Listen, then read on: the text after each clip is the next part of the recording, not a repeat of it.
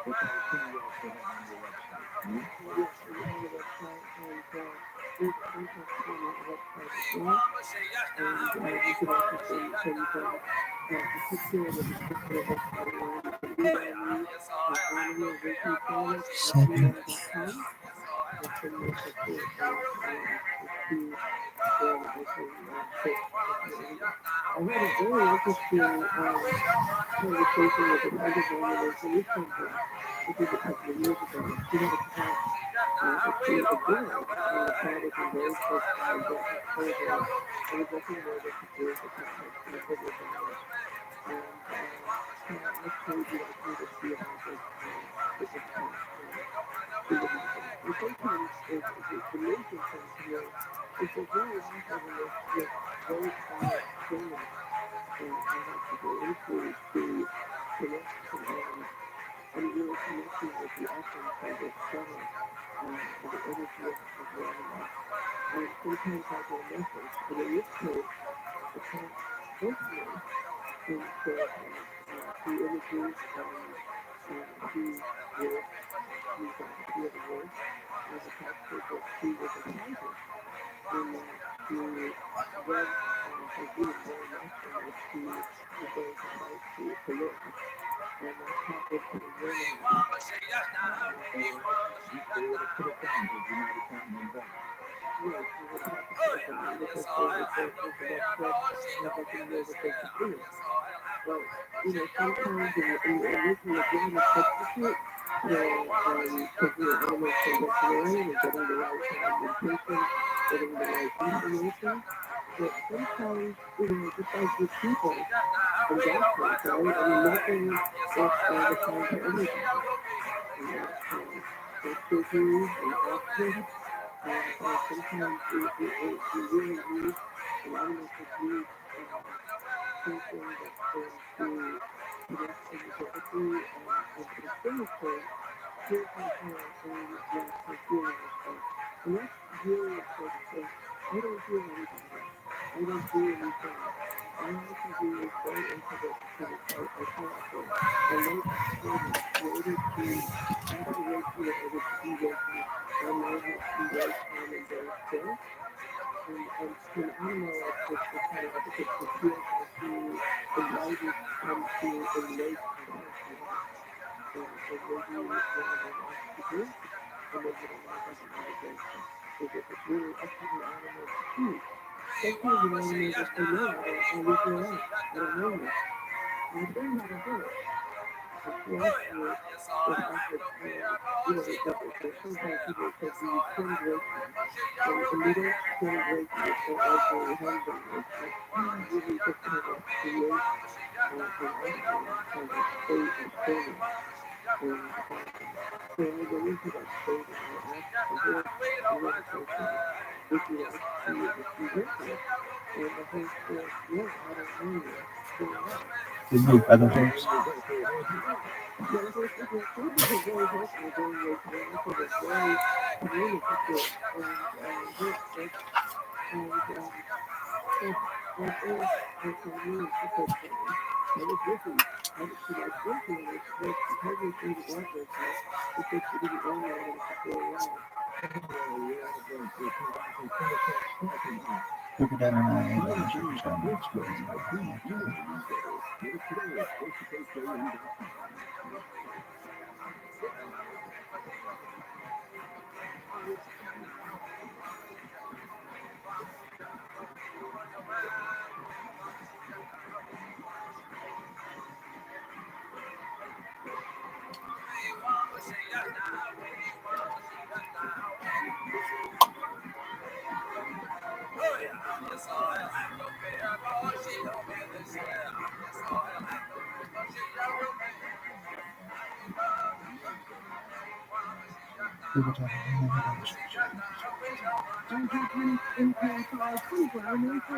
More information about the woman who survived 4 nights in frigid temperatures after crashing a pickup truck near Mount Calvary. The driver shared the blankets she might have had in her truck helped her stay alive. Family members said she also managed to drain rainwater to a crack in the truck's damaged windshield. Was rescued on Sunday after taking 2 or 3 calls for help. A closer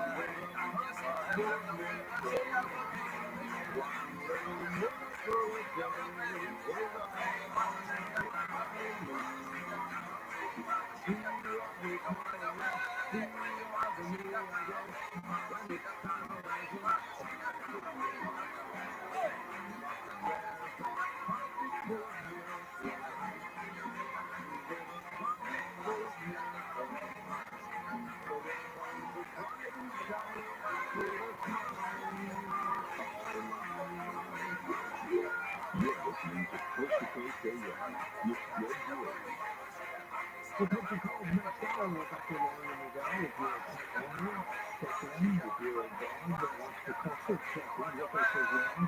TrumAn.com keeps choosing launch 471 people. We got 183,000 target members. At TrumAnBase.com. So you can use your partner at TrumAnBase.com. You should.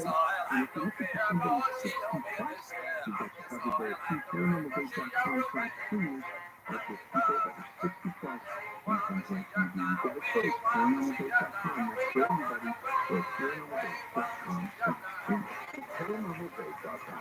You missed the most fantastic people. I'm Tom. Yeah, you guys are. You can do that. Yeah. I'm doing some of this. You think I can? Well, I'm a UFO, so alien, Bigfoot, and Bigfoot, but you know, it's a monster. You can only have it. Oh, let's make a comment. Okay, that's not your cup of tea. You could, still have a thought. Where can you find a good customer in this person? What is very good? Have you thought about TrumAnBase.com? Hey, what's that? What? I'm not TrumAnBase.com. It's a website for people looking for people like that. That you are. Remember? I go to class. Yeah, try this again. I'm Tom. Hey, I'm not bad. You're probably very maybe that's one. It's very interesting. So you know how you're fast? Well, yeah. It's so aliens shooting through, but I can like that. Wow, this program is based on something really big. Maybe TrumAnBase.com. Good for you. People with an assistant and stay here on George's show. Find their match daily. So if you're looking for that special friend with an interest in UFOs, exploring Bigfoot, conspiracy theories, and of course, the paranormal, come to the Golden Site, inspired by George Moore. It's always free to search, and if you decide to upgrade to our amazing merchant kit, use promo code FORCE for a great discount. TrumAnBase.com. You are my life.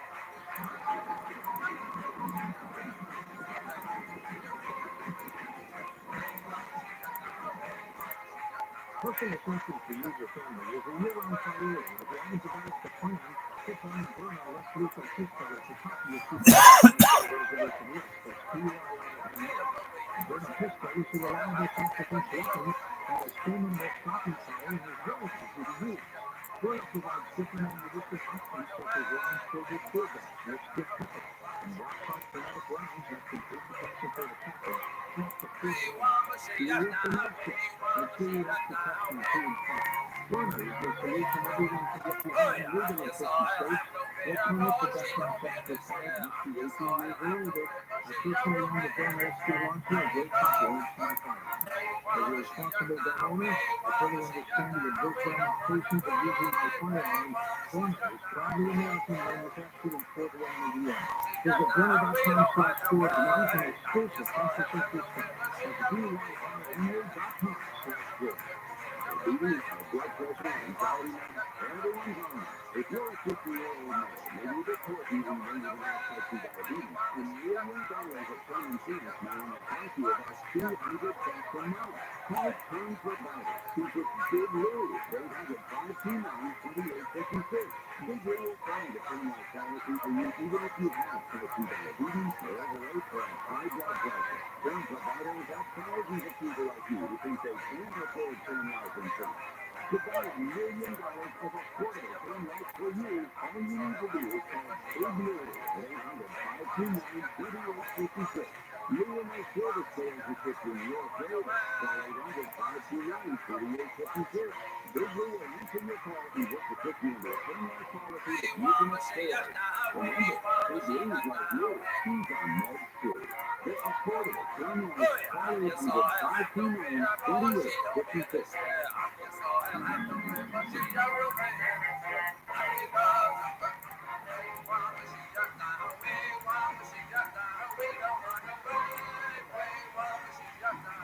And welcome back to George Perry and Dr. Larry Nadal. Larry, tell us about the horse that rejected your product. Yeah, so like a horse that is people aren't into sensitive really overall. The English says that even when people it was actually just like business. So she knew that that was an authentic influence for her horse. She knew her horse.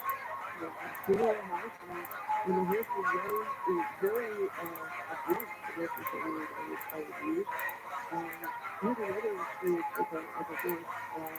My publisher, HBI Books, published my last book for 5 years.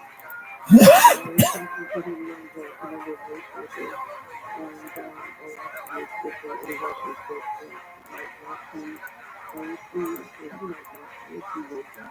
And he gave me the name of one of his horses that had won, I think it was good papers, but that was his thing. The horse was coming off the plate about a third of the way around the track. The horse was stopped and just walked out of the track. Just stopped and walked away. They jumped, could not get the horse to his feet all the way around the track. So I started asking racers, and the horse showed me that there was something going on with his brachial region, and that it was very difficult for him to tell, to manage distance perception. So he couldn't tell how close or how far away the other horses were when he were on the turn. That it was deteriorating him, and so he had to stop. And so we were very disappointed in that dog, and that he would keep going. And so I talked to him for half an hour, and I said, I don't know if there's any way you can there's like a ophthalmologist for horses. I don't know how they could possibly check the dog or touch them. Um, but my boss, the publisher said that, he's fine. And I would communicate with, I would offer listen to the horse, and he knows it. And he was also would say, I really want to, I really want to go, I really want to race, I really want to win again. I watched him one day after he had told me he was really ready to go race. And the story goes, they put him in an ATV, and they drove about a third of the way around third of the way around the track. The horse, he just stopped, and he walked out. Oh, that's incredible. Yeah, so at that point, my boss called me and said, listen, you need to tell this person. He said that we've invested a lot in him, and we need him to be a leader and inspire the other horses, the younger horses. And you need to tell him that. And I couldn't get past me through with him, but that's, I don't want to be rude. I said, well, it's not my job. I said, I find out if you and the horse can accept it or not accept it, and if I'm blessed by having the horse trust me enough to give you information and impressions, then I'm happy to pass on that message. But when I sat with meeting Michael again one or two more times, he said, I really feel like a failure. I'm so disappointed. I need to retire. I can't do this anymore. And last time I checked in with my boss, he said that he had decided to retire junior August. And so he's now, I think that they have him in a different, different part of the pasture. They have testing, and I think they're using him for a breeding. But he's not racing anymore. But what I find interesting is that the horse was telling me that he knew something was wrong. He knew that his balance was off. He knew that if he had retired, it might have been noise. I don't know if you've ever had horses using having sensor when you're driving.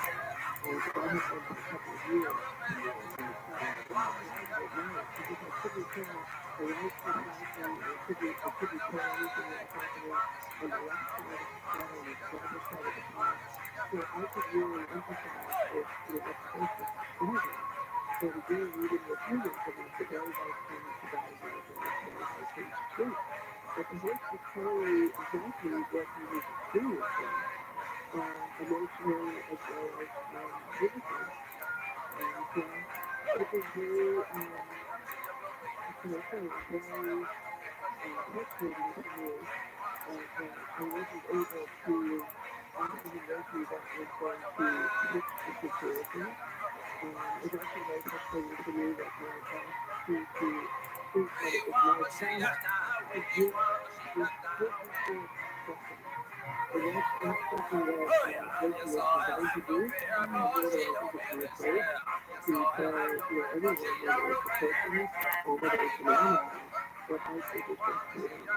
And it's kind of likely that I'm saying that. If you knew every racetrack would have you there. Yeah, exactly. Unfortunately, unfortunately, overwhelming. They know better than we do, as all animals know better than we do what we need in order to do. And that's the real thing. It's because I let animals lead and make it emotional. Because the animal has to, animals know when they're getting ready to pass. Animals know when they're going to, when they're getting to the end of their journey. Animals are very sensitive to what we're going through. They don't need us to look fun. I guess what I'm trying to say. They don't need a Reiki package there and say, this is going to let my mind or the sun vision that does Reiki is and so humans want me to understand study Reiki. All the aircraft and I think the beauty of this particular approach is that the animal is a thinking being who is consciously and it has the right to make the choice. You just say, yes, I want to move towards this unconditional pleasure and stillness that's being offered to me.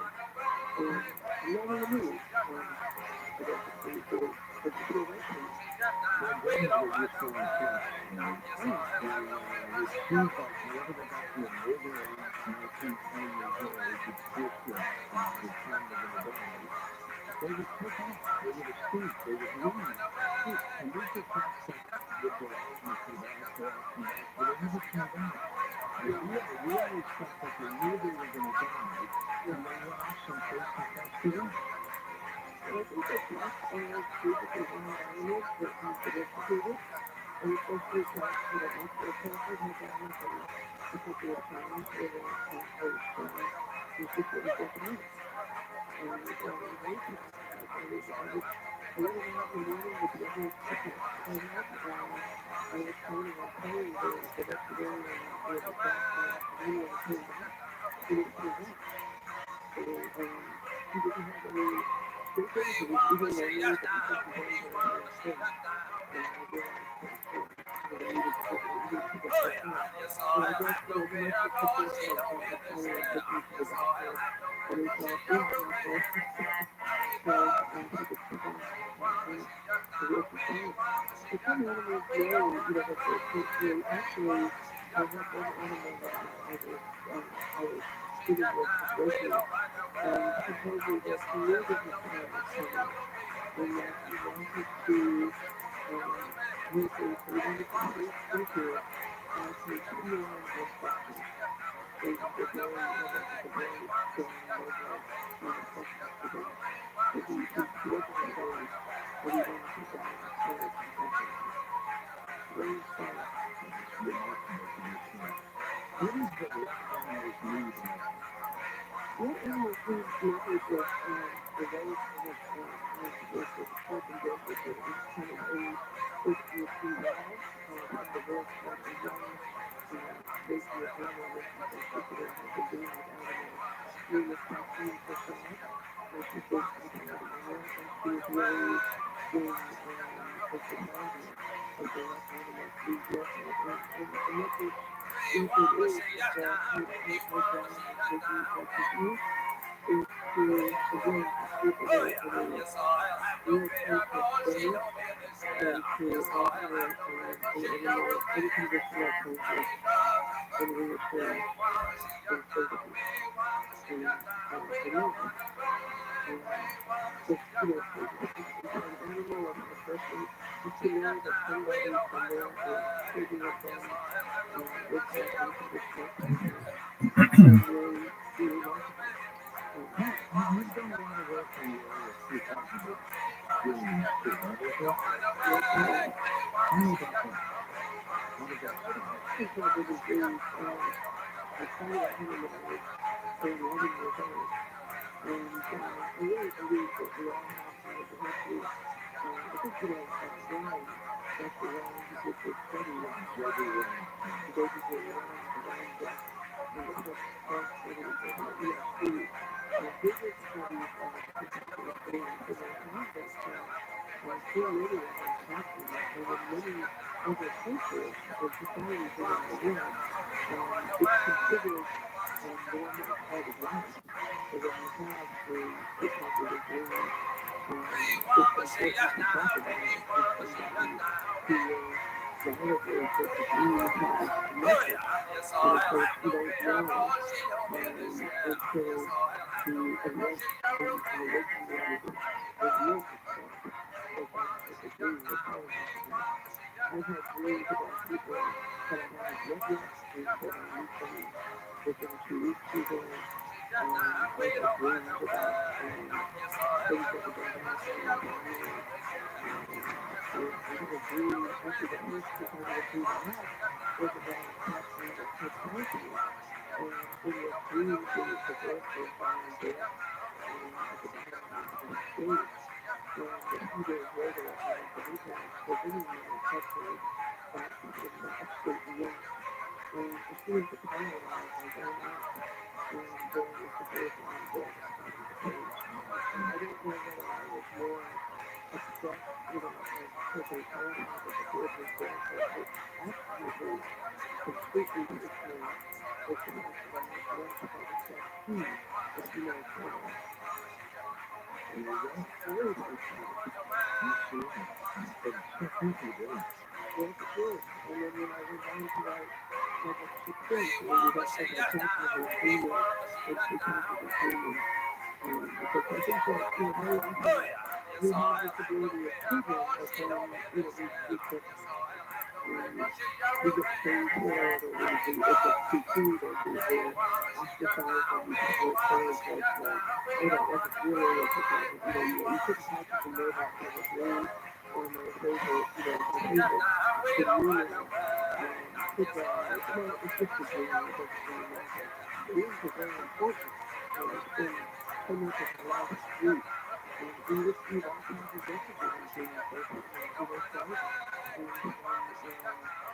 spirits and entities and animals, and how you're doing this week. So many people have childhood angels with them this week. Yeah, it's kind of creepy, isn't it? Absolutely.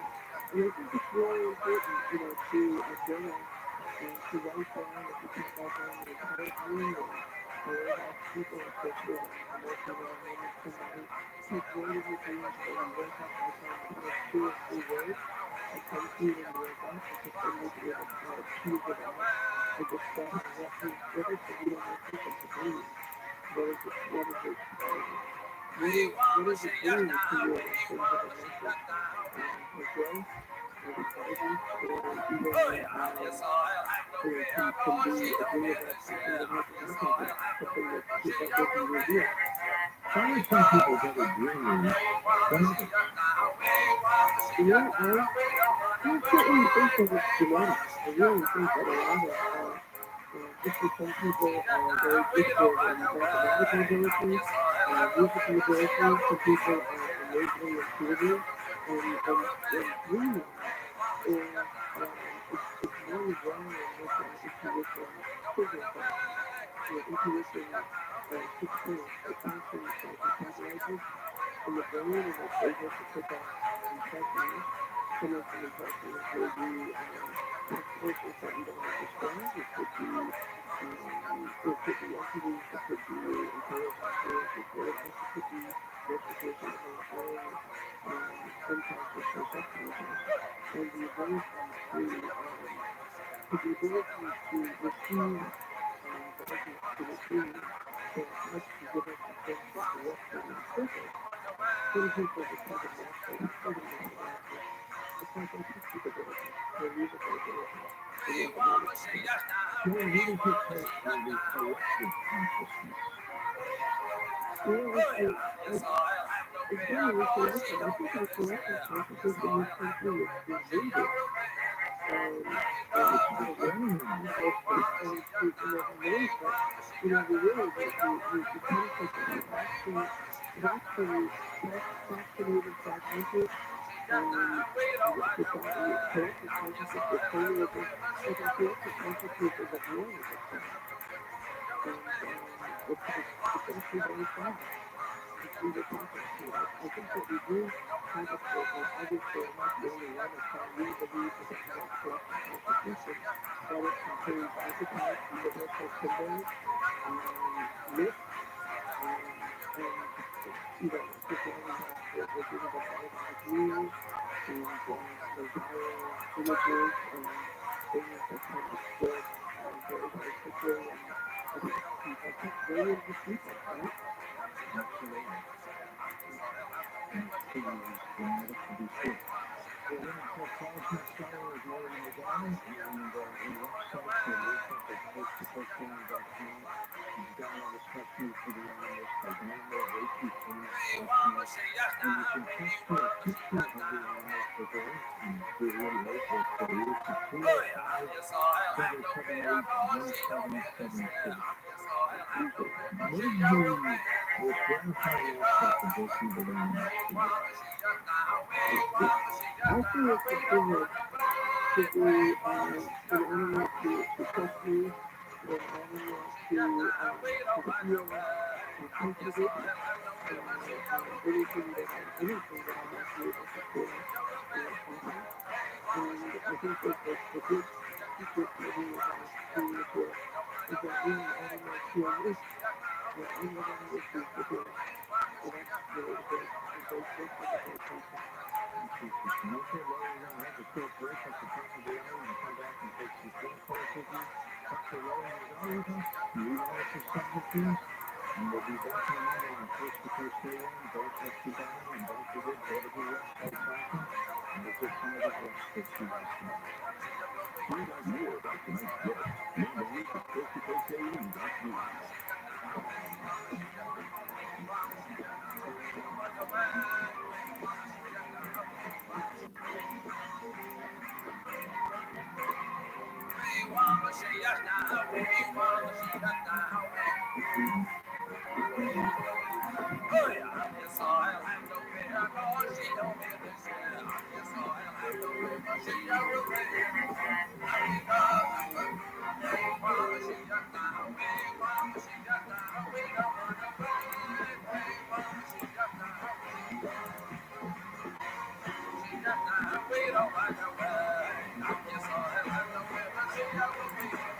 From the creator of Hop and Break comes a new true-crime weekly podcast series.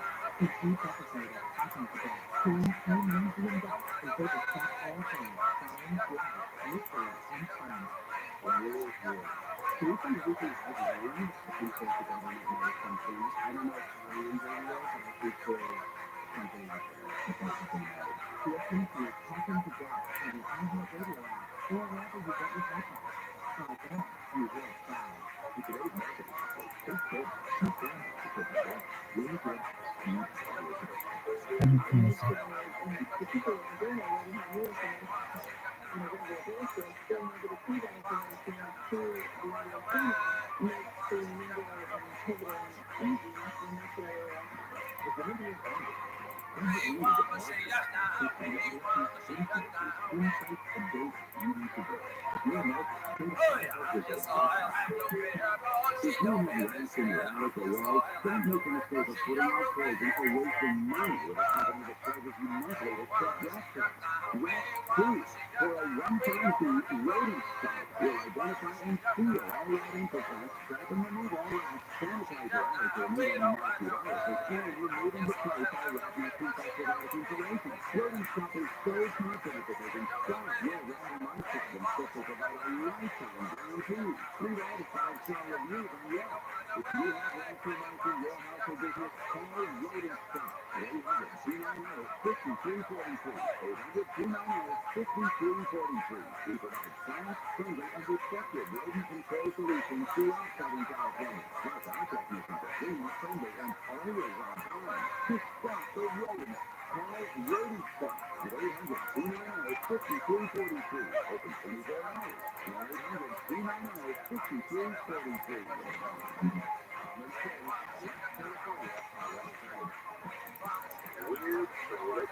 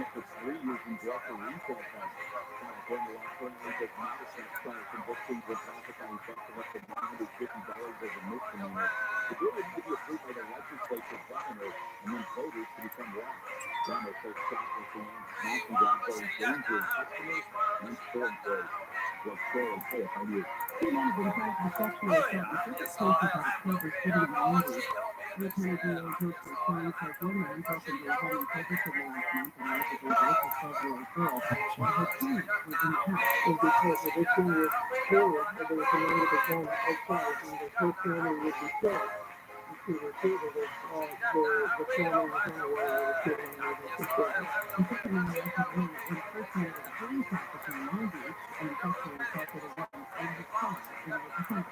And so both men have criminal histories, and they're all not early victims. People say that they can.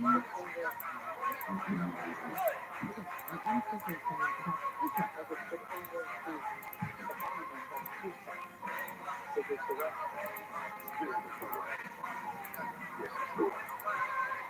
recently, downloaded a new Star Wars movie, The Mandalorian and Rogue One, will be the first HD film in the Star Wars universe since 2019 relies on skywalker Jon Favreau, who created the Mandalorian series for Disney Plus, is set to direct the movie, as he is set to start later this year. People love the Mandalorian. Let's take a look at the early news tonight. We do have a few extra things going on in the Mandalorian.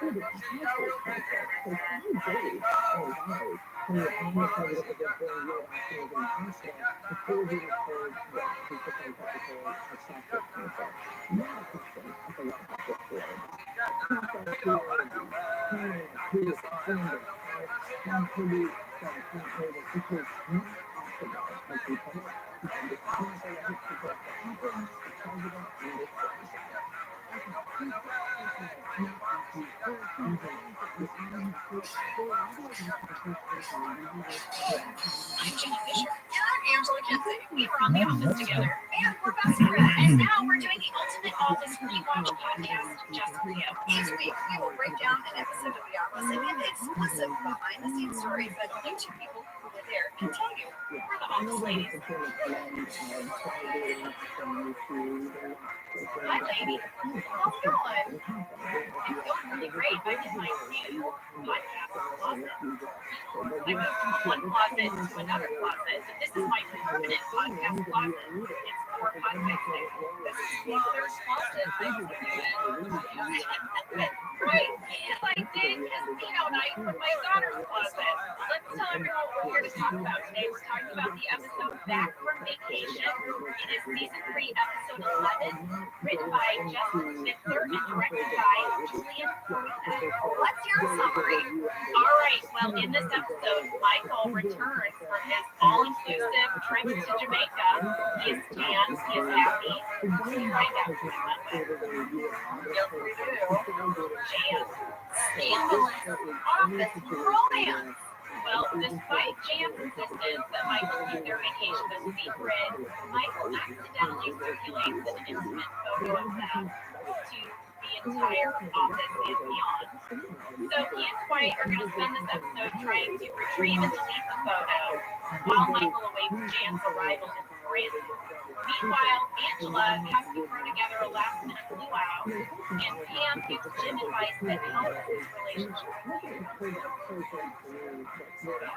Let's jump into fast fact number 1. This episode was written by Justin Spitzer. Now, we talked a little bit about Justin before. He created the show Superstore, and remember, we found out that he's the person that wrote the twin absorption line for Dwight and Greenhouse line. Yes, that was the Jim Salata deep dive. Yeah, all that out. Well, this was Justin's first full episode. So I reached out to him because I've kept in touch with Justin since we wrapped. Justin's just one of my favorite people, I have to say. He is so lovely. So I reached out to Justin and I asked him, where did the idea for this episode come from? And he said it was really simple. Greg really wanted to explore this idea of that feeling you get when you have to come back from your vacation and go back to your work grind. And that was it. They built the whole story around that one theme. You know what I love about that is that I find the stories I like the most have such a simple premise. They're not heavy on premise, and I find them usually the most relatable. Same. I feel like that's what made Halloween so great. You have to fire someone on Halloween. That's it. You just had a great vacation, and now you're faced with the reality of your life back home. Yeah.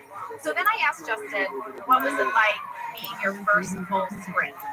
And he said he was incredibly nervous about doing a good job. And he remembers that it was normal for writers to get a full week to write their first draft. You would usually get sent off on a Friday, and you would have the whole next week, and it wouldn't be due until the following Monday. You'd get about 9 days. So he said that this script, though, they did not finish breaking it until Monday night, pretty late. And Greg said, I'm going to need this Friday morning. So he only had 3 days. This is reminding me of when Gene and Lee had to do their first script in like 3 days. Yeah, or the time Steve had to write his script over a weekend with his in-laws visiting. Yes, exactly. Justin said he grabbed a case of Diet Coke out of the kitchen. He said he basically lived on that for the next 72 hours. And I guess apparently after Justin left to go write the script, because you could write your scripts at home, one of the other writers said to Greg, we're not behind. Why does he have to write it so fast? And then Greg smiled and said, to keep the pressure up, just tighten the screws. Oh, Greg! And he said, I think in retrospect, it weirdly did relieve some of the pressure of it being the very first script that he was writing, because no one really expects a script that you write in only 3 days to be very good. So he was like, well, this is what it is. He did a dad line trick. Oh my gosh. He was like, yeah, I needed 3 days, but also knowing But that way, Justin wouldn't like make it too precious and take too long with it, and kind of just shake off the cobwebs and jump in the deep end. How many analogies can I use? It was good. I liked them. Well, Justin said he wants everyone to know that what we ended up shooting was way, way better than what he originally wrote. That he brought that script back, and he said he was not able to write the script that you see on the screen in 3 days. It went through a bunch of rewrites. And basically he said, if I showed you my first draft, your reaction would be, yeah, that pretty much seems like something it would take a person 3 days to write. But anyway, I thought that was so sweet. I love all of that. That's some really great behind the scenes in the writer's room. All right, fast fact number 2, Angela, directed by Julian Farino. Julian was born and raised in London. He attended Cambridge University. We loved him. We loved this British man. Well, Jenna, we were so excited to meet him because he had directed an episode of Rome on HBO, and you and I, at this time, were binging that show together. We were really into it. Jenna, I remember one day we said that we quoted a line to him. We were like, do you remember the line where you and I were like, 13! 13! Oh, yeah. That was such a good scene. And he looked at us and we were like, okay, ladies, well, if you go back to reception, anyway, you guys, Rome was a show on HBO, and in my opinion, Rome was the first Game of Thrones. It was very Game of Thronesy, yes. It's extremely violent and bloody, and there's lots of warring political action. What are you wearing? I'm wearing my Game of Thrones shirt because I don't know, Rome makes me think of Game of Thrones. So today on the podcast, I'm wearing my Game of Thrones shirt. Well, Julian also directed the first 3 seasons of Entourage, including Rainn Wilson's episode, I Love You Too. I just think it's very funny because Charles McDougall, our other director, had also directed episodes of Rome. I just think it's really funny that we had these guys who had been directing bloody battles come into our little paper company, and they were so fun. I mean, yeah, the scale of production that they had to do with the chariots tipping over and flying through the air, and then literally it'd be like, can you use the stapler slightly harder next to the costume? Like yes, in like our quote unquote action sequence on Dunder Mifflin versus Rome. Well, I think part of Greg's thinking here was remembering that our show was not just a comedy, that it had dramatic elements and was about real human people. And so by having some of these directors who are known for doing these dramas, these character-driven stories, I think that might have been why he was drawn to them. I'm speculating, but that feels right. I like your speculation. I like it. Thank you. Okay, I am moving us to fast fact number 3. In this episode, Michael circulates a photo of himself and Jan in Jamaica on their vacation. Yes. And then the guys in the warehouse blow it up into a poster and hang it on the wall. Right. All right. We got a lot of mail about this picture. Yeah. We have a fan question from Prisha Singhal, Amanda McKnight, Megan Keel, Meredith Warlow, Stephanie Callahan, and many others. They want to know, was the Jan Michael photo made? Was it photoshopped? Some people want to know if Steve and Melora went to Jamaica to take this picture. Did they do a photo shoot there? How was this picture made? A lot of curiosity about this picture. We never had the budget to all go to New York or Scranton, so I doubt they went to Jamaica. Just kidding. I know they didn't. They did not. Well, I reached out to Kent Sabornak, Kentpedia, and also to Phil Shea Prop, and they explained how we made this photo and poster. Are you ready? Yes. Kent told me that they built a tiny beach down in the warehouse, a little like set that looked like a beach. It had sand and lounge chairs, and it was against a green screen. I remember that. I remember us all seeing it, being like walking over there. I have a total memory of going down into the warehouse, and there was this tiny beach. And then he said that he and Phil Shea reached out to people at Santa's Resort who donated all kinds of products which they featured, like the umbrellas and all of the stuff that said Santa. They put it all in there. So then Laura and Steve got on a little beach set and they took a bunch of pictures. And both Justin and Kent remember that, Laura did not have to get beauty for this. They did that in Photoshop, you guys. And Phil told me that then he had the posters printed from a little graphics shop in Culver City. And that is how they made the picture. That was some good fast facts, lady. Hey, well, thanks. All right, why don't we take a break, Jenna? And when we come back, we'll be back from vacation. I like it.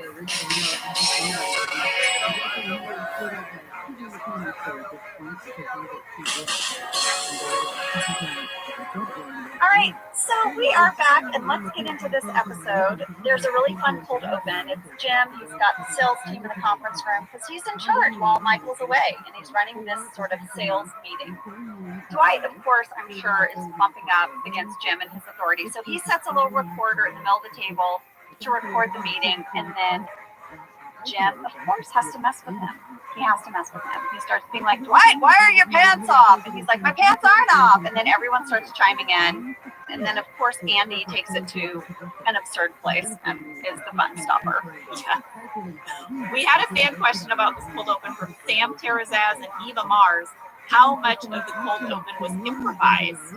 And I went to the script, and it's basically all scripted. Like all of the stuff that Jim says that Dwight is doing, and Karen's line, and all of that, all scripted. I would have thought it was scripted. I feel like this is our writers at their best. Like they were so great at heightening a comedic moment, so that tracks for me. I did write down everything that Jim accused Dwight of doing. Do you want to hear? Of course. Okay, so first of all, he says, Dwight, you're not allowed to take off your pants in the middle of the office. And then he's like, oh, God, he's got a knife. He's naked, and he has a plastic knife to Stanley's neck. I'm sorry. He's what? He's naked? Like his neck holding up his head is naked? Or he's naked? This is like a whole thing. My husband's always like, say that again. Naked. How do you say it? Naked. It's an A. It's spelled N-A-K-E-D. Naked. Where I'm from is naked. To be fair, it is also naked where I'm from as well. Really? In St. Louis, it's naked? Well, in Missouri. Oh. Like, it's interesting. St. Louis and Missouri have two kind of different accents. If you're from St. Louis, you're from Missouri. But if you're from outside of St. Louis, you're from Missouri and you're naked. But if you're from St. Louis, you eat with a fart. Yes, that's what Phyllis would always say. She'd be like, oh, I can't find my fart. Right. So she would eat her dinner naked with a fart in Missouri. But someone else is going to eat it with a fork naked in Missouri. Well, Jenna, if you're in North Texas, don't run around naked. And then he also says that Dwight has a baby's bonnet. And then Phyllis is so adorable. She's so adorable in this whole episode. She wants to desperately chime in, and she's like, Jim Carrey's here. Get his autograph. You're like, what? And then Karen says, is that a Muppet baby tattoo on your belly? And then, of course, Andy takes it to the place of, I'm chopping off Phyllis's head with a chainsaw. Ring, ring, ding, ding, ding, ding. My favorite part of all of that is that when Jim says, oh my God, Dwight is holding a plastic knife to Stanley's neck. The camera pans to Stanley and he does not even look up. He gives absolutely no reaction to everything that's happening in the room. It's awesome. It's amazing. I will point out that this conference room scene is a conference room table scene. Noted. The table is in the room. Let's move on. Sorry, I took us on a detour with how I say naked. So now Michael has returned from Jamaica. He's super excited. He's desperate for Pam to ask him how his vacation was. But instead, Pam lets him know that Hannah quit while he was gone, and she filed some complaints and he might have to be deposed. And Michael's like, oh, Pam, it can wait. And she's like, his exact response is, blah, blah, blah, relax. There's a really sweet deleted talking head that is a Pam talking head that I think would have come about right here. And Jenna, guess what? She says, that Michael sends her a postcard from every vacation he takes. I remember shooting this talking head. They gave me a bunch of postcards and I held them up one after the other, which I found sweet because that means Pam saves them. I know, and to me, it's like you just really see who Pam is to Michael. You see why ultimately she's the last person he speaks to before he leaves at the end of, his time on the office. Like, he sees her as family. I really think he does. Well, we had a fan question for this opening scene. There's that moment where Michael shaves his hair at Pam because he's got some little beads in his hair on his vacation. I'm telling you, Sandals was like adult camp for Michael. I mean, he says how you go, hey, Mon, and then everyone yells, hey, Mon. I can see him being so enthusiastic. He's going to do everything. Braid my hair, learn the dances, learn the chants. He's in it, Jenna. He's in it. You're right. Well, we had this question from Ashley Browning, Hope Cogville, Jess Graham, Rachel LaPointe, and Teresa Rampuella. They want to know, whose idea was it to put the beads in the hair? Were they sewn in? Were they glued in? Well, Jenna, we wanted to get the behind-the-scenes story on this braid, so we reached out to Kim Ferry, who did our hair on The Office, for all the scoop. And this is what she had to say. Well, hello, lovely office ladies. Gosh darn it, I miss both of you so much. Thank you for asking me these questions. As usual, if there were any hair gags, Greg Daniels would either have me paged up or he would come find me and we would discuss what the look would be for whatever the actors were doing in this episode. And in this one, it was specifically Michael Scott. And I know on the makeup side, he was going to be tan because they wanted him to kind of have that, tan glow from Jamaica. But on my side, it was about having something in his hair. Could it be dreaded? Could it be beaded? What could we do?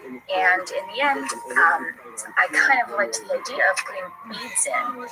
But I was a little nervous because his hair was only 1 inch on the sides and the back. He had a short haircut at that time.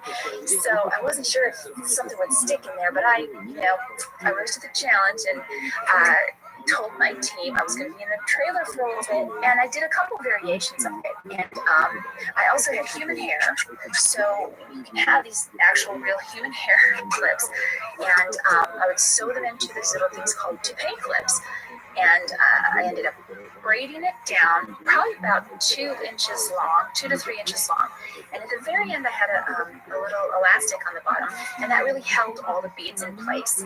And I had done a few options for Greg, different colors, but in the end, he liked the red and yellow and green, so that's what we went with. And the little clip, it just kind of like hooks into the hair, so it sticks really well. And if I just combed it a little bit, and then with a little bit of hairspray, and then popped that clip in, it wasn't going anywhere, and it didn't move at all during that episode.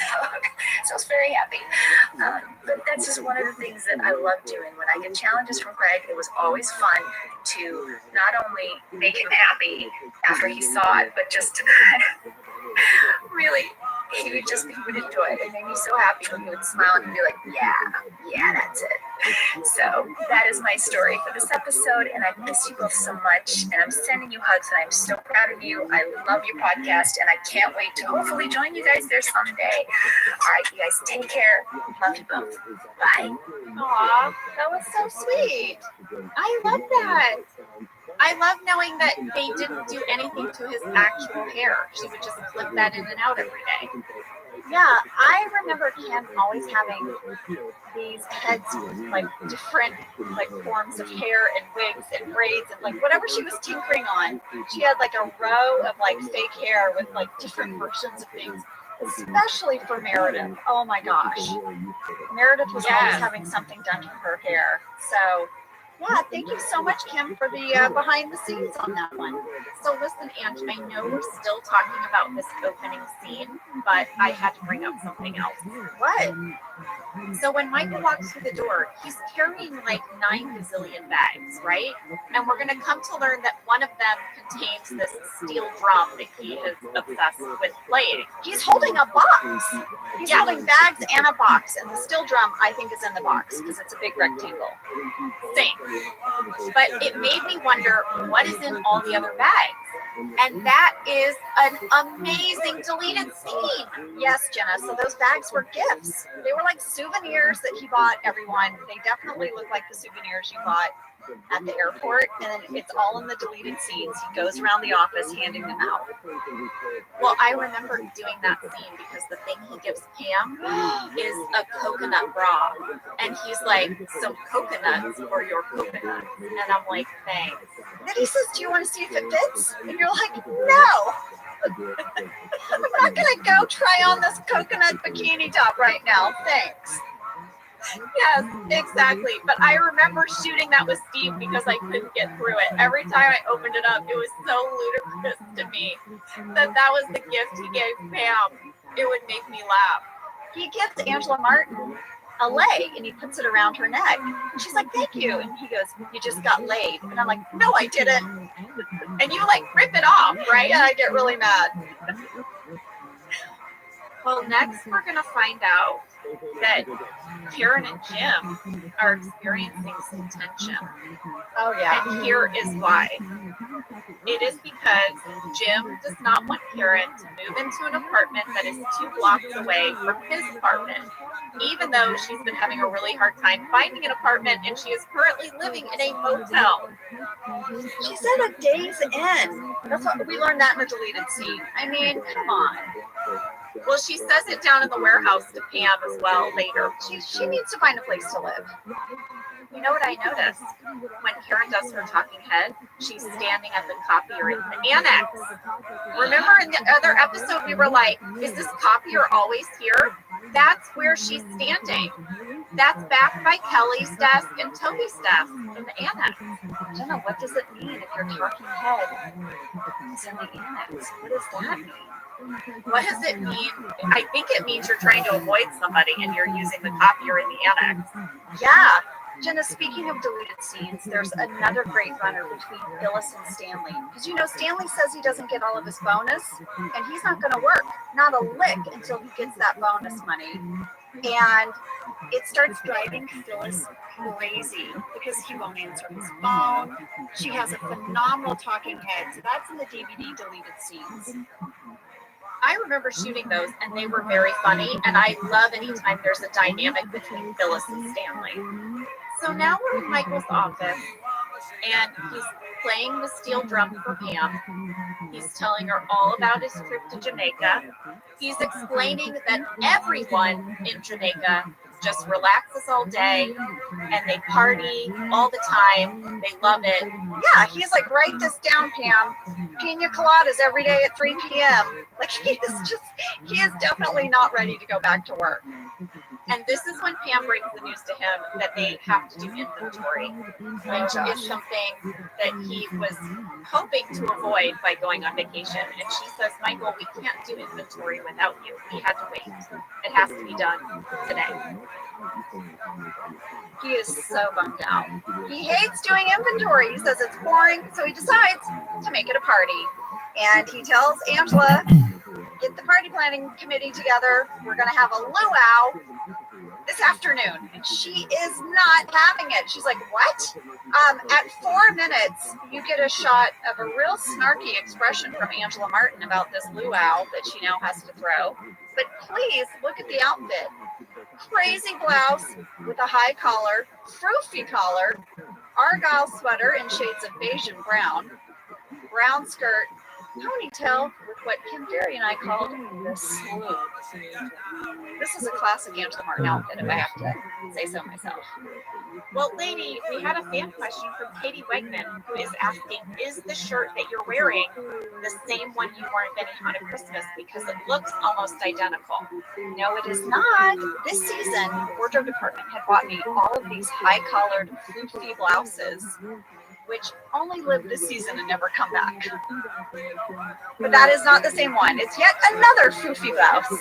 Well, now we go into the conference room Angela, because Michael wants everyone to watch a video slideshow on island life, and a big thing happened. Karen does not sit next to John. Yeah, it's serious. This fight is serious. And then while they're watching the slideshow, Pam spots Jan on the beach with Michael, but he denies that it's her. Jenna, hold up. I have written down here, Pam pulls a Michael. Pam, why did you call it out? Why? I mean, that's something Michael would do. I feel like a normal move for Pam would be to notice Jan, totally know it was her, and not say anything. And instead, be like, oh, right? And then maybe go be chatty with Jim about it later. But instead, Pam points at the screen and goes, wait, is that Jan? That's Jan! And I feel like that's something Michael or Dwight would have done normally. I totally hear that. I think that's a valid analysis. I will say I think it was probably so shocking to Pam that she just blurted it out. I mean, it's to see Jan in the picture. She just, I imagine she was just like, oh my gosh. Okay, fair enough. Okay, I get it. Well, we had a fan question about this scene, Angela, from Marin Allen.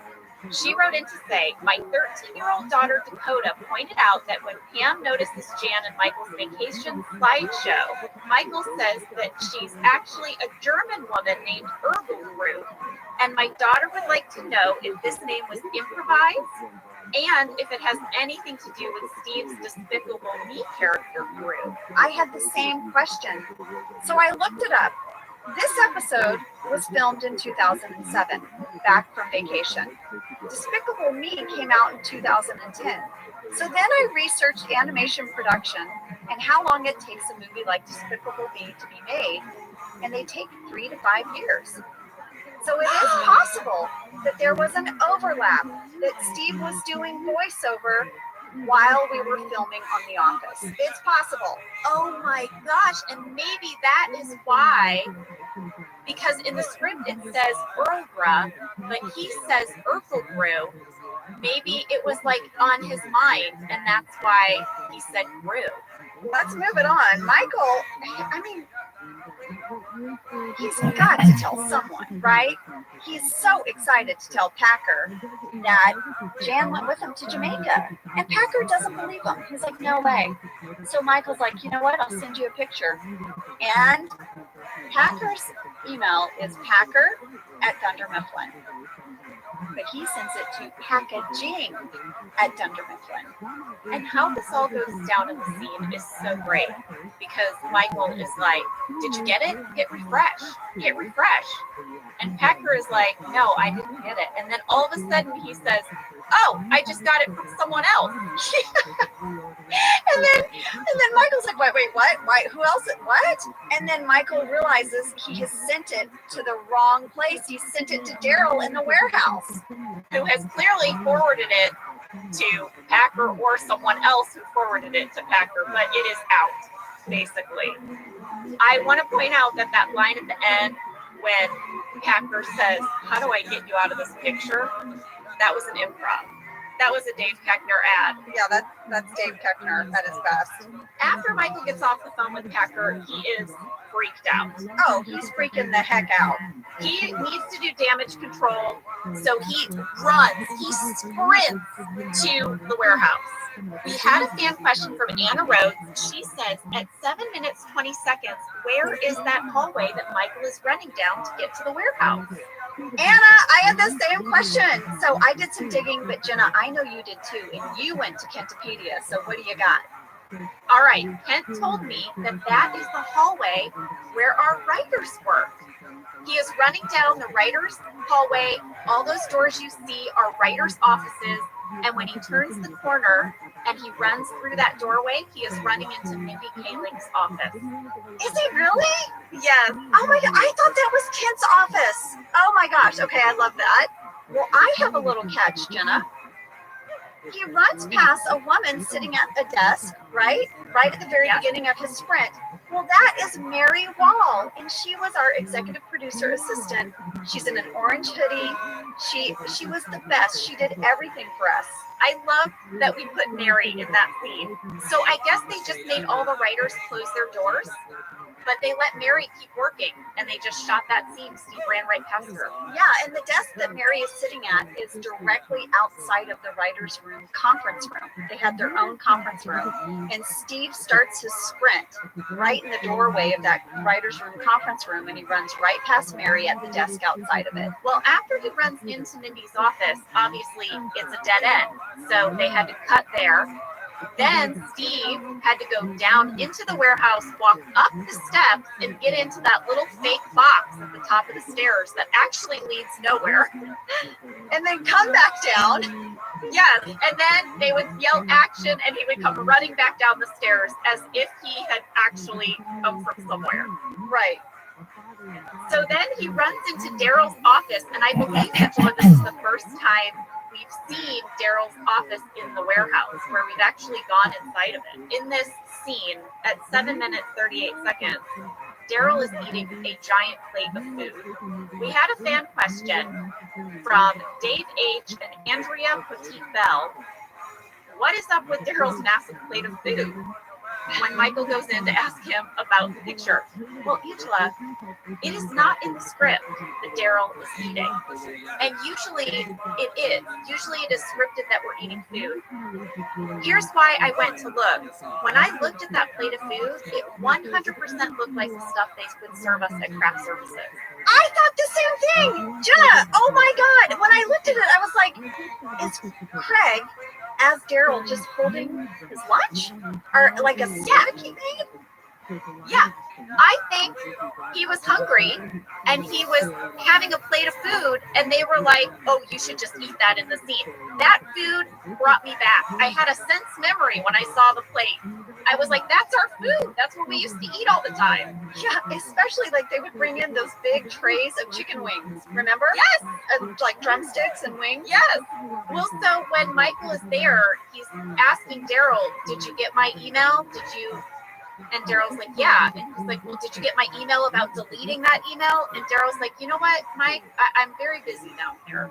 So clearly Daryl is going to be no help in getting Michael's picture deleted.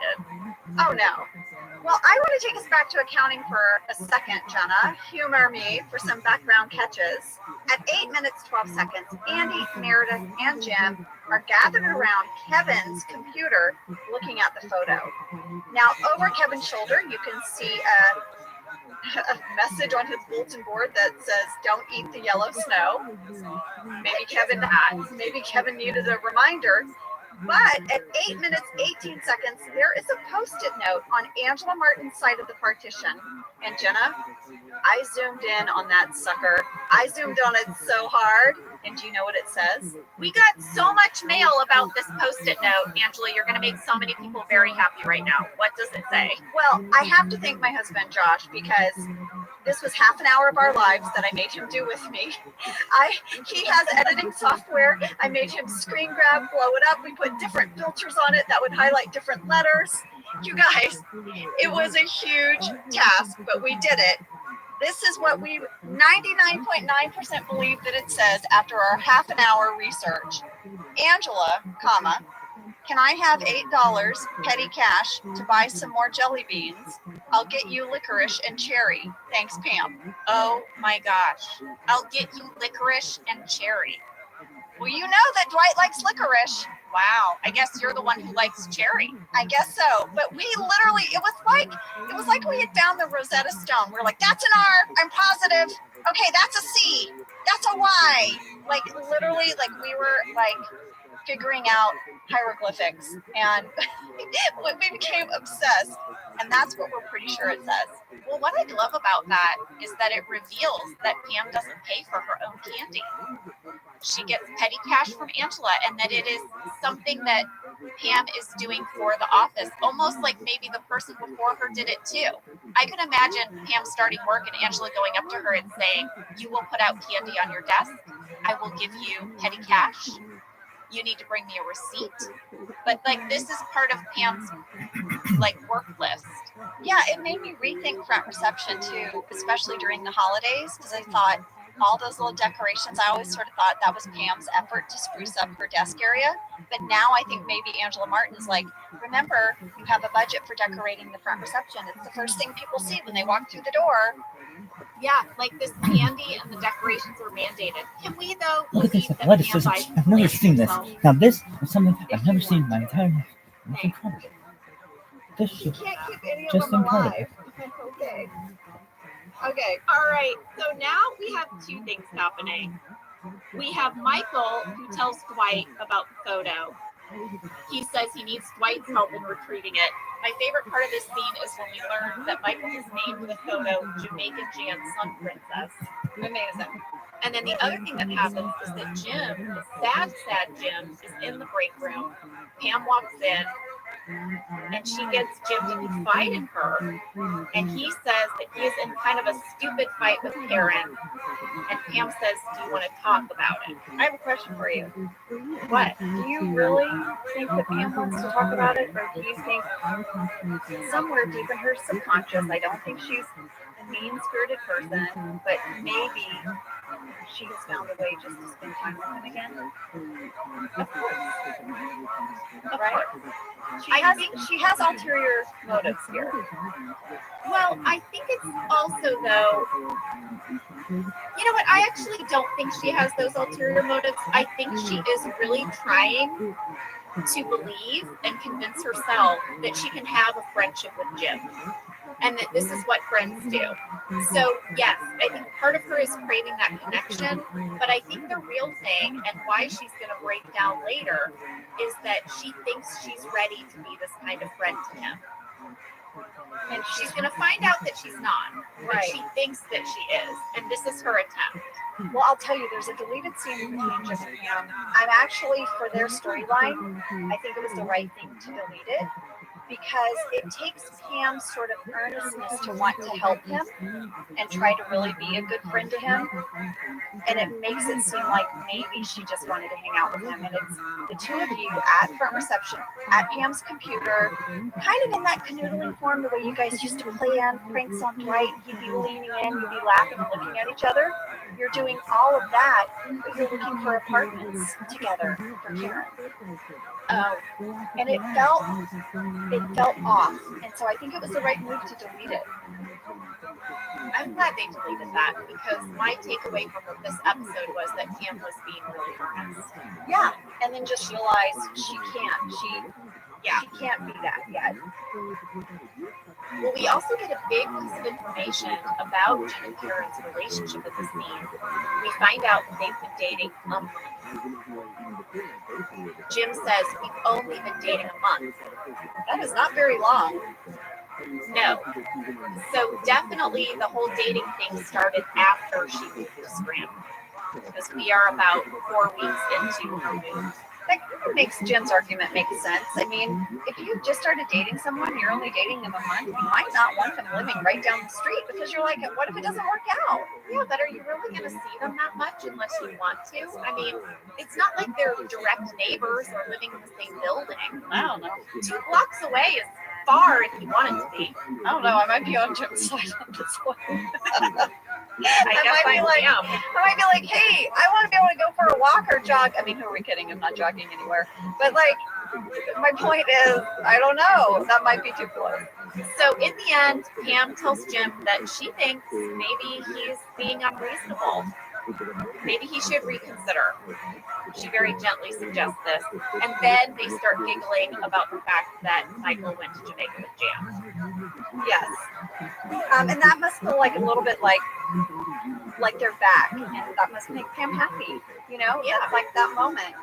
I want to give a little shout out to a Toby line, because Toby confronts Michael in the next scene, saying that he has to report it if he's having a relationship, with a coworker. And Michael's denying everything, but Toby says 9 different people emailed me that photo, including my ex-wife, and we don't even really talk. I love that. And then that made me laugh out loud. And then Michael's response is, well, maybe this will be the icebreaker. That's how Michael responds to that. But it just shows you how far and wide this photo is going now. So now here's what's happening in the rest of the office. Angela's in the conference room. She's called together an emergency meeting of the party planning committee. How are they going to throw this luau? She's very stressed. Oh, she's not happy about it. So then the very next scene, we're all out in the bullpen again. We're done with our meeting, apparently. Pam is back at reception. She's fielding a phone call from Jan. This must be a time jump. Maybe it was a continuity error. I don't know. There are a couple times when Pam is both in the break room talking to Jim and at the reception desk. Pam has superpowers. Pam is in a lot of places at once in this episode. But in this moment, Jan has called the office and Michael will not take the call. He is freaking out. He says he will call Jan back. And I want to note, Angela, not only are you not in the conference room at 12 minutes, 4 seconds, you are standing at the mail cart with Andy. Hold up, lady. 3 seconds ago, you were shredding green construction paper to make decorations for the luau. Now you're at the mail cart. What's happening? Using the mail cart, apparently. Very important. Mail cart tracking. What? With Andy? Well, I have a question for you, Jenna. At 12 minutes, 14 seconds, Dwight opens Michael's office window. Not the window that faces the bullpen. The window that faces, like, front reception and the couch. You know, the hallway as you come in. He slides the window open and tries to poke his head through the blinds to tell Michael he needs to come down to the warehouse ASAP. Yeah. Jenna, is that the first and only time that window's open? I'm not sure. I feel like we've opened that window before, and there were other people who wrote in and pointed that out. That why did Dwight do that? How did he do that?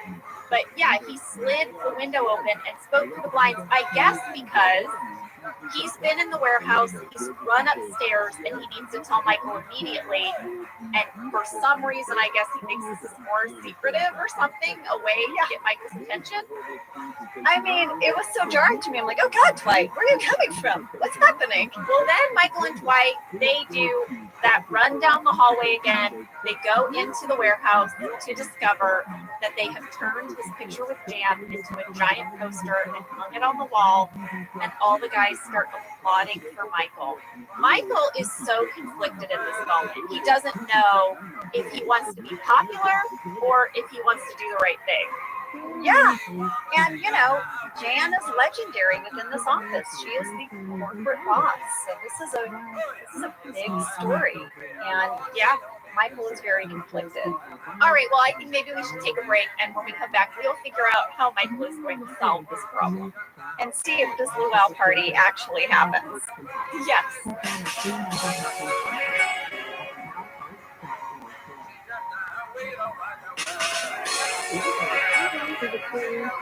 All right, we are back. Michael makes an announcement in the office and tells everyone that they have to delete this photo. That is not Jan. It could be Jan, but it's not Jan. But whatever the case, just delete the photo.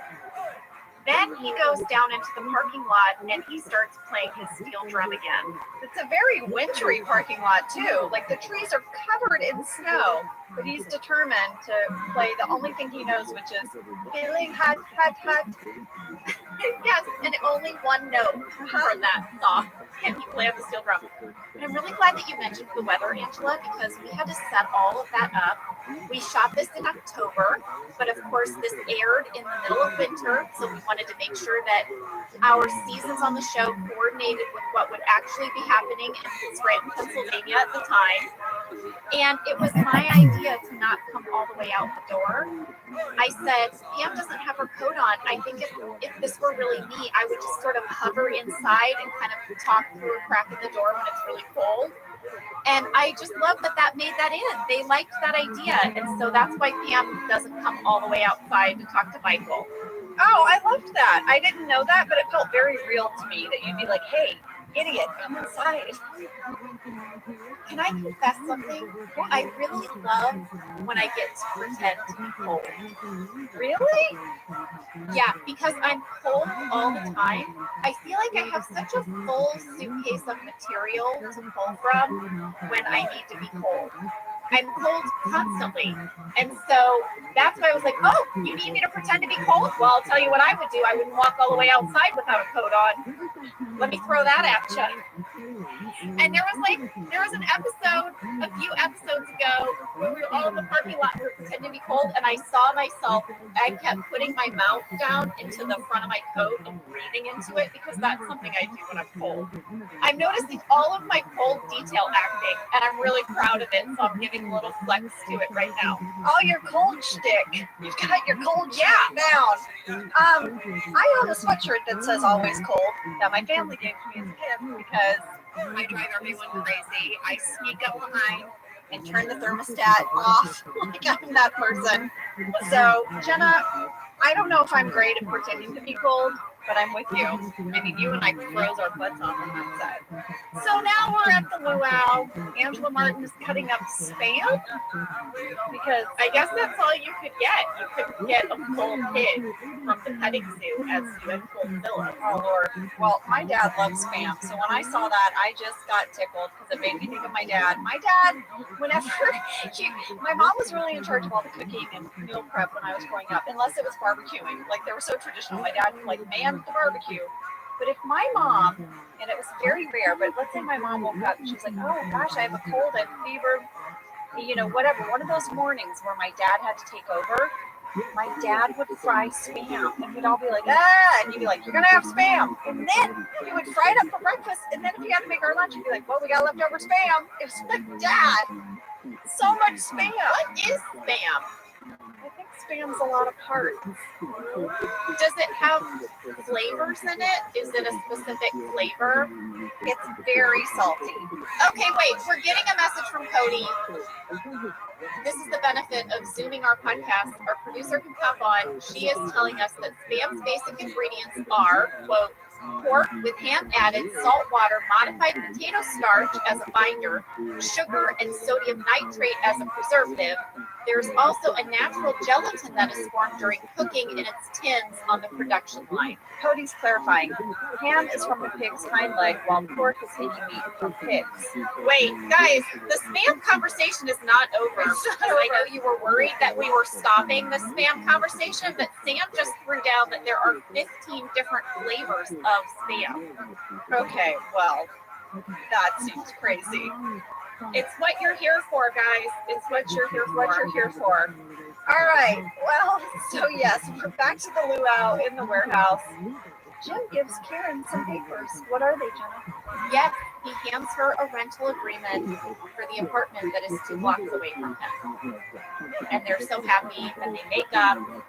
You know, Angela, we got a lot of questions about why are they having this luau down in the warehouse. People were kind of confused. And I think that's because there were a bunch of scenes that got deleted from this section of the show that remind you that we're supposed to be doing inventory down there. There are so many deleted scenes from the warehouse. So there were all of these little vignettes. One of the ones I loved was that Ryan is staring at a bunch of boxes and he has like a clicker in his hand, like, you know, that you could check off, like a barcode, like boop, boop. And Roy walks up and goes, what's the problem? And Ryan's like, well, we're 7 boxes short of whatever yellow paper, whatever it was. And Roy just takes the clicker from Ryan and then just scans into the air like 7. And he goes, fix. So there's like, and Ryan's like, oh. So we're just fudging it. But like there's all these different moments within the warehouse that are happening that remind you that we're actually there to do inventory. Then another deleted scene that happens is Meredith is doing inventory and she's trying to get to one of the boxes on top of the shelf. And she does that thing, you guys, I have done so many times, especially in a grocery store, when I can't reach something on the top. I climb up the bottom of the shelf and she does this and the whole entire shelf comes crashing down on her head with all the boxes. She's completely buried. If you watch the deleted scenes, you can't even see Kate anymore. She's buried. No one notices. People just keep on business as usual. And then you hear this muffled voice say, "Hello, I'm stuck." We got a fan question about this moment. Jess Moore wrote in and said, "Did Kate Flannery do her own stunt in that deleted scene in the warehouse?" Well, Jess, we reached out to Kate, and this is what she had to say. Hey, Office Ladies podcast fans. It's me, Kate Flannery, Meredith from The Office. Yes, I did a lot of my own stunts. I kind of got the idea that as much physical comedy as I could do, I was going to do. So I said yes to a lot of my stunts, even though I know that there was a stunt double there that day. Debbie Evans, did not use her. Happened several times. So I think that stunt people still got paid. And I never worked on the hospital, so who knows, right? But yeah, we sort of perfected things. So by the time Meredith gets hit by the car in season 4, we were really off to the races. So this episode, this stunt was kind of the beginnings of my bravery. So thanks for watching. She's fearless. She really is. That is insane. I mean, she is fearless. If you go and watch that deleted scene, truly a whole entire shelf full of stuff falls on her, and you can't even see her. She's fearless. I would have been like, "Debbie, I'm gonna need you in. Debbie, get on in here, because there is no way I would have done that. No way. I am too much of a scaredy cat." You know what's interesting is that one of the things I really wanted to do on the show, I don't know why, I think I'm a badass driver. I'm probably not, but I always wanted to do all my driving stunts. And when they let me, like, because, you know, Dwight and I have a few driving scenes, I would get really excited. Don't want to do those either. I like it when they hook it up to a rig and pull the car. I'm like, I don't want to drive this down the road while I'm acting. No one wants that. I've had to do that before. I'm always terrified. Well, one thing that did make it into the scene is this very odd moment of Daryl finding his iPod. And I want you to know that is not in the script. That was an improvisation by Craig on the day.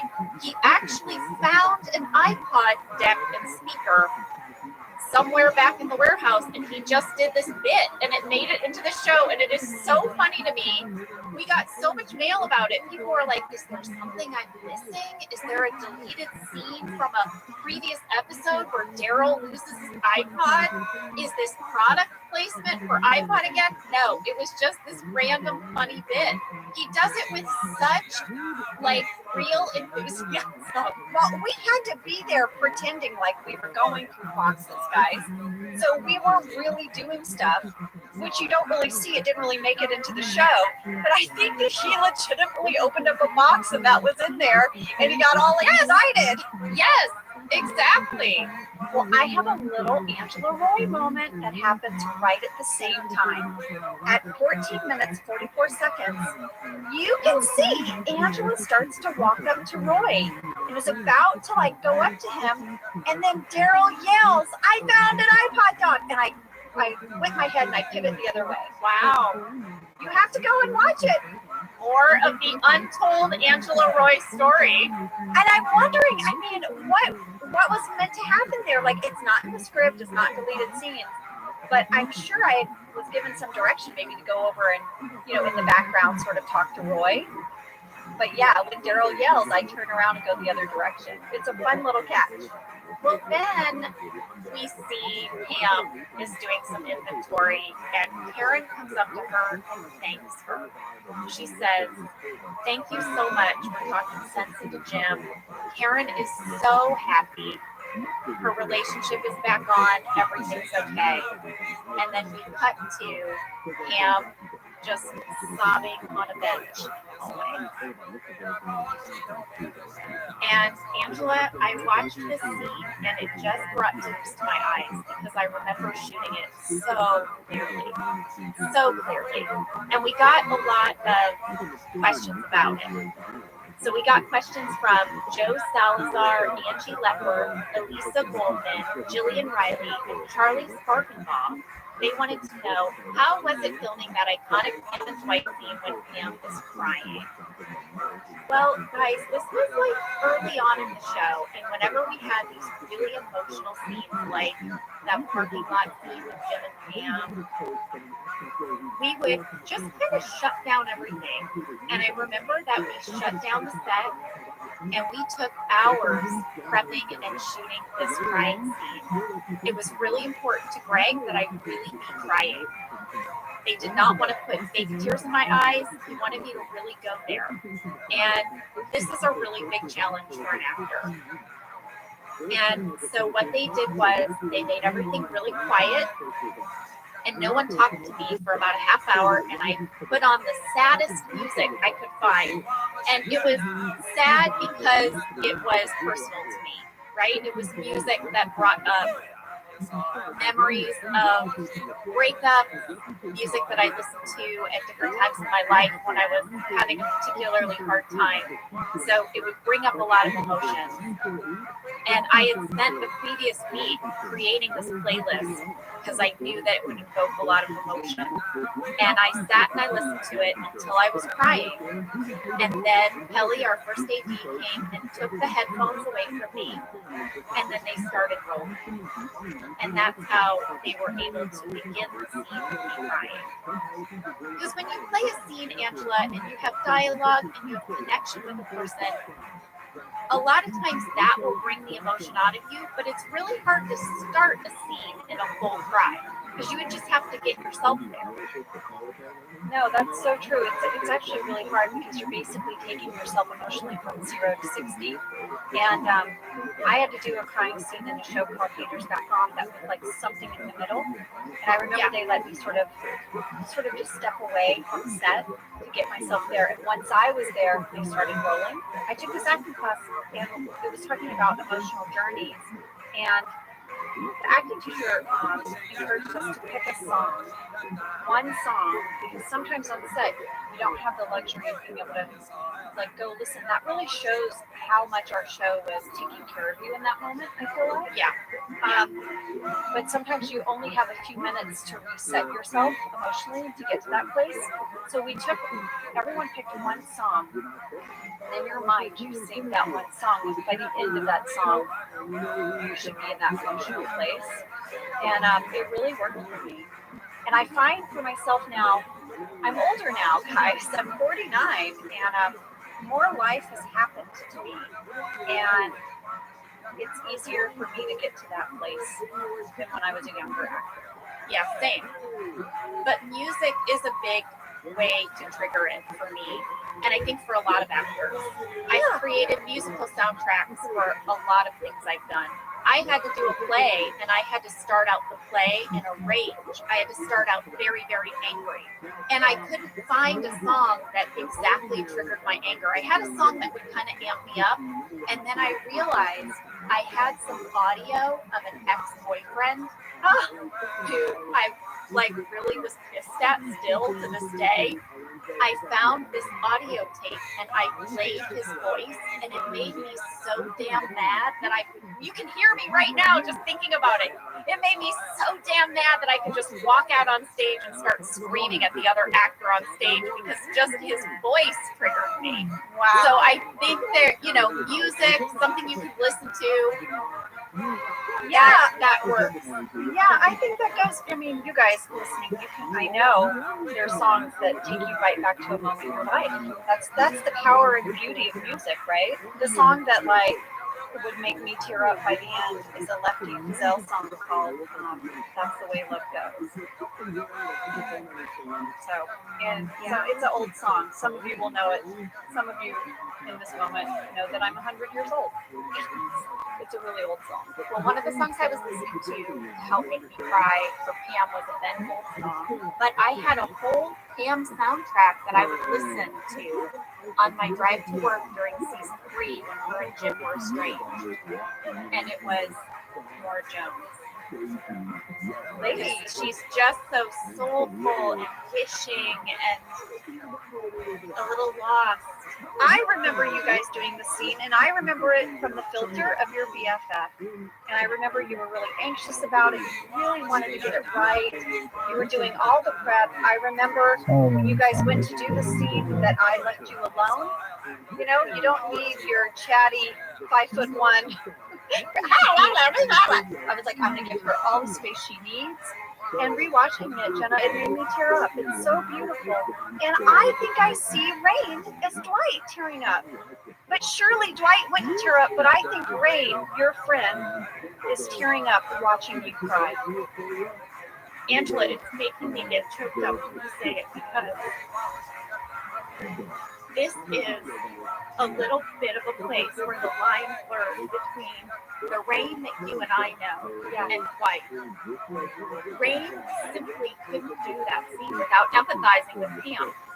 Every time we did a take, he teared up when I cried harder. It was like Rain Wilson, the man, was incapable of sitting next to a person in pain without feeling their pain. And this is the thing that we know about Rain, the thing that we love about Rain. And when I saw it in the scene, it just made me miss Rain so much, because that's who Rain is to me on a personal level. Yeah, I just saw Rain. I just saw him, and he's tearing up.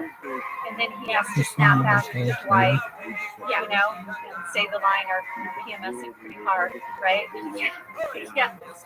One of my favorite things he does in the scene as Dwight is he takes his jacket off, and you're positive he's going to wrap it around Pam, and he ties it around his waist so awkwardly. Yes, that was in the script. That's the other thing. All the little beats, all the moments, him putting his jacket around his waist, giving the handkerchief, awkwardly putting his arm around her shoulder, all of that is scripted, all those moments. It was a beautifully written scene, and they gave us great time to figure it out and shoot it. I'm really proud of that scene. One of my favorites from the series that I got to do. I know. You just did it so well.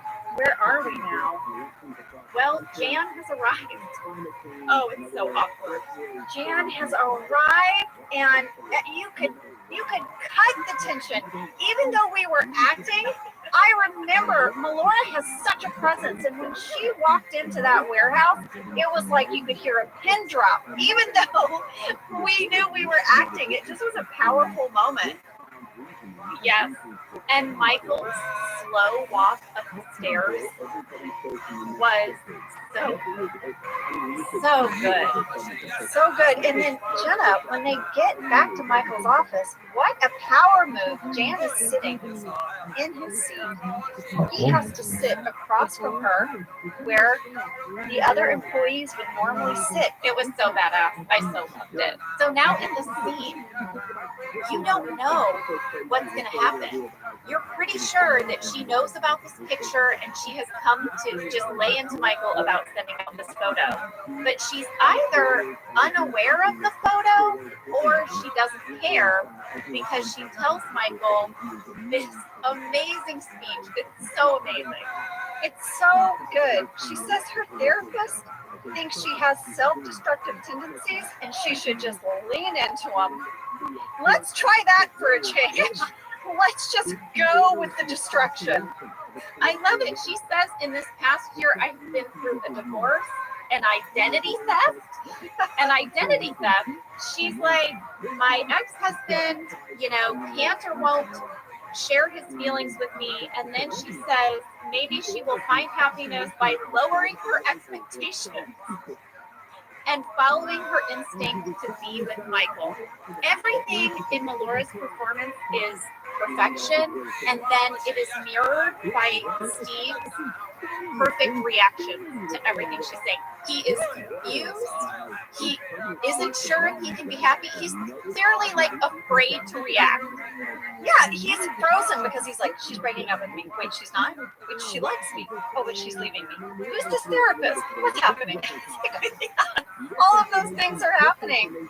And then, she grabs him and gives him a big sloppy kiss. I wrote on my card, Jan, #DGAF. What's DGAF? Don't give a oh, because she knows the camera crew is there. She is clearly over it. She's like, I'm gonna lean into this, just like my doctor said. She says, meet me back at your condo in 15 minutes. And then it's my favorite moment. I mean, well, there's many favorite moments, but this is one of my favorite moments. He is stunned. And he looks at her and says, you complete me. Like from Jerry Maguire, like that scene in the elevator. He's like, you complete me. And she looks at him and pauses. It's such a wonderful pause. And she goes, oh God. All of that was scripted, Angela. Oh, it's so All of good. that. It says that he says that line, and then it says Jan pauses and then sighs. But she's like, still gonna meet him at his apartment. Yeah, that oh God is like, well, I'm in it now. Lady, we got a fan question about this scene that so intrigued me. Listen to this. Okay. This is from Millie. Millie said, Daniel Levinson and Roger Gould are adult developmental psychologists who have contributed massively to the field, including the study and definition of the midlife crisis.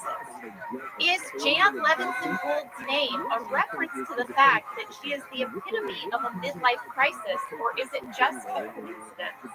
That is an amazing catch. I think it's a coincidence because I don't think they knew that the character of Jan was going to become what she was when we started. So when they named her Jan Levinson Gould, they were not aware that she was going to spin out and go down this road with Michael yet. That happened over time. But I will tell you that I appreciate this fan letter because it sent me down a fabulous 2-hour rabbit hole where I Googled Dr. Roger Gould Adult Development Theory. Fascinating. I'd like you to know that you can also get a book called The Seasons of a Man's Life by Dr. Daniel Levinson, but all of their work was combined into a wonderful book by Gail Sheehy. She's a feminist journalist, and she wrote Passages, Predictable Crises of Adult Life. Did I buy all these books and I'm waiting for them? Maybe I did, Millie. Maybe I did.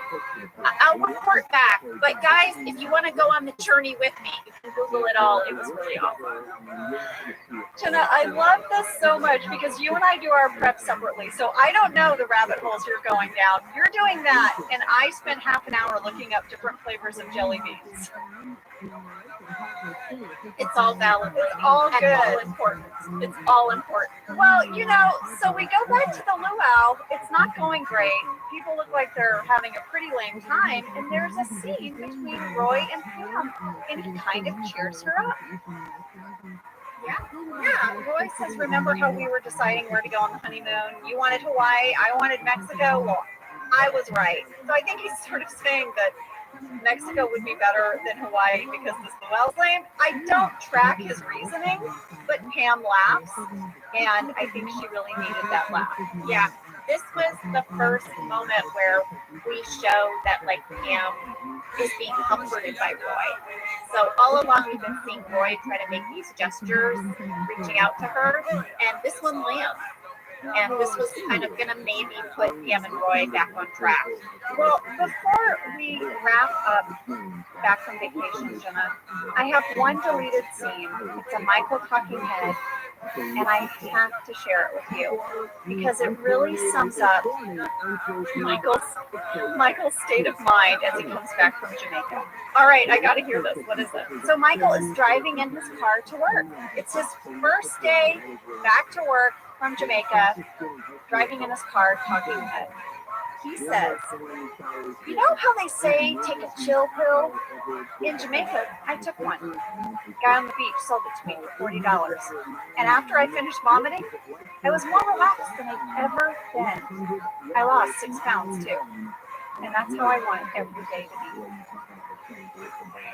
He wants to take a pill, vomit his brains out, then be relaxed, and then have a pina colada at 3 o'clock. Yeah. Amazing. Well, guys, that was Back from Vacation. Yes, thank you so much for sending in your questions. And a big thank you to Kim Ferry. You can find her on Instagram at hairfairy.kim. That's HAIR FERRY.Kim. She posts so many fun behind-the-scenes things from all the projects she's worked on, including The Office. And Kate Flannery, thank you so much for your audio clip. I asked Kate, was there anything I could share? And she said, will you tell them all that I'm just so tickled that Meredith Palmer has a Funko Pop? I love that. You can see what Kate's up to at The Real Kate Flannery on Instagram. And also thank you to Justin Spitzer. And of course, Pentapedia for helping us answer all those fan questions. Thanks, guys. Yes, and Phil Shea. I reach out to these guys all the time, and they always come through for me. We couldn't do the podcast without them, just like we couldn't make the show without them. That's right. And you guys, and Sam, and Cody. Love you all. Have a great week, and we'll see you next time. Thank you for listening to Office Ladies. Office Ladies is produced by Earwolf, Jenna Fisher, and Angela Kinsey. Our producer is Cody Fisher. Our sound engineer is Sam Kiefer.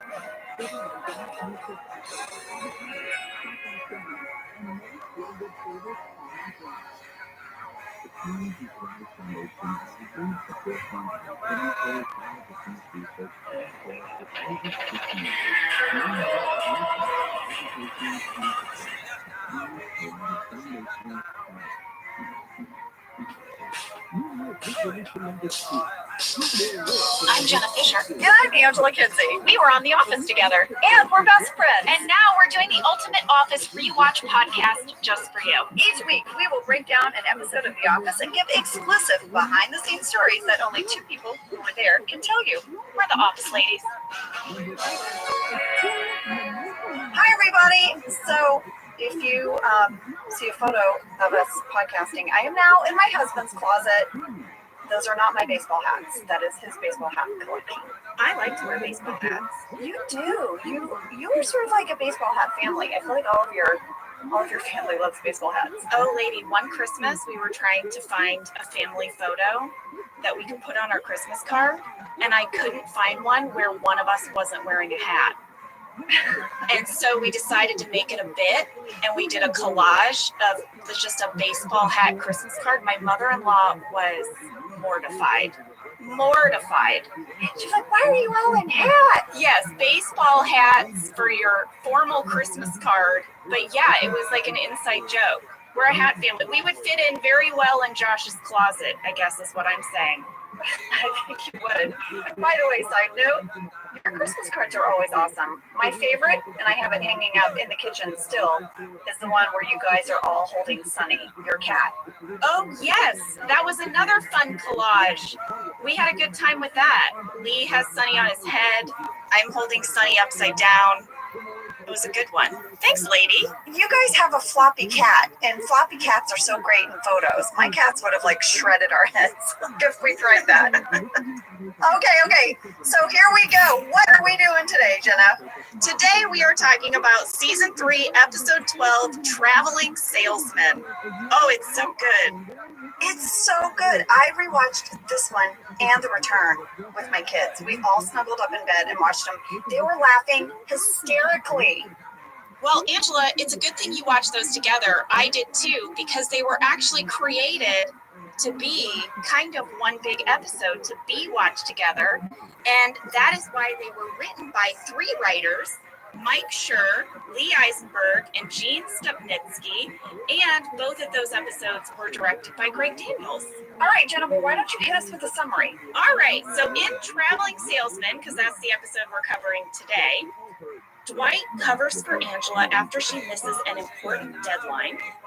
The sales team all pair up for sales calls, but at the same time, Angela uncharacteristically invites Pam to coffee and then discusses her love life. In code, but she discusses her love life. And then upon the return of the sales team, Michael learns that Dwight went to corporate behind his back. He doesn't know why. Dwight quits Dunder Mifflin. Yes! And then Karen finds out that Jim once had a thing for Pam. That's a lot of stuff. That's a lot of stuff. Phyllis, man, she spilled the beans. I know, Phyllis. Okay, we'll get to that. We'll get to that. I bet you have some really good fast facts. Well, you know I do, because you know that we got something. We did. All right, so here's what we got. All right, fast fact number one. Like I said, both this and the next episode, The Return, were written and treated like one big episode. They were both directed by Greg Daniels. What did we do, Ange? Tell everybody what we did. We reached out to Greg and he sent in audio clips and they are fantastic. And now Jen and I want him to send in audio clips every single week. Yes, his audio clips are so good, you guys. We're giddy about them. So the first thing we asked him was, what was the inspiration for this episode? And here is what he had to say. Traveling Salesman and The Return is a little 2-episode arc we did as part of working out the merger of the two branches stories. Andy was always conceived in Gay Witch Hunt to be the Stanford version of Dwight, so it was natural that they butt heads when the branches merged. And we like the idea that Dwight, as the hometown favorite, gets to have a really strong and romantic arc here. You see a very noble side of him protecting the woman that he loves. And I think one of the reasons we made it 2 episodes was it didn't feel real to me or earned to have him leave and come back in only 1 episode. So it just felt a lot better to spread it out over 2. And another part about that storyline was that it was pairings, and a writing exercise that I often did with the writers was I'd have them try and come up with pairings of characters that we hadn't had scenes together before. And so this entire episode was fun pairings like Ryan and Stanley, or Phyllis and Karen. And of course, Angela and Pam will have a great emotional storyline where they really are kind of growing as friends, and it was really cool to see Jim and Dwight too, and see their backstory. And then the other thing about Traveling Salesman was we used in the client, we used being good at sales to make Michael more likable. And in Traveling Salesman, you see a whole bunch of different characters and how they are as salespeople, and you see how great Jim and Dwight work together, and Michael being like a straight man for Andy is just terrible. And so it kind of helps distinguish the more likable original Dwight versus the more sinister, schemy, new Dwight. Keep talking. Talk forever, Greg. Greg, talk forever. It's so fascinating. I loved it. Not only were there these new pairings of characters, but also of writers. It's just so interesting. Yes, and so much comes out in this episode when you put these different people together for the first time, really. Yeah. So you guys, I don't know if we need to start some sort of a petition, but we really want to create a new feature of the show called Inspiration with Greg. And he will send us an audio clip of the inspiration behind every episode. And there's like piano music. Greg will tell us the inspiration, and then Kent tells us the nuts and bolts of how he made that inspiration happen. Greg is listening right now. I was like, ladies, what are you signing me up for? Exactly. What is fast fact number 2? Well, Angela, speaking of Kentopedia, fast fact number 2 is called Locations. So for this episode, because we actually shot it in conjunction with The Return, we did something called crossboarding. It's a little lingo that they use in the biz. Lingo alert! Showbiz lingo alert! So crossboarding is when you shoot 2 episodes at once. We normally shot 1 episode each week, but we shot these episodes over a 10-day period from October 16th, 2006 to October 27th, 2006. And the main reason for this was because of locations. We just had a lot of places to go in these 2 episodes, and having the flexibility to shoot it over a 2-week period was really helpful. Yes, and they would also do a thing, you guys. They call it shooting out a location. So, for example, every scene that happened in that coffee shop, they would film in one day, and then they could close out that location. They don't have to pay for that location for multiple days. So sometimes when you cross-board, it's a great way to save money because you can shoot out the location. Yes, have we bored you to tears with a little behind-the-scenes lingo? Lingo alert, shoot out a location. So since you brought up the coffee shop, Angela, we had a fan question from Brianna Kernan, Harshita Verma, and Molly Ottawa. Did Pam and Angela go to the same coffee shop that Jim and Karen end up going to later? And is the coffee shop location the same one used in later episodes? Yes. Yes and yes. Yes and yes. And here's a little tidbit, Jenna. I don't know if you remember. That coffee shop was next door to the place we filmed the tattoo parlor scene. What? Yes, an upcoming episode with Andy. That tattoo parlor was next to the coffee shop. It must be some little strip mall that Ken just had good favor with. So he was like, okay, we'll take that. We'll take that. Well, here's what Kent told me. He said the coffee shop was a real location. We filmed at a place called Java Groove Coffee. It was on Victory Boulevard in Van Nuys. Yes. However, it has been closed and replaced by a printing company. So I'm sorry if you come to LA, you cannot get a cup of coffee anymore at Java Groove Coffee. Well, we'll have to find out if they can get a tattoo next door still. Yes, perhaps.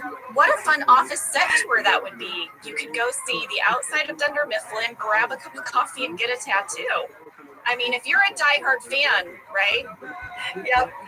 But now you can just get something printed and then get a tattoo. All right, well, I am not done talking about fast fact number 2, Angela. Oh, I'm sorry. There's more locations. We have so many more locations. This is a question from Kylan Hadley and Jordan Simpson. Were all the sets that the salesman traveled to local office buildings, or were they built in the warehouse set, like the fancy Stanford branch was? All right, are you ready? They were not a set. They were a location, but they were all the same location. Here's what they did. The building where Jim and Dwight are in the parking lot and Dwight's like pumping himself up, that was in Van Nuys. It was at the Panorama Medical Plaza. St. Louis. Was it at the Plaza? It was at the Plaza. Oh my gosh, that's so St. Louis. Oh my gosh. I have a St. Louis catch later in the episode, but that's the first one. Oh, Plaza. So at the Panorama Medical Plaza, they found a completely vacant floor. And they dressed 5 different spaces to be the various offices that everyone visits. Isn't that amazing? They took one location and made it 5 different places. But there's more. Oh, more? So you know how we said we shot these 2 episodes together? In the next episode, The Return, at the beginning, you see Dwight going around with his resume. 2 of those offices were also part of the Panorama Medical Building. That plaza covered a lot of ground, lady. So much plaza. So one thing, the church scenes with Stanley and Ryan, those were filmed at the Panorama Presbyterian Church on Roscoe. So that was another separate location. And then there's even Staples, but we'll talk about that next week. So many locations. So many. All right, I think we've covered all the locations. Let's move on to fast fact number 3. Another fan question. Okay. Guys, we love your questions. They are so helpful in structuring the podcast. Thank you. All right, fan question. Rachel Lavish and Rebecca Kelly said, I noticed a weird discrepancy between the Netflix episodes and the DVD episodes. In the DVD episodes, there is a whole subplot about Pam winning an art contest. In the Netflix version of the episode, the whole thing is cut out. I haven't been able to find anything online about it. Do you know why this is? Ladies, that is a fantastic question, because this whole podcast almost went haywire because Jenna was watching the Netflix episode and I was watching the DVD episode, and they're totally different. Angela and I were so confused because we were trying to outline this episode, and there were all these scenes that Angela was talking about that I remembered shooting, Angela, but that weren't in the version I was watching. Yeah. So I started digging around, and here is what I found out. On March 15th, 2007, NBC aired a repeat of this episode. But they didn't want to air an exact repeat. They wanted to get more viewers. So they called it a new peat. A new Pete. You know, when they would run repeats, they wouldn't get as many viewers, which meant fewer ad dollars for commercials, right? Because that's how networks make money. So they thought if we add a new peat where it's mostly the old episode, but then some stuff you've never seen before, maybe it would up the viewership. And that's why there are now like these two different versions of this episode living out in the world. Because of somebody in marketing at NBC came up with this new Pete idea. I don't think we ever did that again. I think this is our one and only new Pete. Am I right? Well, I guess it happens again in season 4. Oh, When Phyllis tells Jim about her house that Bob bought her. It's on the DVD, but it's cut out of the Netflix version. so here's what's on the DVD. First of all, Traveling Salesman and The Return are one episode on the DVD. They're not 2 episodes. They're one like supersized huge episode. Crazy, right? Crazy. But in The Traveling Salesman, these are the scenes you missed if you watched it on Netflix. Pam gets a phone call that a watercolor she made won a 6th grade elementary school art contest. I remember shooting it. These 6th graders picked your art. You were really excited. You won $100. You were really excited to tell Kevin about it. Kevin's like, yeah, well, I won $400 betting on a Celtics game. And you were like, okay, thanks for that, Kevin. And then she tells Angela, Pam is just desperate to tell someone that her art won. And no one's in the office. They're all out on a sales call. So she pops up over the partition. Jenna, we have one of those classic over the partition Angela and Pam scenes. And she tells Angela, and Angela has all this good favor in her heart towards Pam right now. You know, they've gone and got coffee, they've bonded. And so Angela goes, congratulations. And then she says, I really like having these little moments with you. And then she offers Pam one of her kittens. Sprinkles has had kittens. And she offers Pam the dominant male named Ash. And Pam clearly does not want this cat. She makes up excuses. She's like, oh, you know, my landlord, it's just, it's a thing. And, you know, it'd be, I don't know. And Angela is like, F you. She instantly goes back to being just this cold, snarky person to Pam. That's it. Their friendship's over. It was so fleeting. And then lastly, when Jim finally comes back from his sales call, Pam is so excited to tell him. And he's on his way out to have coffee with Karen. And Pam's like, Jim. And he starts talking to her about it. And Karen's like, we're going to get coffee? So it's this awkward moment. I remember shooting all of that. Here's the other thing I found really interesting. So in the opening scene of the Netflix version, it's Harvey, the computer, right? Yeah. Talking to Jim. That's in the deleted scenes on the DVD. That's not even in the episode. Oh, so because I was wondering, well, what did they cut out of the episode in order to make room for Pam's art contest? So there must be things, when they aired this on NBC, there must be things missing. In the deleted scenes on the DVD, there's a lot of extra scenes in the cars driving. Yeah. Lots of extra driving scenes. And then there's this Harvey the talking computer. That's a deleted scene. Wow. So there you go. We are going to be following along the Netflix airing because that way our time codes will match up. But that's what you will get if you go to the DVDs. I love it. I love it. I feel like I'm really happy with all of that. I think we should take a break and then come back and break down the episode. Sounds great.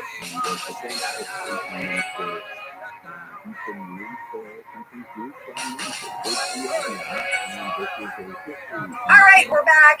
Let's dive right in this episode. Michael is really excited to show Jim and Pam his new computer.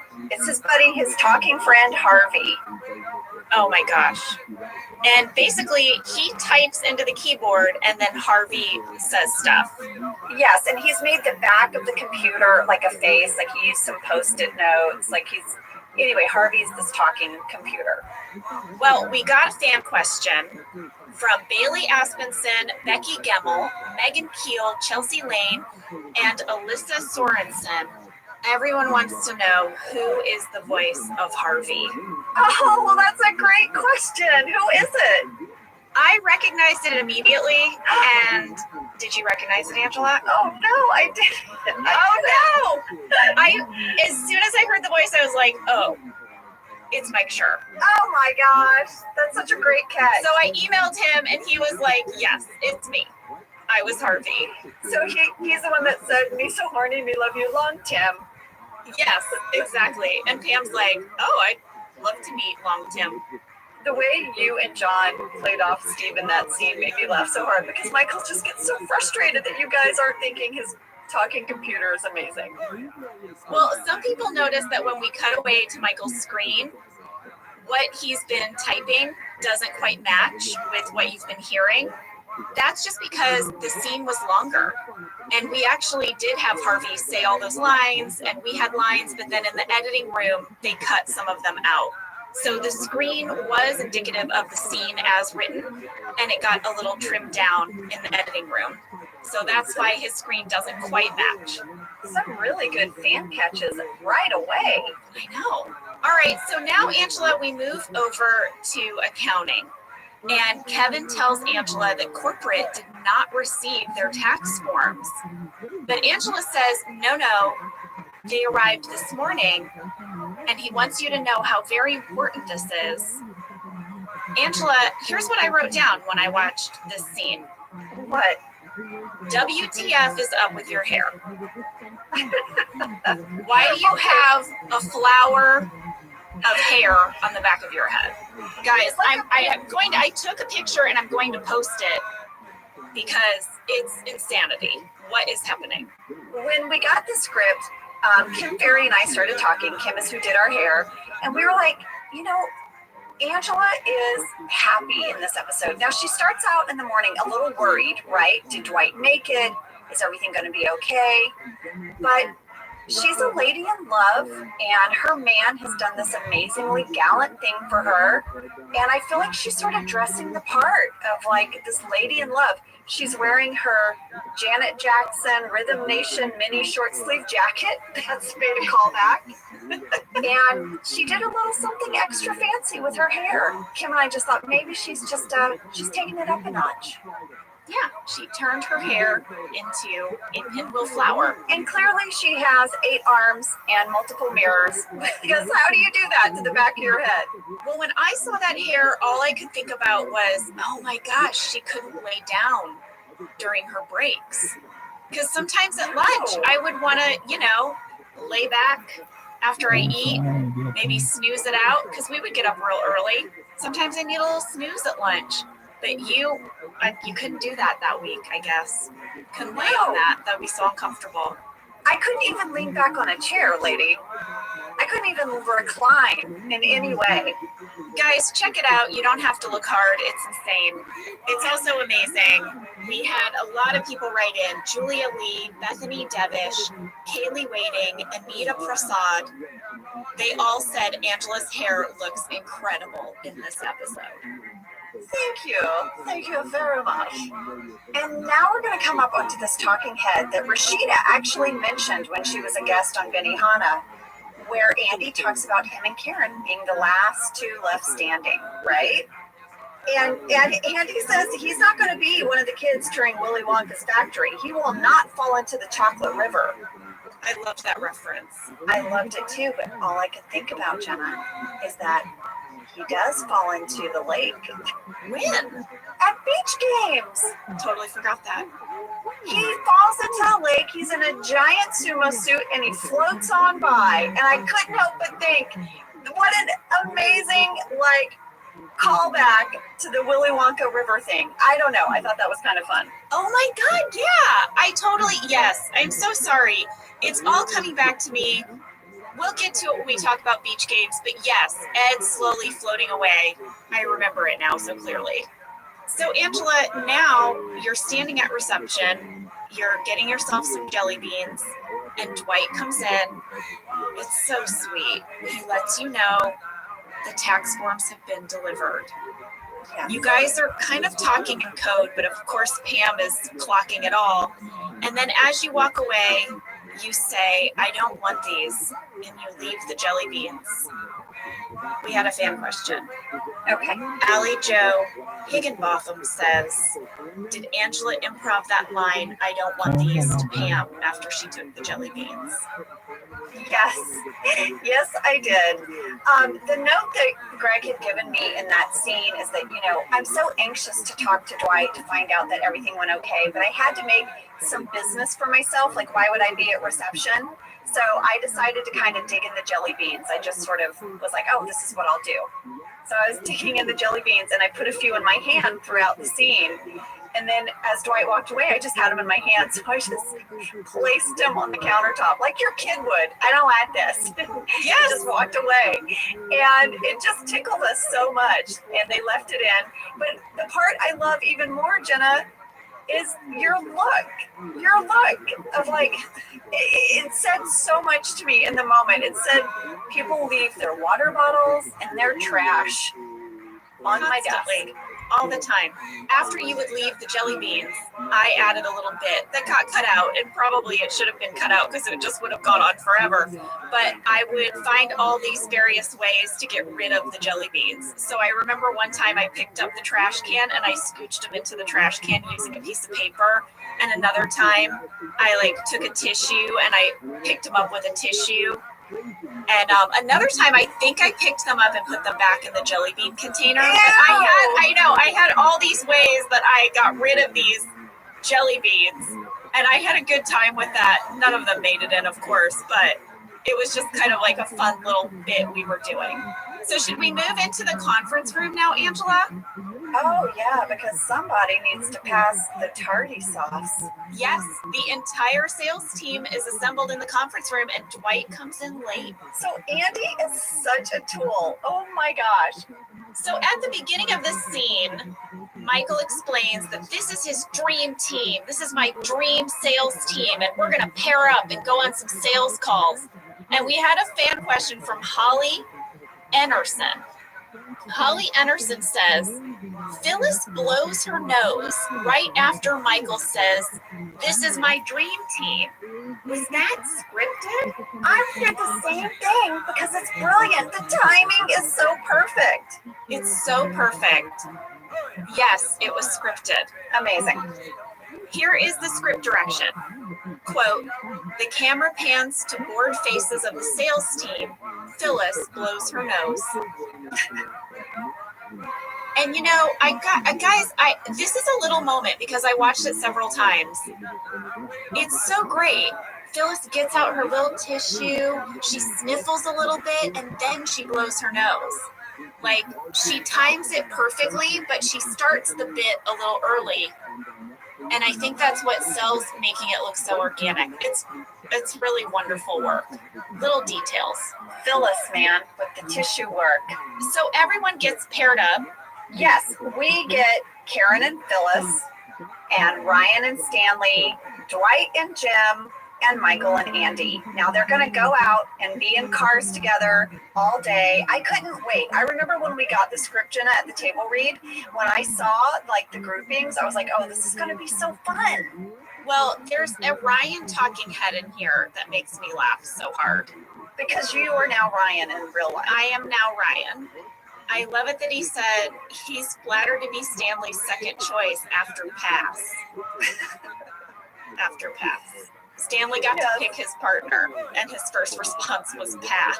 And his second response was, I guess I'll take the kid. Well, I wanted to talk really quickly about Jim's talking head. He holds up that photo of Dwight and Jim, the old photo, because they clearly have been on a ton of sales calls together, right? And it shows their history a little bit, which I love. But in the DVD commentary, Rain said that his hair in that photo was from 1991. He was on tour with an acting company doing Romeo and Juliet, and they all had long Elizabethan hair. And they sort of like photoshopped it onto current Dwight, but they left that big hair. I just thought it was hilarious. I love that detail. I know. So now they're all in the parking lot. They're paired up into their teams. They're about to get in their cars and go. Michael tosses Dwight his dirty laundry, which is a callback to the coup. I love it when our show does this, and we have a few in this episode. But this is a callback to the coup, and now he tells them all to circle up, and he's going to give them their marching orders. Yeah, so then Michael says, guys, let's go out on our sales calls. It's like we're the amazing race. And everyone's like, how are we the amazing race? Is there a prize? He's like, no, there's no prize, but we're the amazing race. And he gives everybody these team names, and everyone's very confused. And then Michael just gets frustrated. He's like, just go on your sales call. But I love that he brought up the amazing race. This was a really, really popular reality show at the time, and I was a huge fan. Jenna, we were so into it. I remember you and I watching The Amazing Race, and then, Jenna, do you remember how you and I were like, we should go on. We should be a team on Amazing Race together. I stand by that. I think we should. I think we would have been amazing. I think we would have been a total mess. Why? Why? Because I think you would be like, let's go. And I'd be like, can we just take a break? Maybe we'll have a glass of wine. You'd be like, yeah. Also, I can't eat any of that gross stuff, lady. I can't eat the gross stuff. Well, this is the problem. I think we would both have some of the same weaknesses. I think we couldn't eat the gross stuff, and maybe neither one of us would have great upper body strength for some of the things where you have to toss bales of hay down a maze or something. How about zero upper body strength? Yeah. Zero. So maybe it wouldn't have been such a great team, but we would have had fun. I think we would have had fun. I think we would have had one colossal meltdown and then a fight, and then we would have cried, and then we'd laugh hysterically. We'd look like crazy people, but we would have had fun. I tell you what, we would have been good TV. Oh my God, we would have been great TV. Okay. Well, we actually asked Greg about this Amazing Race moment, and here's what he had to say. The comparison to Amazing Race was fun because we were a reality-based comedy show. It was a lot easier for the visual look of the show to be able to try and do references to other reality shows rather than movies, for instance. So there's like a Titanic reference in Booze Cruise, but I don't think it works as visually well as Amazing Race reference for here. Yeah, it totally makes sense to me, though. I think Michael is such a fan of pop culture and television and film. Like, he wants any opportunity for his documentary of this paper company, whatever this is, this camera crew that follows him around. He thinks he's on par with the entertainment of the day. Yes. Well, so now everyone gets in their cars and we kind of start driving around. And Angela, speaking of driving, we had a lot of questions about how we pulled off these driving shots. Amy Jackson, Deandra Tessone, Holly E., TJ McMillan, William Burke, and many more people all asked, how did filming work for the driving scenes? Are you guys actually driving, or is there a green screen? What cameras were used in the car scenes? And are the actors really driving around? Well, first of all, the actors really are driving around. That is not a green screen. And then we went to Greg and we asked him to talk a little bit about what it was like to shoot people in the cars. And here's what he had to say. One of the things I had noticed in production was how easy it was to shoot in a car for our show. You just basically put the two characters in the car and set up lipstick cameras and drove around and improvised a lot. And so the idea for Traveling Salesman was we could get a lot of production value out of getting out of the office, and it wouldn't be too hard for us to do. We just tricked out these cars then they would go off. So we have a little lingo alert there when Greg talks about lipstick cameras. Those are itty bitty tiny cameras that they would put up in our visors in the car at an angle, and one would shoot one passenger and one would shoot the other passenger.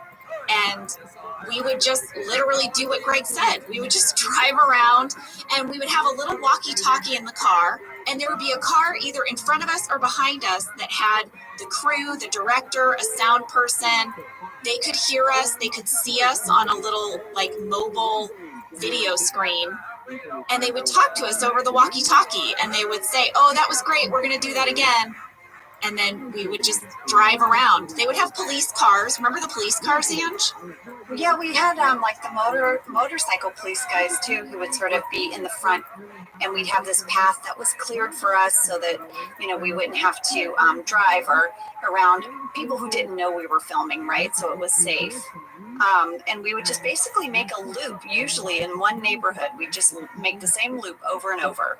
Yeah, that was the whole thing, that Kent Sabornak, aka Kentopedia, he would have to clear that. He'd have to call the highway patrol or the police, and they would give us a zone that we were allowed to use for a certain period of time on that day.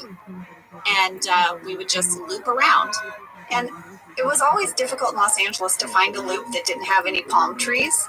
So we had to switch in to film in the same neighborhoods over and over because clearly they found trees that looked possibly East Coast-ish, you know? Yes. We got to know these loops very well. One of the things Dave Rogers said in the DVD commentary is that this was the first time that we used the lipstick cameras in the cars. Previously, when we had done driving scenes, one of our camera operators, Randall or Matt, would be scrunched in the back seat with a camera. And you know, I noticed the video quality was a little different on the lipstick cameras when I was watching it. It's not quite as crisp as a Matt camera or a Randall camera. Look at you, Miss Techie. You got a tech alert there? Look at you. I noticed it. Oh. I did. So let's talk about all of these cars and all their driving around. Well, the first scene we really see is Andy and Michael, and Andy is determined to use this one-on-one time with Michael to chip away at Dwight, right? He's going to undermine him. He asks about the laundry. Michael tells him that Dwight went to corporate to try to get his job, and oh my gosh, Andy is like so happy to get this information. Yes, he's going to spend this whole episode slowly chipping away at Dwight's reputation. Yeah. Well, then we see Phyllis. She pulls into a beauty salon. Her and Karen are going to get some super glam makeovers. We don't know why. It looks like when you used to go to the mall to glamour shots. Did you ever do that? I never did glamour shots, but my sister Emily did. Yes, I never did it either, but my sister Tina did. And they gave her this enormous hairdo, like this bouffant hairdo, and all this makeup. And I think like a feather boa. That was common. And they would shoot you on a green screen and then sort of insert different backgrounds, if I remember correctly. Like the Eiffel Tower. But they would. Okay, so that is what this makeover looks like. That might be like an old tech alert. Does glamour shots still exist? I don't think so, lady. I don't think so. I think the era of the selfie and the iPhone, there aren't and glamour. The filters. And the filters. Glamour shots are no more. Well, then we also have Ryan and Stanley. And Ryan asked Stanley if he could take the lead on this sales call. And Stanley is like, nothing would delight me more. Oh, Stanley knows something, and he's tickled. He can't wait. Oh, can't wait. We will find out why in a little bit. So now, back at the office, while all this driving around is happening, Angela invites Pam to coffee. Yes, and Pam was like, what? But okay. Now, on a personal note, I was thrilled to do this scene. You and I never got to do scenes together, let alone go on a location together. We were giddy, Jenna. We couldn't wait. So some of that smiling and happiness you see in Angela Martin is just me being happy that I get to do a scene with my BFF. And I get to be normal. I get to smile and not be snarky. We were so excited, Angela, when we got this script. Yeah. All of my scenes are basically with you. Yeah, we had the same work day, and then we had a few days off. It was like, we were like, woohoo! It was kind of like BFF week, yeah, for us. Well, some people pointed out that at the end of the scene, Pam grabs a notebook. And people were wondering, why is Pam bringing a notebook to coffee? Is she going to take notes on Angela? No, you guys, there was a line that got cut out. Pam says to Angela, you know what? I'll go around and take some coffee orders. I'll see if anybody wants anything. Yes, this is in the deleted scenes. She goes around. Meredith gets really angry at you. She's like, why would I pay $4 for milk in a cup? And she's like, it's all angry. Her and Creed get real cranky, right? Yeah, they get real cranky about the fancy coffee orders. And there is a scene, Jenna, that just will break your heart because when they come back with the coffee, it's clear that Toby only ordered coffee so he could have some interaction with Pam. But when she comes back with all the coffees and she's passing them around, she just hands it to Kelly, who then takes it to Toby. And Toby just looks at Pam through the glass partition from the annex, and he just puts the coffee in the trash. He didn't even get to talk to her. Aw, Toby. Poor Toby. Toby. Yeah. Well, Ange, in the script, there is a scene where Pam is taking Toby's coffee order. Oh, yeah? That's not in the deleted scenes. Yeah, and he orders a chai latte. And Pam says, oh my gosh, that's my coffee order. And he's like, oh, really? It is? Oh, we have the same coffee order. Yeah. Oh. So not only does he not get his coffee delivered by Pam, he ordered a coffee he didn't even really drink just to have something in common with her. Toby. He's stalking Pam and in love with her. So now, you guys, we're in the parking lot, and Dwight wants to amp himself up. He's got to get pumped for this sales call. Jim knows they have been on countless sales calls. He's like, you still do the thing? And Dwight's like, just give me the keys. And then he plays like, I don't know, is it like Motley Crue or something? And once again, we see Dwight like rocking out, doing air guitar and heavy metal, like punching the seat to get ready. Yes. Yeah, this is his routine, I guess. Yeah, and Jim knows it. They're like old roommates. He's like, here we go. I stand out here. He does air guitar. So he is amped up because then when they're walking into the building, Dwight has to be Dwight. And he's like, you go in first because he doesn't want to get attacked from behind. 7 out of 10 attacks are from the rear. Right, and Jim is like, well, what about the other 30%? And Dwight's like, I'd block it. You can't get me. And then in like mid-sentence, Jim just hauls off and smacks Dwight. And he is shocked. He can't believe he's been attacked from the front. He can't believe it. Also, he's about to break. Rain is about to laugh. You can totally see it. At 8 minutes, 50 seconds, Rain is about to laugh. Oh, 100%. 100%. Well, we had a fan question from Rachel Fortune. Was Jim supposed to slap Dwight as they walk in the building? Because Rain looked truly shocked.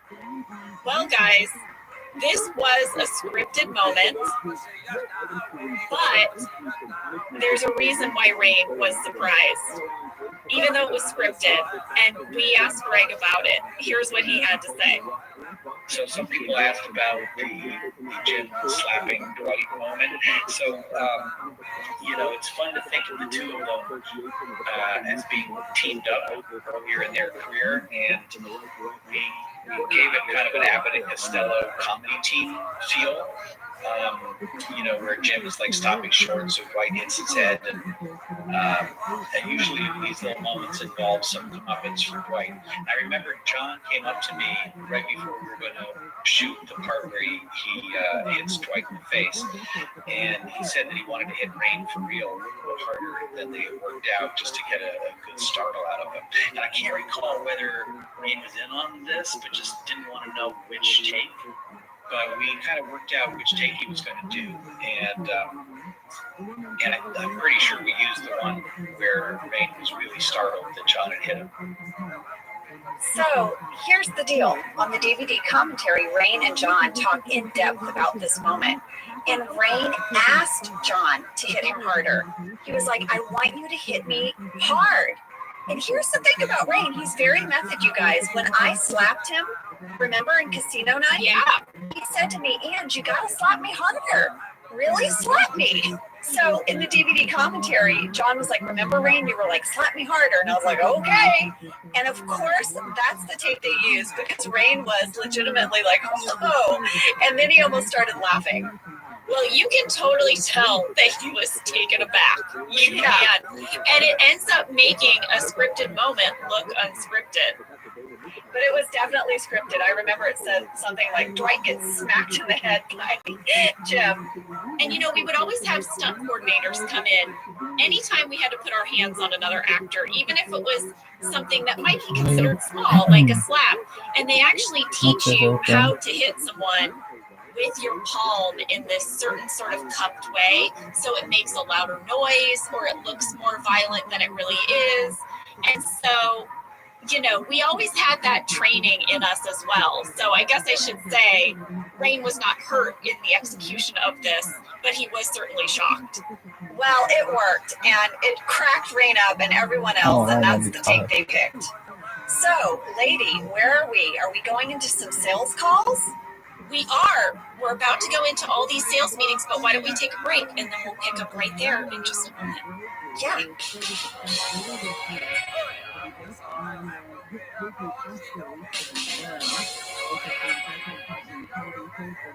All right, we are back. Let's talk about all of these sales meetings. Yes. I think the first one was Michael and Andy. And Jenna, once again, we see that Michael is a good salesman. He knows how to connect with people. He really does. He really does. He doesn't know how to be someone's boss. That is his failing. He thinks that he's supposed to entertain you as a boss, but he does know how to connect with people one-on-one, and he really connects with this guy over fishing. He compliments the fish that he caught. And it's a callback to Lake Wallenpaw Pack.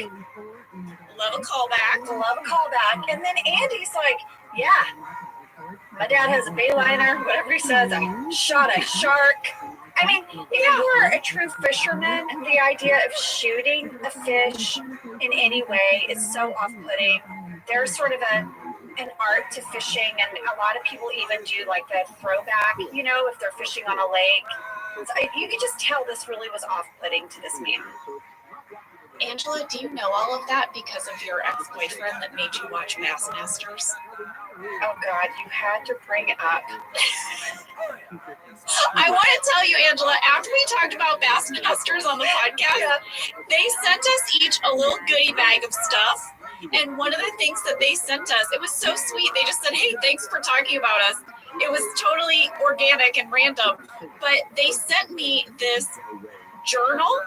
A leather-bound journal. It's so nice. A leather-bound journal that says Bassmasters on it. And I love it. It is my new favorite journal.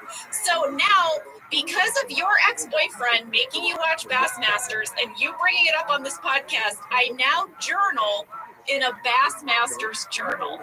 That is what has happened. Well, you're welcome. And Kyle says you're welcome. That was his name. Well, thank you, Kyle. Oh no, it's out there. Oh boy. Yeah. Well, Bassmaster sent me a hoodie that I love, and I walk around with my Bassmaster's hoodie. Yeah. So here's the thing. There's a great little moment in the DVD commentary about this scene where Ed says that he and Steve did go off script in this scene, and the actor that plays the man they're, you know, the business owner they're talking to was not really ready for them to go off script. He wasn't. Oh dear. And he just gave them this sort of odd, quizzical look, like, "What are you talking about?" And Dave Rogers is in this commentary, and he goes, "But it was perfect."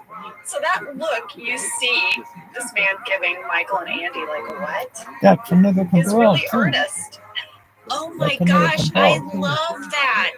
I love that tidbit. Well, guys, the actor who plays the client that Michael and Andy are talking to is named Warren Sweeney.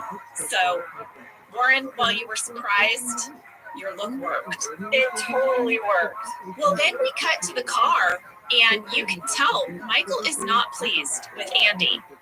But Andy turns it around, And he's like, I'm so sorry for screwing up our sales call. I really shrewded it. Yeah. That's what we say around the office when someone really screws up. We say they shrewded it. And then he's like, I wonder how that name came up. I wonder if it's because of Dwight. And Michael gives him nothing. Michael's like, well, who knows how words are formed? Like, he's not getting it. And Andy's getting so frustrated. Andy is planting all these seeds that Dwight is an idiot, and Michael is not getting it. It's awesome. So let's now talk about Phyllis and Karen's meeting. They get a very large order from this gentleman. Oh, this is my St. Louis catch. All right, this is around. This is around 11 minutes 33 seconds, and Phyllis goes, "Well, thanks. That's a big order." She doesn't say order. That's a big order. It says like order. Yeah, that's right in line with FARC. Oh, St. Louis catch. And then she asks how his wife is doing, and he shows a photo of himself and his wife on vacation, and they look just like her. The same hair, the same makeup, and Karen's like, I see what you're doing, Phyllis. Very smart. Okay, we've got to talk about Dwight and Jim in their sales call, because Jenna, they clearly have a whole shtick. Yes. I loved it. It's so seamless. Yes. I want you to know, my kids laugh so hard when he's making the call and he's going 7, 3. We're cracking up. Well, I don't know about you, Angela, but I hate those like robocall customer service lines so much that I just like immediately when they come up, I'm like, agent, speak to pharmacist, agent. I won't even say any numbers. I'm like, I can't. Jenna, I have such a fond memory of my dad. It's weird, when someone you love so much passes away, and I don't mean to be a Debbie Downer here in this moment, because this is a happy memory for me, but it's interesting the things your brain latches onto and holds dear, things you would never, ever expect. But I have such a vivid memory of my dad on the phone with clearly like some kind of like robot, and he's this, he was just this sweet cowboy, Southern guy, and he was going 5, no, yes, talk to person,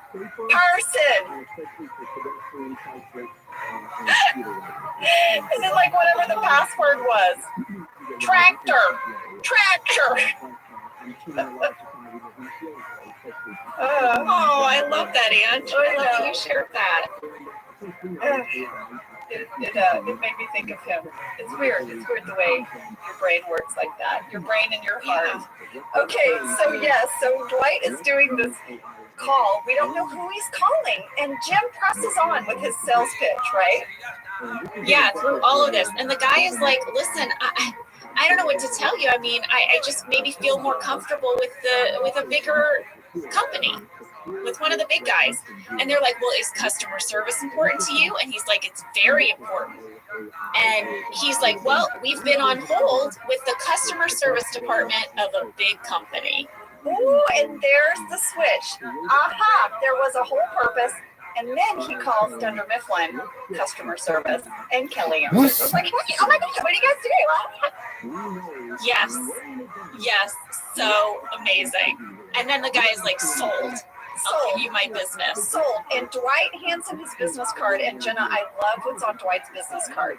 His cell number, his pager number, his home number, and his other pager number. Yeah, and then he says, I take no days off, I've never been sick, and I don't celebrate any major holidays. He's like, okay, I got it. Interesting tech alert, his email was not on his business card, Jenna. Nowadays, I think your email would be on there. For sure. But we shot this in the Stone Age. So now Ryan and Stanley go into the church for their sales call, and these 4 older, very sort of like dignified black men in their suits walk out to him. They're clearly an older generation. They're Stanley's generation. And there's this young white kid who, Jenna, I don't think Ryan's been in the church in a while.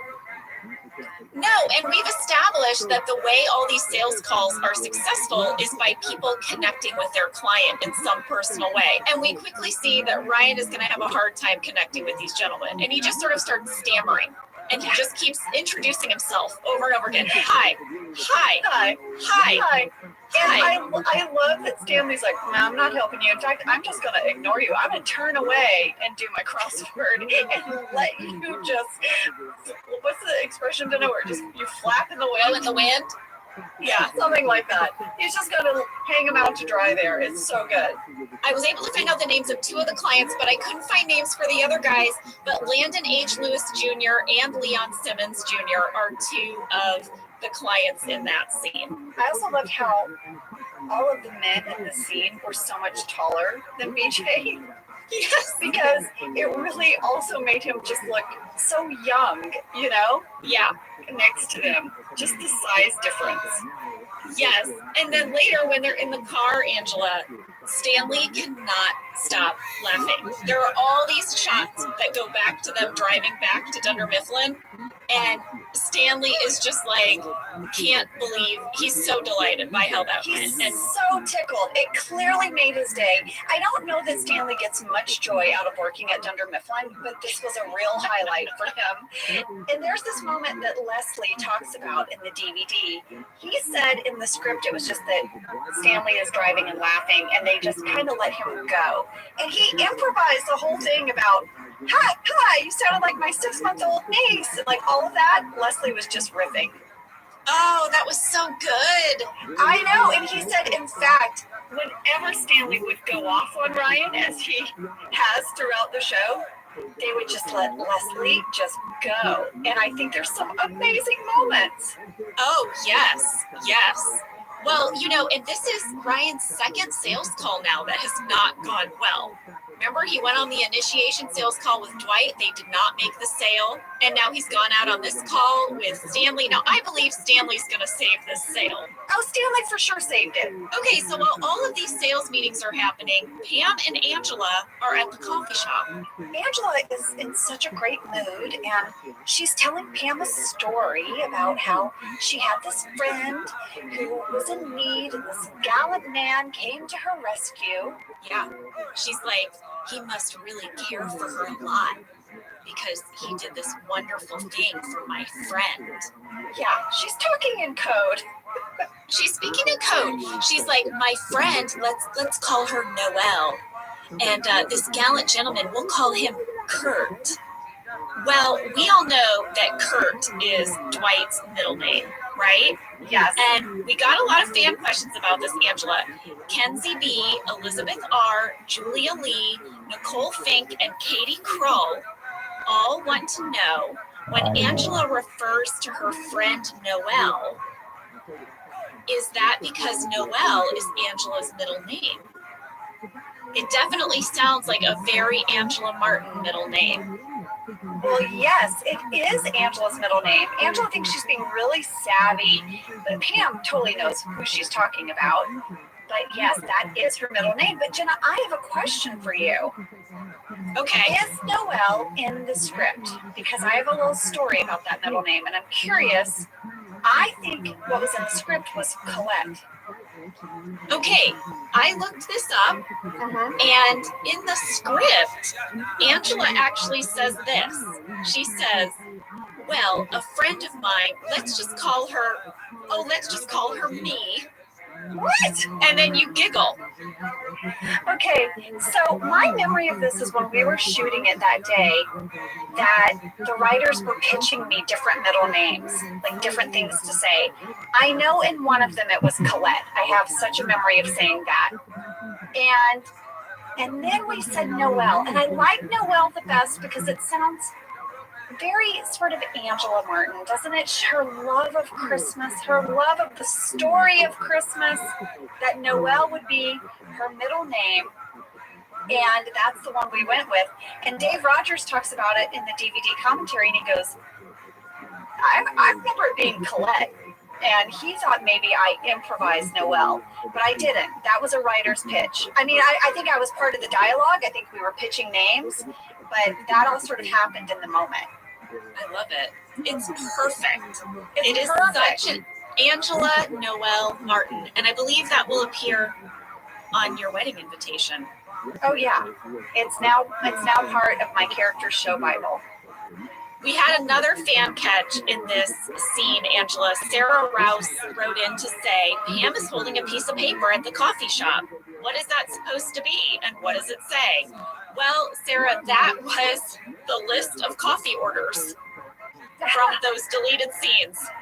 I had all the coffee orders written down on that piece of paper, and I was going to use it to make my order. Well, Angela, also in this scene, just because we were talking about it earlier, your flower hairdo is on full display. Just, if you really want some great shots of it, guys, here it is, her WTF hairdo right here. WTF. Well, wait, I have something to share. So while we were on a break, I had been texting Kim Berry about this hair, and she texted back, and so this is what she had to say about it. I said, oh my gosh, it's a real-time tidbit. It's a real-time tidbit. It just came in a few minutes ago. I said, Kim, what was the inspiration for this fun? I mean, I know that we thought my character was going to like be in a great mood, and so we wanted to try something new. She said, yes, here is the inspiration. She said, my first job in the business was working on a sci-fi show called Babylon 5.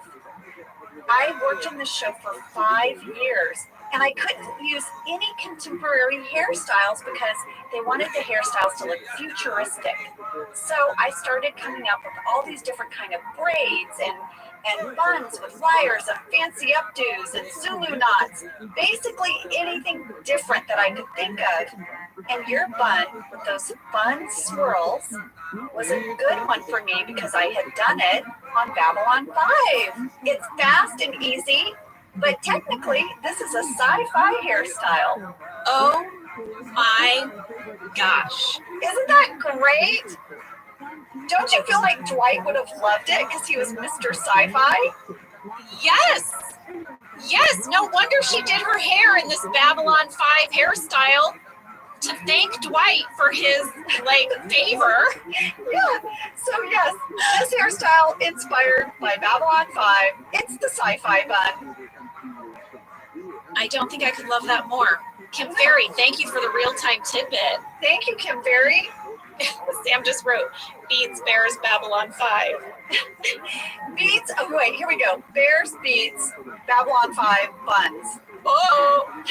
Okay, so now everybody is coming back from their sales calls. Everyone's done. And we have this amazing scene in the car with Karen and Phyllis. Phyllis is so good in this scene because, you guys, she is going to reveal such a big plot point and she just throws it away, right? It's not belabored in any way. It's so perfect. Yeah. She's like, Karen, I had a lot of fun with you today. I really enjoy spending time with you.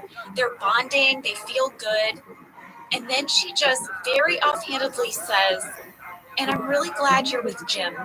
It makes me really happy because, he was really hung up on Pam for such a long time. And she's not even looking at Karen. She's looking in a rearview mirror. She's turning. She's just driving. She's just sort of saying something off the cuff. And it's that much more powerful. And then Rashida, oh my gosh, her reaction is so perfect. It's a fantastic scene. Fantastic scene. I feel like her pulse stops for a second. I feel like I can see the wind go out of her, right? Yeah, she's just I too. You see it hit her like a freight train, but she can't react. Yeah, the way it's really hitting her. It's so well done. These ladies did such a great job. I agree. Yes. Well, Andy is the first person to actually get back to the office. And he starts sneaking around Dwight's desk. He goes through his car. Yeah, Andy's a total snake. I mean, what the heck? I know. And he finds this toll booth receipt that proves that Dwight was in New York this morning. He didn't oversleep like he claimed. And he marches into Michael's office and he's like, I found this toll booth receipt. I wonder what he was doing. Maybe he was talking to Jan. And then he says, like, I seem to kind of remember, I don't know who told me this, even though, Jan, this was like an hour ago. He's like, I don't know who told me this. It was something. And then he has maybe one of my favorite quotes in this episode. He was like, it was a story, I don't know, it was about laundry and betrayal. In my mind, this is now a Lifetime movie called Laundry and Betrayal. I want to see it. Yes. Yes. Laundry and Betrayal. I want to see this film. I do too. Well, so Michael calls Jan. And Jan is like, well, I didn't speak to Dwight, but he did not give a reason for why he was here. Yes, this is my kid's favorite part. My kid's favorite part is Jan goes, he did sign into the security sign-in sheet, but understate your business, he wrote, beeswax, not yours, incorporated. I love that too. My kids loved that. Well, when Dwight gets back to the office, Michael confronts him. He's like, where were you? Tell me where you were. And Dwight will not say. He won't say where he was. He overslept. The damn rooster didn't crow. Yeah. But he will not fess up. And this becomes a problem. And Pam knows why.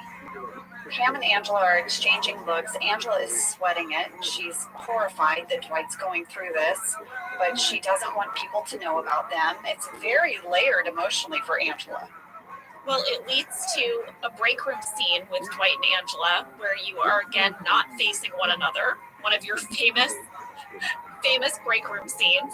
There's a little bit of heartbreak in the break room in this scene. Oh, lady, I noticed it too. Here's what we had. No more need me, but sex is sweeter. No, my life is so much better. All I got that after you.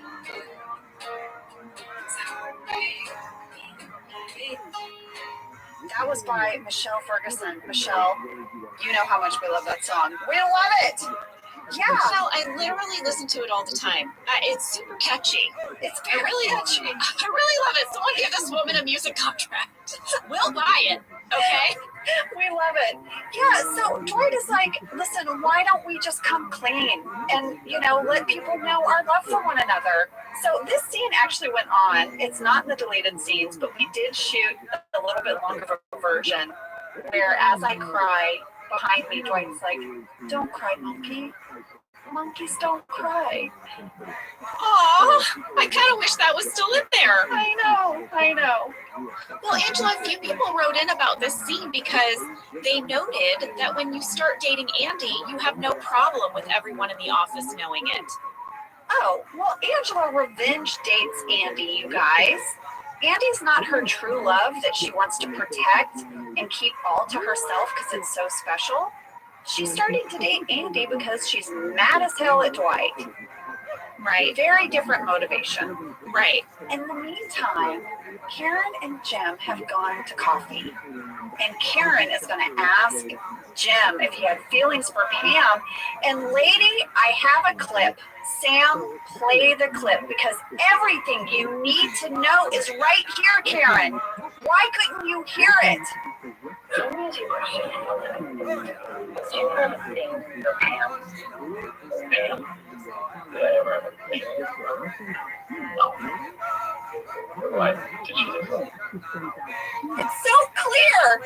That's all you need to know, Karen. He clearly has a thing for her. But, poor Karen, he convinces her that he doesn't. Maybe he's not ready to admit it, right? And she is not ready to really see truth. But down deep, she knows. Well, lady, she says, I moved here.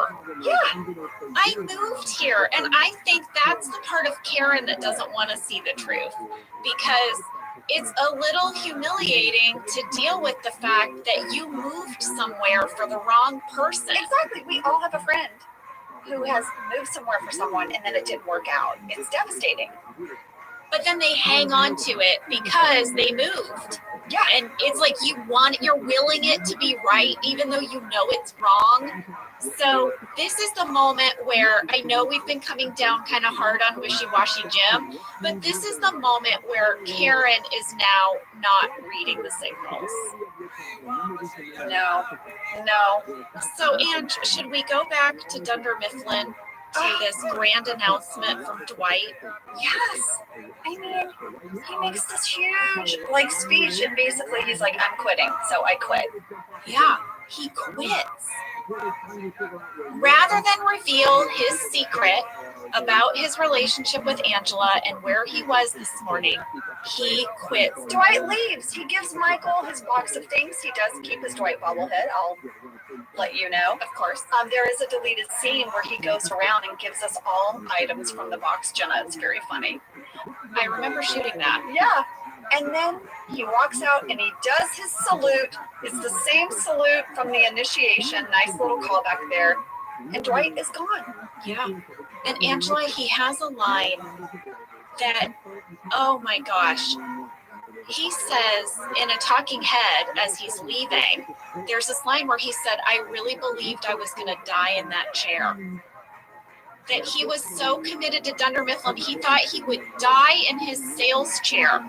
I mean, I have no doubt that's ultimately how it ends for Dwight. Someday, if the series would have gone, in fan fiction, if you write the end, I see Dwight's funeral like, have you ever heard of these funeral homes that would stage family members doing their favorite activity?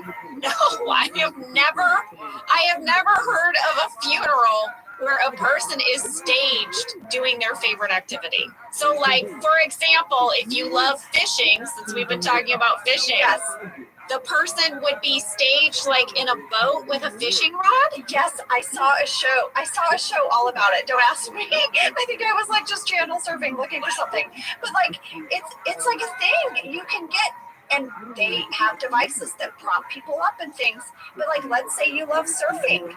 You'd be posing on your surfboard. It's a real thing.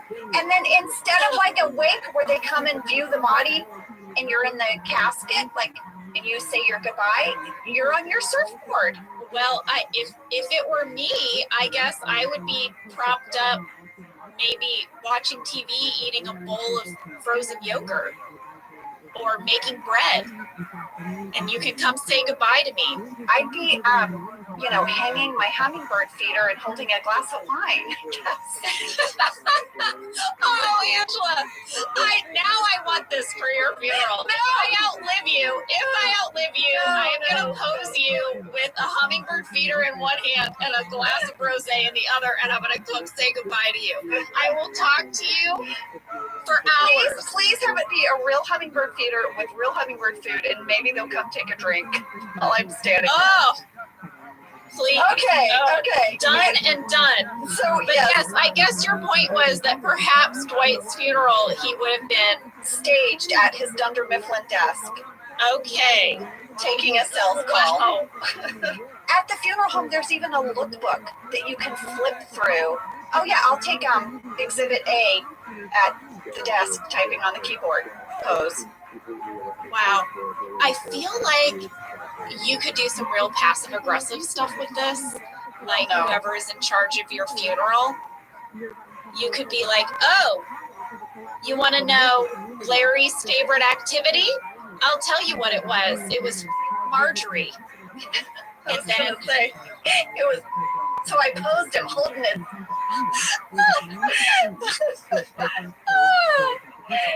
Oh, God, why is that cracking me up so much?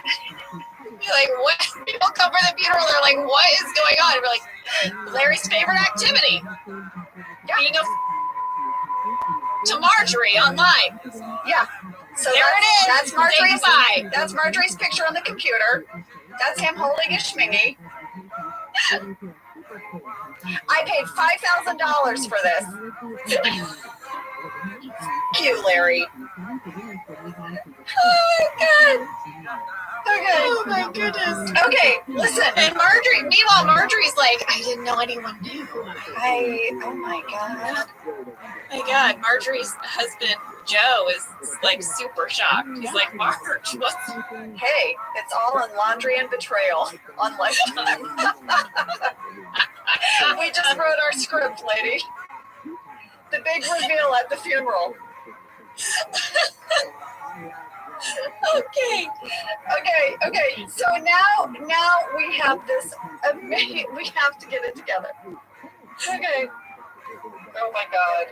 Okay. Now we have this amazing Andy talking head. It's a Willy Wonka callback. It's awesome. It goes a little something like Oompa Loompa Dippity Dossum. Dwight is now gone, which is totally awesome. Yeah. I was like, who wrote this talking head? Who wrote this? It's so good. And in the DVD commentary, they said it was Mike Schur. Oh, there you go. Yeah, Ed said that Mike was in the room with him when he was doing his talking head, and they were riffing around, and they found this one, and it's so perfect.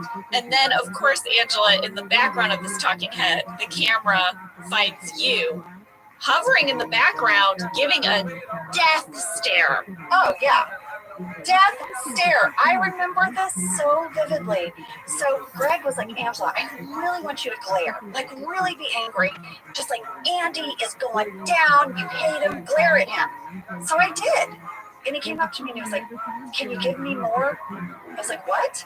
He was like, even harder. I want you to, I just need the death stare of all death stares. I did it again. He's like, Angela, even more. I wrote about it in my journal. I said, Greg kept saying, one more time, Angela, more mad, more. By the end, my eyeballs were shaking in my head. I wrote down, Angela, did you get a headache? Yes. I had the sci-fi bun. I was giving the super death stare. And truly, by the end, I think you can ever so slightly see me shaking. That's how, like, angry my stare is. But I'm like... I was curious if you, like, popped a blood vessel in your eyeball or something. It is so intense. I was about to. I'm not kidding. It is a great way to end the episode. I do have a fan question, Angela. Okay. And I don't mean to unravel the entire plot of this show. What? But it's a good question. Okay. It comes from Grace D. And she says, why couldn't Angela just bring her own tax forms to corporate? She has too many cats, Grace. Well, and also we know from the deleted scenes, one of her cats just had a litter of kittens that she's dealing with. That was my first thought too, Angela. I was kind of stumped by that at first, and I was like, yeah, why couldn't Angela just go to New York herself? But then I was like, no, she probably gets up very early and has like a 90-minute cat routine she has to do every morning. Yes. Putting ointment on eyes and medicines and grooming, right? Yes, and getting the litter boxes ready for the day and setting out food for all of them. I think she has a full morning before she gets to work, and especially if she had a litter of kittens. And I think she was probably stressing out and going through this whole list with Dwight, and he just said, I'll take them. Don't worry, I'll do it. Yes, that's right. The choices for Dwight were take the forms to New York or do the cat care list. And he was like, I choose forms to New York. Yeah. But good question, Grace. I thought valid question. Valid question. Well, lady, that is Traveling Salesman. Next week we head into the return. Yes, and the return is the return for several people, and it's such a fun episode. So we will see you next week. All right, bye guys. Bye. Thank you for listening to Office Ladies. Office Ladies is produced by Earwolf, Jenna Fisher, and Angela Kinsey. Our producer is Cody Fisher, our sound engineer is Sam Kiefer, and our associate producer is Ainsley Bubico. Our theme song is Rubber Tree by Creed Bratton. For ad-free versions of Office Ladies, go to StitcherPremium.com. For a free 1-month trial of Stitcher Premium, use code OFFICE.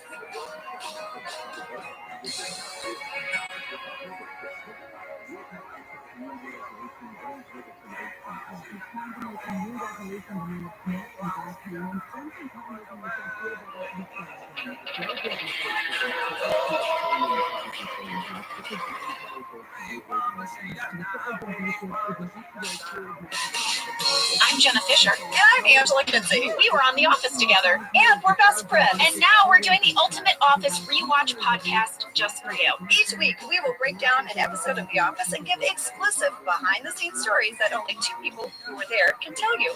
We're the Office ladies. Welcome. Welcome back to The Return. We're returning with the return. You see what we did there? See that? I like that. We're geniuses. No one can top us. Guys, this is season 3, episode 13. This was written by Gene Stupnitsky, Lee Eisenberg, and Michael Schur, and directed by Greg Daniels. Jenna, let's have a summary. All right, here we go. Oscar returns to work. He's returning from his vacation to an elaborate Mexican theme party that he didn't ask for and doesn't really want. That sounds about right. With Dwight gone, Andy fights hard to win Michael's favor but crosses the line. Jim and Pam team up to prank Andy and ultimately bait him into an angry meltdown. When Michael learns from Angela that Dwight's supposed disloyalty was actually just a misunderstanding, he goes to Staples to win Dwight back. And Dwight returns. It's a double return. And there it is. It's a double return. Jenna, I feel like if we were to title this episode from Angela Martin's point of view, I would like to title it Snow and Sadness. There are so many snowflakes and tears falling in this episode. There's some serious moping and snow. Yeah, it's so true. Well, Angela, that leads me very well to fast fact number 1, which I call It's Snowing in Scranton. It was such a fun backdrop to the whole episode. I know! We also got a lot of fan questions about it. Elisa Schroeder, Mariana Gonzalez, Holly Gannett, and Paige Carter all said, in this episode, it is constantly snowing. How did you do it? Was there a video there? Did they use a green screen? Well, I mean, I think we all know who I asked about this. Please tell me you hit up Kentipedia. Oh, lady, you know I did. And you know he delivered because he's amazing. Kent Zabornak, thank you so much for always being there for us. So first of all, on one of the first pages in the script, there is this note, and it says, through the window we see that it is snowing. Michael doesn't notice. It should be snowing throughout the entire episode. So this was noted in the script. The writers came up with this idea. It's going to pay off when Michael's car fills with snow, but we also just used to like to represent the season that the show would be in when it aired. So even though we shot this in October, it was going to air in like January or February. It would be winter in Scranton. I love it. I love that throughout the episode, you see people like having talking heads, and it's just coming down. I just love that little detail. Well, here is what we did to make it snow in those talking heads, Angela. We used the same company that we used in the Christmas episode, the first Christmas episode. Remember them? Snow Business? And they use this very old-fashioned technique. He said they've been using it for decades and they still use it today. They take like a large roller and they put it behind the window. And it has like, what's that thing that you put your pasta in to drain it? Or like a sifter when you do powdered sugar? Yes, so it's a giant rolling sifter that they fill with snow and then they just crank it. There's like a dude back there cranking fake snow like through a giant sifter. Yeah, there can be a dude or a lady, or it can be on a little motor. It just spins endlessly and snow falls out of it until you fill it again. And he even sent me a picture of it, so I will put it up on our Office Ladies Pod Instagram. Oh, I want to see that picture. Yeah. And then this same company, Snow Business, would come and put all the snow and ice on the ground. And they had this big blower machine where they would like blow it all over the bushes. I remember the blower machine, but I don't think I ever went back behind where the windows were where we did Talking Heads, and I never got to see the sifter. Well, there's a little gap, you know, there's like the wall, and then there's a gap, and then there's that Scranton backdrop that we would also change seasonally. So we had a snowy backdrop, and then we had a little sifter fella. Our sifter person. Yeah, exactly. Well, I love that fast fact. Well, fast fact number 2, Angela, remember last week we talked about how this episode and Traveling Salesman were shot as one big episode. And our director of this episode and our showrunner, Greg Daniels, sent in a bunch of audio clips where he mentioned some of the inspiration for these 2 episodes. Well, he did it again, and he sent in an audio clip about some of the things that they were juggling for this portion of the storyline. So, Sam, will you play that clip? These were like extremely complex storylines. There was a lot of good stuff between Pam and Angela, between Dwight and Angela, between Michael and Dwight, and these stories brought in lots of cards that we had on the boards. One of the things that we would do in pre-production is we would generate all these funny ideas for different storylines or fragments or B stories, and they would become note cards that would be push pinned into the boards. So there's a lot of cards. I recognize cards in the stories that had been on the boards. Like I think the Mexican themed party, for instance, was a card for Oscar. And certainly the Pam and Angela relationship, or Andy being more sinister and Michael having to rise up and realize who his most loyal servant was. These are all, fragmentary ideas that we combined into a great episode. A lot of moving parts. Yeah, I love picturing the writer's room and these cards and then coming back around. And Greg, I love when you send in audio clips. Thank you. I agree. Fast fact number 3. Rid-a-dip-to-do. Ed Helms. You heard her, everybody. We talked to Ed Helms about this episode. This is such a big episode for Andy. He is driving most of the storyline. He is the instigator. We absolutely had to talk to Ed, so we did, and it was great. It was so fun. Sam, play the interview.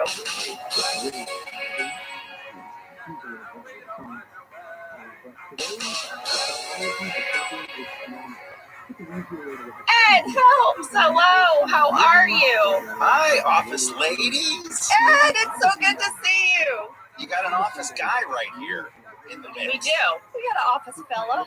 We got one of the best office fellas.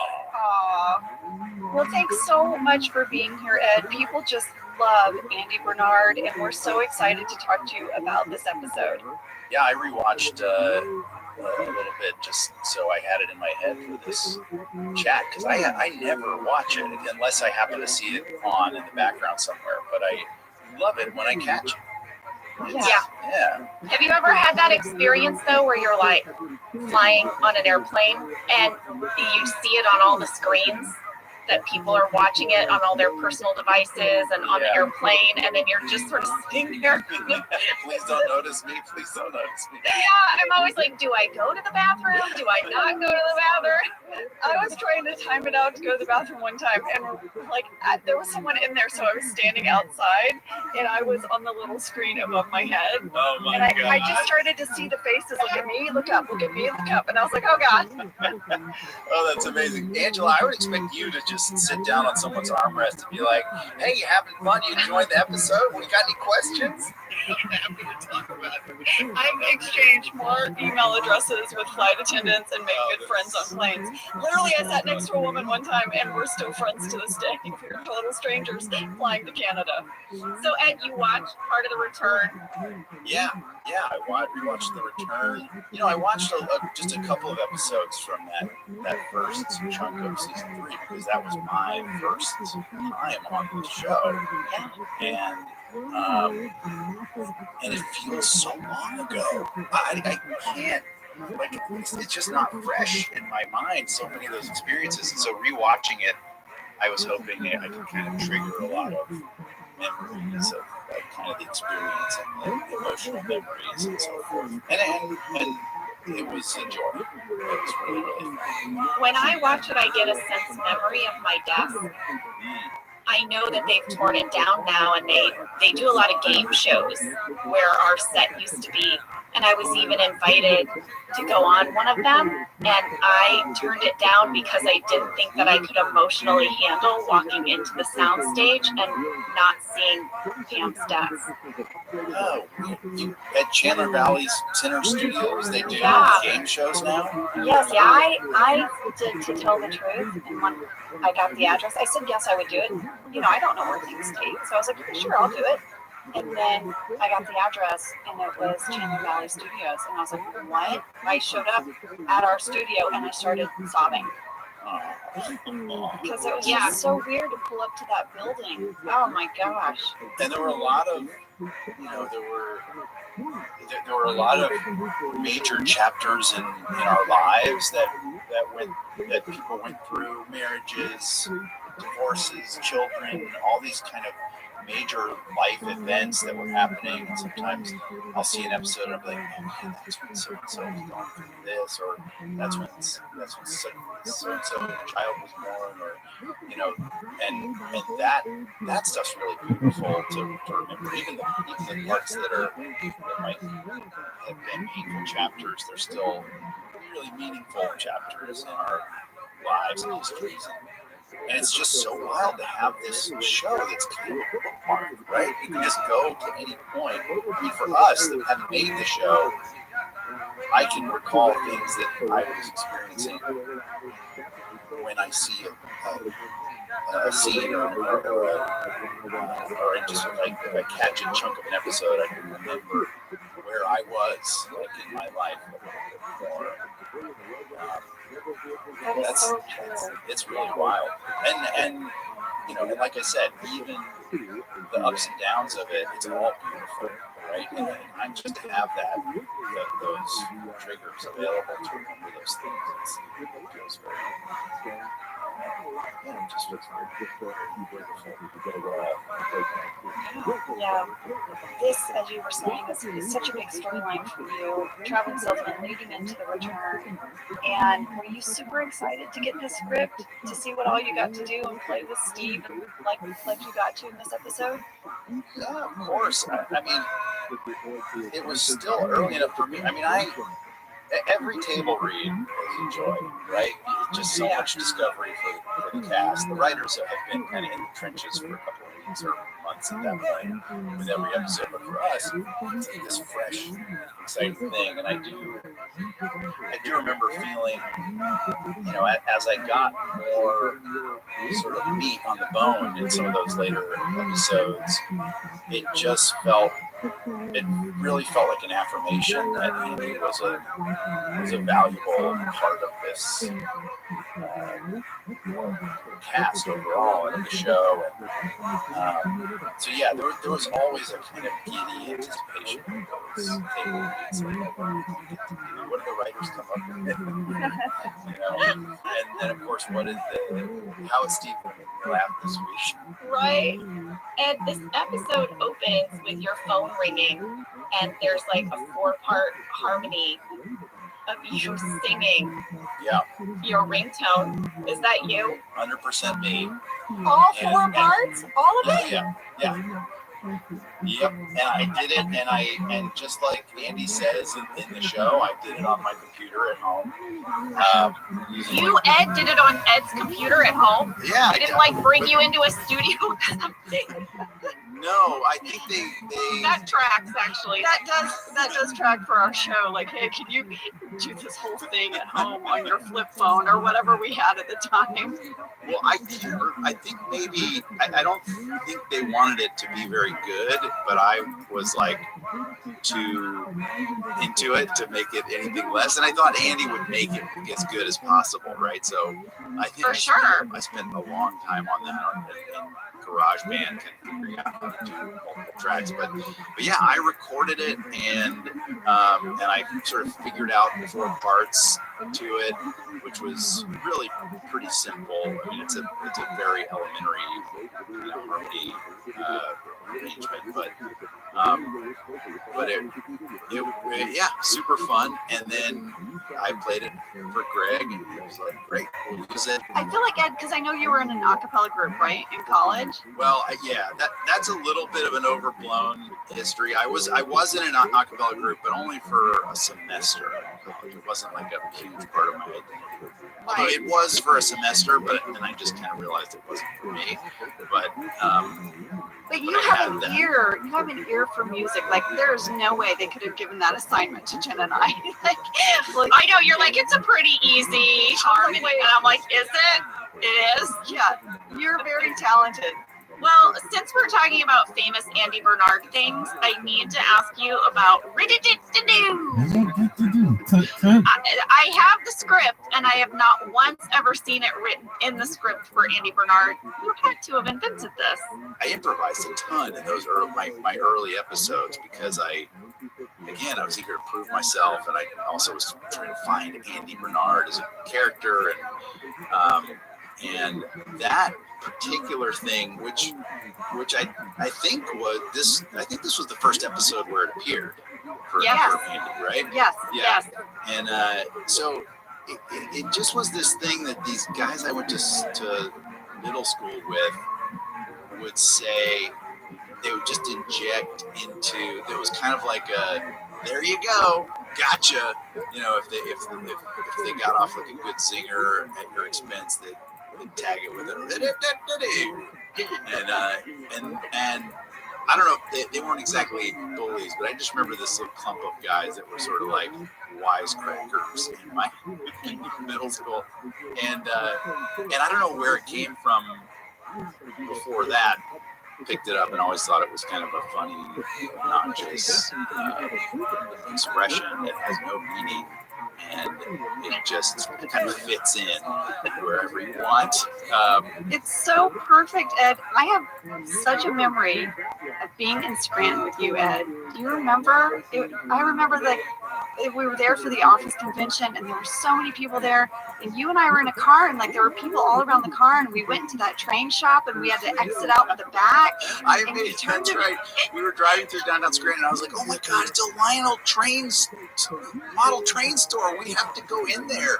And I made the car stop, and you got out with me, and we went in. People started to press up against the glass, surrounded, and it was like we were oh like my Michael gosh, Jackson. you guys! It was You said to me, they pulled the car around the back. We had to like exit out the back, and the man that owned the model train store, he was like an elderly gentleman. He had no idea who we were or what was happening. He was like, I guess you can use the back door, whatever. And then we got in the car, and you're like, Ange, this is the closest we'll ever be to being a Beatle. Like this is our moment. But why I bring it up is that to a crowd of people, Ed just turned to them and said, "Rid-it-do-do-do," and they lost their minds. Oh my gosh, that's still like if someone is kind of trailing me in an airport, like, "Hey, help! Andy, what's up?" I'll just toss a rid-it-do-do, and then they're like, they'll leave me alone. And then they faint. Well, Ed, I wanted to ask you about the scene where you punch the wall, because I rewatched this with my kids. My kids are older now, Ed, and they love The Office and they love Andy. And we curled up in bed and we watched this episode. They were giggling so hard, and they wanted to know anything about it. Like, do you have any story about punching the wall? Did you really do it? What was it like? I know Jenna had a front row seat at reception. Yeah. Accounting watched it from afar. Well, it's funny because that was technically a stunt, right? In like from a production standpoint, that the sort of stunt effects people have to oversee something like that, and so. I remember it was my first time doing anything that qualified as a stunt. So like there was a whole little meeting about how they were gonna score the back of the sheetrock so that my hand went through easier, and then they were gonna they fixed a pad onto the inner wall so that when my hand went through, I wouldn't hit wood or aluminum or anything. And also, they had multiple planks that they could stick up just so we could do multiple takes. But it's still, I mean, you guys know, anytime you as a character are holding court for the whole bullpen, it's daunting, right? It's kind of something that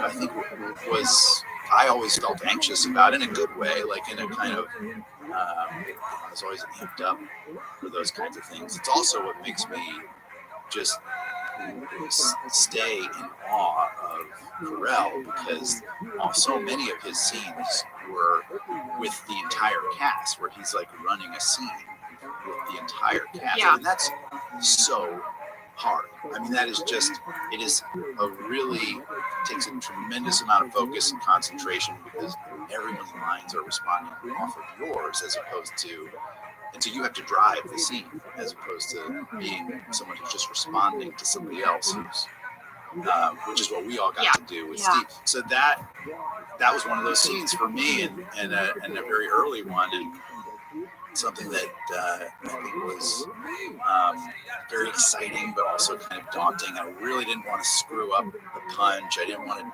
get it wrong, or there were a lot of kind of wind-ups to practice swings, if you will.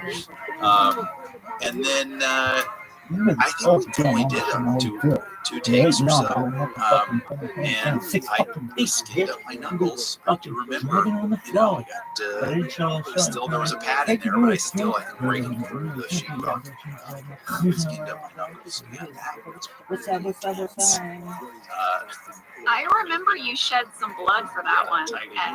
I remember that, but I also remember feeling, as a person who was in the bullpen watching, how I could not break, because I knew the pressure you were under, and I also knew we didn't have that many of the walls. They had extra, but it's not like they had 14, so we couldn't crack up when you punched the wall. We had to hold ourselves together. So I remember it being like, oh boy, all right, fight the inside of your lip, whatever you have to do not mess this up.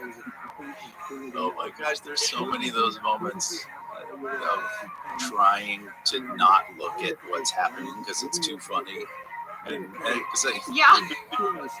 can just remember, like, I feel like that was most of our day. If I were in the bullpen for a scene like that and didn't want to laugh, I would just be looking at the wall 3 feet to the right, just because that was my trick. I always just looked somewhere else because everyone was just so damn funny. I used to look at Steve's neck.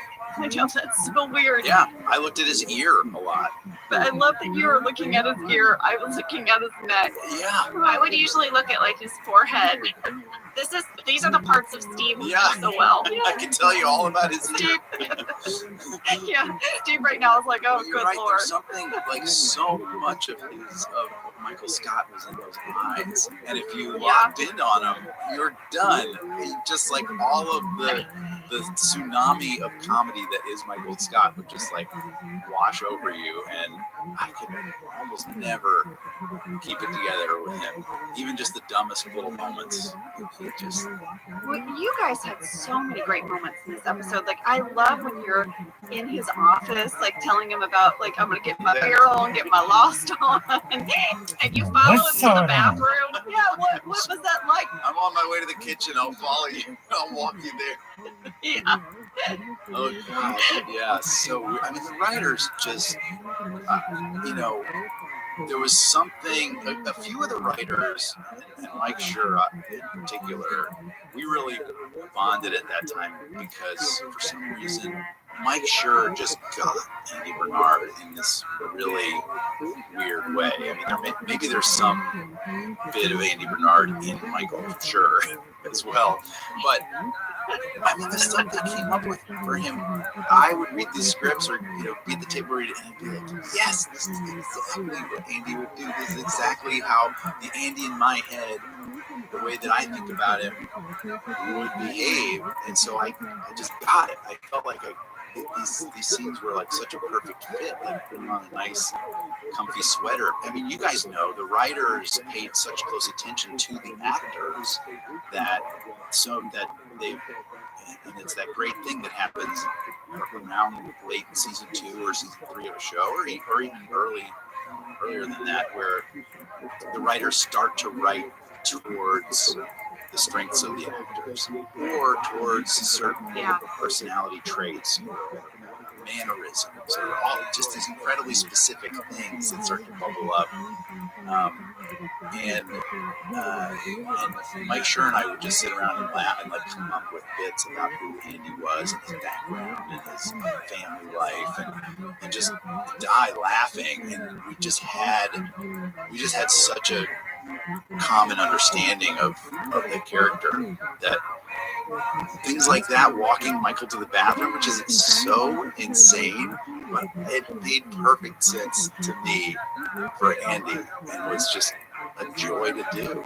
Well, I can tell you, Ed, that the cast, when we got to see you be in scenes, when you finally came, because we didn't see you guys. You guys were over at Stanford, and we didn't get to interact with you. And when we finally got to see you in scenes, you just crushed every scene you were in, and you were so funny. And I remember trying so hard not to laugh. It used to be my goal, don't laugh when Steve does something, don't laugh when Steve does something. And then all of a sudden I had to add this other layer of like, now don't laugh when Ed does something. Oh my gosh. Oh, that's so sweet. I remember laughing with you, Angela, so hard about the Michael's trying to play a jukebox, but he can't start the tune, so Andy starts doing the Night at the Roxbury song. Yes, is that in the merger? Yeah, I think so. I think. People. Yes. And you and I would just do that for hours and just crack each other up. Yeah. What is love? Our trailers were side by side, so you were the one, I just walked out my door and went around the corner, and there you were. And I know I have this memory of walking past your trailer, because you would have the door open, you'd be playing your banjo or something, and I would walk past your door and go, Oh my gosh. Well, I loved the addition of Andy because you were this great foil to Dwight. Like, Jim would always tease Dwight or prank Dwight. You had this, like, power struggle with Dwight that was so funny to me. And in rewatching it, I just love every time you and Rain would face off. And there must have been so much improv in that, because I feel like now having the scripts, when I go back and look, I can see now percentage-wise how much more of different people's improvs make it in the show. And I have to say that you and Rainn Wilson have the highest amount of improv that makes the cut. Wow. Yeah. That's cool. Well, until Zach Woods joins the cast. And then Zach Woods just demolished the improv. He is a genius. He is so smart. So smart and funny. Yeah. But yeah, Jenna, it's funny. You're right. I think the Jim Dwight dynamic was hilarious because Jim was a reasonable person and Dwight is a sort of whacked out, unreasonable person. And the seeing Jim always in a sort of superior role, just messing with Dwight, was fun and gratifying to see. Andy was also whacked out, and so he really was at Dwight's level, and that I think made their conflict super fun, and certainly super fun for Rain and me. I just so many hard laughs with that guy. And you guys would compete over the stupidest things. I mean, I know it's not in this episode, but there's a deleted scene where you two, like, are going head to head about who was the better baby. Like, you're in the kitchen and you're like, well, I was a beautiful baby. I was a model. So I was a model baby. I modeled. And then he's like, well, I was so big, my mom couldn't walk. And you're like, gross. But it's like this crazy competition over the stupidest thing. Yeah, but you're competing over who was the better baby, but your standards for what better baby means aren't even the same. Like, you're not arguing over who was most beautiful or who was largest. It's like this complicated one-upmanship, and I love it. Such flawed characters. Deliciously flawed. And I think, the pettiness of Andy was a bit cathartic for me because, you know, it was a way, because we all have petty reactions and impulses and thoughts about going through life. But in Andy, I was able to just fully act out all of them. Lean into Like whatever petty impulses or instincts bubbled up. I was able to kind of funnel through Andy. I love that, Ed, because I have to say, when I think of you, I would consider you one of the least petty people. I mean, I don't even have a memory of you griping. I always found you to be such a role model in that way too, because that's fun. You got to let it all hang out with Andy then. Well, yeah, maybe I would have been a much more unstable person if I didn't get to play Andy, if I didn't have that release valve. He balanced you out. Yeah, but I really can't overstate, just my gratitude to all of you guys for when we started in Stanford, just that feeling of welcome, and it was you guys, but also all the writers, and then when we arrived at Scranton, it was very scary and daunting, but we never felt like there was any threat. We never felt like there was anything personal we had to overcome to prove ourselves to you guys. It just felt like you guys were happy to have us, and that's the most incredible environment to be created. We really, Ed, someday want you and Creed to just play the banjo and mandolin like you did on set. I don't know where this fits in an Office Ladies podcast, but someday we want you here and to hear that. Anytime. Yay! Anytime. This has been so fun, and yeah, it's just really fun to get into this headspace with you guys, so thanks for that. Well, before we go, I want to hear a little bit about the new show that you're doing with Mike Schur. Oh, yeah. Peacock, called Rutherford Falls. Yeah. Ever since The Office, obviously Mike has gone on to do these just incredible shows, but we've stayed close friends, and so we just came up with this character, Nathan Rutherford, who lives in the small town of Rutherford Falls in upstate New York, and he is the curator of the local museum about Rutherford Falls, and he's a descendant of the town founder, Lawrence Rutherford. So he's incredibly enthusiastic about Rutherford Falls and all of its history. And he also has his best friend, Regan, who is Native American and grew up on the reservation next to the town in upstate New York.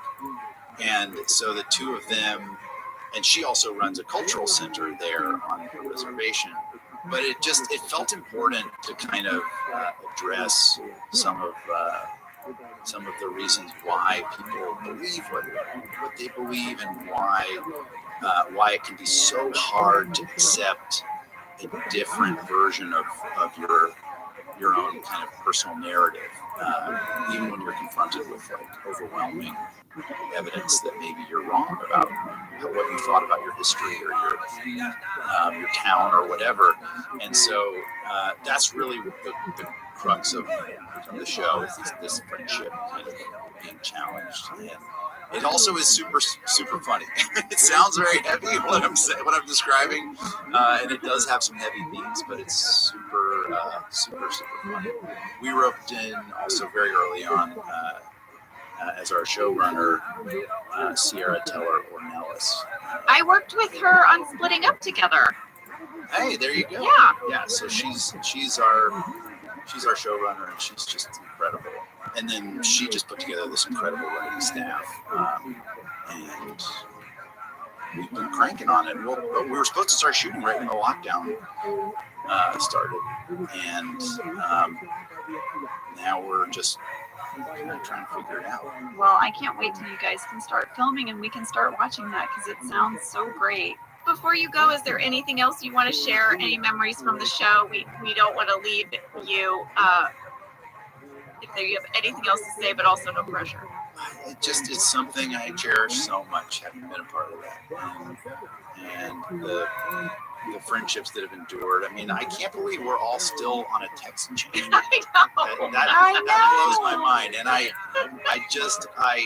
love that so much, and I love just a little blurb from Oscar, and then Creed will chime in, and everybody just, and sometimes they're funny, and sometimes they're just like information or news or whatever. But it's just, I don't know. It speaks to. I think that is what that's why the show has endured the way it has, is because the camaraderie was real. Yeah. You know, the friendships and the kind of mutual love and support and respect was real on that set. And even though the characters were in like ridiculous conflict all the time, there was always, I think people could pick up on an underlying sense that Dunder Mifflin kind of had a foundation of love. Yeah. Does that make sense? Yes. Yeah. I love that. Well, Ed, thank you so very much for coming on and talking to us and sharing your stories. It's just been wonderful. And we'll bug you down the line because I have a good dinner party story with you. Oh my God. You can't tell that story.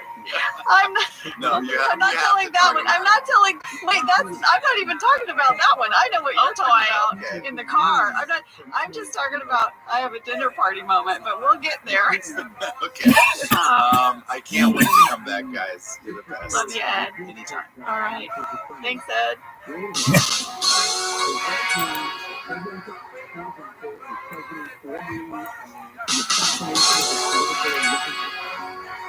All right, well, we are back. Jenna, let's get into this episode. Yeah, so guys, Dwight has left Dunder Mifflin, and he's on the job market. So this episode opens with Dwight going on some job interviews. We see him interviewed by two different people, a man and a woman. And our fun cameo catch tidbit is that the man who interviews Dwight at the beginning of this episode is Kevin Riley. Kevin Riley, who was the president of NBC, you guys have heard us talk about him. He is the reason The Office stayed on the air. He fought so hard for us. So this was really fun and special to have him sort of pop in and make it into an episode. Yeah, I asked Greg about this, and he said he got the idea because Greg's father had worked as a radio executive, and he was really funny and smart like Kevin, he said. And when he left ABC, they gave him a present that he could appear as a magician in one of their soap operas. Oh my God. So he thought this would be a really fun way, especially with The Office being documentary style, to cast a real person, a real executive instead of an actor. And also, this would kind of commemorate Kevin Riley's contribution to our show staying on the air. Oh, well then Dwight goes on to his second interview, and it's a woman, right? And yes. Clearly, we're picking up in the middle of the interview. She must have said to him to describe himself with 3 words. Dwight says he's hardworking, alpha male, jackhammer, merciless, insatiable. And as he's saying this, if you look around the office, it is the most feminine, pink office you will ever see. Everything in it is pink. Every container on her desk, the paint on the wall is pink. The flower behind her is a whole bunch of pink flowers. And Dwight is throwing out alpha male and it's like merciless. And you can just sort of see her being like, Well, it's very interesting because I noted this as well. I noticed there's a fuzzy purple butterfly frame on the desk and like a tassel lamp that has fireflies on it. So I got a little curious about this. Like, what's the story behind this? Did a 12-year-old girl decorate this office? Well, I guess in the script, Mike Schur had named this character Gwendolyn Trundlebed. Oh, my Lord. This is bringing up some Clementine Paddleford memories for me, Angela. Yes. 100% Clementine Paddleford and Gwendolyn Trundlebed are friends in a Disney film. But this woman, we never call her by name. She was played by a background performer. She didn't have any lines. But I guess the set decorators they really took it to heart, and they were inspired by the name Gwendolyn Trundlebed, and that is why the office looks the way it does. Well, it works perfectly because Dwight, I feel like, is coming in there with all this sort of like macho energy, and he came into Gwendolyn Trundlebed's boudoir of pink. That's what it looks like. It's very boudoir looking. Eventually, we find out that Dwight lands at Staples. He says it's temporary while he continues his job search. Remember, Staples is Dunder Mifflin's big competitor. They're their big rival. I know. Yeah, but then back at the office, Andy has taken Dwight's seat across from Jim. Yeah.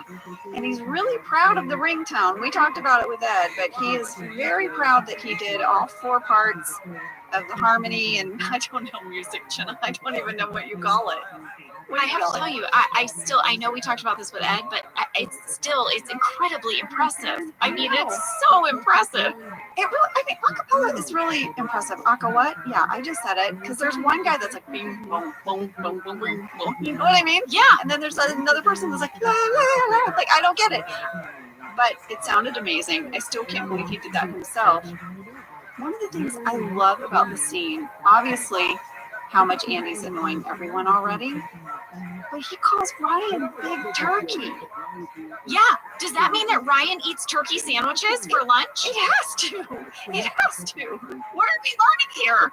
Well, clearly, I mean, Andy had a friend called Broccoli Rob. Do you know what I mean? Yes. All of the nicknames are just what you eat. Yeah, I'm Yogurt Pam. I'd be Donut Kinsey. Well, in real life. Oh, in real life, yes. I guess I'd be Eggs and Strawberries Fisher. That's catchy. Jenna, I feel like there's a very classic Jim Pam shot that we have to talk about. What is it? It's at 1 minute 58 seconds.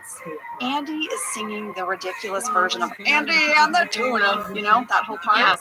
Yes. And the camera focuses on Jim's reaction and then pushes past Jim, and Jim goes out of focus and it lands on Pam. And they both have similar expressions of like, oh my God, this guy.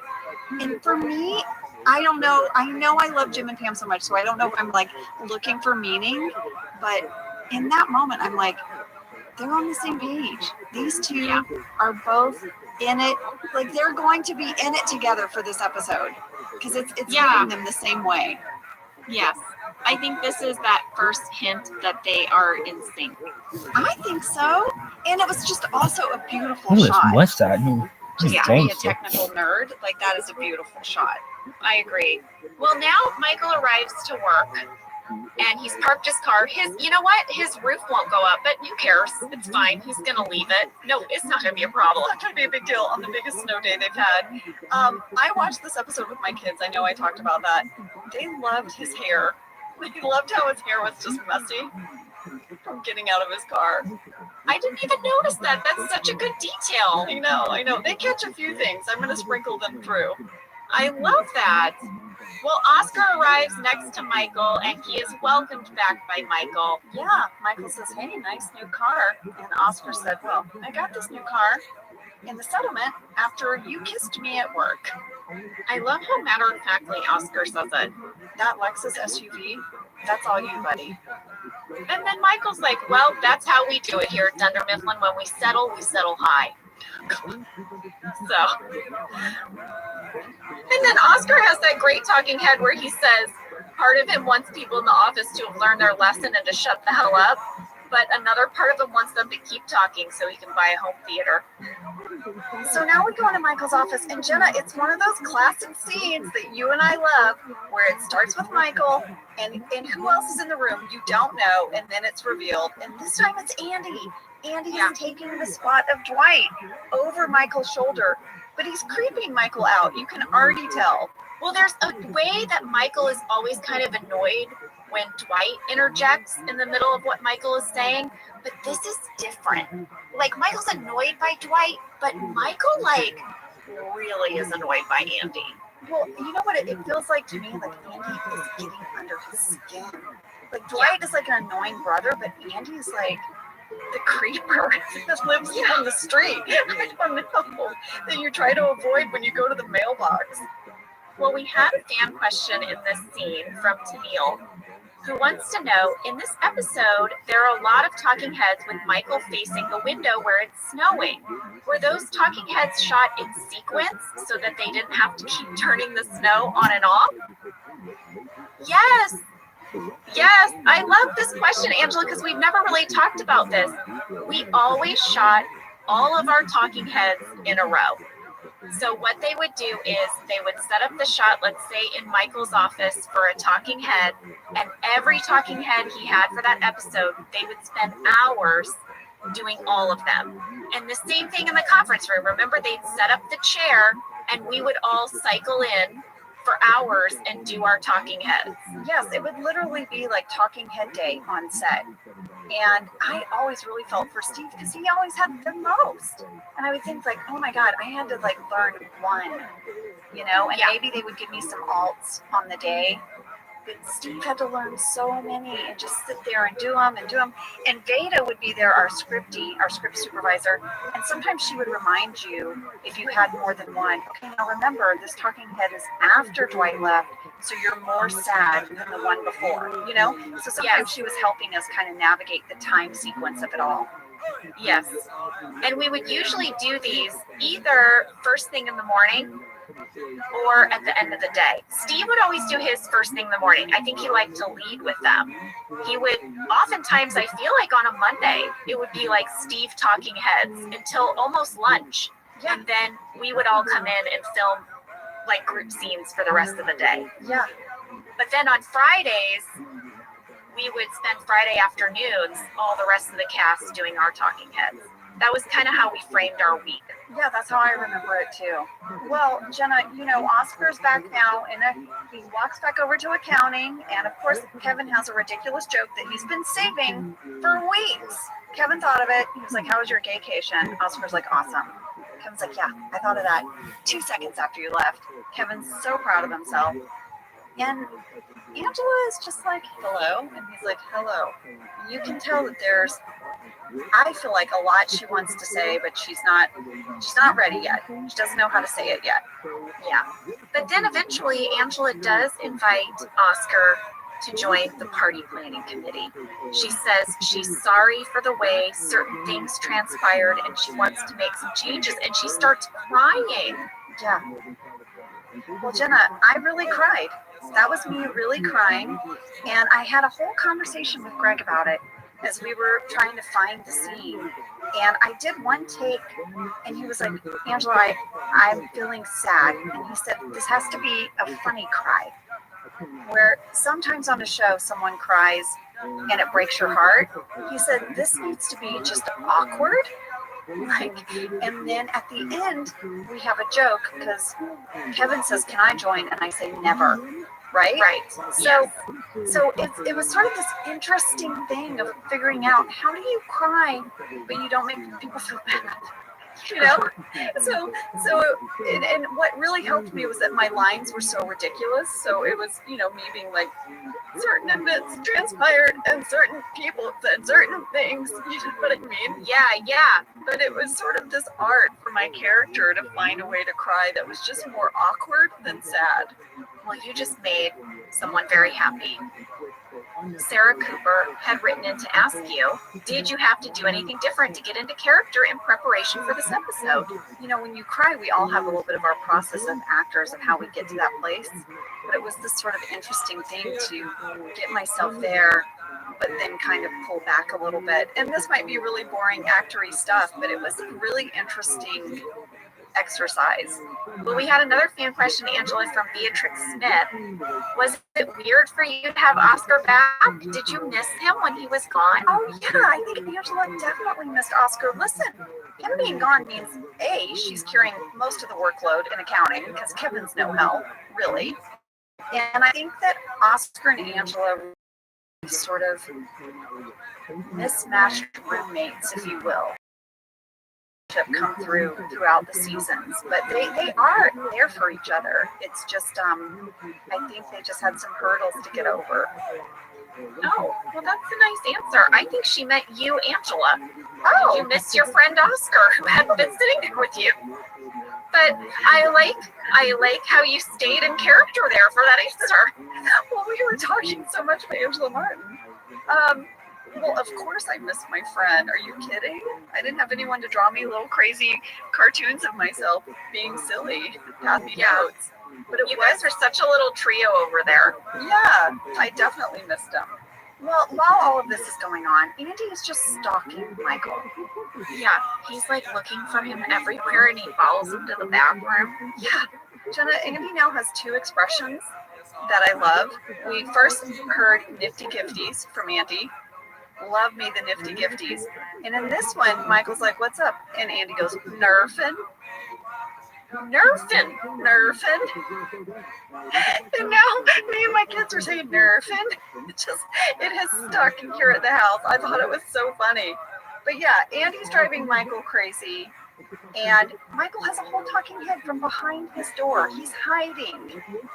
It made me laugh out loud because I didn't know where he was during this because Andy's looking for him and he's just nowhere. He's nowhere.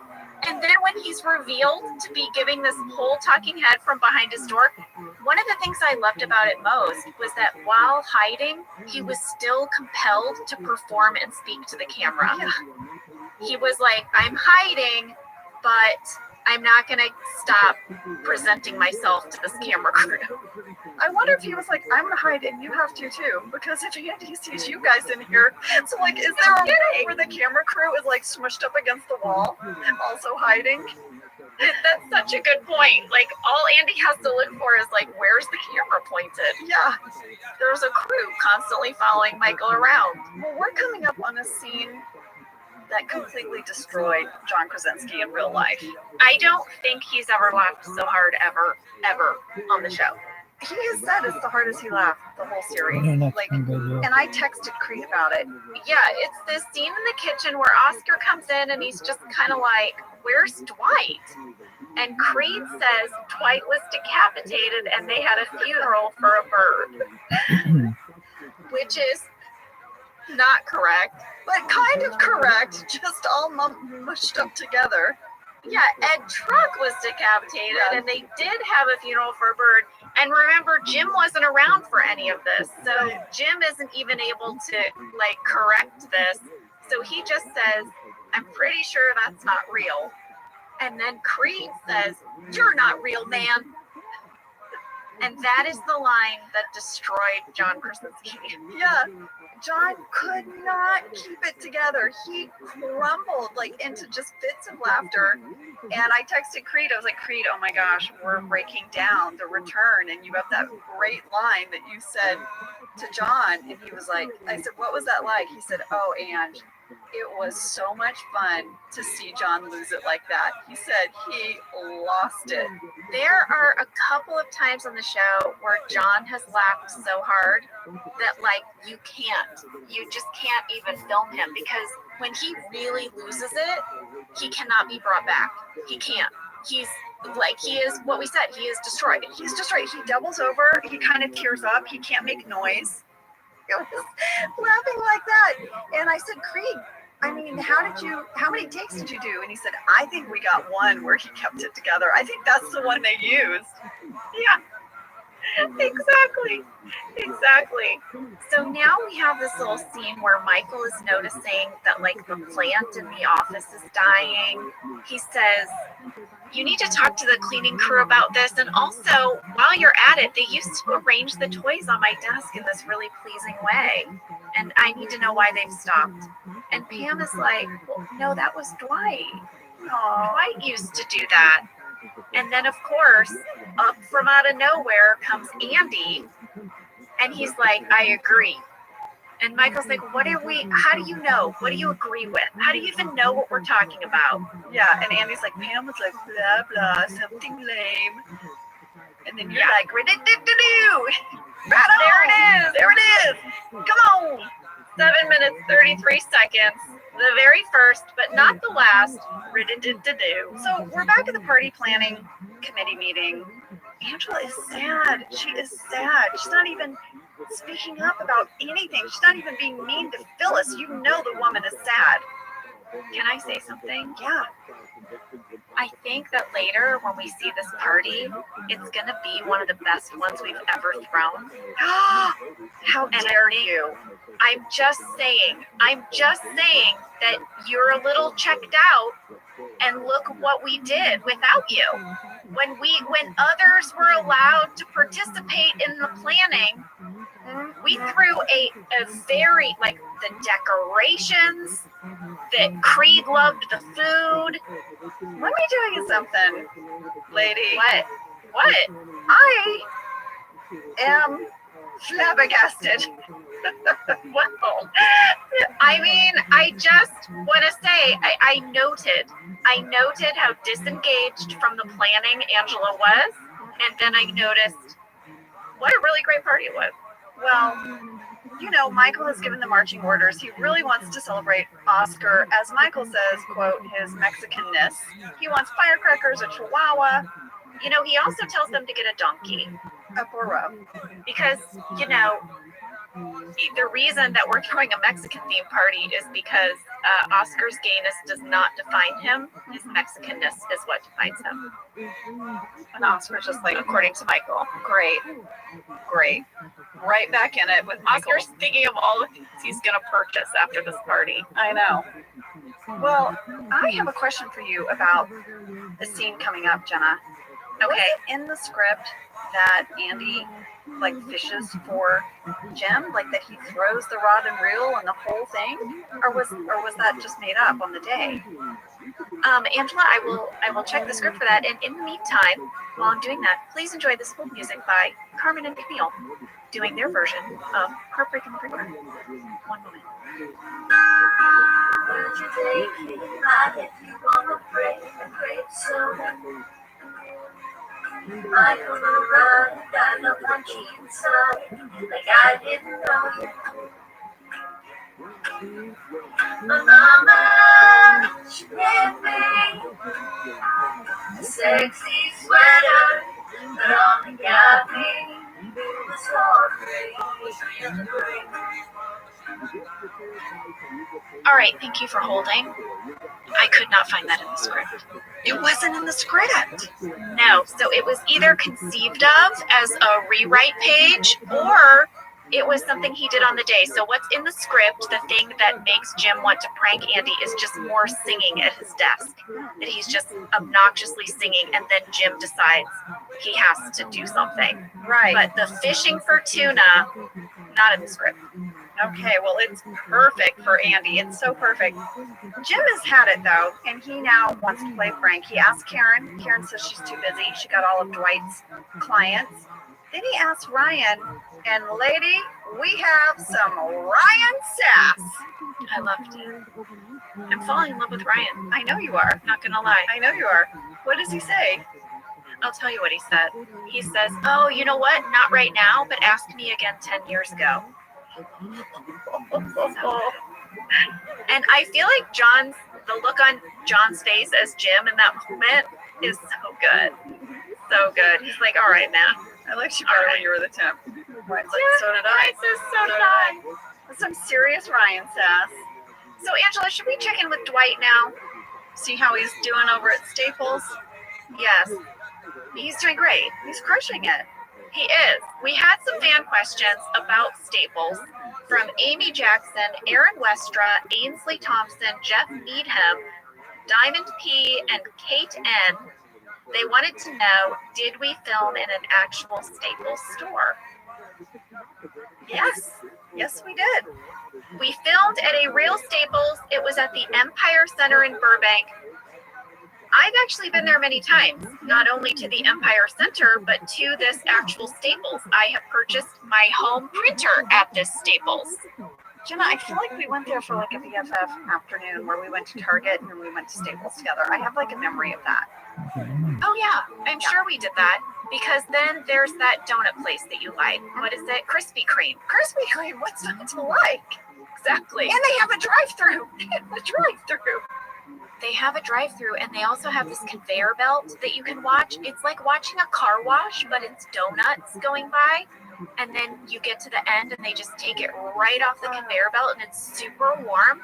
and they hand it to you, and kids love it. It's like a mini love it. donut factory.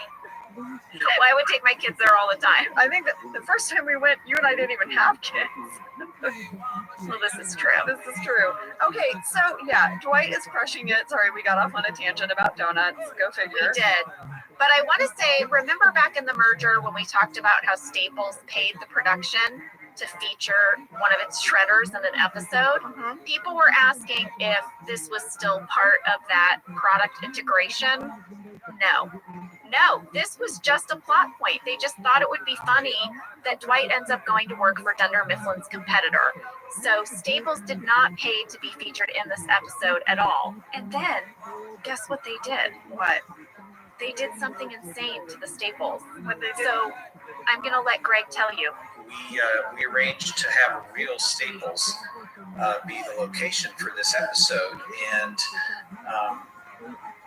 I had scouted it, and then between the time that I scouted it and the time that we showed up to shoot, they had replaced all the Staples signage with very unrealistic looking Staples signs that were 3 times bigger than what we had seen, because they wanted more of an advertising pop in the background of our show in the morning of the day we were supposed to shoot there.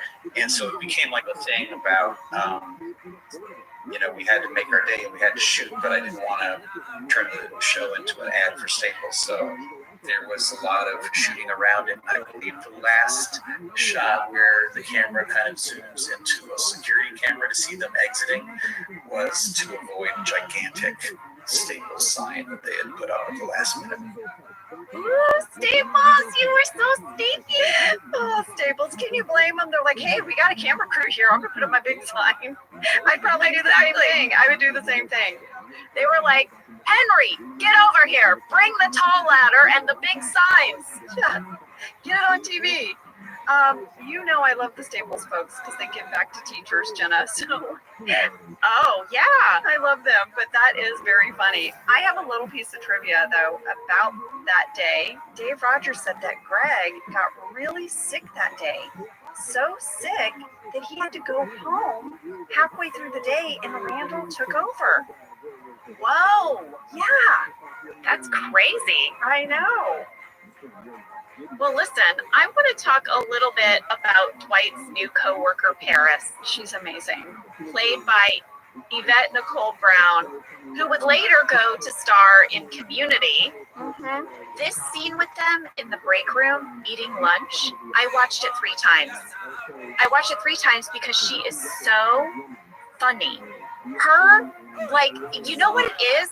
I feel like we're getting this opportunity to have someone outside of the Dunder Mifflin family react to Dwight Schrute.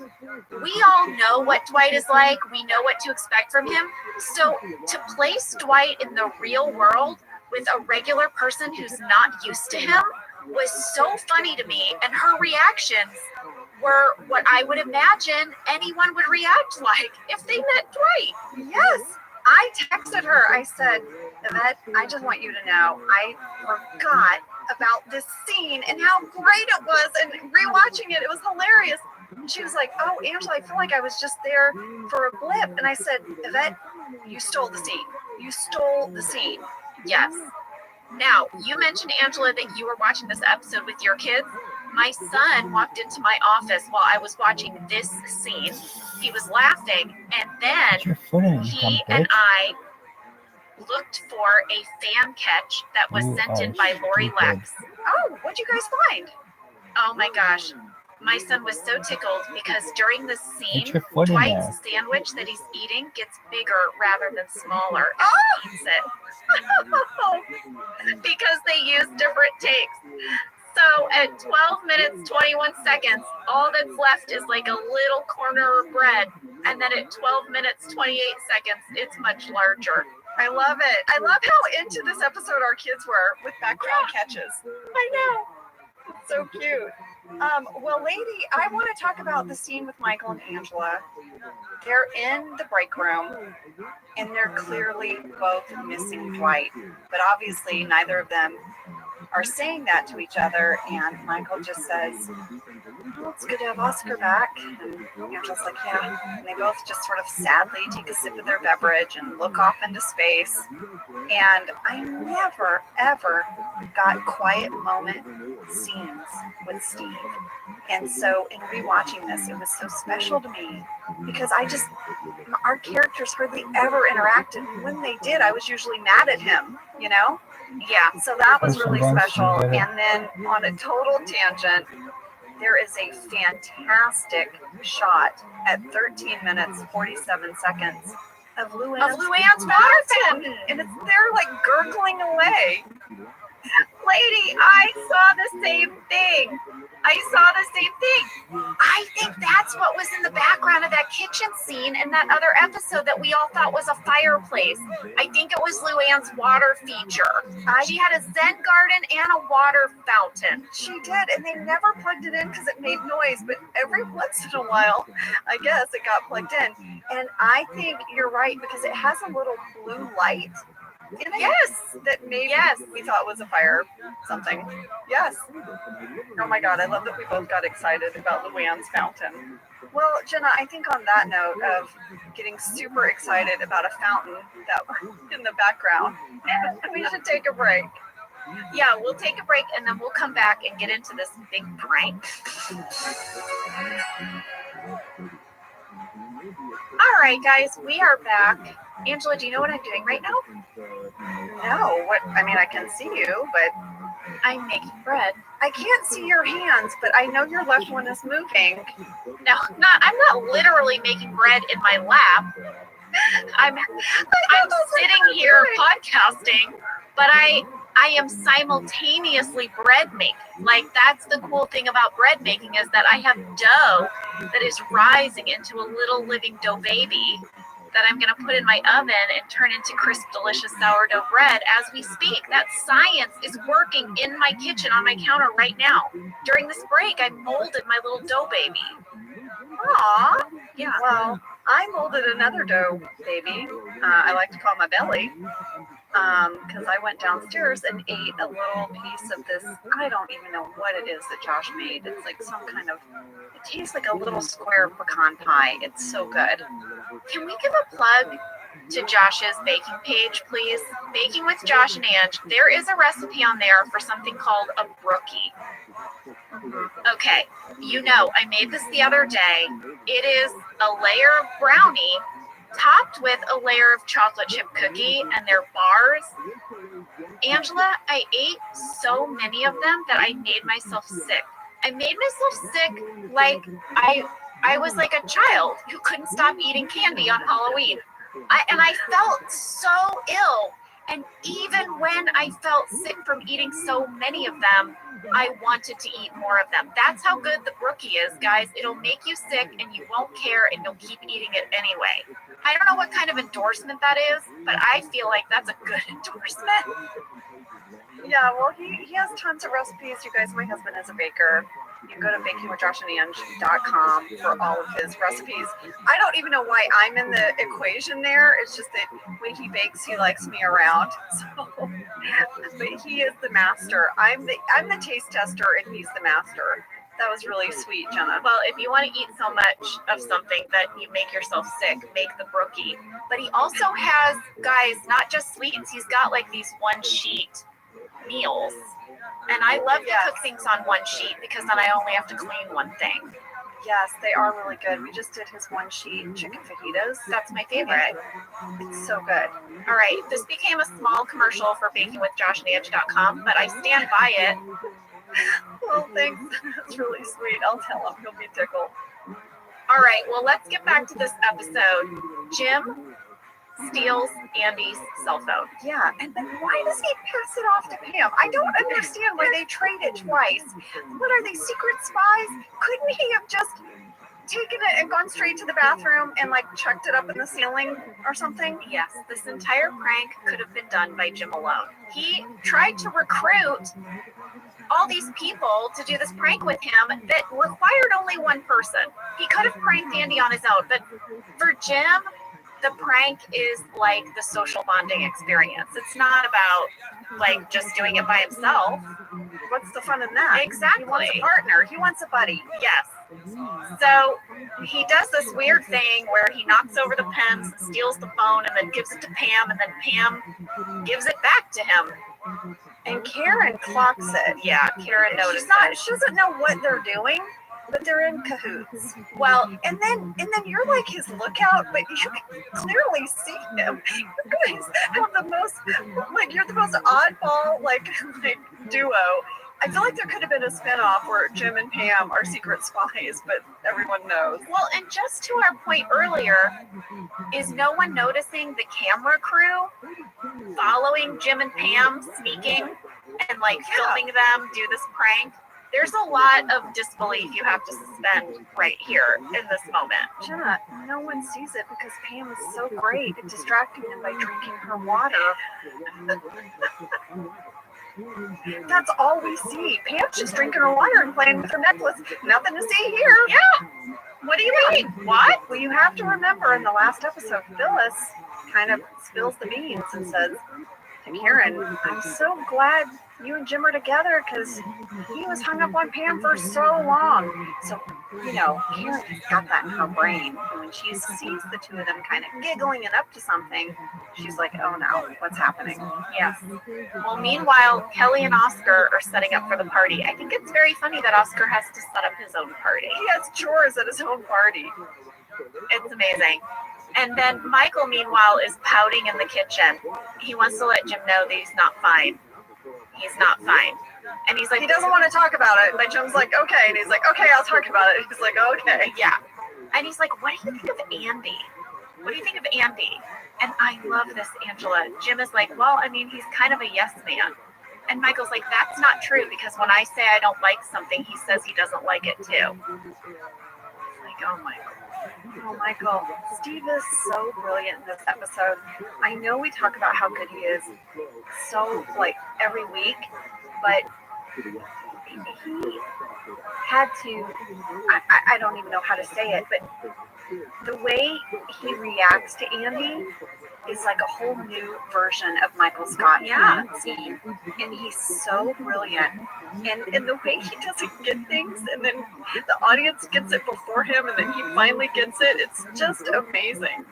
Well, Angela, he has this talking head that I can't even barely watch because... Is it about the raspberry? Yeah. The sherbet thing? It's about the way Steve delivers it is so masterful, but the whole thing just makes me so uncomfortable. Whenever Michael talks about his childhood, I get scared. I just feel like I don't want more details about his loneliness and his like need for attention and his all of it. Awkward interactions with his mom and stepdad Jeff. I mean, yeah. I know. I know this is totally off topic, but I was impressed that Jim's choice of snack was raw carrots. Yes, Angela, we had a fan point this out about the carrots. Brianna Kernan wrote in to say, does John really like to snack on carrots? Because he can be seen in multiple episodes snacking on carrots at various times. I did a lot of scenes with John, and so I can tell you that he eats carrots. If given the choice for what he gets to eat in a scene, he will pick something healthy. He will pick carrots a lot. He would pick carrots to the point that they finally had to say, John, you can't with the carrots. It's like really bad for sound. So then he started eating grapes. So you'll see him eat some grapes, but occasionally it would be scripted that we're eating chips. And he would eat the chips, but he preferred a healthy snack, guys. He just did. I am very impressed, John. I'm very impressed. I mean, I usually would ask for potato chips. Yeah. Well, BJ Novak and I used to say that if it's a prop, it doesn't have any calories, so you can eat as much of it as you want. Oh, interesting theory. Yeah, it's not real food. You're pretending. It's pretend food. Pretend no food. calories. So you can pretend calories. You can, you know what I would pick now is a brookie. I'd be like, can I snack on a brookie, please? Well, the party setup is underway. But Angela and Pam have a little conversation out by the elevators. And I loved it so much that when Pam's like, is it about Dwight? And Angela's like, no, John Denver. And you're like, okay, that's how it's going to be. I'm out. Yeah. Like, no. But is John Denver like one of her favorite singers? Like, where did John Denver come from? It's just such a funny sort of little bit of detail to me about Angela Martin. Well, Angela tells Pam that she's really missing Dwight. She feels bad. Yeah. And Pam says, I think you should talk to Michael. And Angela's like, Pam, I'm not like you walking around in your provocative outfits, saying whatever thought pops in your head. Yeah. As she's wearing a sweater over a button down. Like, what are these outfits, Angela? What are you even talking about? Yes, but anyway, Angela appreciates Pam, talking with her and gives her such a weird hug. It's like she hugs her, and then when she realizes she's hugging you, she shoves you away.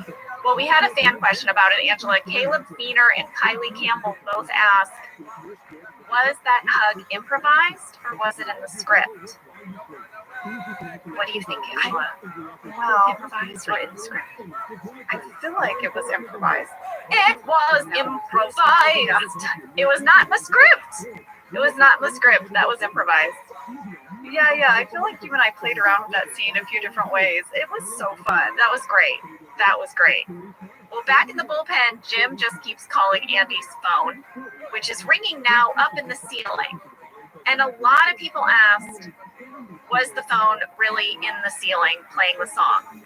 Now, normally, I feel like the answer would be no, because it would ruin your ability to edit the scene. But Angela, I remember that phone playing up in the ceiling. Am I going crazy? No, I feel like I remember it too. I feel like they put a speaker up in the ceiling and they had someone play that song for us to react to. I have like such a strong memory of hearing it all day long. Like over our heads. Yes. Yeah. So guys, no one can remember. I reached out to a bunch of people about this. What's the deal?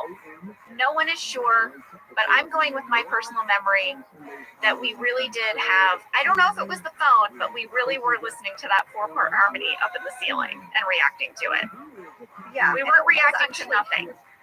It was actually getting really annoying. I do remember that. I was like so sick of that song. That's what, like, oh my God. Angela, when we were rewatching this episode and it played for the first time, I kind of I recoiled a little bit. Like the cells in my body were like, oh no, not again. Not again. Since memory. Yes, because I remember shooting this episode and singing it, and then when I went to bed the night I rewatched it, I was like, up in the treetops all the day long, rocking independent, singing your song. I couldn't. I was like, don't do this to me again. We cannot skip past what I like to call nimble Phyllis. Yeah. She's so nimble. She's agile. She's quick. I mean, Andy tries to open her drawer. Phyllis does the no-look slam. Yeah. Push back. Yeah. I mean, that's some quick reflexes, Phyllis. Yeah. Because Andy is looking for it everywhere. He cannot find it anywhere. Well, while Andy's looking for his phone, Angela goes into Michael's office, like Pam suggested, and she says, listen, the reason Dwight was late that morning was because he was dropping off the quarterly tax forms that she forgot to send. And to be fair, Kevin never reminded her. She just wants Michael to know that if Kevin had done his job, she could have done her job better. But that Dwight was saving the day. He wasn't going for some weird corporate power grab. He was doing this favor for her. Yes. I remember in this scene, Greg gave me the note to, I'm coming in there. I'm very nervous because I really don't want people in the office to know my business. I don't want them to know who I'm dating, even though I really care for Dwight. I just hate the idea of being office gossip, Yeah. So I'm going in there, and he said, Angela, just deliver those lines like at the top, like you're just quickly spilling it all out, you know? Yeah. So that's why I went in with that energy of just like if she didn't say it right away, she was going to lose her nerve. So I was like, I went to New York, you dropped off the text first, like, you know, just kind of like throw it out. Yes. And then, thank God, Michael is such an idiot. He doesn't connect the dots. He's like, oh my God, Dwight, if he would do that for anyone in this office, who else is like that, you know? Yes. And I'm like, no one. And Angela's so happy. She's so happy she was able to sort of set the record straight without revealing their relationship. Yes. Michael just takes this as a sign of Dwight's undying loyalty to the company. Yeah. So he's like, I have to go get him back. I have to go get him back. Yeah. But as he's on his way out the door, Andy like jumps in front of him and pitches him like this weekend date that they're going to go on. He's like, blurts out a gazillion things, and Michael is like, just stop, you're driving me crazy. And Andy's like, oh, I'm sorry if my friendship is annoying you. Sorry, I annoyed you with my friendship. Oh, that's what it is.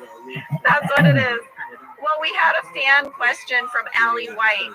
She wanted to know if that list of activities was scripted or improvised by Ed Helms. Guys, it was all scripted. Ed memorized that. That was not an improvisation.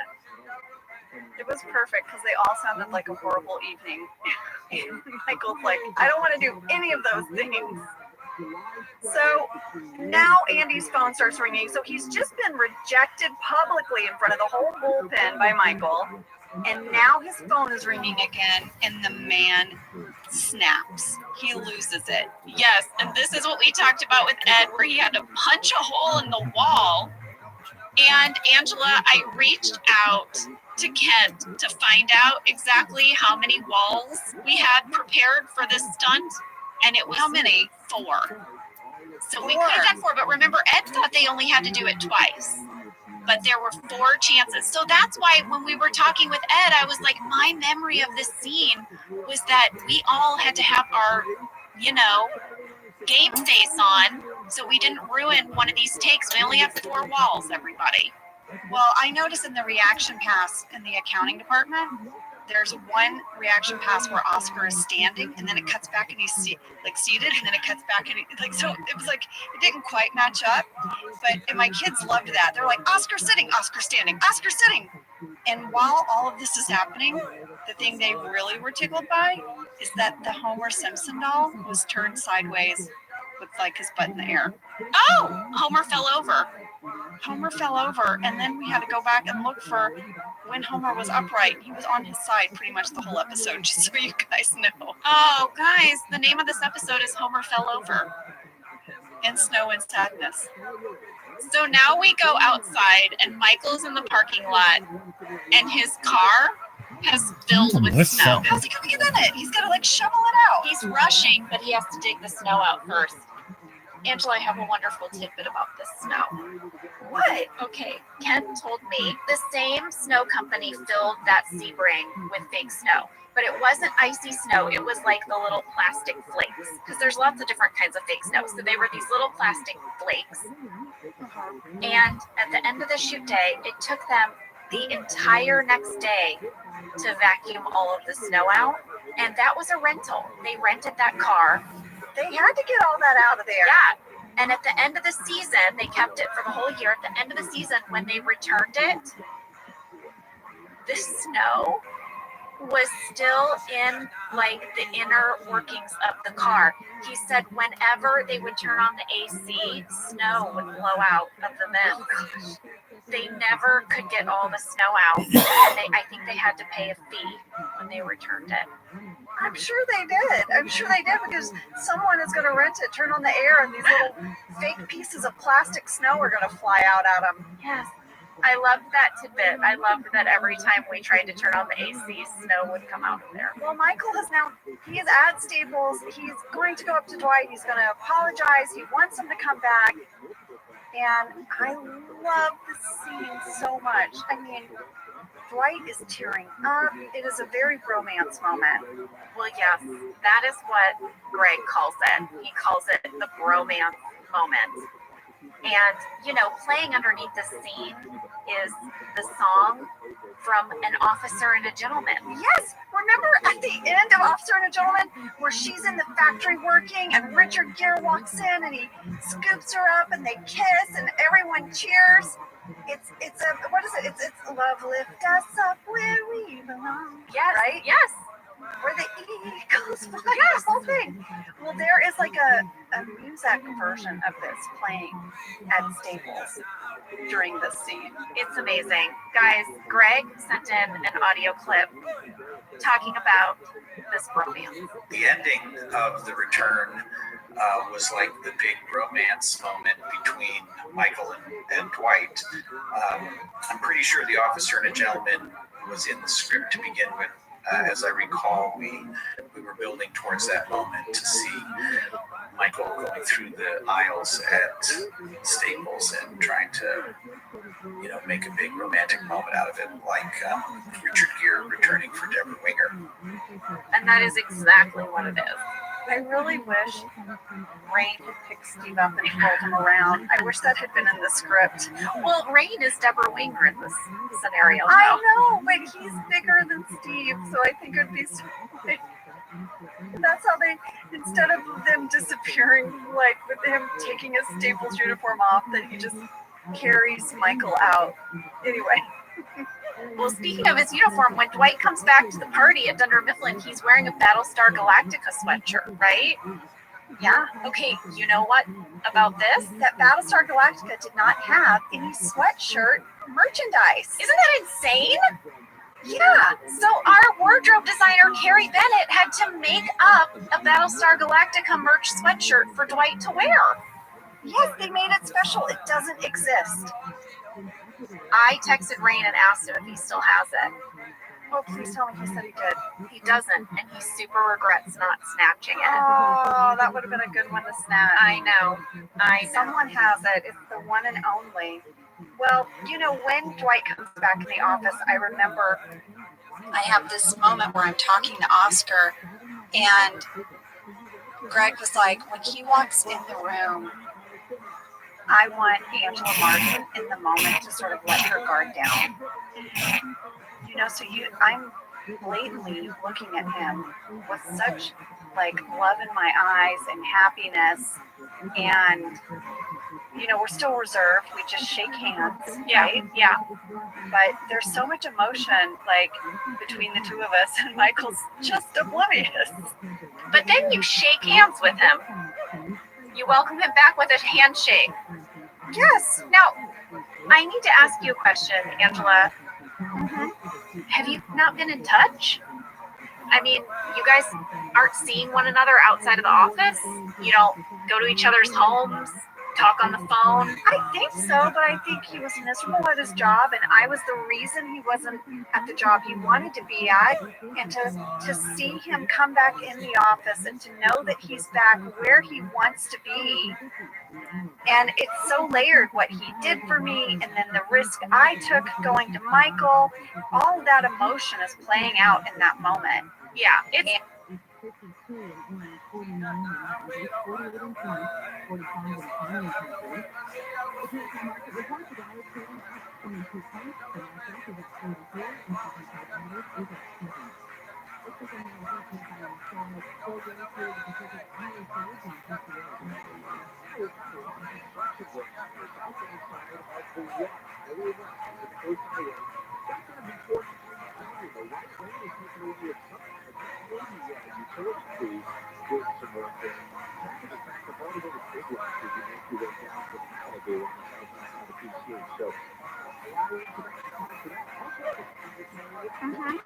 Have you not been in touch? I mean, you guys aren't seeing one another outside of the office? You don't go to each other's homes, talk on the phone? I think so, but I think he was miserable at his job, and I was the reason he wasn't at the job he wanted to be at.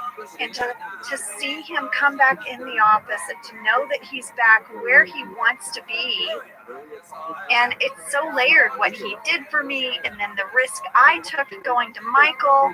All of that emotion is playing out in that moment. Yeah, it's not that it's the first time you guys have seen each other in a month. It's that he's back where he belongs. Yes, and we both made sacrifices for each other. Right. And so it sort of takes our relationship to this next place, I think, very subtly, of like, he did that for me, and I went out of my comfort zone and did this thing for him, and he knows it, and I know it. Right. So I think it's that. But of course, Michael's oblivious, and we look at each other with love in our eyes and shake hands, and then that's it. The party is well underway, though, lady. Yeah, while we're shaking hands and doing all this, everyone's having a good time. And Jenna, we have a fantastic Phyllis dance catch. Yes. Michael says to Pam, "Hey, Pam, shake yours and I'll shake." And she's like, "No." Yeah. I'm not going to do that. But guess who's so delighted? Phyllis at 25 minutes, 18 seconds. You guys know that Phyllis was a burlesque dancer, and you were seeing a straight up, real deal burlesque shimmy in the background by Phyllis. I'll tell you what, that shimmy was not in the script. Oh, of course not. So I don't know where we got that, but I think Phyllis. Phyllis just improvised that. Any chance to dance, Phyllis is in. Yeah, but also I just want to say, Angela, I want to point out this party's going great that Angela didn't plan. That's all. I'm sorry, she was there. She was just sort of zoned out, but she was part of the planning. I know, but it's just maybe we should take note of what a great party it is. Good. Well, I titled the next scene Oof. We have another oof. The scene is just called Oof. This was Heartbreak in the Break Room, was titled Oof. Well, this is Heartbreak in the conference room. Yeah, so here's what happens, you guys. Karen and Jim, they're sitting side by side in the conference room. They're not even talking or looking at each other. They're not even looking at each other. That's even the saddest, part is that when he says he's still in He won't even look her in the eye. Yeah. She just gets up and walks away. She's like, yeah, F this. Yeah, because she says, "Do you still have feelings for her?" And he says, "Yeah." And I just want to say, Jim, yes, wishy-washy Jim is gone. And we have real Jim back again. Jim is back, and he's owning his feelings. Yes, we're happy. So this episode ends with Dwight, who thinks the party is for him, by the way, even though the sign says "Welcome back, Oscar." There's 3 signs. There's 3 signs that say "Welcome back, Oscar." But somehow Dwight is like, this party's for me. He gets to hit the piñata, and he just destroys it. He destroys it. Then he goes through the office, just whacking all the piñatas that were decorative piñatas hanging through the bullpen. In the DVD commentary for this episode, they talk about the fact that as Rain started hitting piñatas, Phil Shea was like, "Hold up, wait. I have duplicates for this one, and this one. You cannot hit that one or that one." Oh my gosh. So when you see Rain kind of running through, he had a little roadmap of which piñata he could hit and he couldn't hit. So if you see him run right past a perfectly good piñata, it's because we didn't have a duplicate for it. So we had to run across to another one and whack it. These are the details people don't know that actors have in their brains when they're doing a scene. Yeah. We only have one more thing to talk about, Angela, which is Andy is going to anger management. And he's going to crush it. It's supposed to be 10 weeks. He's going to knock it out in 5. He has a whole plan. Through his usual name repetition, personality mirroring, and positive reinforcement through nods and smiles. He's gonna do this in 5 weeks. And in fact, he does do it in 5 weeks. Ed, that the character of Andy is gone for the next 5 episodes, and then he returns. And we had a lot of fan questions about this, Angela. Chelsea Lane, Aaron Westra, Amanda Jerson, Brianna Kernan, Kaylee Waiting all asked, did Ed Helms have to be written out because he had to film something else? No, we had asked Ed about this. So I don't know if you guys remember back in Gay Witch Hunt when I had talked to Ed about how he came to be on the show. Remember, he said he was originally only hired for a short period of time, and it wasn't until later that they decided to add him as a series regular. Well, I guess, Angela, how did he explain it? He said that by the time they decided to make him a series regular, they had actually written all of the episodes to finish out his initial little contract. Yeah. And this episode was supposed to end with Andy punching the wall and being fired and never coming back again. Yeah, in this episode, we basically lose Andy, and then we're soon going to lose Karen, right? And that would have wrapped up all of the Stanford extra character storylines. But everyone just fell in love with Ed, and just how Andy was the perfect foil for Dwight, and they wanted him back, and they had to sort of figure that out. How does that work? What does that contract look like? We already have these scripts without him. So they sorted it all out in 5 weeks, and Andy comes back. Yes, and it was so great. And in the meantime, I remember that they were wanting to also keep Rashida around a little bit longer, but she ends up getting a job on Parks and Rec. Yes. Yeah. Which stays sort of in the Office family, which is really fun.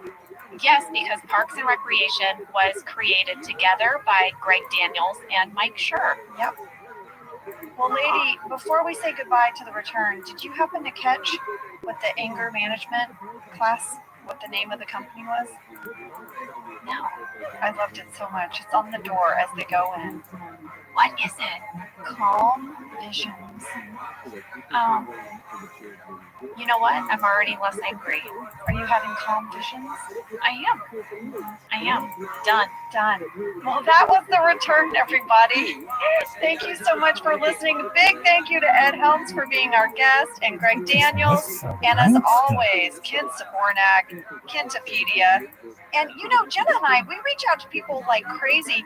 If it's as simple as like a text to Creed to jog his memory, or I DM'd Yvette, like, I'm just always so appreciative by how many people, Jenna, respond in a timely manner and get back to us and help us make these podcasts happen. Well, listen, guys, we will see you next week with one of my favorite episodes, Ben Franklin. We'll see you then. I love Ben Franklin so much. We'll talk about it next week. All right, bye, everyone. Have a good one. Bye. Thank you for listening to Office Ladies. Office Ladies is produced by Earwolf, Jenna Fisher, and Angela Kinsey. Our producer is Cody Fisher. Our sound engineer is Sam Kiefer, and our associate producer is Ainsley Bubico. Our theme song is Rubber Tree by Creed Rabbi. For ad-free versions of Office Ladies, go to StitcherPremium.com. For a free 1-month trial of Stitcher Premium, use code OFFICE.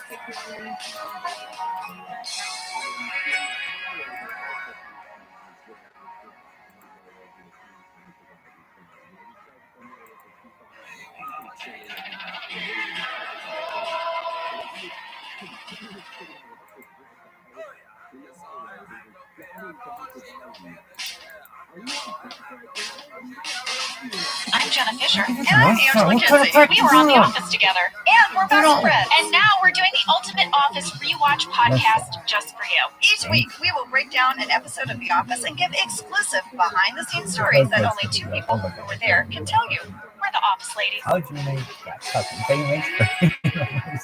Angela, I am so excited. I'm so excited. What the fuck is going on? This is one of my favorite episodes. I watched it again this morning. I know you did too. And just for joy. Just to start my day off with a laugh. I have been giddy. Guys, it is Season 3, Episode 14, Ben Franklin. Oh, it's so good. Just when I say it. It was written by Mindy Kaling and directed by Randall Einhorn. Here's a summary. Michael wants to celebrate Phyllis's upcoming wedding by organizing 2 parties, one for the ladies and one for the guys. He asks Jim to hire a stripper for the ladies, and Dwight is going to hire one for the guys. So Dwight hires Elizabeth, who is going to end up giving Michael advice on his love life. Jim hires historical speaker Ben Franklin. Also in this episode, Karen confronts Pam about her past with Jim. See what? If you want a few minutes of awkward in the kitchen. Is it Awkward in the kitchen. It's also Yeah. All right, guys. Fast fact number 1. Ben Franklin. You might know him as the guy on the $100 bill, or the inventor of the lightning rod or the bifocal lenses. Or maybe you know that he is the only founding father to sign all 4 documents credited with creating the United States of America. That includes the Declaration of Independence, the Treaty of Paris, and the Constitution. But here are some other interesting facts about Benjamin Franklin. He had 16 siblings. His poor mother. His mother was pregnant her whole life. Her whole life she was pregnant. My grandfather was one of 11. He was like the 3rd to last born, and his mom named him Lenny. And in my family, we've always been like, what did that mean? She was just like, I need a break. Hey, that's plenty. Take a pause. They could have named him Enough or Finished. Stay off me. Yeah, get away. Listen, my kid, get away. Well, Ben Franklin's father had 2 wives. Oh, good. He had 7 children with his first wife, and then he had 10 children with his second wife. Ben Franklin was the 15th child in that birth order. But still, that's a lot of snacks. Oh my God, that's a lot. You're making a lot of. Can I have some waters? Yeah. Ben Franklin only had 2 years of a formal education. He was a vegetarian. Oh, like your character of Angela Martin. This might explain why you were so taken with him in this episode. Oh, maybe. He started the first volunteer fire station in Philadelphia, and he invented an instrument called the glass harmonica. That's not real. It's real. It was used by both Mozart and Beethoven. Here's what it is. It is basically, it is a series of glass orbs, okay, that you play by spinning them and then getting your finger wet and putting your finger on the orb. Oh, we've seen this. This is like at talent shows. Like, yeah. Seriously, at junior high talent show, there's like someone that sets up a table of glasses and then it's like, yeah, Ben Franklin invented that.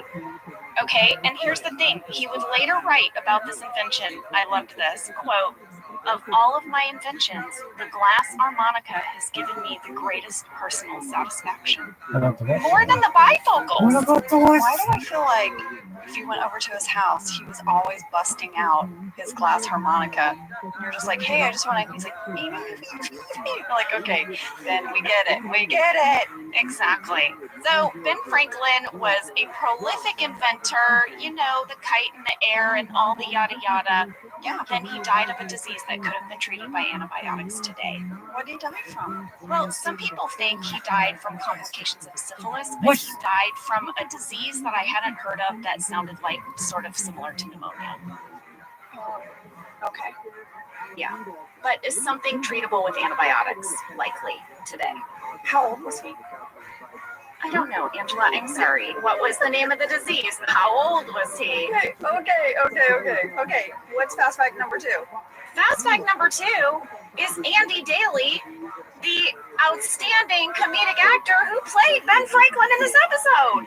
Yes! Are you going to tell him what we got? We got some audio clips, and they're so good. He is so funny. Jen and I love these, Andy. Thank you for sending them in. Here's the thing. You might know Andy Daly from Veep, Reno 911, Modern Family, Comedy Bang Bang, Eastbound and Down. He studied and performed improv with the Upright Citizens Brigade. We have a very interesting little thing in common, Andy and I. What? Both of our first television credits were for Spin City. Wait, is Spin City with Charlie Sheen? Well, I did the Charlie Sheen one, but he did the Michael J. Fox one. Oh, right, there were 2. Yeah. Well, guys, we asked Andy how he got his role in The Office, and he said he got it the old-fashioned way. He auditioned for Allison Jones, our casting director. But he had a funny story about his audition and first meeting Allison. Here's what he had to say. Hello, this is Andy Daly, A.ing your accused about Ben Franklin. Here's my funny story about Allison Jones. When the UCB Theater opened in Los Angeles, we were doing Ask Cat every Saturday and Sunday night. It's a fully improvised long-form improv show. And I was in it every Saturday and Sunday. And we acquired a super fan, this woman who who just seemed to be at almost every show. And we got to talking to her a little bit during the show, a little bit after the show, and she just seemed like such a sweet, nice lady who was just a real like improv super fan. And then I got an audition for this role of Benjamin Franklin in The Office, and I went to the audition, and the casting director was that lady. So I've always said that speaks so well of Allison Jones, that she is like somebody who goes out to shows and is a comedy fan, and that's why she is the greatest casting director probably in town for comedies. She casts all your favorite comedies, and that's why. Okay, but yes, I auditioned, and by the way, when I got that audition for Ben Franklin, I thought, well, I'm going to go because why not? I got nothing better to do, but they'll never hire me to play Ben Franklin because I was in my mid-30s and in the shape of my life. I mean, I'm like, I got a swimmer's body. No, but I figured they're going to hire somebody, some middle-aged, paunchy, bald dude, right? You think? But I was like, well, I'll go anyway, and I'll do my best. And so, and that has happened to me with so many of the roles that I've gotten. I have gone just for the hell of it, even thinking they'll never hire me for this. I'm all wrong for it. And I'm so glad that I was wrong. It was a fun audition, and I was surprised to get the part. Surprised, but delighted. There you go. I love that Allison Jones was just going to all of those shows. I just love it. I think she still does. And all of you aspiring actors out there, go to every audition. You don't know what they're looking for. Why not you? That's what I always say. Yeah, why not you?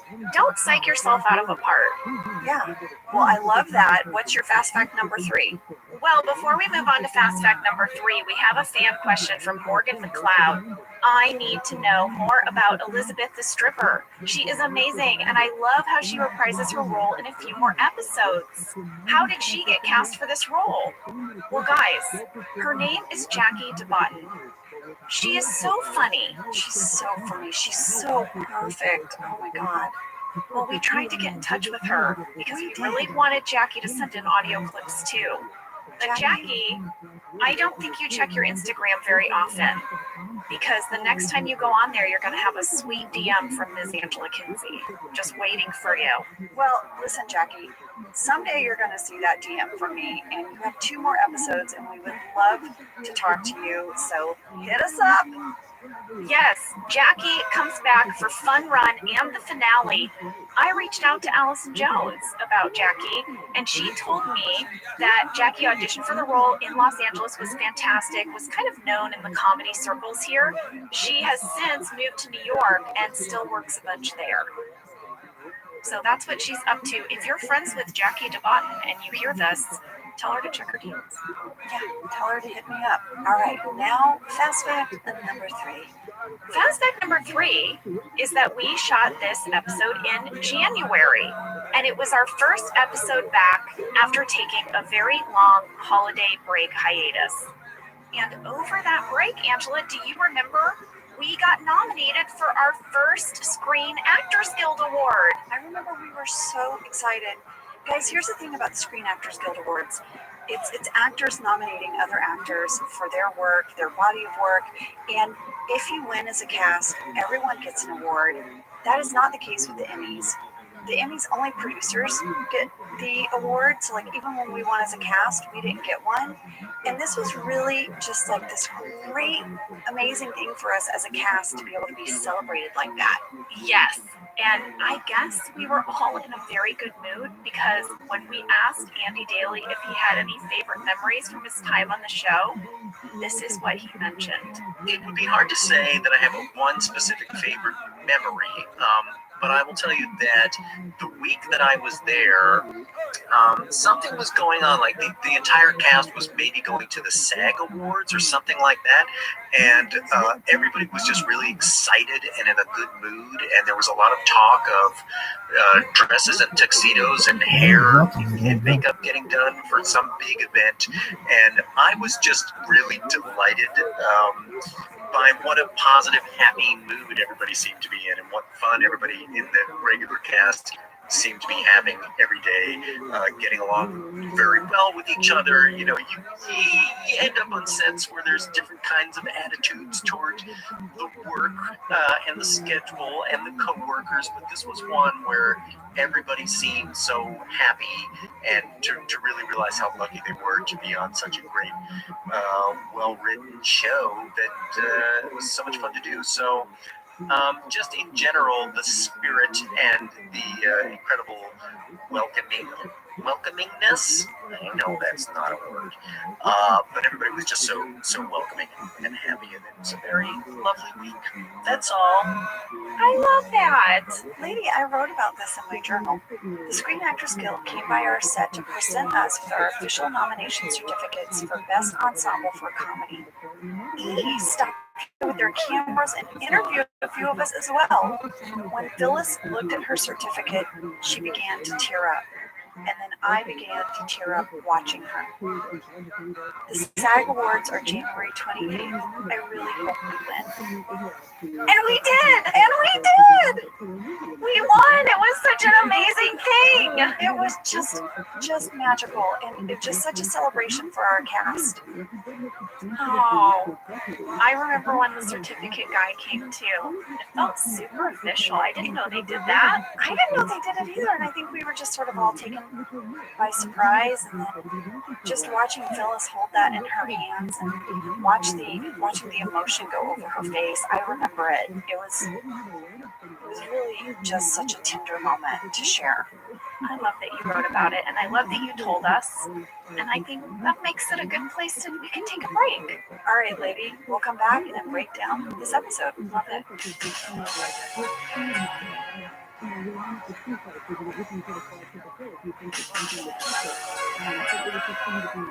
All right, so now we're in the episode. It's the cold open. Michael has decided he wants to make a video for his future son. Dwight is filming him. Here is what happened. Michael had a near-death experience. I guess he was cleaning some gunk off the wall sockets of his condo, but he was using a fork. Yeah, he's using a metal fork. Michael, anyway, this led him to have a epiphany. Life is short, people. Wait, we had a fan question from Keisha Heath who wants to know, was I had an epiphany in the script? Yes, it was. Steve's delivery is flawless. Brilliant. Yes. Well, Jenna, I wrote a few things, just overarching things about this whole episode. Here are 3 of them. Ready? All right. Jenna was sick this week. I was. You can totally hear it. Yeah, Jenna had a cold. Where's Oscar? Yes. And then number 3, the season I of the used to know Floofy about Blouse. Is this your 3rd floofy blouse? It's my 3rd floofy blouse. We'll get to it. I have a background catch we'll have to talk about. All right. So now we're in the episode. Yes, and Michael is addressing the group because it is 6 days before Phyllis's wedding to Bob Vance. He wants everyone to get their hair did. He tells Karen maybe she should consider investing in a dress or a skirt. Michael says, guys, this might be Phyllis's only wedding, and he wants to make sure everybody looks great. So he is instituting prima nocta, which Jim then explains in his talking head is something from the movie Braveheart, where the king is allowed to deflower every new bride on her wedding night. Hell yeah, motherfucker. So Jenna, here's the thing. Prima nocta was a myth. There's actually no historical evidence that this ever happened. According to the internet, this was just something that was literary. And I did a deep dive on Reddit, guys.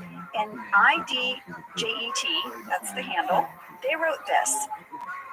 Prima noctas did not exist as any feudal right or custom. There are a handful of mentions of it in medieval sources, but they're all literary, not historical. It's a myth that developed after the Middle Ages.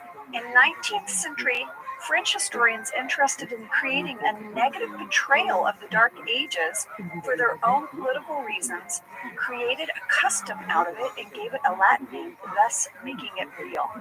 The actual history of the development of the idea of prima noctis is way more fascinating than the idea itself, because it tells us a lot about how historians bring biases to their sources and opinions. I found that fascinating. Who writes the history writes the history. Yes, this is why women and people of color are missing from the history books. It's not that we weren't contributing, y'all. It's that we didn't get to write it down. Right. Someone else wrote it down. Thank you so much. Leaving my soapbox. Okay. I enjoyed my time there. Yes. IDJET goes on to say there is a really astonishing investigation by Barreau. It's by Alan Barreau. It's called The Lord's First Night, The Myth of, oh, Jenna, I'm going to butcher this French. Droit de corsage. Droit de corsage. And do you know what that means? Droit means right. Well, it means right of something. Ready? It means right of the thigh. Right of the thigh, like the woman's thigh. And what does seigneur? Yes, so it started out in France, this myth. They wanted to make medieval times look bad. They wanted their sort of history, their religion, their story to seem superior. So they were trying to make medieval England and Scotland seem more barbaric, so that the French would seem more evolved, according to this article. So they first they called it right of the thigh, then they changed it to right of the Lord, and then it got translated into Latin as prima noctis. Prima nocta. So there you go, guys. There is no history to support that this ever happened. It was mentioned in literature, and it was a myth, but it was part of the French rewriting history. Guys, you cannot say that you did not learn things from listening to this podcast today. You can't do it. No, and you know what? There is more to come. I've got a deep dive on a girl band coming up. Oh, you'll find out why. Lady, I have a deep dive on a sweater dimple. So you just wait. Well, moving on, let's go into the conference room. The party planning committee is setting up for Phyllis's lunch and shower. And Michael comes in to brag that he is also having a party in the warehouse. It's not gay, but it is an afternoon shower with guys. Every time we walked into the room, Steve would say something different to us. There are fantastic bloopers from this because we kept laughing. We were laughing so hard, but they picked "What's up, my Spinstas?" But there is a lot of great outtakes from this scene. Well, then we find out that there is trouble between Karen and Jim. Yeah. They've been having a lot of late night talks. Long late night talks. Oh, Angela, this took me back. It took me these relationships. Me too. When Karen wants to have a talk. Oh, to talk. Both of their talking heads are so well written, and I feel like Mindy was probably writing a little bit of her life at this time. But also when Karen is compelled to get up and go over and just give Jim a hug, just like that reassuring hug, I was like, oh gosh. She's like, we're okay, we're good. Yeah. Pam noticed. Yeah. She's like, there's something weird with Jim and Karen. Pam says she's gotten really good at reading the back of his neck. So Pam is aware there might be a little trouble there. Yeah. And then, guys, Todd Packer makes an appearance. He comes in and is just in rare form. Yeah, he finds out that Jim and Karen are dating. He can't believe it. And then he sees Michael, and they do this whole weird bit that involves him like fake kicking Michael in the face. This It can't was be it. amazing. Shut up. At 5 minutes, 13 seconds, I have a sneeze catch. Did you sneeze? I sneeze in the background of the scene. It was also noticed by Chris Robinson and Anais Nethersall. Jenna, I saw a montage of you sneezing on set on YouTube. Have you seen it? Yeah. I used to sneeze so much. You had really bad allergies. I feel like there was something on the set that you were allergic to. Well, every time they would move the lights above my desk, all of that, like, particles from the ceiling would fall down on my desk. And so it was really dusty. And then they started doing this wonderful thing where they would come, like Dale, who was one of our grips, would come over and he would like feather duster my desk off for me because of this sneezing problem, which was causing problems for sound and camera. So, but yes, I think this was before we started dusting my desk because the early seasons I sneeze a lot. You do A lot. So now we're in Michael's office, and Michael is telling Todd about the afternoon bachelor party, and Todd Packer is so bummed. He has a day of sales calls.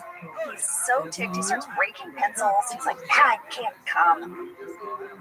Oh, we have a fan catch about that, Angela. What? Alina B said, when Todd Packer is talking to Michael, Todd breaks a pencil. But as the conversation goes back and forth between the two of them, you can see that the blue mug that holds the pencils goes from having pencils in it to no pencils in it. And it's true. At the top of the scene, he breaks a pencil, but then at 6 minutes, 4 seconds, the pencils are back in the cup. So clearly, Dave Koechner did that pencil bit probably one of many times, and they loved it. But then, they used other takes for the rest of the scene. I thought that was such a good catch. Good job, Alina. That is a great catch. Well, Todd asked Michael, well, did you get a stripper? And Michael's like, what? No. And then he's like, you don't know anything about planning a bachelor party. It's going to suck. You got to have a stripper. Have you ever been to one? And Michael's like, yes. Well, no, not really. Not in person. Never. You know what I mean? Like, Michael is really just so innocent in so many ways. Well, so Todd convinces him that he needs to hire a stripper for the women because then that means he can hire a stripper for the men. And Michael is like, his mind is blown. He's like, oh my gosh, yes. I want to say the little 45-minute party that Michael had planned, minus the stripper, sounded really lovely. Yeah, It actually sounded like fun. Steak and cards. Yeah, steak and cards. What a fun, like, break in your work day. Yeah, and then Todd had to make it weird. Well, that's what Todd does. That's what Todd does. So Michael walks into the office. He announces that co-ed naked strippers will be coming to the office. Oh, Angela, this exchange between you and Meredith, it makes me laugh out loud.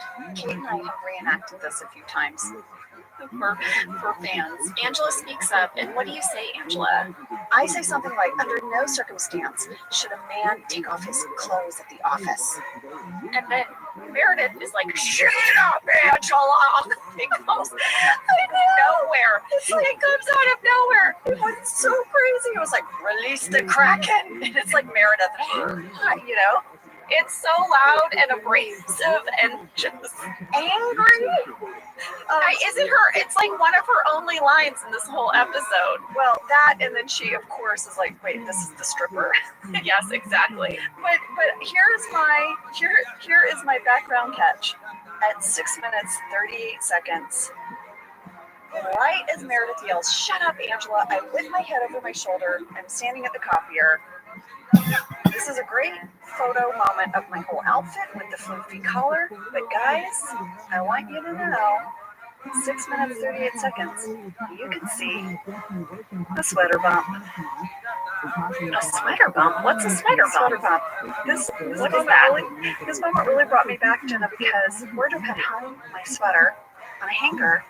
And when I went to put that sweater on over my floofy blouse that morning, I had these two weird pointy outy things over my shoulders where the hanger was on my sweater. Right. And I walked on set and Wardrobe was like, oh no. And they were trying to it would look so weird. They were trying to get them out. We couldn't get them out. And so I was trying to figure out how to tell you this story, and I looked up sweater bump on shoulder thingy. What is this called, Jenna?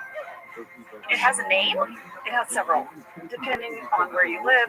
These are called hanger bumps, sweater shoulder nipples, sweater dimple. And I went to shefinds.com, and they're like, listen, you need to fold your sweaters, but if you have to hang your sweater, you need to fold it in half and drape it over the bottom of the hanger. But guess what? There are now special hangers for sweaters that you might have to hang that won't give you shoulder bumps.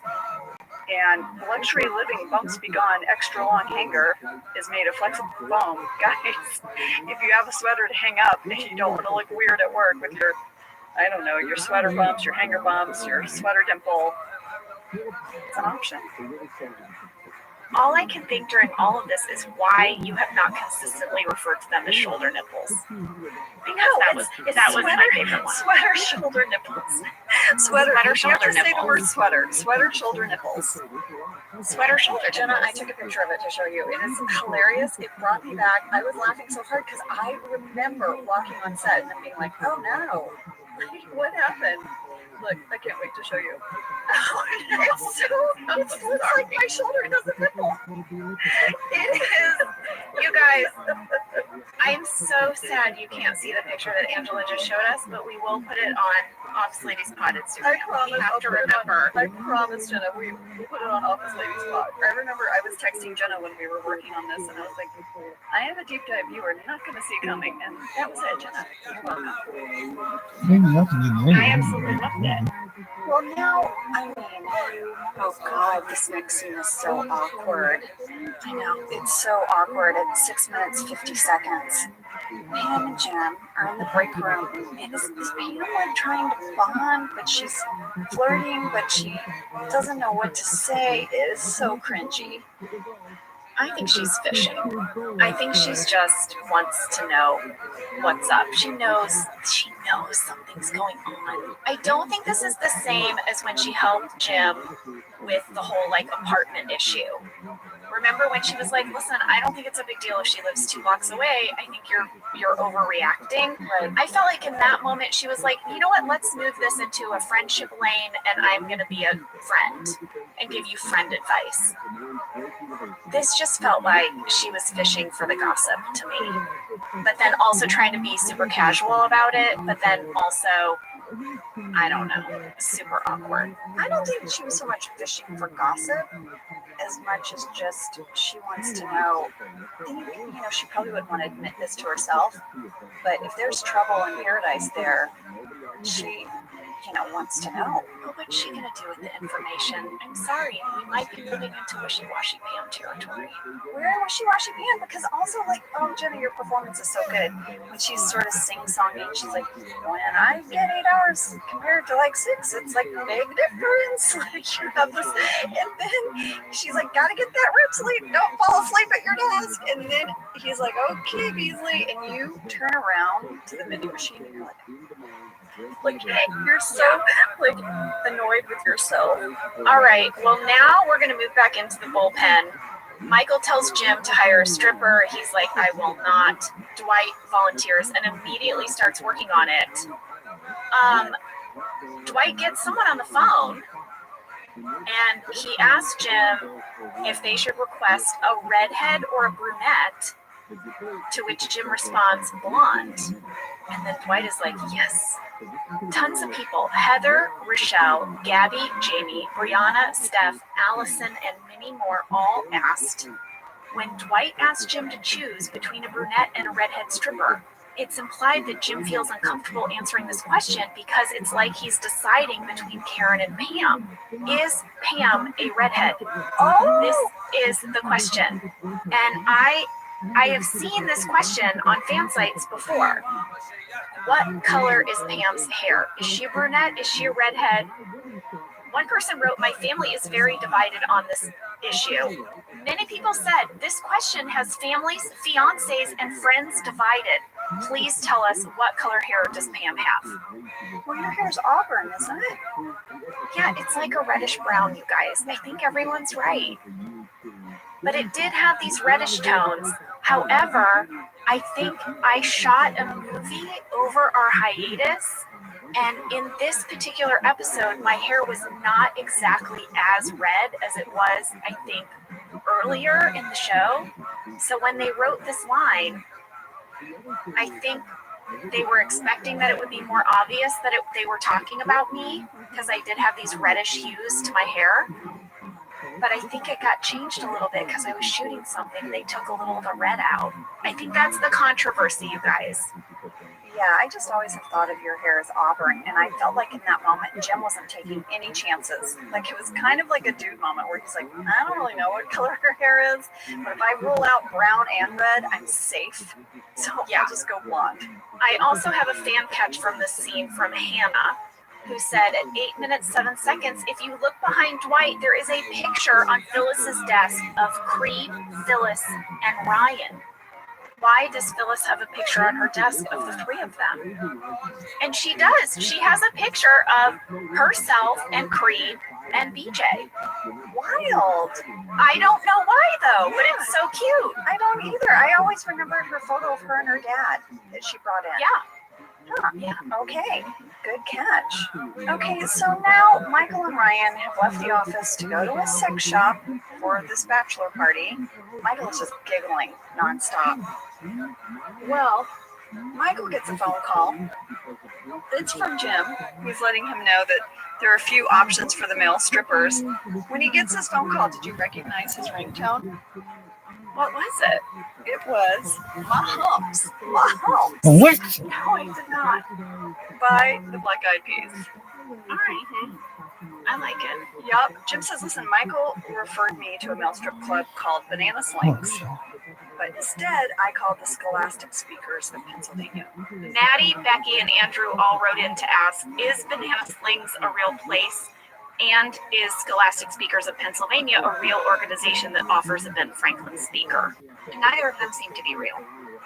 I had always thought a banana sling was like a banana hammock. Like, isn't that like a male sort of like kind of Euro Speedo? I mean, I think it's a good name for a male strip club organization, Banana Slings. Yeah. It's like, a lot of men are slinging. Oh, yes. Their bananas. So, where do we go? Okay, now they're in the elevator. Michael and Ryan are coming back to work. They're in the elevator. Ben Franklin hops in, and Michael's like, are you wearing a thong? And he's like, what? We had actually asked Andy about his wardrobe and what all he was wearing, because it looked like so many different pieces. Yes, and here is what he had to say. One thing I remember from that shoot was that a few days prior to my coming in to shoot for it, I had to come in for a fitting.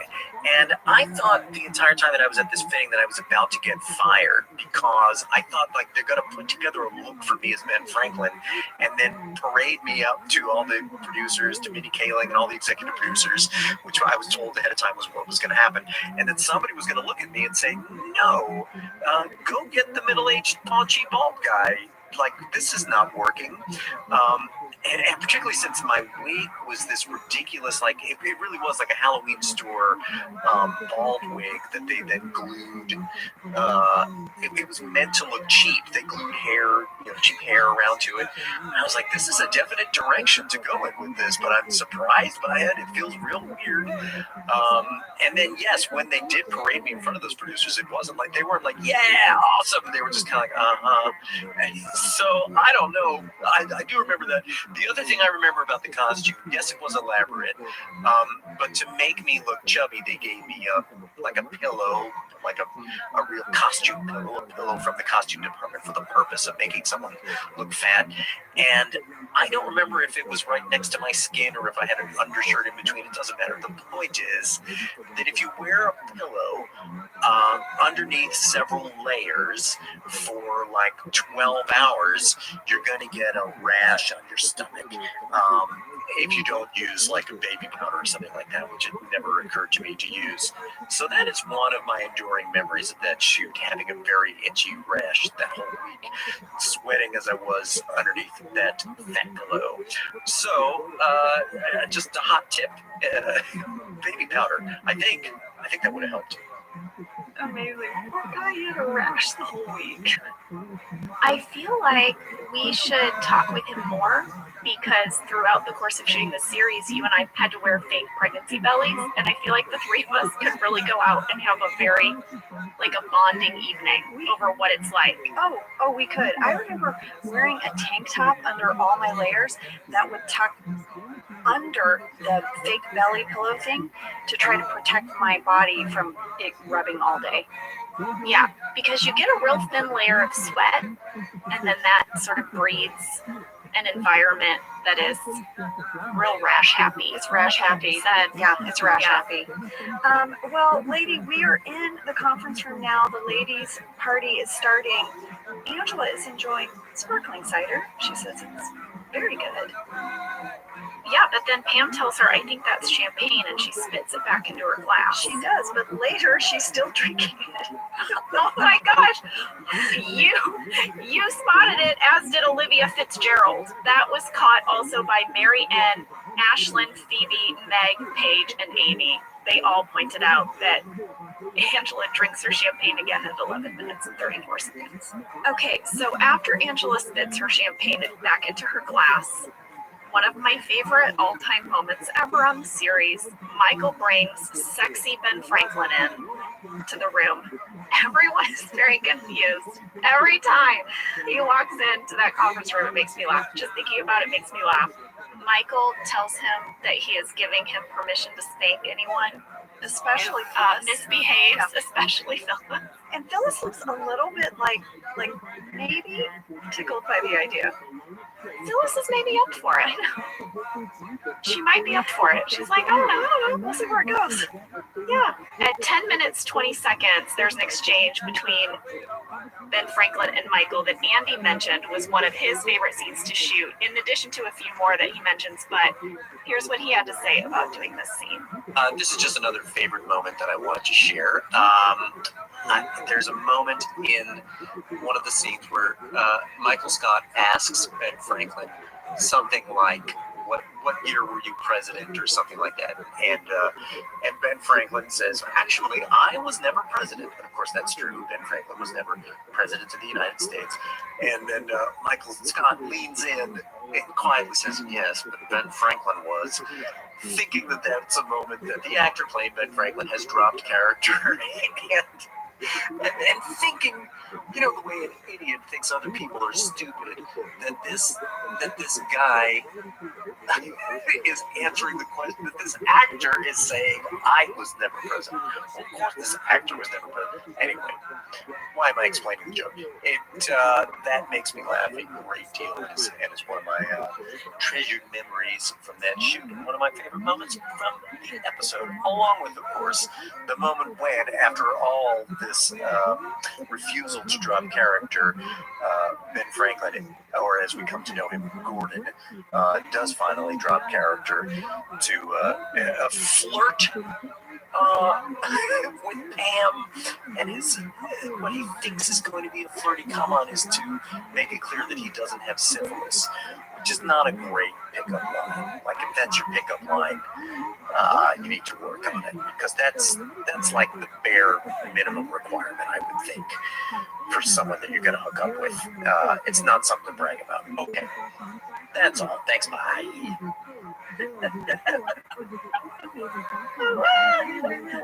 Make me laugh. Yes, in that scene, he's like, well, Benjamin Franklin was never the president.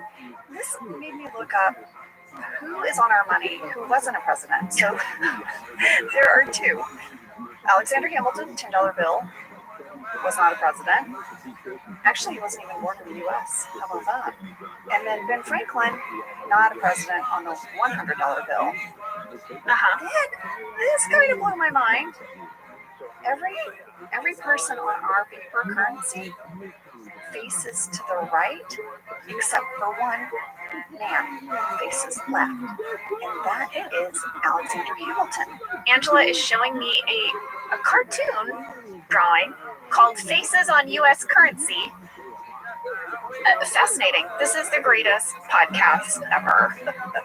I'm sorry, I'm learning so much today. We are now in the parking lot, and the stripper has arrived, Elizabeth, And yes, Dwight is like, identify yourself. And she says, I'm the dancer. And Dwight is like, what? I hired a stripper. And she's like, yes, I am the stripper. She's like, it's the same thing. That's what I'm saying. And then Jim is like, have you ever seen a stripper? And Dwight's like, well, kind of.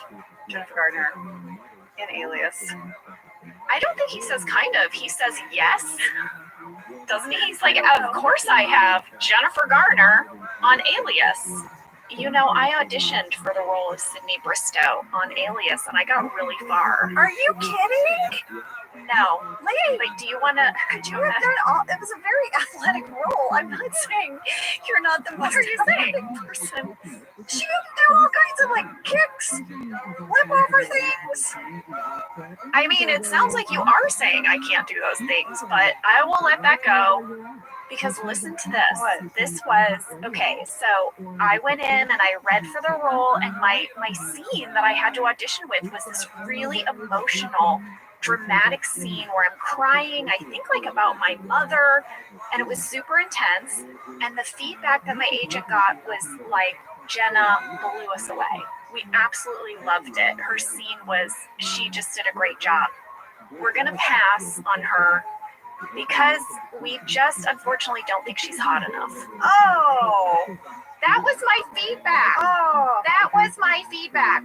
You know, I have long fantasized that you and I would have a TV show where we were mom detectives. We've talked about this. What? Remember? Never talked about this. Yeah, where we would like drive around and solve just very, very small crime. Oh, yeah. It's been a few years, Libby. But there was one night, there might have been wine involved. But you and I had a few glasses of wine, and we were like, here's a great TV show. Two moms solving very, very minor crimes. Like lost pets and like, is someone cheating on someone? Yes, and remember, I think what sparked the whole thing is I got a flyer on my door that a house a few doors down was having massages in the garage if you would like a massage. And this sent my whole street into a tizzy. We were like, oh my God. You were like, is this erotic massage? Yes, like who advertises massage in my garage? There's got to be something fishy here. And I was telling you the story. Did you investigate? Oh, I did a few drive-bys. I did a few. And were they on the up and up? The garage was never open. Okay. I don't know whatever happened, but I took a few long walks past that house. Lady, you've seen The Americans. You need to dress up in a costume and go get a dang massage in that garage. That's how you're going to find out what's going on in there. I need to put on my wig, go for a massage. But me telling you that story, you and I decided mom detectives solving crimes no one cares about. I once had a masseuse kind of offer me a happy ending massage. What? Was it a man or woman? It was a man. Where were you? I was... How did it come up? What did they say? I need to know everything. It was this one place that I would go to in Studio City. You know it all the time. Studio City is like the suburbs. This is where we moved in like year 10 of living in Los Angeles. We moved out to the suburbs, and I went to this place all the time, and I always had this female masseuse, and I was very loyal to this business. It's not in business anymore. Shocker. I'm not saying this is why. Did they move to the garage at the end of my street? They maybe did. They maybe did. So I went in and they didn't have my usual gal, and they offered me this, I'm not gonna lie, just gorgeous man. What? I was a little bit like, do I get a massage from this hot guy? Do I? Now, it feels interesting. This is a very personal question. Do you go full commando, or do you leave your undies on when you get a massage? I take it along. I can't. You wear your underwear during massages? I wear my underwear. I've also been known to wear my socks because my feet get cold. Oh, I do wear my socks because my feet get cold. And I never ever take off my underwear because I'm like, I don't know who's been on that table. I don't know. They changed the sheet. I don't care. leaving my underwear on. There was just this like moment where it was near the end, and it was just like, what did he say? Well, it was more like what he said with his hands, you know? It was like, what? What do you mean what he said with his hands? Where were his hands? They were just, you know, finishing up the massage. On your head. Don't they normally finish the massage? Like, here's what it was. Tell me, am I misinterpreting? Am I misinterpreting? Because the whole time during this one particular massage, I just kept thinking, I'm getting massaged by Superman. Oh no, were you projecting? Was I projecting? His hands were on my legs, but they were on my thighs. And he was just like, are you good? And I was like, huh? Yeah, I'm good. And then he moved up to my head and finished the massage. He said, drop the corsage. Can I have the right of the thigh? I felt like I was in happy ending territory. I felt like I was in a world where if I gestured toward happy ending lane, I think he might have gone down it with me, perhaps. I don't even know where we go from there, lady. Where are we? Where we are, Angela, is that Ben Franklin is telling all the women about his life, the history of his life. Yes, he's telling the story. It was a dark evening, you know. Oh, and you're hanging on every word. I'm hanging on every word, and I have to share with you, this is a very actory moment. I decided to do this. No one told me that I made the choice that Angela Martin would literally be enthralled by this man. And so when Randall Einhorn was directing, he had Matt Sohn, the camera operator, like pan across all of our expressions. And I had this expression of like, you know, oh, and you're loving it. I'm loving it. And Randall was like, Angela, that is so great. Can you do that every time? And I was like, oh yeah, oh yeah. So that's my little actory choice, little nugget for you that I just thought that Angela Martin would be enthralled. Well, we had a very actory question for Andy Daly about this scene because we wanted to know if he did any research on the character of Ben Franklin in order to play this role. And here's what he had to say. I did prepare a bit. So as a office viewer, it always looked to me like the show was somewhat improvised. I think it turns out, actually, that it's just really well written and really well acted and not really so much improvised. Of course, there is some improvising on the set, but I not as much as I think I thought. It looks so spontaneous on television. But anyway, the point is that because I figured I would be improvising as a guy who impersonates Ben Franklin for a living, I figured I'd better know quite a bit about Ben Franklin. And so I just read Wikipedia, but I mean, I read it, I took notes, and I kind of, I read it a few times to try to have a lot of this biographical information in my mind. And as I will address in a later answer to a later question, it came in handy. But that is the preparation that I did. I would do that. We would go around about it differently, but we'd show up with information. What does that mean, go around about it differently? Well, it's just kind of like our research process. You always you look at my notes and you're like, oh God, your notes make me queasy because I have a gazillion post-it notes and note cards, and you have a very outline. Oh yes, yeah. I see what you're saying. I would research Ben Franklin, write an essay on it, and bring it with me. You would fill your script with 72 post-it notes filled with bits of information about Ben Franklin. Yes. And there it is. There it is. I mean, the proof is right there. You just held up your notes for this episode, and it's 72 post-it notes. Post-it notes all around. With arrows and highlighting. Well, so listen, lady, before we get to Michael's man meat, should we take a break? And then we'll come back and talk all about it. That's the segue of the month. It's definitely the segue for this episode. We'll be back in a second.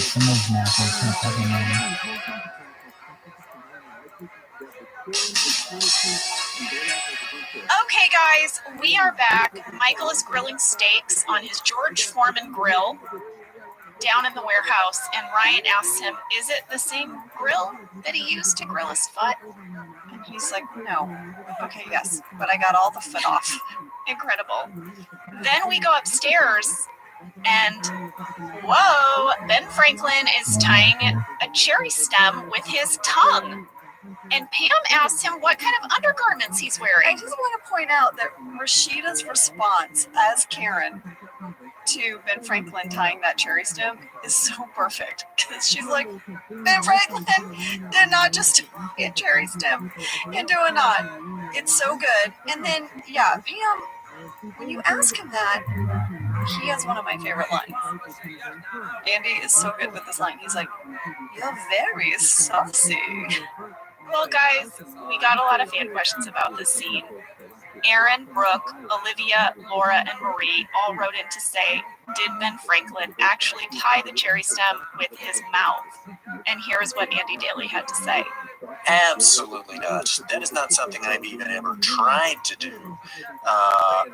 That's crazy, but I am struggling to remember how we shot it. I guess I must have sort of stuck the tied cherry stem stashed it in the corner of my mouth, and then put the other one in and just kind of mimed it and then spit out. But listen, that's hard too.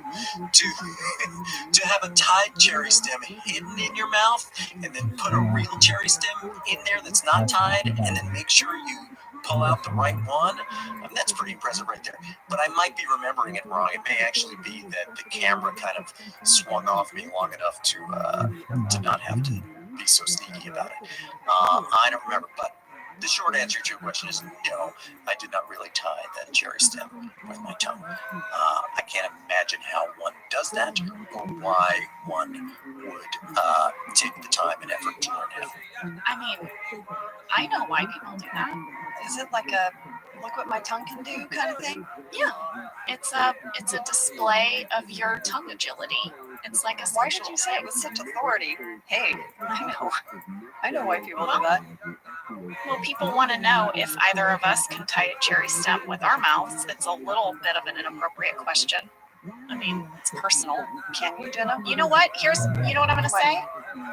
I know if I can. I know the answer to that question. Wait, people are wrote in asking if you and I can tie a cherry stem into a knot? Yes, it's a very, very personal question. Is it? It's very personal. Is it? Like, who cares? Who cares if you can tie one or not? Like, seriously. What does that mean? Really? Come on. Well, where did this start? I feel like this started in like a movie from the 80s or something. Does anybody know? I feel like this took off. I remember this from my youth. It was like this whole like thing. Can you tie a cherry stem in your mouth? I mean, so weren't we all doing it? Weren't we all tying cherry stems in their mouth? We all tried. Can this generation's youth tie cherry stems in their mouth? We'll never know. You know what? Go on TikTok or something. They're probably doing it on the talk. Is that what they call it? On the talk? Get on the talk. I'm sure they don't. Now Ben Franklin winks at Pam. Hey, sassy. Wink. Jenna, I have a question for you. What is it? Is an unsolicited wink ever a good thing? Or is it always a douchey thing? It's a douche I think it's a little douchey. I think, who even does douches? Who's like, hey, hello? Yeah. Well, it's interesting because we had someone write in. Devin Crutchley said, did Pam secretly have a real crush on Ben Franklin because she seemed to be playing into the banter even after he becomes overly flirty with her? And others start picking up on it and playing along. Here's the thing, guys. I was so utterly charmed by literally everything Andy Daly was doing as Ben Franklin that I am only ever smiling at him. It had to have been coming through in my performance. And so I think that might have given you the impression that Pam secretly had a crush on Ben Franklin, because I personally had a crush on Andy Daly's performance. Well, I did not see it that way at all. I just saw it as listen, none of us are having to work. We're in this room together. We're drinking champagne. We're just having a good time. So, that's how I saw it. I mean, I didn't want Ben Franklin to leave, so, you know, I was going to egg him on. Yeah. That was, I think, where Pam's coming Keep from. him talking. The longer he's talking, the less time I'm sitting there answering phones, looking at the back of Jim's head. Wait, I just have to say, while this week is happening in the conference room, in the warehouse, Michael has been grilling steaks. They're done. And he's like, hey, guys, who wants some man meat? And Dwight goes, I want some man meat. And then Creed picks the steak up with his hands because Stanley tries to cut it with a plastic fork and it breaks, which made me laugh so hard. And then Creed just picks it up and starts eating it. We should have texted Creed to ask him how that steak tasted. We should have. I have to tell you guys, you know, Creed lives down my street, right? He's at the end of my street. And he stopped by, front yard, social distance, hang out the other night. And he said to us, guys, you have got to watch this show Alone, where they drop people off in the Arctic and then they have to survive. It's like a survivalist show. Jenna, I thought of you. What one man can do or whatever another one can, you know. No, don't whatever. One of the greatest lines written by one of the great American playwrights, David Mamet, whatever. What one man has done, another can do. Okay. Well, let me tell you, Jenna, you've got to watch this show. It's so freaking good. Creed has got us in it. We are so invested. It's the most intense survival series on television, and it's in the Arctic. I'm fascinated. It's so good. It's called Alone. Do they have supplies? They get to bring a few things, but they have to pick and choose. And so, like one guy, you could bring a fire starter thing, but one guy decided not to because he was like, I can make my own fire. But then the first day he spent all day trying to make fire, and he was like, damn it, I should have brought that thing. But anyway, when I saw Creed, who had just told me about this survivalist show, grab the steak with two hands and gnaw on it. Yeah. It just made me think of it all came full circle in your brain. You need to see it. You love survivalist stuff. I do. Okay, now we have to get into the very, very awkward scene that is Karen and Pam in the kitchen. They're kind of joking about Ben Franklin. I feel like they're both like doing a bit about how did he become a Ben Franklin impersonator, and all of a sudden Karen takes a sharp left turn and she says, hey, you know, I just want you to know Jim told me, you know, that you guys kissed. And, you know, and Pam's like, what the what? She's like, what is happening right now? It's like her computer shut down. Yes. Now, pretty much none of what she says after this makes any sense. No, and, okay, so we had someone write in. Jackie Cortez said, when Pam answers, oh yeah, to Karen, when Karen asks if she still has feelings for Jim, do you think that was because Pam was feeling brave in the moment, that she was like trying to say her real feelings in that moment, and then she backs out when she sees Karen's face? And also, how much of this was scripted and how much of it was improvised? Okay, so first of all, this scene plays out exactly as it was scripted. All of those like awkward jumps in dialogue were all scripted. I just think it is such a great piece of writing, and I remember I felt being challenged as an actor to make all of those different turns that Pam has to make in the scene. And so when she says, oh yeah, that's because she heard the question, you don't have feelings for Jim, right? And she's like, oh yeah, I don't have feelings. But that's not what Karen said. Karen said, you still have feelings for Jim? And she's like, oh yeah. But like Pam is just like, she's not hearing everything, and she's just like, her mind is being blown right now by the fact that Jim told Karen this. Yeah. And you know what? Because now it's everything we were talking about. It's not a secret anymore. It's not Jim and Pam's secret anymore.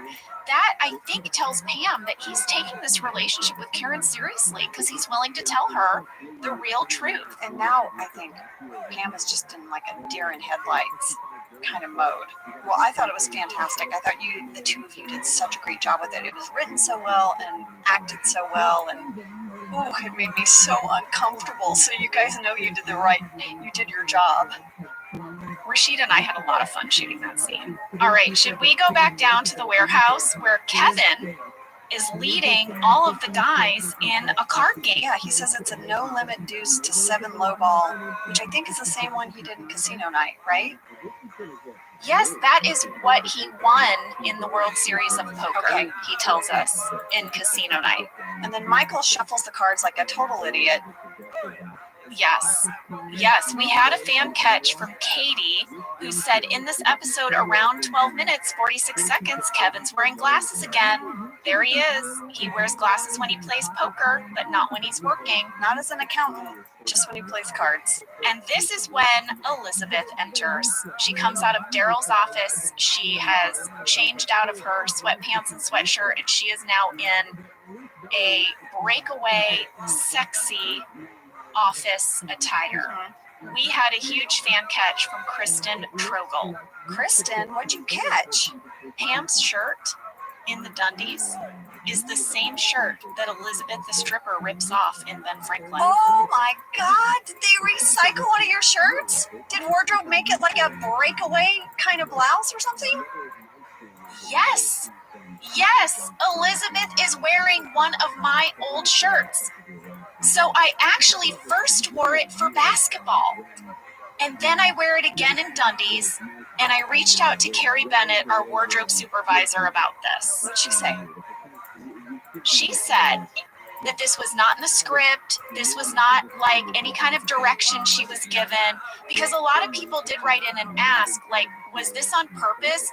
Did you want us to notice that this was the identical shirt that Pam has worn? Was that a joke that was written in the script? It wasn't. She said that oftentimes when a guest actor is cast at the very last minute, she doesn't have time to go shopping for them. So what wardrobe designers do is they go into their quote-unquote retired wardrobe. And this is a stash of outfits that have been retired, but that used to belong to the main cast members. So she had to find a shirt that fit Elizabeth, and then it had to be converted into a rip-away shirt. And so they just didn't have time to go shopping and convert a shirt into a rip-away shirt because the timing of when Jackie was cast, they had to just go into Pam's old wardrobe. And that's what they did. And she said she can't believe that people noticed. Well, listen, Elizabeth, the stripper, you're lucky you didn't get any of Angela Martin's retired wardrobe. Oh, no. Oh, no. That would have been very bad. That's a great catch, though. I know. And Carrie also said that this happens all the time on TV shows. She said you will often spot retired clothing from the main cast being repurposed for guest actors. I feel like everybody, you can look for that along with the fakey bag. Fakey bag. Well, now she starts her dance. It's to Bad Company's Feel Like Making Love. No one wanted the dance. Bob Vance didn't want it. Michael's like, okay. And this is so awkward. He doesn't know what to do with himself. He's so uncomfortable. He just starts muttering, you smell like Tide. Yep, smell like Tide. Do you use Tide? We had a couple of people write in. Zuyi and Dan asked, when Elizabeth is dancing on Michael, how much of the dialogue was scripted? All of it. And you guys, we've talked a little bit about like scenes where someone has to slap someone, you know, and how we bring in a stunt coordinator. You do that kind of stuff in scenes like this too. Any scenes that have any kind of like touching, dancing up on someone, a sex scene, they are choreographed. You're not free. Yeah, it's really no different than like a fight scene. It's like, I'm going to sit here, I'm going to put my arm here, then I'm going to stand here. It's all rehearsed. You don't freestyle this stuff. Yeah, so where she sits on his leg, all of the dancing she's going to do, when she's going to rip open her shirt, very scripted. The dialogue was scripted. I wasn't surprised when I went back to the script because I thought, yeah, I don't think in a moment like this that they would have like freestyled this. No, that was all scripted. And yes, Michael is just overwhelmed. He's like, this is wrong. I have a girlfriend. And he storms off. It was just all too much for him. And Dwight, being the frugal Bella he is like, hey, I paid you for 3 hours. I'm going to get 3 hours of work out of you, so now you have to go answer phones. And because Oscar is nowhere to be seen, Even though he has returned. Did we shoot this out of order, Jenna? Why isn't Oscar there? I don't know, because the traveling salesman and the return were shot in October. Yeah. And this was shot in January. So it doesn't make sense why Oscar isn't It there. doesn't. So anyway, Dwight brings Elizabeth to accounting to sit in Oscar's seat. Elizabeth is very overwhelming for Angela, and she's like, like sort of like this very Elizabethan, like fanning myself. Well, here's the thing. She compliments your baby poster. It doesn't matter. It doesn't matter. I know. She really is. She's a fan of baby jazz, like your character is. But a lot of people wrote in. Sierra, Tiffany, Camille, and Krista are like, what is the baby poster doing back up? Angela, did your character put it up when Oscar went on his sabbatical? That's what they want to know. I love this theory. I fully support it. The minute Oscar left, she's like, my poster is going back up. Meanwhile, then Franklin, aka Gordon, is hitting on Pam at reception. Andy said a little bit about this in his audio clip. So funny. So funny. And now Michael doesn't know what to do. He feels like he's cheated on Jan. He talks to Ben Franklin, wants Ben Franklin's advice. Ben Franklin / Gordon basically says, I don't think she needs to know this information. And Michael is like, Ben Franklin, you're kind of a sleazebag. And you guys, Ben Franklin was kind of a sleazebag with women. He actually really was. If you look it up, he literally slept with so many women. And there's one thing that's inaccurate in this episode, though. In this episode, he had a child with one woman who was not his wife. And in the episode, he says that, she didn't know that he sort of says to Michael, I fathered a child and I never told my wife about it. But that's not true. Actually, his wife raised that child like her own. Oh my gosh. His wife, Deborah, was a saint, I'm gonna say, and she put up with Ben's bad behavior. Well, now Michael did not like his advice from Ben Franklin, so he's gonna go ask Elizabeth for her advice instead. Here's her advice to Michael, quote, secrets are no fun. Secrets hurt someone. Angela, do you know what that is? Do you know what that quote is? Please tell me you researched this quote. Is it from a children's book? What is it from? These are the opening lyrics to a song called No Secrets by a girl band called No Secrets from their album No Secrets? No Secrets. And I asked Sam and Cody to pull a clip. Here it is, Angela.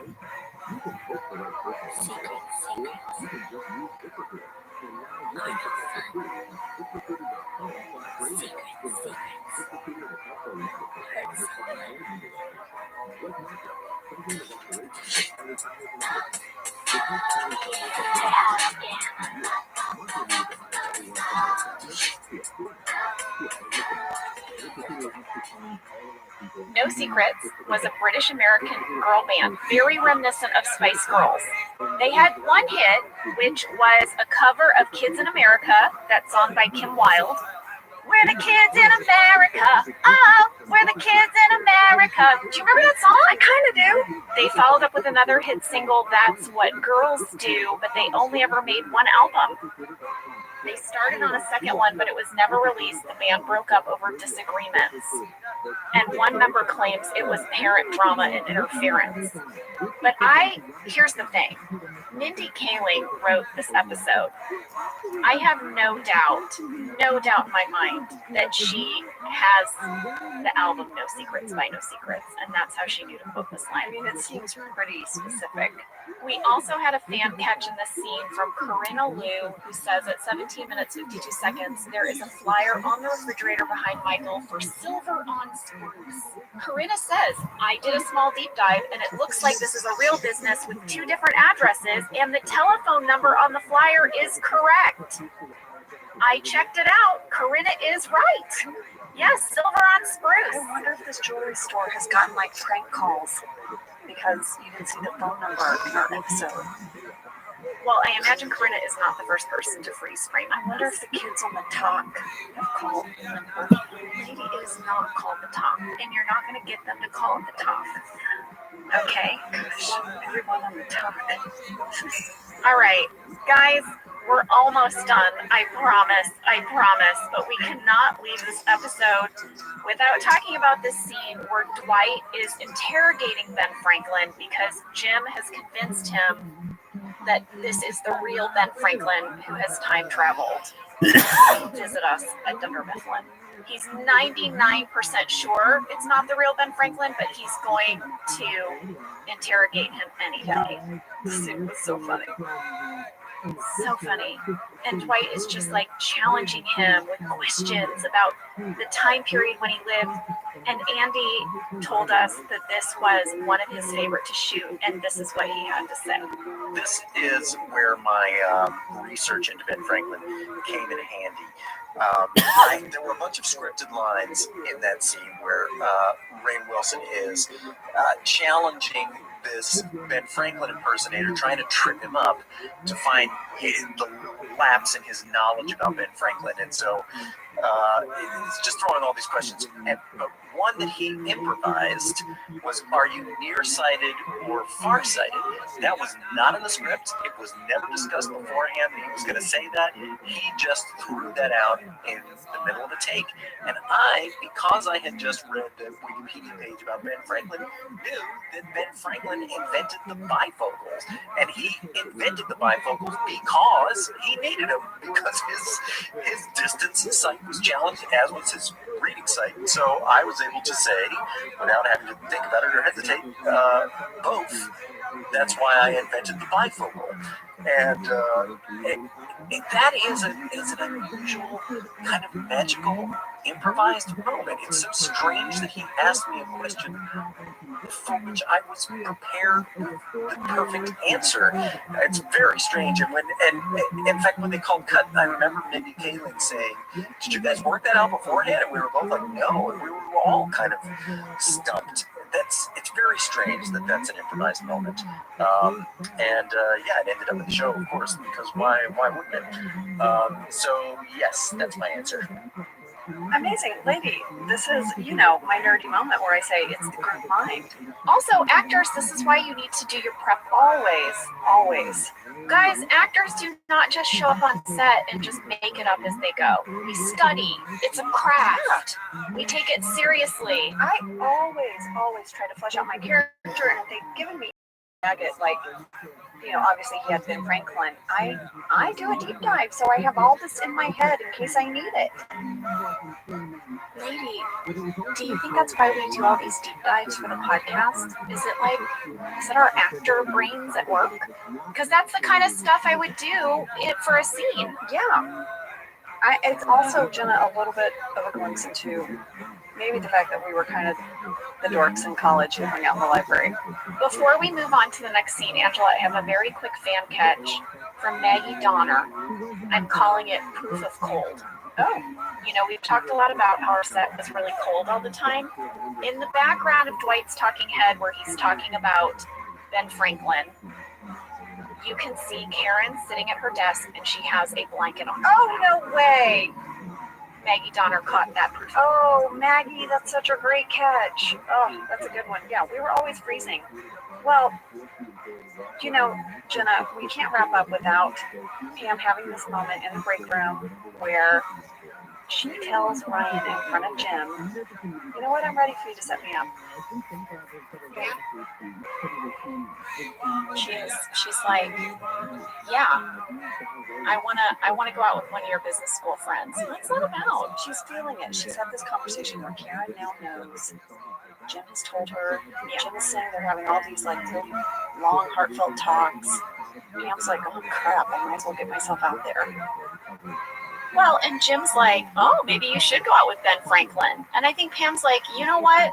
You need to don't tell me who I should date, okay?" Sit back, Jim, and watch me revenge date now. Pretty much. Well, and then before we go, Angela, we have to discuss the fact that Michael calls Jan and confesses that he had a woman dancing up on him. And Jan's like, when?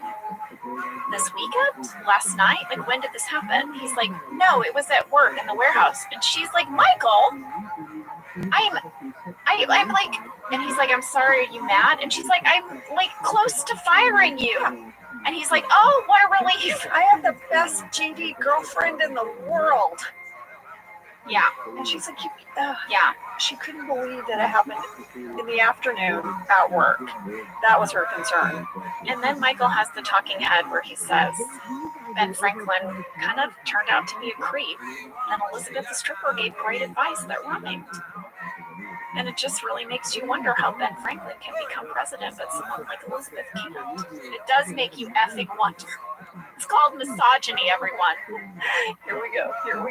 I do love that he really appreciated that her advice rhymed, because I feel like this is just that callback to that giant owl that came and spoke at his school. Yeah. Yes. She had a costume. She talked in rhyme. She really got through to him. Well, those are the two ways to get through to people. You either need to dress up in a costume or these are very effective ways. Okay, we are coming to the close of this episode, but Jenna, there were 2 deleted scenes that I thought were worth mentioning. Number 1, at the very beginning of the episode, Toby is like, Michael, you can't have strippers at work, right? Of course, human resources would not let this happen. Oh, I wondered where Toby was and all of Yeah, and so how they got around this is that Michael just says, well, you know what, Toby, you can just go home. And then the other deleted scene that I thought was kind of funny, where Kevin has a talking head and he shares that he bought his girlfriend Stacy a stripper pole for her birthday, but he doesn't know how to use it. Oh. So he has an uninstalled stripper pole in his house. This is going to be a huge tangent, but you know the comedian Nicole Byer? Oh, she has a stripper pole.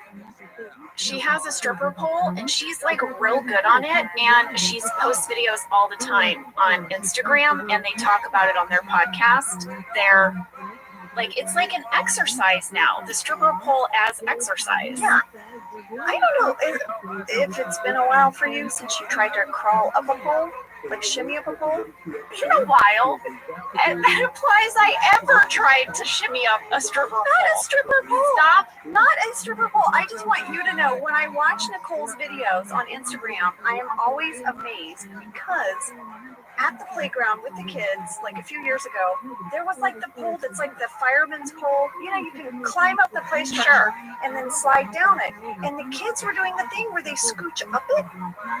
And they were like, oh, come on, Jenna. I got like 2 feet off the creek. I was like, I'm so horrible at it. I tried to climb a rope recently and I didn't get far. I also tried to do a cartwheel and I threw my back out. Oh, but the worst is when I tried to do a somersault and I really jacked my neck. Well, I don't think I'm stripper pole material. You also, it's not in my future. Also, maybe couldn't have been Sydney. Say it. Jenna, I don't. Listen, you are a phenomenal actress. I don't see you doing a handstand and like taking a grenade out of your back pocket and throwing it through a window as you flip off a table. You clearly have strong feelings about my limitations.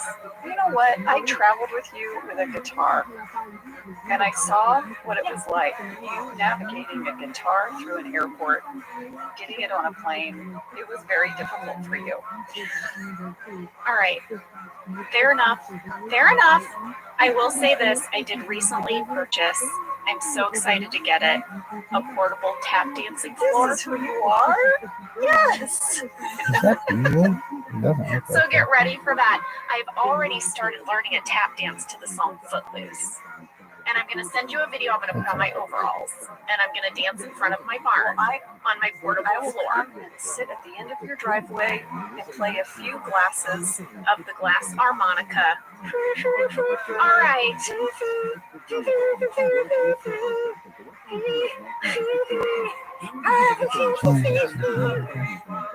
And I'm going to tap dance my little heart out. Guys, that's Ben Franklin. Before we go, we have a final audio clip From Andy Daly, I was curious. I had to know, has he ever played any other historic figures or founding fathers? Here's what he had to say.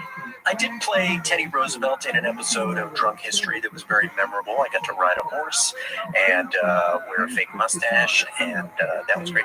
But you know, a long time ago, back in I would say 2002, I put up a sketch show at the UCB Theater in New York, and one of the sketches was about Alexander Hamilton debating federalism with someone, which sounds like a terrible comedy sketch, and maybe it was, but I played Alexander Hamilton in that, and it is my opinion that Lin-Manuel Miranda saw that sketch and was inspired to write Hamilton, and I've always felt kind of ripped off. Like, it's, you know, it's nice that Ron Chernow, who wrote the Hamilton biography, gets credit for the extent to which he inspired that play, but I am not. He will never see my name in the playbill or in the credits of the movie. I am just very conveniently completely forgotten, and I can't prove that Lin-Manuel Miranda was in the audience or ever saw that sketch. But you know, common sense dictates that that's how Hamilton came about. But that's it. Teddy Roosevelt, Alexander Hamilton, and Ben Franklin are the only founding fathers I have ever played in my entire career. Wow. 3 more founding fathers than I've played. I love it. I love Andy Daly. You guys, if you want to keep listening to this very, very, very funny person, you can find him on his own Earwolf podcast called Bananas for Bonanza, which is a rewatch podcast of the classic Western TV show Bonanza. You can also find him on Twitter and Instagram at TV's Andy Daly. His last name is spelled D-A-L-Y. I cannot wait to listen to that podcast. I used to watch Bonanza with my dad. It's Andy Daly. That's all you need to know. All right. Well, thank you guys so much for sending in your questions, for listening to us ramble on about all of these deep dives we did. This was a lot of fun for us. We love this episode. And we hope you guys have a great week. Yeah, we'll see you next week. Thank you for listening to Office Ladies. Office Ladies is produced by Earwolf, Jenna Fisher, and Angela Kinsey. Our producer is Cody Fisher. Our sound engineer is Sam Kiefer. And our associate producer is Ainsley Bumco. Our theme song is Rubber Tree by Creed Bratton. For ad-free versions of Office Ladies, go to stitcherpremium.com. For a free 1-month trial of Stitcher Premium, use code OFFICE. Donate laptops, 200 to 1,000 homeless kids. The schools on wheels.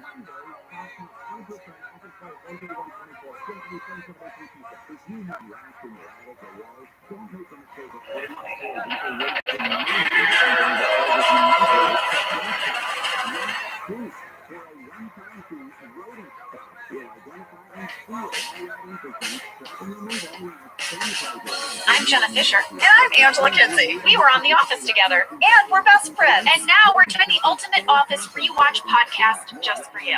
Each week, we will break down an episode of The Office and give exclusive behind-the-scenes stories that only 2 people who were there can tell you. We're the Office Ladies. Hey, lady. Hey, lady. How are you? I'm good. I'm taking an Instagram video. What? They can't hear you, though, on my video. I can hear you in my headphones. I was doing all these little dance moves. Oh, I missed that. Right before we record, Sam plays a little bit of Creed's song, our music, and Jenna and I kind of just pop around, and we kind of just helps us get into the episode. Every week, we dance to Creed's song. Love it. Well, what are we talking about this week, Angela? Oh, Jenna, I am so excited because we are talking about Phyllis's wedding. I love it so much. It's so good. This is season 3, episode 15, written by Carolyn Williams and directed by Ken Whittingham. Summary. Do it. Phyllis and Bob Vance of Vance Refrigeration are getting married. Today is the day.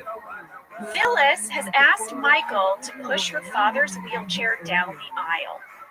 But after getting upstaged, when Phyllis's dad decides to walk down the aisle, Michael tries to steal the show and is eventually bounced from the reception by Dwight. In the meantime, Pam is sad and upset by Jim and Karen's relationship and the fact that Phyllis stole all of her wedding ideas, and she leaves the reception with Lloyd. I forgot. that Pam left with Roy. I forgot. Me too. And I'm Pam. It's so good, though. It's so good. But doesn't that happen? Like if you've been with someone a really long time and then you break up, you get back together a couple times before you really break up, right? That's real. Especially you're at a wedding and there's all these couples and the person you want to be with doesn't seem like they want to be with you. All of a sudden, the thing that you know is sitting right next to you. So you're like,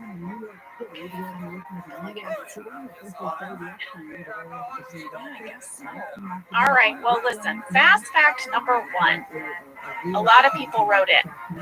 Sovereign Hurley, Ellie Trevelyan, Winter Pulver, Leah Barbaro, Tia Minowski, and many more want to know where was the wedding filmed.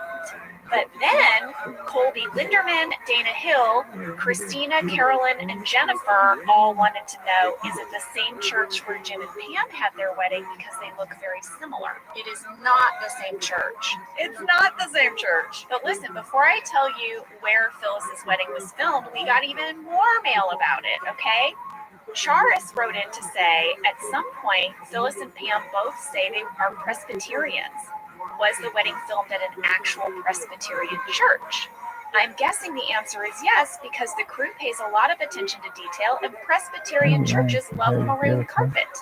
Chris Furr said, I am a pastor in the Christian Church Disciples of Christ, a small Protestant denomination, less than 1 million people, mostly in the US and Canada. In this episode, the Disciples logo is clearly visible around the 20-minute, 32-second mark as Phyllis and Bob are cutting their wedding cake. I was curious about the choice to leave that specific banner in the background from a prop point of view. It's lighted and it's pretty distinctive. So he goes on to say, the funny thing about it is that theologically, this would be a perfect compromise choice for a Lutheran and a Unitarian who like to keep things quote unquote spicy. Any background on this would be cool, as it is a big hit with our Little Disciples family. Yes. We filmed Phyllis's wedding at the First Christian Church of North Hollywood, which is located in Studio City, and they are a Disciples of Christ church. Yes. So when I first moved to LA, I was looking for somewhere to go for Easter services. And I was driving around and I drove past this church, and it's such a beautiful church. You know, it's the red brick and it has a ski. It looks very much like that is what a church looks like. You know what I mean? Yeah.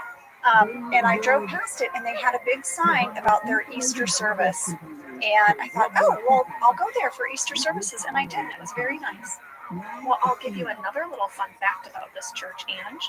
What? This is where Kent Zabornak and his wife Shelley got married. Oh, come on. And guess what? They just celebrated their 30th wedding anniversary this past May. Oh, that's so great. That's so lovely. Congratulations, you guys. And then, guys, the reception took place in their social hall, which was on the second floor. So we were able to film everything at this one church. Yes, they have a fellowship hall, and they had the rooms like where Phyllis gets ready. Yeah. You know, all of that was already at this church. Well, incidentally, years later, we filmed a school recital scene for my TV shows playing up together in that sort of hall. And our holding room for hair and makeup was that same room where Phyllis is getting ready before her wedding. And there's that famous scene with Michael. And I was like texting everybody. I was like blowing up everyone's texts. I'm like, I'm in the room where the fart happened. Here's another little thing about that church. I filmed there one day by myself because it's where Philip went to daycare. Oh, well, are you ready for fast fact number 2? I am. We reached out to Phyllis. It's Phyllis's wedding. I know. How could we not talk to Phyllis, you guys? We are so thrilled. So Phyllis is back in St. Louis. She moved back there semi-permanently a couple of years ago, and she sent in some audio clips. So the first thing we asked Phyllis was just, what was it like to get this script and wear a wedding gown? Here's the fun thing. Jenna, Phyllis, and I are the 3 cast members that had big weddings. And it's kind of like it is your wedding because it's all about you. It's kind of really fun. Yes. All right, so Sam, play her clip. Hi, ladies. It's Phyllis Smith, or soon to be known as Phyllis Lappin Vance of Vance Refrigeration, at least after this episode, right? I was so thrilled when I saw the script. Let's be truthful, every time we had a table read, we'd all get to the table, look at the script, and see how many lines we had. So I was really excited and taken back when I saw that I was getting married to my love of my life. The whole episode, I really enjoyed it all.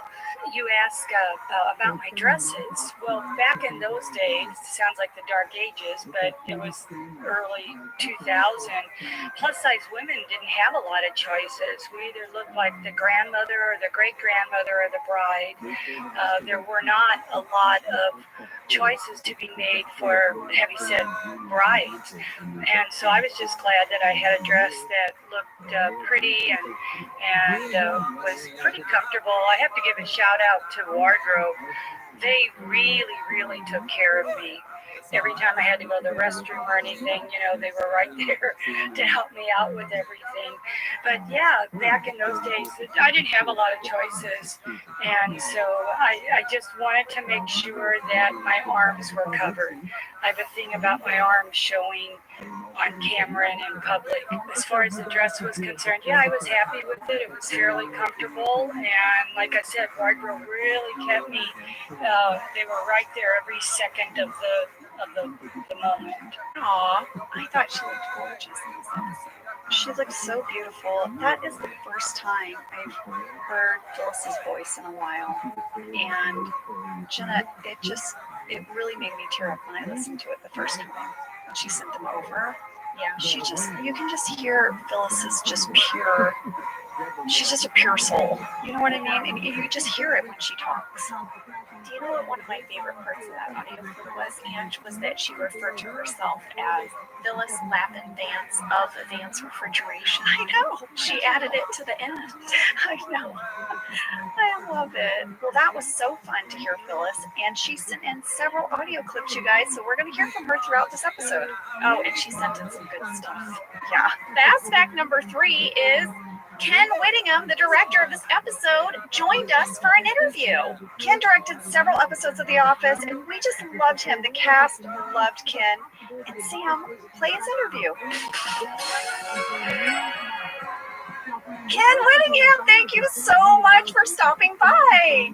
Hi, Ken. Hey, thank you for having me. It is so nice to see you. Just so lovely. I think about all the great times we had on the show, and I haven't seen you guys in so long, and it's so amazing to see your faces.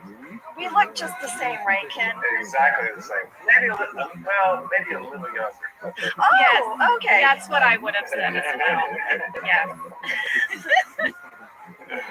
Well, Ken, we always like to start by asking our guests a little bit about how they got their job on The Office. Can you tell us how you met Greg and how you came to be a part of the show? Sure. I got a call from my agent, and he said they're going to redo The Office in America. NBC's going to redo The Office, and I was already a big fan of the British version. I said, sure, I'll go for the interview. And so they actually sent me the DVD, and I have a lot of hope for it. I said, oh man, I hope they don't mess this up because it's such a brilliant show. And I watched it, and I was like, wow, this is really good. So I went in for the interview. I met with Terry Weinberg and Greg Daniels, and we talked about it. And we talked about if America was ready for this type of show, and and we really talked extensively about it. If America was going to get it, and I was very optimistic and saying that I think America's ready for something different, something new, and that's how we met. I guess it was right before the season started, yeah. So they had done the pilot, and then they were looking for directors for the series. Correct. Wow. Yeah.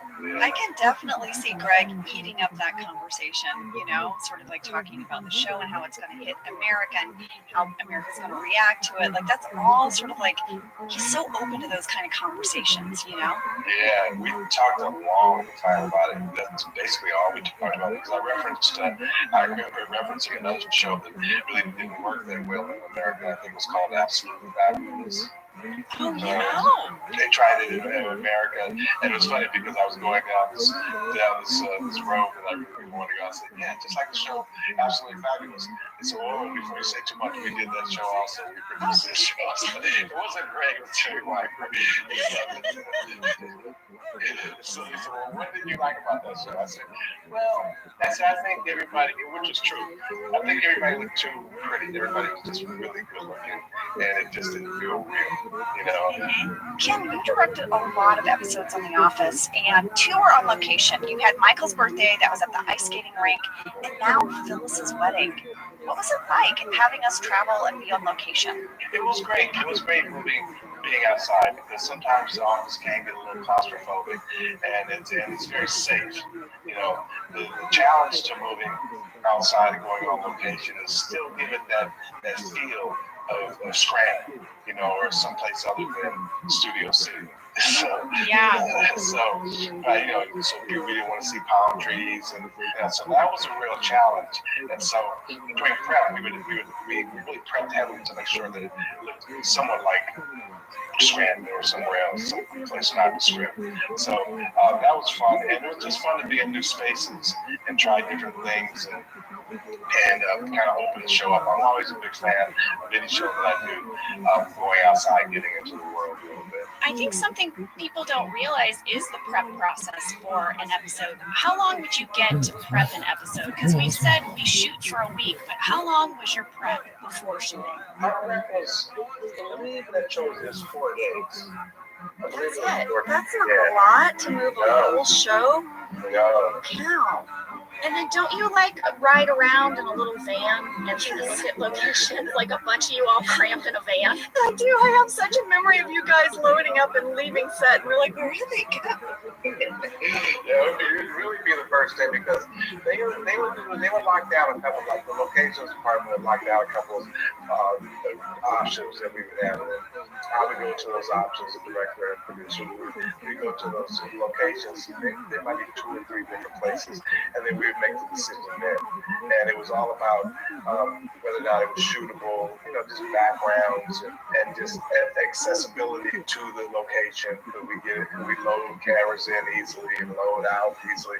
So there are a lot of things we had to be aware of or be conscious of. So yeah, that would be basically on that prep day. That would be the first thing we would do, is go out and try to lock down the locations, because it would take a few days to get a permit to use specific locations. Now, did you have a preference of shooting the episodes inside the office bullpen or outside? I didn't really have a preference. Because, you know, the writing was just so good. It was just, literally, I was reading Phyllis's wedding the extra day, reading the script again. And it was just so I don't know, it's just written so well. I mean, it's just written so well. So it was just like wherever it was, it didn't matter, because the words really kind of drove the comedy, you know. So yeah. That's what was great about it, you know. So there were all of these great little moments in this episode. You know, you had the Pam and Roy dancing, and then you had Angela and Dwight outside, and then all these little vignettes, like Michael's head bobbing up in the window. And what was that like to sort of figure out where those little moments would happen and how you captured them? Well, what I would do is I'm a super prepper, so I think in this episode I made a shot list in the order in which we would go in. So what I would do is I'd kind of hopscotch. I would set up something somewhere else and then take a camera and go shoot something else. And so I was always staying ahead a little bit to be able to capture all that stuff, because that episode I was just looking at it a few days ago. There were so many moments that weren't in the episode that we shot, you know. And so and I think typically we would be 6, 7, 8 minutes over typically on every episode. So we'd shoot more than we really needed. But I would just stay ahead and just try to get it all in, you know. And it was very, very planned. And some things, you know, on the day we would do things that weren't planned. Like when Uncle Al went outside, I think initially he was supposed to be sitting on a bench. And we got outside, it was nighttime. I said, he walked into the street. He was green, and then he went the opposite way against traffic. and cars came down, and literally cars were honking and everything. So we used all that stuff.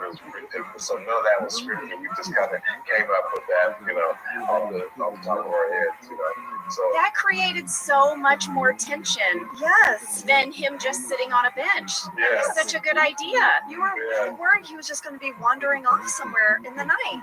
Right, exactly. Yeah, I think in the episode you see the light turn Yeah. and everything. So we timed it and everything. So that was really a lot of fun. I'm glad that made it into the cut.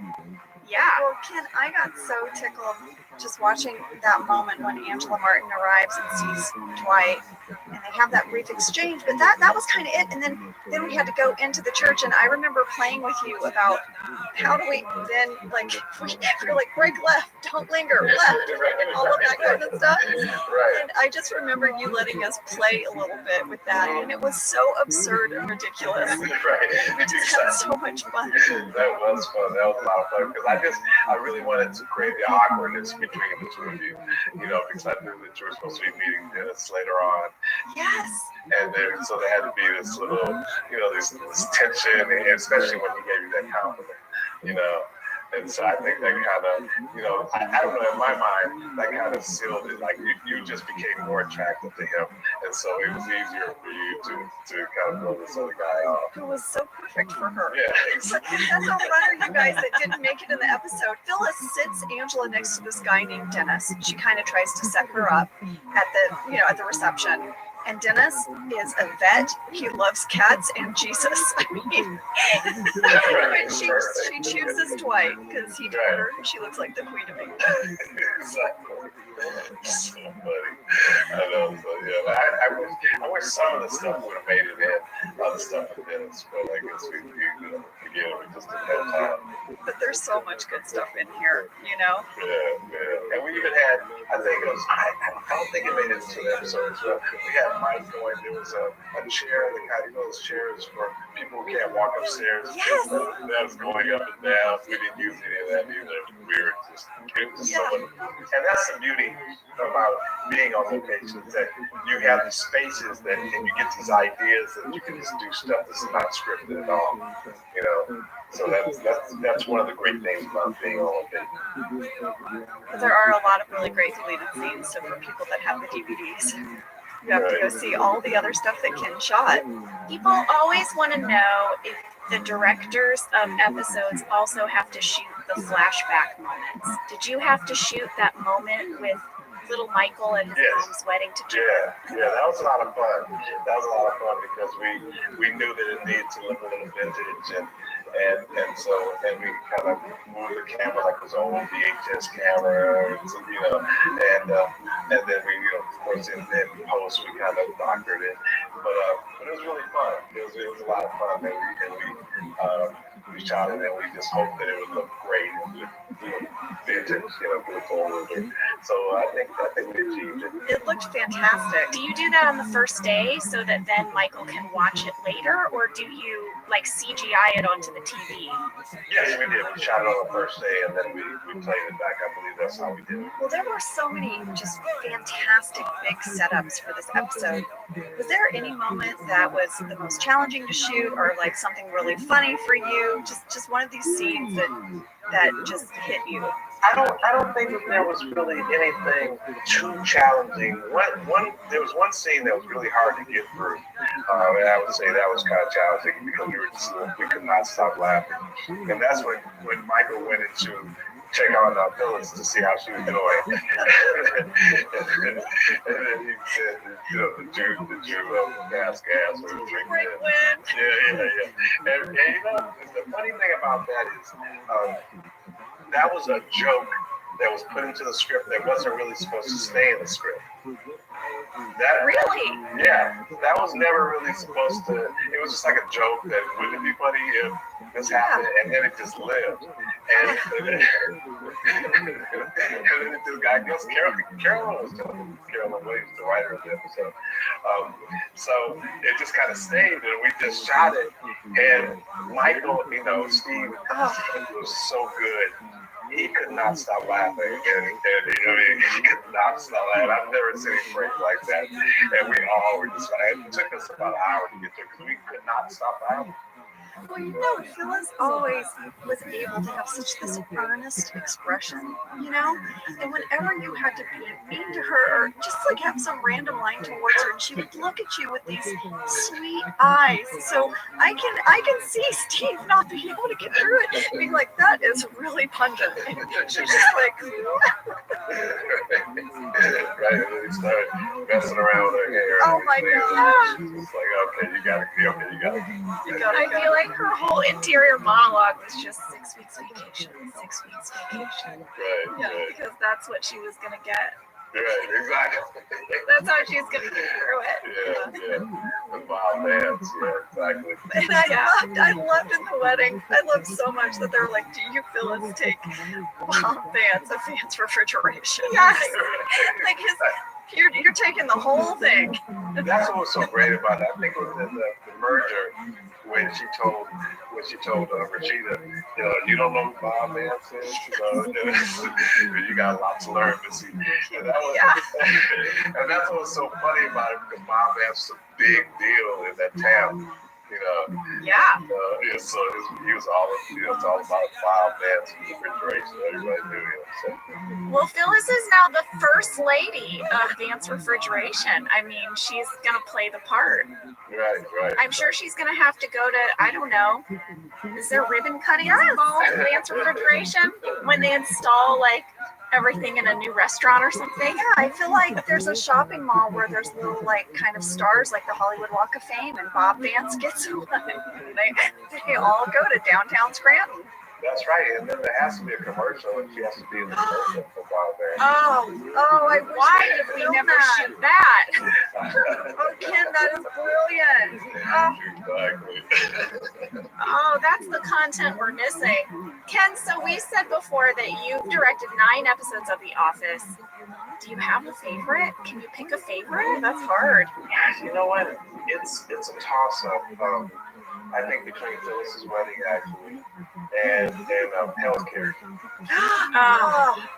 Hot dog fingers. Yeah, healthcare. Oh my God, I can watch that over and over and over. I mean, and it was so great about it. We were just, I think we definitely shot it within the first 6, but we were all trying to figure out what the show was about, and trying to make it our own and trying different stuff, and we were all getting used to each other. It was just great. I loved being the beginning of it, because it was. Did we shoot it? Was that the 3rd episode we shot? Do you remember? I think we shot that season a little out of order. So it might have been like, it was the 5th episode we shot, but it was the 3rd episode that aired. It aired, that's what it was. Yeah, those were the early days. That was when we got 6, and then they sent us home. Yeah, exactly. So that was a really magical time. It really was, and everybody was so unsure about it, and I just remember walking away and just feeling so good about it, just feeling so like, wow, that was really fun and different and great, and the cast was everybody was perfect, and I remember my agent saying the next season came around, and I saw all the attention that it was getting from iTunes, and so I made sure I called my agent and said, look, you got to get me back on that show. That show is, because I think it was up in the end. We didn't know if we were coming back or not. Yeah. I said, if they come back, I want to be involved in that show. So luckily, the college kids got us set up that. The college kids and now the middle schoolers. Exactly. They're keeping us going. What's funny is that I really lead with that. When people ask me what shows, and if I explain to somebody that I'm a director, and they say, what shows have you done? Anything I know? I go, well, a show called The Office. I be bragging about it. They're like, what? So I get a lot of props for that. I'm just so appreciative to be a part of that show. It's just such a great show. It's the kind of show that you can just still watch over and over and over, and still, this is all these subtleties and just moments, like we talked about, Michael jumping up and down in the, in the window, and it looks like when Pam and Roy were dancing, and then, Pam and Roy, and then Dwight, the wife. It was just really sweet moments, and you just cherish those great moments. This was so lovely. Thank you so much. And what are you up to now? Now I know that you directed some Bless Your Mess, which is the show that replaced my show. That was in your kitchen. But it makes you feel good. We got canceled too. So. Oh, well. I mean, I'm not saying I feel better. But yeah, I'm doing a new show with Jamie Foxx for Netflix. It's called Dad Stop Embarrassing Me. It's mostly based on him and his daughter's relationship. And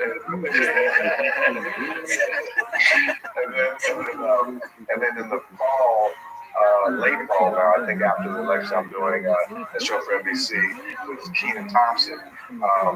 That's called Wake Up with Kenan. And it's Kenan Thompson and Don Johnson and Maya Rudolph. Maya Rudolph was his wife, but it passed away. So I think so that's basically the storyline. Is he has a morning show, and then he's taking care of 2 kids, and Don Johnson is following along. Oh my gosh! Yeah. So let's see. It seems like it's going to be a lot of fun. I'm really looking forward to that. Well, Ken, you are so beloved by the Office cast. We have talked to so many of the cast members in doing this podcast. We reach out to people. Phyllis sent us in audio clips, and she was like, "Oh, and it was Ken Whittingham, and we always loved it when Ken was there." And just know that you have so much love for you from our cast, and Jenna and I would love for you to come back. So yeah, come on back. Anytime. I love it. Anytime. I love you guys. I miss you guys. And I even still think about you, Jenna. I go, when I'm in Laguna, I go, Jenna moved out here. I want to see her out here. Well, we would spend how much time just talking about Laguna, moving to Laguna, looking at houses in Laguna. I have this dream of like one day moving to a beach house, cashing out of LA. Right. Yeah, you were talking up Laguna. It's really funny because right after I get off, when I'm done with this, I'm going down there. My wife's down there now. So I'll be there. Oh, man. Oh, well, all of our love to you. Thanks for coming on today. Thanks, Ken. Thanks. Bye. Bye. Bye.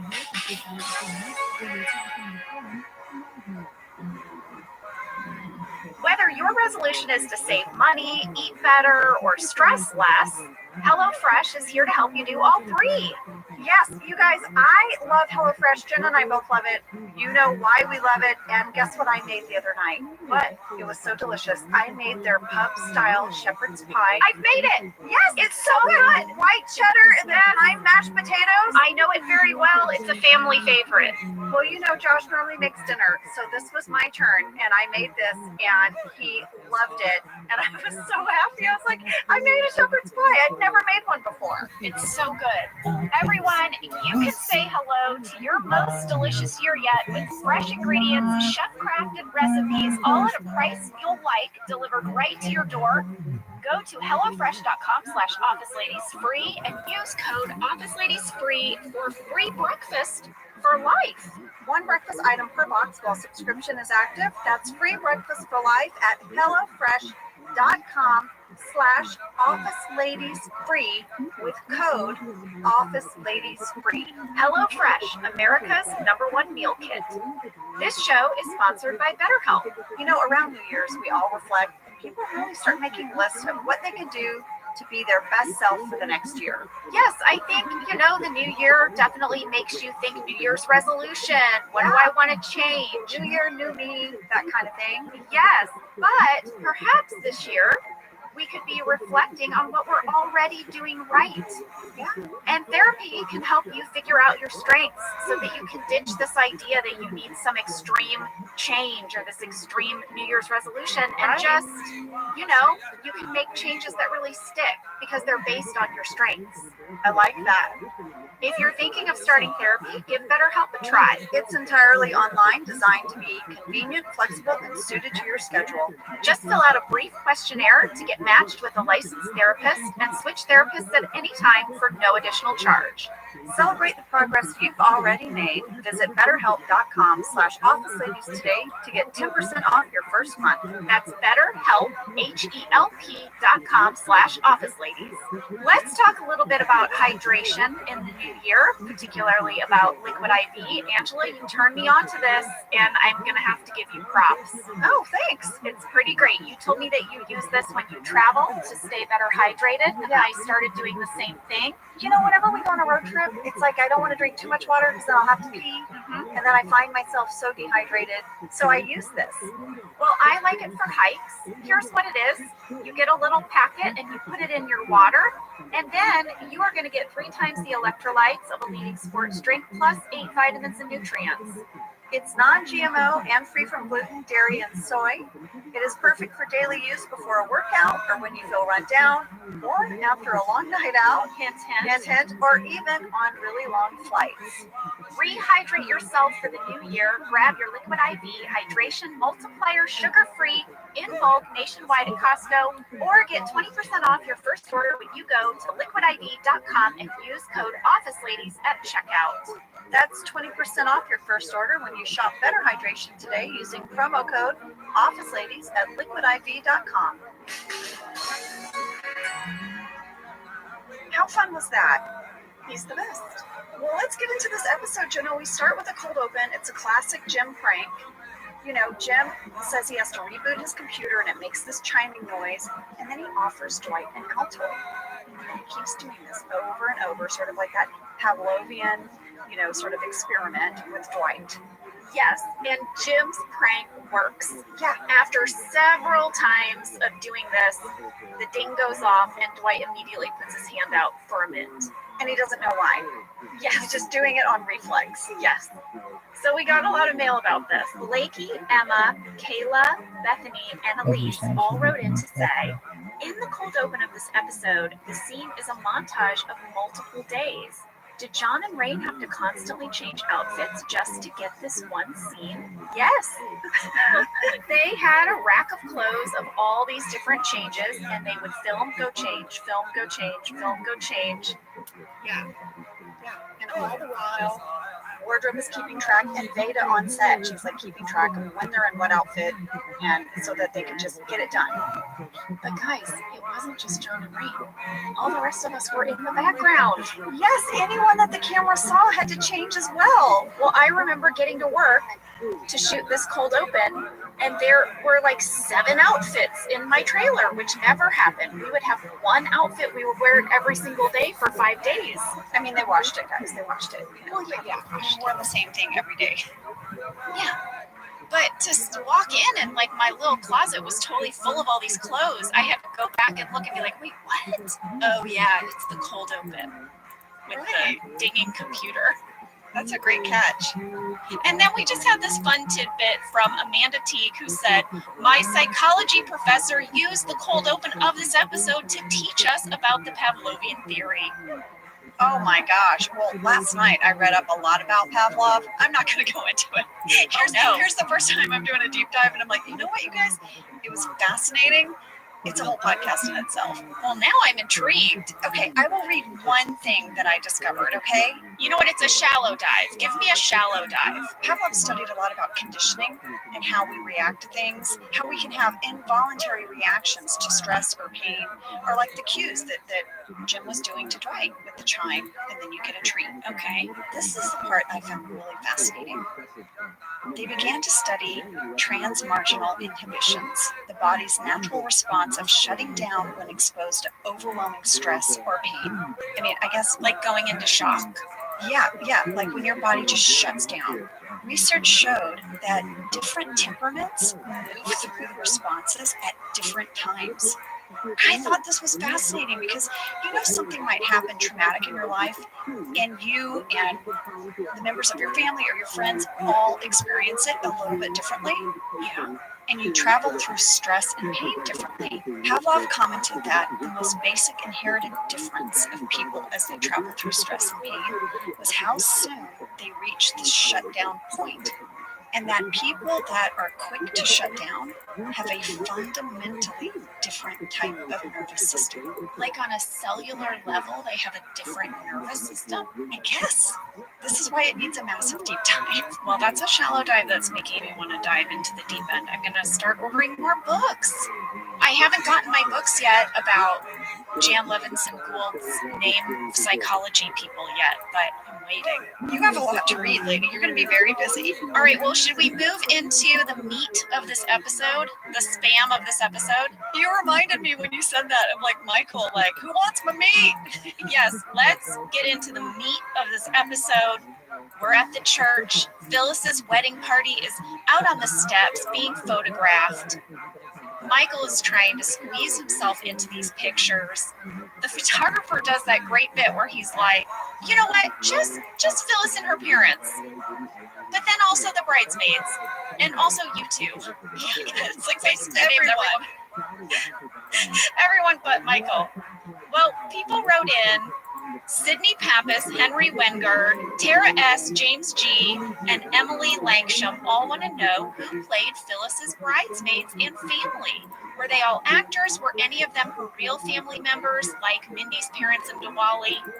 No, they were all actors. Her maid sister that we see throughout the episode was played by Maylee Flanagan, and the photographer in the scene was played by John F. Schaefer.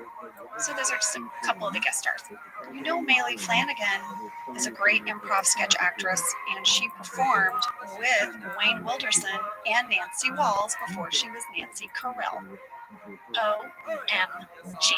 Well, next up, Michael explains that he is part of the wedding party because Phyllis has asked him to push her father down the aisle. So he's basically giving away the bride. And it's a big day for Phyllis, but it's also just a really big day for him. He's employer of the bride. Well, then Phyllis has a talking head explaining the reason why she asked Michael to be in the wedding. She said she is going to get a 6-week vacation. Yeah. A 6-week honeymoon. And that's never been done. So she had her motives. She did. And she's going to pay for it. She will. Decision.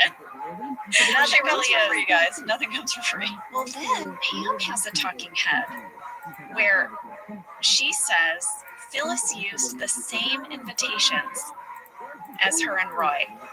There's a big P and a big R. I have a question for you about this because you hold it up. Yeah, I took a screen grab. I looked at it. So you remember your save the date that you handed Angela Martin in conflict resolution? Yeah. That was like shades of purple. That was a save the date. That's different from an invitation. But didn't we say that Pam's bridesmaids were going to have like lilac dresses or something at one point? Like purple was her color. Purple's not here today, guys. There's orange, turquoise. Yeah, you're right. There's a big jump from whatever her save the date idea was to what her wedding was going to be. Yeah, some changes were made. You're right. Yeah. It ends up being more bluey. But then in Pam's wedding to Jim, she goes back to lilac. I know. I expected to see more purple people. That's all I'm saying. Well, then Stanley, Jim, and Karen arrive. And we find out that they've both were just toasters. Yes, I called it the dueling toasters. Stanley's really, really annoyed. Carissa, Caitlin, Nicole, Kimberly, and Angela all said Stanley bought Phyllis a toaster for her wedding present. Do you think it's the same toaster that he bought for Pam and Roy's wedding that he couldn't return and now he's regifting it? 100%. Yes. I think that's part of the joke. Yeah. I wouldn't be surprised if it's in the same wrapping. He just put it on a shelf. I feel like Karen and Jim checked the registry. They picked the toaster. Maybe Stanley checked the registry and he's like, oh, she wants a toaster? I've got a toaster over here. I need to unload. Yeah. So imagine, Jim and Karen's surprised. They're like, wait, it said it was still available on the registry. Look, I think that's why we get the dueling toasters. I love it. Next, Dwight and Angela arrive separately, but they run into each other in the parking lot. He tells her she looks as beautiful as the Queen of England. This is apparently a very high compliment. Angela really loves it. And then she insists that they can't walk in the same. And she's like, don't linger, break left. And Jenna, part of that was improvised because I remember that on the day. And Rain and I had a lot of fun being so silly in that parking lot. But I have to talk a minute about my outfit. Oh, well, you're going to make Hunter Sexton and Kennedy McAllister very happy because they want to know all about it. I remember Wardrobe saying that this was vintage, that it was like a vintage suit that they found. It was very much like Jacqueline Kennedy, right? Yes. Jacqueline Kennedy, for her husband's inauguration, 1961, wore a pillbox hat and wore this cloth sort of wool coat. This was radical at the time. I looked it up because everyone would have been wearing mink coats, mink hats, and there's Jacqueline in like cloth and wool. It's like, what? And I forever in my brain thought that her pillbox hat and dress were a shade of blue on that day. Are they not? No. So this was so cool. I looked up to see who made her hat. It was made by Halston. And when I did, I found out all of this information. Most people think it was blue because at the time, I guess color film struggled to match real hues in photos. But this dress is actually at the John F. Kennedy Presidential Library and Museum. That's where this outfit is stored. And it is, in fact, beige. Beige, not blue. She wore a beige pillbox hat and a beige coat. Whoa. Yes. And if you look up this image, in so many images it's blue, except if you look at the cover of Life magazine from the inauguration, it is beige. I mean, I'm a little surprised she wore beige to an inauguration. I know. I thought so too. She did have a mink, what do you call it that you put your hands in? Stole? A stole? Is that what it's called? A stole? I don't know. Little Is it a muff? thingy? Is it a muff? A muff? No, muffs are for your ears. It's a It was like a mink, brown mink ball, and you put your hands in it. I know exactly what you're talking about. And I just, you can tell you and I are on the cutting edge of fashion. A mink ball. She had a mink ball. She put her hands in. And the collar of her coat was trimmed in the same color mink as the ball she put her hands in. But the whole outfit was beige, very bold. And then the thing that Halston, I think, would really want you to know, because he did an interview about it, is that he spent hours shaping that hat so it would have a perfect rounded dome top. And then when she went outside, the wind began to blow, and she had to put her hand on top to hold the hat, and it dented it in the middle. Wait, the shape of the hat that I've become that's burned in my brain was a mistake because she had to flatten it? She had to hold it to her head. She didn't mean to. It was blowing off, so she grabbed it. And that action put a dent in it. And so it was photographed the whole entire day. This was right at the beginning as she walked out. So it was photographed the whole day with this dent in it. And I mean, within, several days, all across America, people were selling this dented hat to match Jackie's pillbox hat. I cannot believe that her pillbox hat was supposed to be rounded. Oh yeah, it was supposed to be like a little dome. I have to say, I think God sent that wind that day because a domed hat would have just looked so silly. But I think the dent was the right move. I don't know. All right, Halston, put on your earmuffs. I'm just saying, sometimes there are acts of serendipity. Jenna thinks the dent was ordained. I don't know. Well, after this scene, Angela, we have a Dwight talking head that will become so relevant and important later at the end of the series. He explains that the Schrutes have a tradition of getting married while standing in their own graves. And we are not going to forget this later when Dwight finally marries. We'll get there, but people had to help me in that hole. Well, so everyone's sort of filtering in. They're signing the guest book, yada, yada. In the meantime, Michael is checking in on Phyllis. He comes into the room. He wants to make sure she's all right. Yeah. He's really taken his role seriously As employer of the bride. Mm-hmm. This scene is absolutely fantastic. It's famous. It's famous. You know, Ken talked a little bit about how much they laughed while they were doing this scene.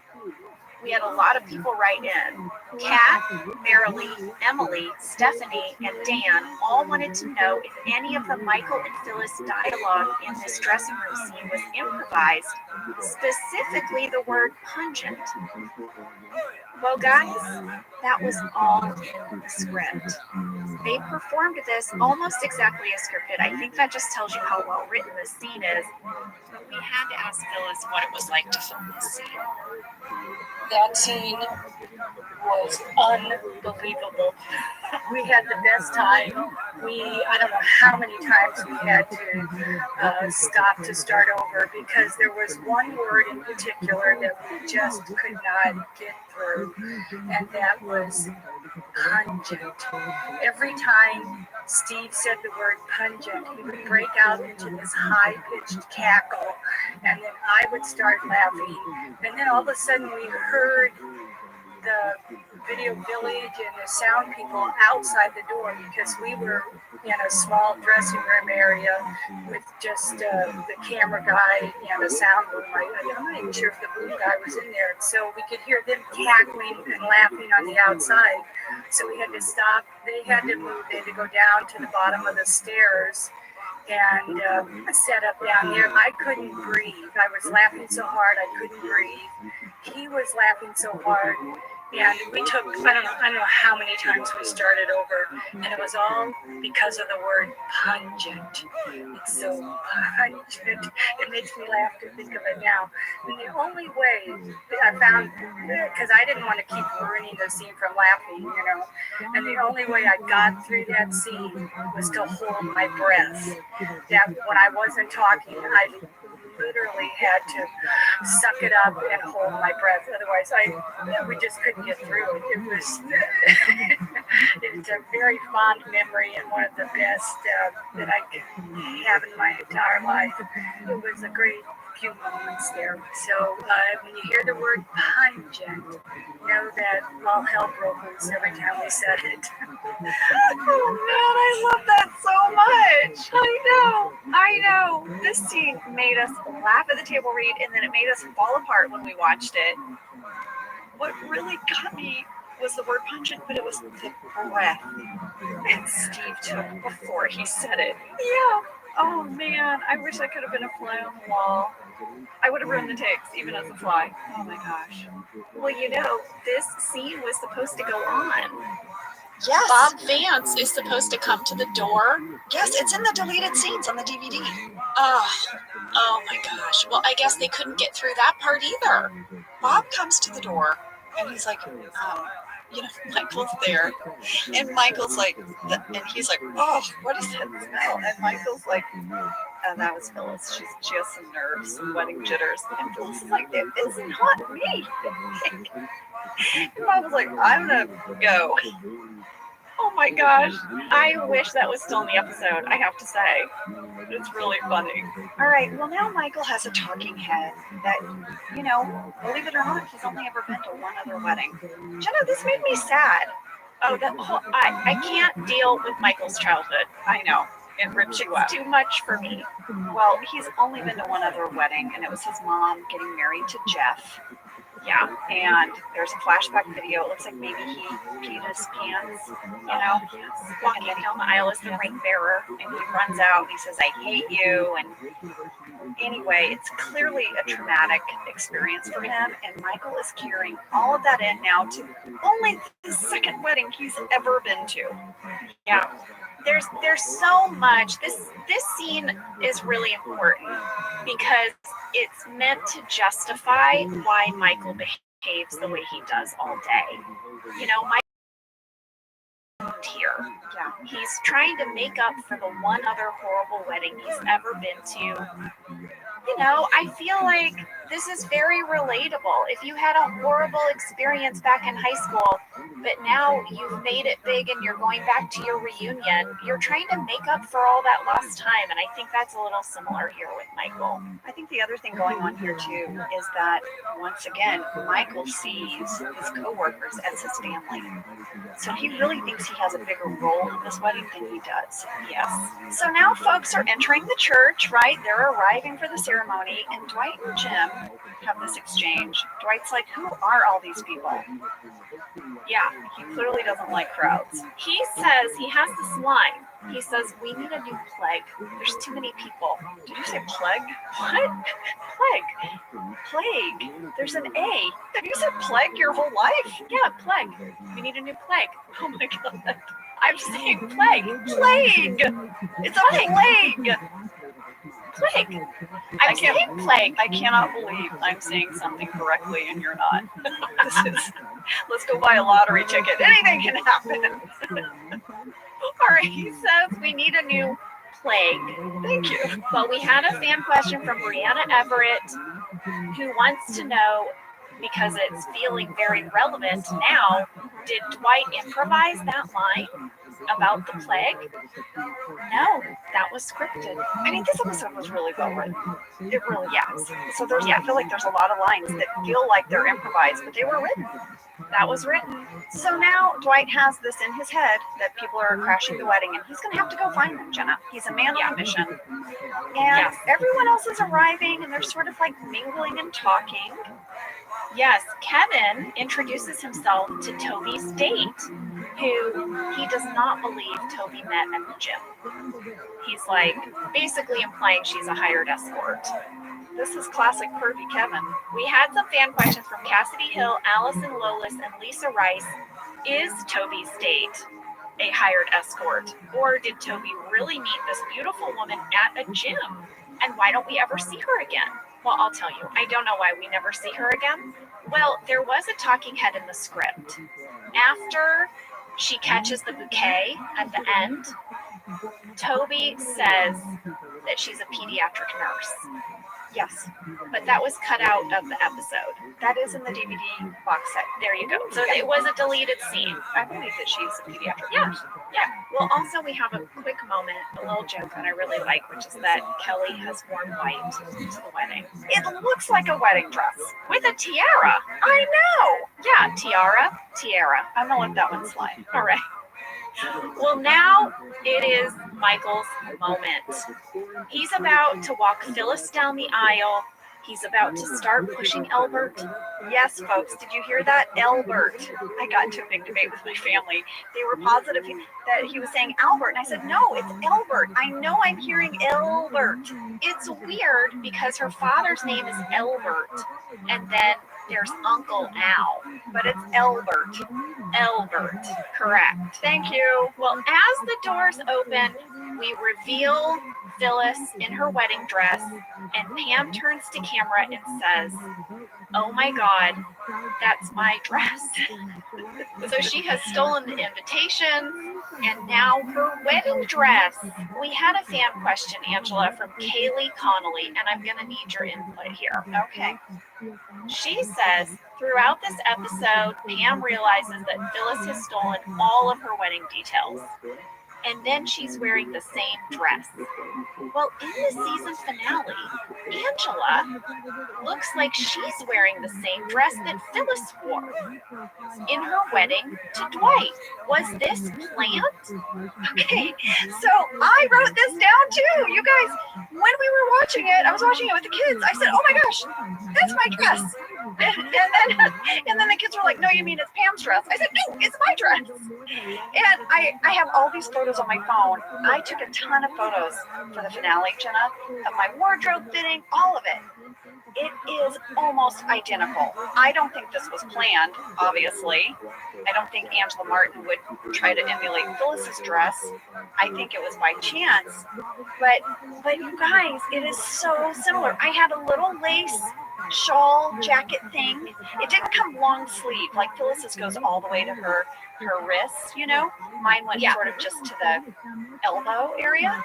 And then we had a strapless kind of dress. I do not have a broad ribbon band on mine like hers, but it's super similar. I looked it up too. I had pictures side by side on my computer. They are so, it's like the cut of the dress is so similar. Crazy. I know. Okay, so they're walking down the aisle, and as they get about halfway down, Elbert is sort of moved to stand up. He's like, he wants to try, right? It's his daughter's wedding. And Phyllis is so delighted. She just starts to smile, and everyone applauds. And Michael is like, no. He had one job. He had one job. And they just took it away from him. Yes, and he just reverts back to that little boy who didn't get to walk down the aisle with the rings, and the dog took his spot. So Michael is just watching Phyllis and her father walk down the aisle to all of this applause. What he does is just sort of awkwardly pushes / drags the wheelchair down the aisle. Like, yeah, here's my question, Jenna, because you have the script. I sort of figured in the script it would say Michael awkwardly walks behind them. Was that dragging the wheelchair? Was that Steve, or was that in the script? No, we're not the only person. So I did look this up because Camille, Sarah, Dylan, Megan, and Katie all asked the same question. Yes, it was scripted. Here's what it says in the script. It says, Michael can't figure out how to undo the lock on the wheelchair, so he drags it down while still doing a traditional wedding walk. Amazing. Yeah. So all of that and him doing the like step together, that was, you know, the script. Well, we asked Phyllis about this moment, and here's what she had to say. One of the scenes that stood out in my mind was when I was walking down the aisle, and since I've never been married, to me that was a real thrill. And then Michael, when he started dragging the wheelchair after Dad had gotten up and was going to walk me down the aisle, and Michael was dragging the wheelchair, I could not keep a straight face, and I was so happy that the majority of the time my back was to that action, because it was just hard to keep it in. Just the sound of the wheelchair dragging down the aisle. I remember that. I remember it was very hard to get through. Jenna, I don't know if you remember, but I sat directly behind you. Yes, and we were tickled because between the scenes we could turn around and chat to each other. Well, it's funny because someone pointed out that it seemed like all of the Dunder Mifflin employees were on one side except for Pam. Yes, usually there's a bride side and a groom side, but I guess we sat on the groom side. But I do remember I have such a memory of how beautiful the back of your hair looked. So beautiful. I watched this episode and I just thought it was fantastic. I was like, oh my gosh, my hair looks amazing. That dress, that color, that chocolatey colored dress, I'd never seen you in that color before. Personally, why don't I wear that color more is what I thought. I don't know. I feel like that color inspired me because that was the color of the dress I wore to the Golden Globes. Remember that time when we met the athletic? Yeah. Yes. I was like, if Pam can wear it, I can wear it. Well, I noticed something else about the wedding guests. No Gina and Leo. Bob Vance did not seem to invite any employees, so Phyllis invited all of her work friends, but I didn't see a big bunch of Vance refrigeration people. Well, you only know two of them, really, Gino and Leo. Maybe Charles was like, those two do something. They're always up to something. They're on my list. They're on my no list. Yeah, well, I'm sure Bob was like, we're inviting Michael, but I can't bring Gino and Leo. I don't know. Well, I don't know if you noticed in the line of groomsmen standing up there are a set of twins. Those are meant to be Bob's grown sons. It's in the script that Bob's twin sons are standing up for him. So he has his best friend, and who gives a little bit of a speech later, and then his twin sons, and then I don't know who the other man is meant to be, but no Gino and Leo. Yeah. The minister is trying to finish the vows, but Michael jumps the gun and he pronounces Bob and Phyllis man and wife. He had to get something in there, and it's crickets, because the vows aren't finished. You know what the best job for Michael would have been? Is if he could have just been the DJ at the reception. Just be the person who announces them in. Yeah, for the first time, I'd like to introduce to you.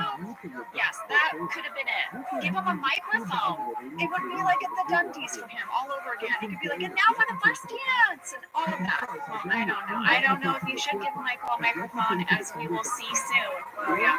Well, you know what, Angela? I always like to give shout outs to our guest actors. The minister was played by Rick Scary. And Michael does finally get it right. Everyone cheers. And he's a little happy with that moment. He's like, oh, good. And you should have just left it alone. He had his moment, Michael. But Michael can't leave it alone, you guys. No. And it's all going to blow up at the reception. All right, well, let's take a break, and when we come back, we'll talk about what it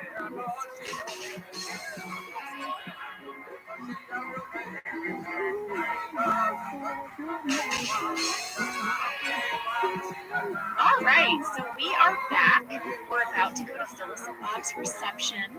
And Angela, it is really hitting me that we were on location this entire episode. Gemma, I wrote about it in my journal. I said we were on location all week and we had to spend a lot of time in our trailers together because we had no, quote, office set to call home. Oscar and I played music and danced in my trailer.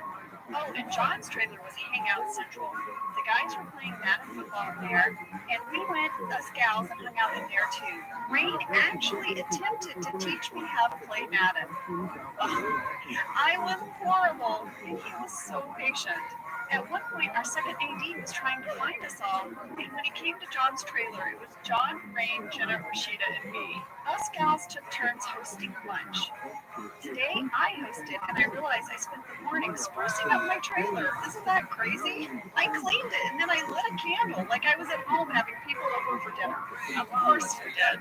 Oh my gosh, this is so cute. I think the thing that's striking me, Angela, is that it's true how little time we spent in our trailers when we were back on our Denver Midland set, because we would just hang out at our desks. Yes, scenes. Exactly. That's why I said we didn't have our office desks. So, yeah. And I know a lot of these scenes, if we weren't in them, they really wanted us to go to our trailer because they didn't want, they did want us to be looking for us all throughout the church. So when we weren't in scenes, they wanted us to go to our little base camp area. And we didn't do as much background work in this episode as you might think. They really crafted these shots, and Ken kind of talked about that. He had a very specific shot list, and he knew exactly what he wanted to see and when he wanted to see it. So if you weren't a part of that storytelling, you were back in the trailer.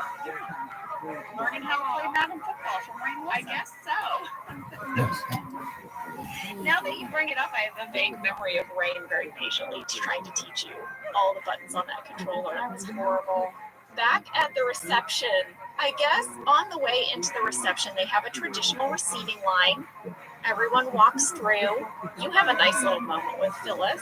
Yes, I say that her dress is so light, it's almost blinding. I think I know what the implication is there. Yes, but did you notice that I have little nice gloves on?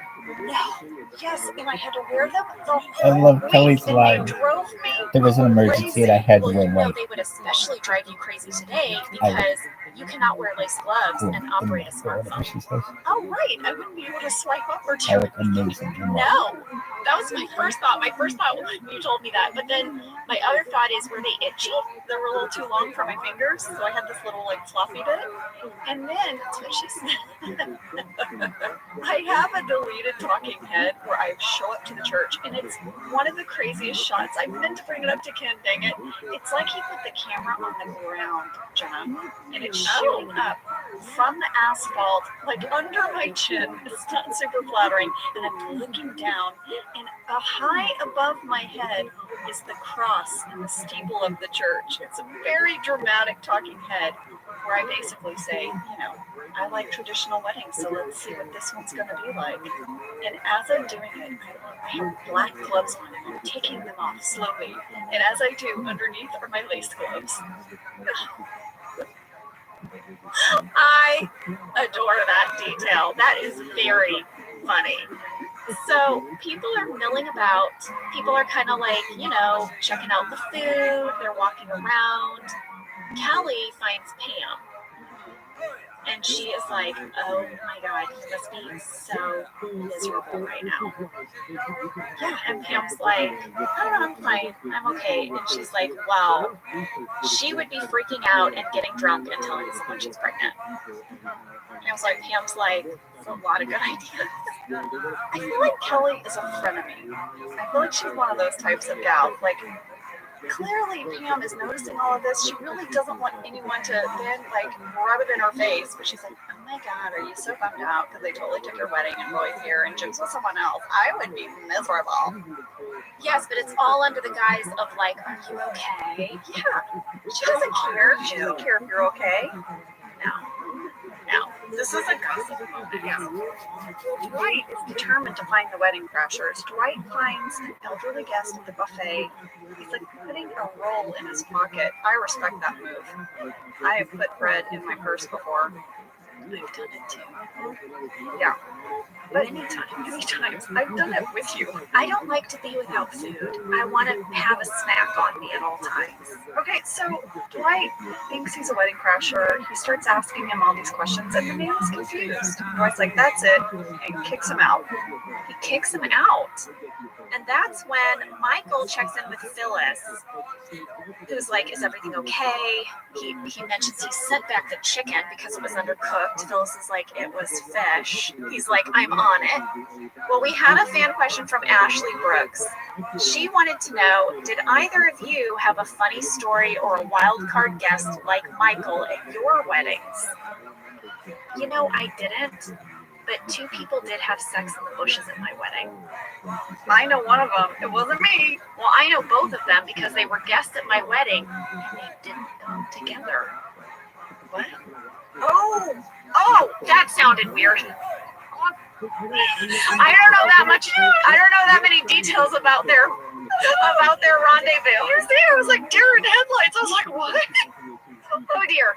No, they didn't arrive to the wedding together. They hooked up at your wedding. Yes. Okay. Well, I can tell you, at my wedding, we didn't have a random guest, but my husband really wanted to have a signature drink. He was like so excited about it. And I love a signature drink. I know. He did too. I was like, But he likes a Moscow Mule, so he wanted to have the Moscow Mule. But he wanted to use, is it bourbon? I'm gonna get this wrong. It's actually called a Kentucky Mule. They make it a little different.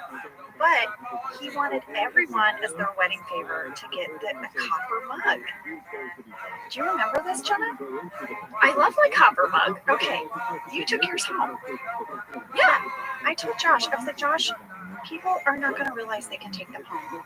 They're not. And he's like, yes, they will. We'll say it's the party favor. They get to take a copper mug home. It engraved on it was like our wedding date. I was like, babe, this is really nice. People are not going to take them home. We got into a little fight about it because we're planning the wedding. Guess what? What? We have 55 copper mugs.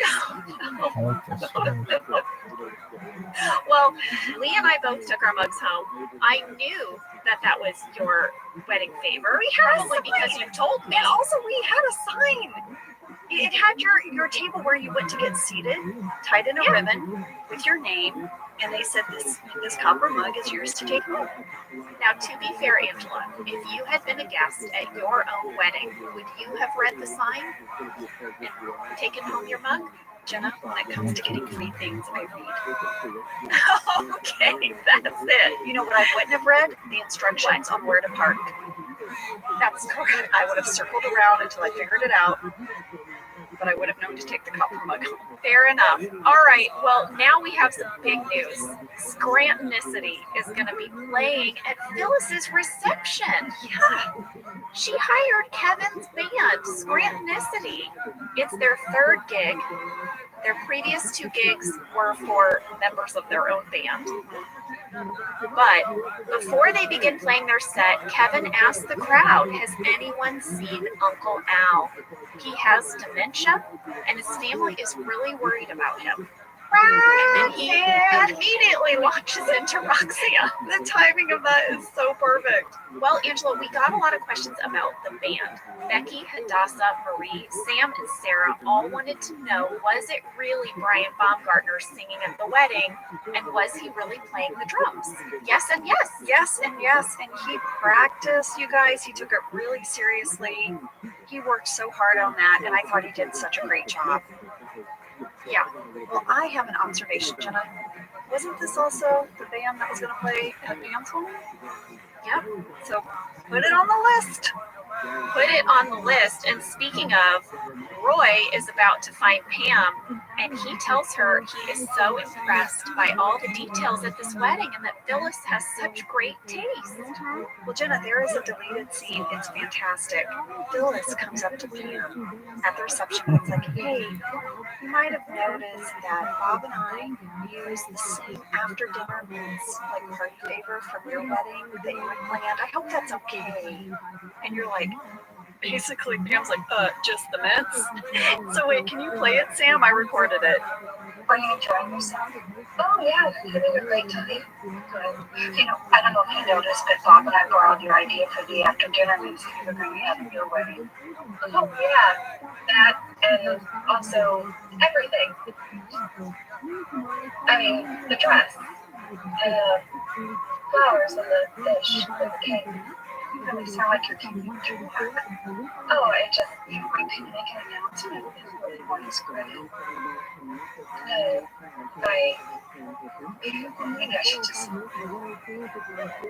Oh, that is amazing. I mean, how passive aggressive is that? Would you like me to make an announcement so you can get credit? It's so amazing.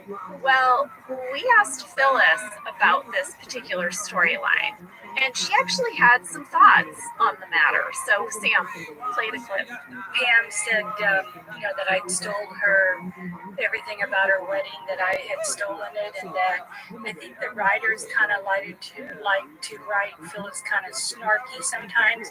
Well, when I got to thinking about it, I don't think that Phyllis Lapin bands, stole Pam's ideas and colors and flowers and stuff because she was being vindictive.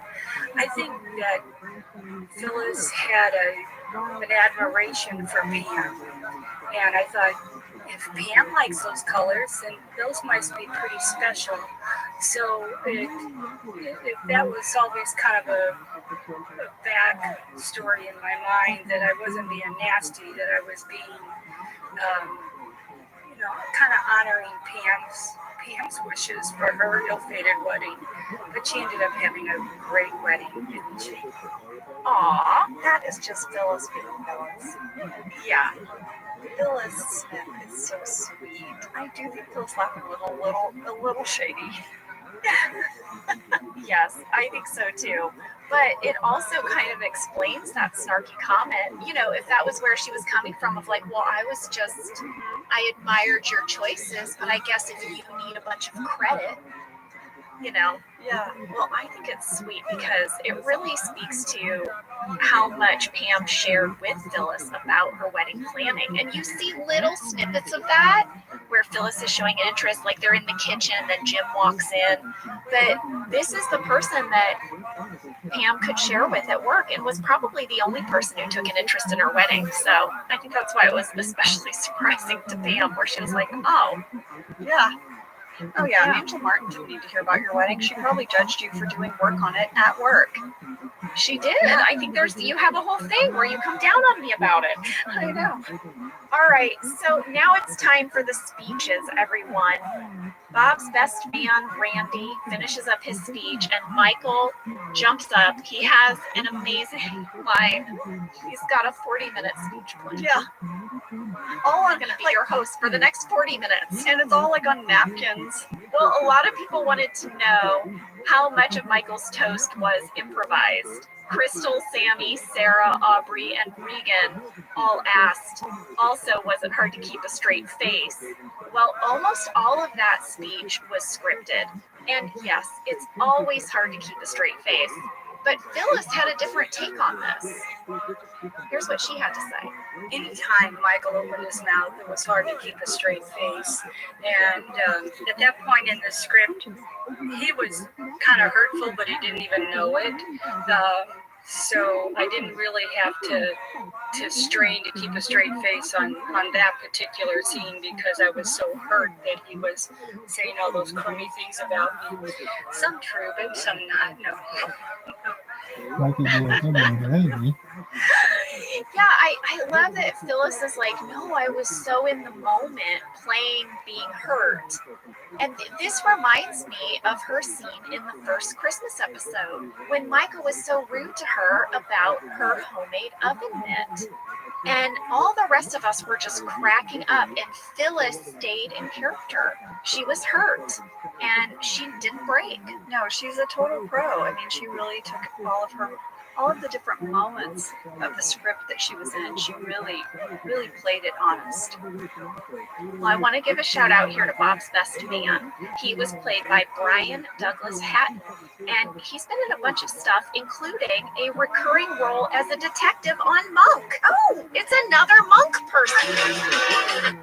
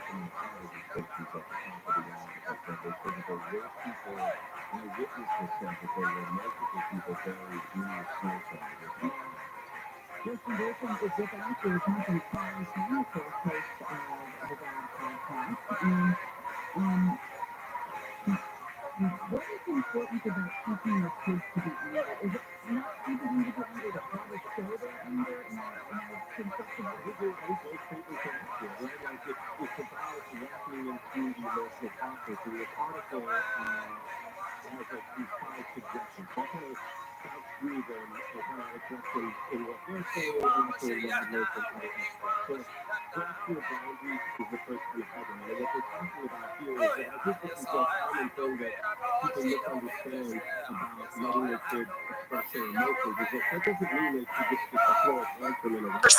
Office Monk crossover. There you go. Well, I have to point out something that's so ridiculous, but it is my way. Michael continues his speech and says that their couple's celebrity name would be Flob. Yeah, I looked it up. I was like, when did people start doing this? Like combining the names? And this is what the internet said, guys. The first time a celebrity couple's name was combined was Bennifer. I was going to say Bennifer. Yes, Ben Affleck and Jennifer Lopez. How does everyone know this? This is like a unanimous thought online that Bennifer started it all. I knew it. There you go. The next one after Bennifer was Brangelina. Yes, Brad Pitt and Angelina Jolie. And then I guess there's one for Kanye West and Kim Kardashian, and it's Kim Ye. Oh yeah, Kim Ye. I've heard that. I haven't heard that. Like, that one is not quite in my vernacular as much as Bennifer and Brangelina. Well, but some people pointed out that, Brad Pitt and Jennifer Aniston would have also been a Bennifer. They would have been a Brennifer. Well, after he does their name mashup, he goes on to do what I think he thinks is like a fun, playful kind of roast of Phyllis, where he tells everyone that her nickname in high school was Easy Rider.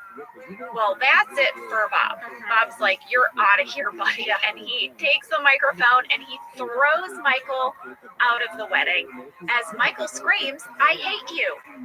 This is the second time he screamed, "I hate you" at a wedding. This is full circle for him now. He's the little boy all over again, not getting to be part of the wedding. Groomsmen out there, if Jenna and I can impart anything on you, don't roast the bride. Yeah, good one.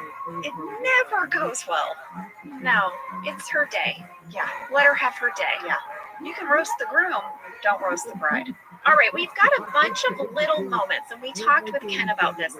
We kind of move into like the rest of the storytelling here in this episode is done in these like little vignettes. We have Jim kind of comes up to Pam and is like, "Why aren't you going to dance?" And it's a little bit of a flirty moment. A little bit. He says, "You look cute." It's a total flirt moment. Yeah. And Pam knows it's a flirt moment. So now she's like, "Oh." But then, he's off dancing with Karen.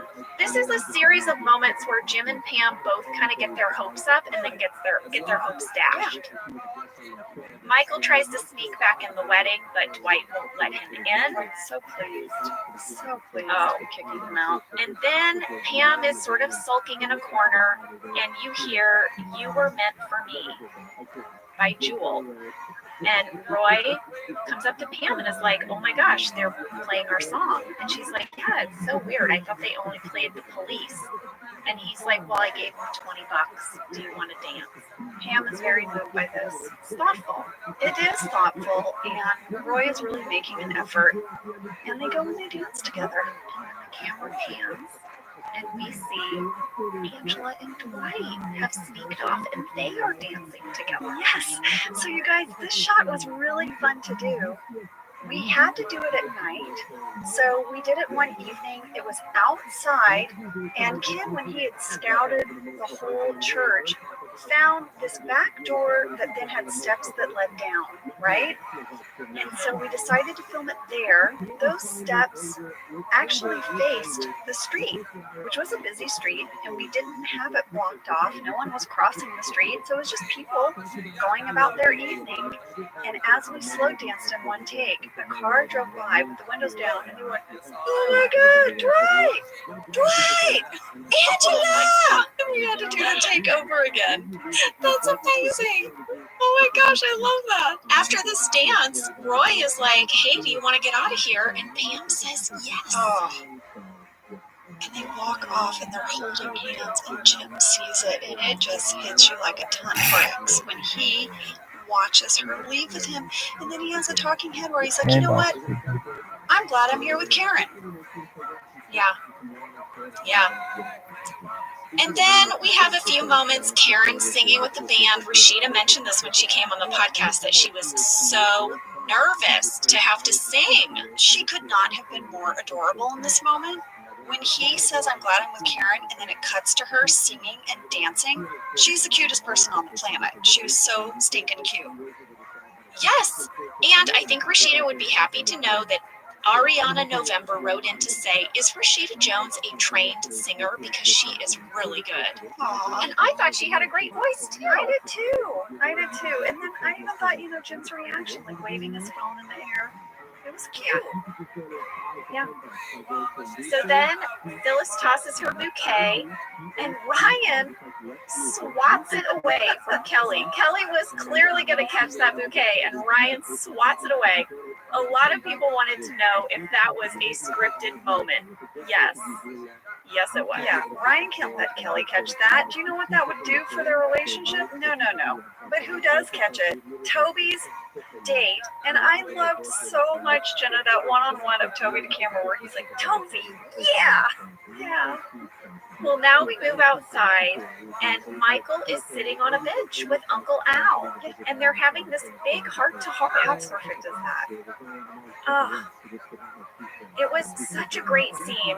We had some people write in. Christy Carroll, Connor Yates, and Ashley Howell all asked, can you talk about the actors that played Uncle Al and Phyllis's dad, Albert, because they were both fabulous? Well, guys, George Ives played Uncle Al, and he was a longtime television actor. He appeared in Mr. Ed, The Andy Griffith Show, My Three Sons, Bewitched, and a bunch of movies. He passed away in 2013, and The Office was his last television show that he appeared in, according to IMDb. Yeah, and he was just absolutely fabulous. And then Hansford Rowe played Phyllis's father. He passed away in 2017. He was a very accomplished actor. Listen to the movies he's been in. He was in Dante's Peak, Baby Boom, 3 Days of the Condor. He's been in a ton of television shows. Modern Family, Will and Grace, Curb Your Enthusiasm, 6 Feet Under. But here's the one that got me. He was in this miniseries called V. Do you remember V? Was it about aliens taking over? Yes, it was from the 80s. Yeah, people would do the sign, the sign with their fingers. Yeah. And the way you found out they were aliens is they would peel off their skin, and they were like lizard people underneath. Yeah, oh my God, I forgot about that show. Remember how shocking it was when you saw their lizards? Yeah. Well, listen, we had a fan question from Sierra, Katie Regan, Katie Slim, Allison, and Lexi. They all noticed that at 19 minutes 30 seconds, as Phyllis is leaving the church, she seems to have a black brace on her right knee. Well, guys, I asked Phyllis about this, and she does not remember. She was definitely not injured during the making of this episode, but, she said she went through a few injuries during her time on the show, and I guess this must have been when she was favoring that knee a little bit, but I stopped it, and sure enough, there is a little bit of a bandage there. I did not catch that. Yeah. Oh man, we have really good background catchers that watch the show. We do. Well, now we have this tag, this little scene at the end, and it's Bob and Phyllis. They're doing that thing where you shove the wedding cake in the face kind of thing, and of course Michael wants to get in on it. It's really awkward. I don't know if you noticed on this cake, it was so amazing. It was so well done. There was a full silver refrigerator made of fondant that sat on top of the cake as like the topper, next to the little bride and groom figurine. I did not notice that. Yes! That is brilliant. Of course, there was a Vance refrigerator on the top of the cake with them. That was also cake. So you know how you take the top part of the cake and you save it and you have it on your 1-year anniversary? Yeah. They're going to eat that refrigerator. Their 1-year anniversary. Did you do that? Did you save the top of your cake and eat it a year later? No. Did you? Oh, no. Did you? You know what? It's weird. I can't remember. But this past year, we just celebrated our 10th wedding anniversary.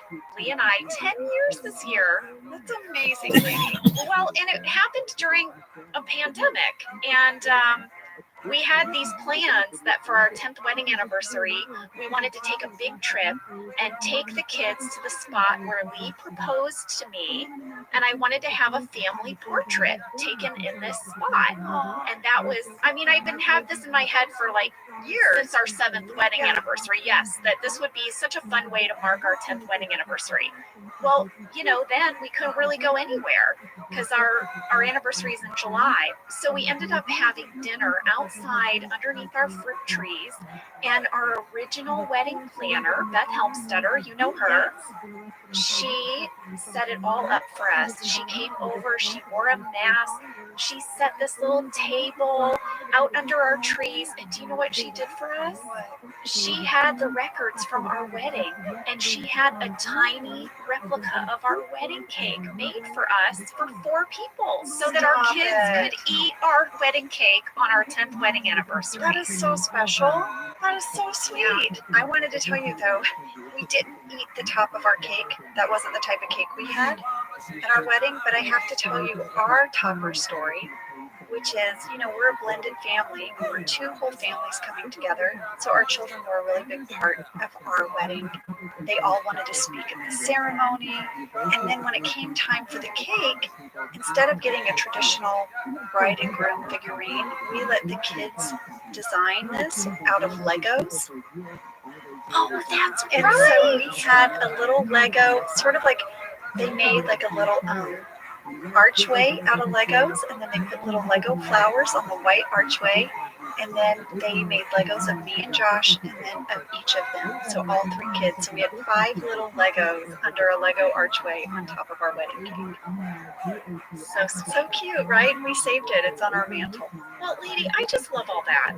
So we did get some questions about this cake scene. And guys, I want to let you know, so this was originally shot to be earlier in the episode, and then they just liked it, so they used it as the tag, but it was meant to go right before Dwight confronts Uncle Al for stealing the bread at the buffet and throws him out.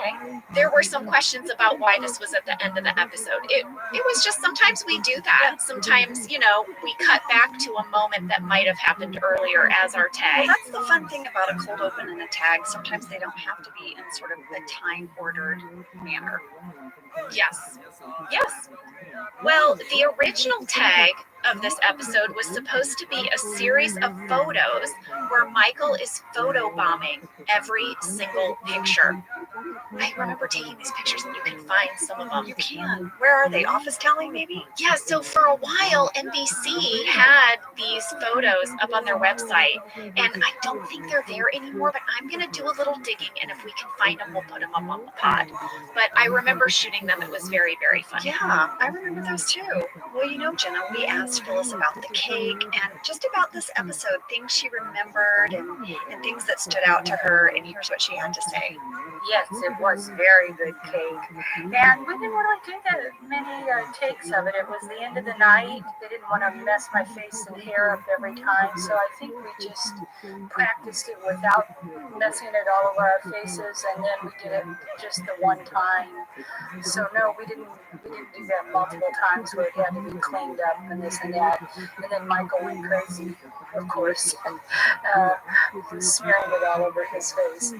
And you know, one of the funniest scenes that I think it tore me up when I saw it for the first time was when Michael was outside jumping at the window trying to look in after he'd been escorted out by Dwight. I don't know, for some reason that just really tore me up. I thought that whole wedding was of course I would, was a remarkable episode. Everybody had their shining moments in it. Kelly dressed in white, and the whole Pam and Jim, Karen, Roy triangle, that was all great. It was just pretty special, and Ken directed it. He was fantastic. I always enjoyed working with him, and we were so blessed on that show. We had so many great writers, directors, and the fact that we all got to grow up together on the show, basically. Not just this episode, the whole 9 seasons.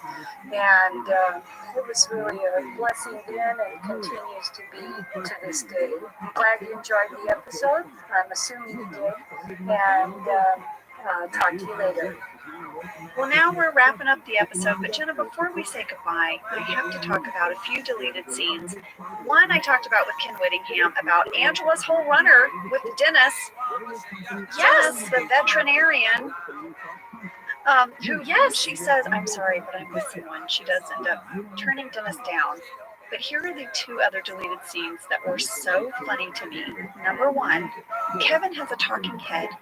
He says that he has proposed to 4 different girls. Oh my God, 4! But Stacy was the first one to say yes. And you know, if it couldn't be Melissa Riley, then he's glad it was Stacy. Wow. Who the heck is Melissa Riley? I don't know. Okay, I thought that was delicious. And this is the other one I loved. Wedding planners, listen up. There's a deleted scene where Meredith holds up a party favor, and it's a little tiny refrigerator magnet. And when you open the door to the refrigerator, there's a picture of Phyllis and Bob. Wow. Yeah. Well, she didn't steal that from Pam's wedding. She didn't steal that one, but don't you wish you had that magnet, that little refrigerator magnet? So in the deleted scene, we see this item. Yes, I took a screen grab of it. So who has that now? I don't know, but Meredith is the one who holds it up. She's like, did you guys get your little magnet? And it's a refrigerator. It's so cute. Angela, I love this refrigerator magnet that goes on your refrigerator so much that I would like you, please, because you're in charge of our merch. I am. I love it, you guys. If you ever have ideas, let me know. Well, I have one, so I'm letting you know. Will you please make a refrigerator magnet with a little door that opens, and inside the refrigerator is me and you. I don't know why we're in the refrigerator. I just want to be in there. Okay? Okay. I can be holding a little jar of sourdough starter, and you can be holding something too. A glass of wine. Sure. You open up the refrigerator to us, but you can put your own photo in there. Or we can just be on your refrigerator. We'd be happy to be there. To keep you company. Sure. Well, you guys, that was Phyllis's wedding. A huge thank you to Phyllis Smith for sending in those audio files. And of course, oh my gosh, thank you, Ken Whittingham. Yes, guys, we love you. We'll see you next week. Bye. Bye. Thank you for listening to Office Ladies. Office Ladies is produced by Earwolf, Jenna Fisher, and Angela Kinsey. Our producer is Cody Fisher, our sound engineer is Sam Kiefer, and our associate producer is Ainsley Bubico. Our theme song is Rubber Tree by Creed Bratton. For ad-free versions of Office Ladies, go to StitcherPremium.com. For a free 1-month trial of Stitcher Premium, use code OFFICE.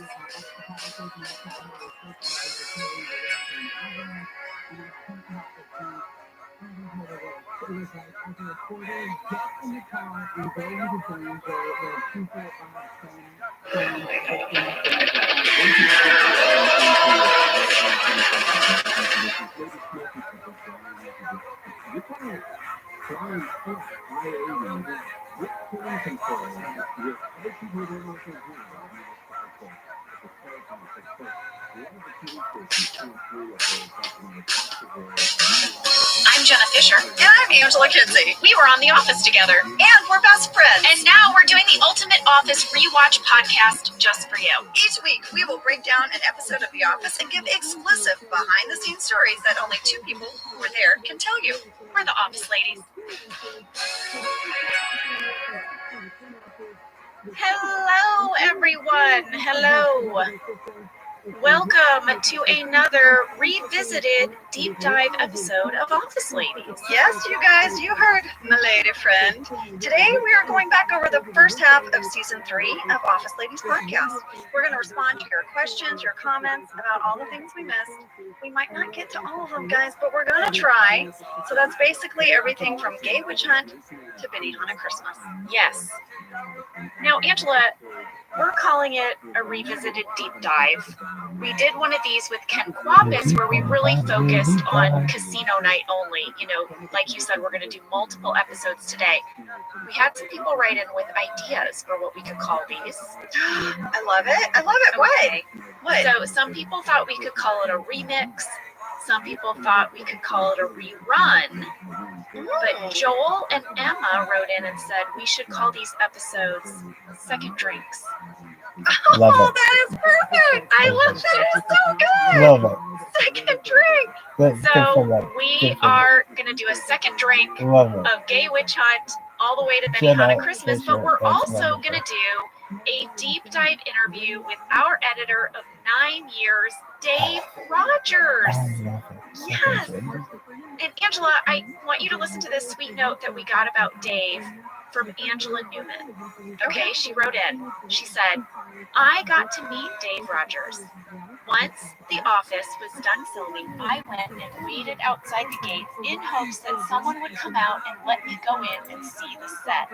Sure enough, after a few hours, Dave came out and was beyond generous, gave me a full tour of the office and warehouse. It was the best day ever. Oh my gosh. Well, that is just the Dave that we know, Jenna. He is just so lovely like that.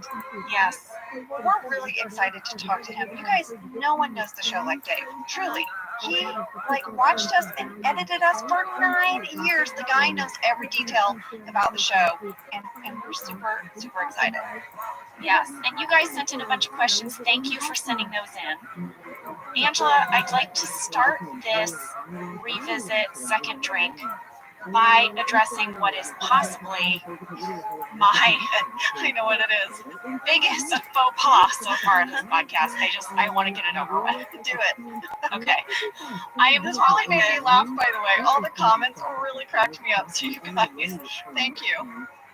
I am calling this revisited fast fact number 1.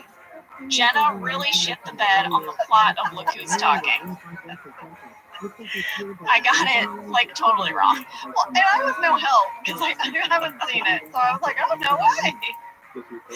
You guys remember at the beginning of the merger, Michael's pretending to do a bit based on Look Who's Talking, this movie, and I very confidently did this whole explanation of the plot.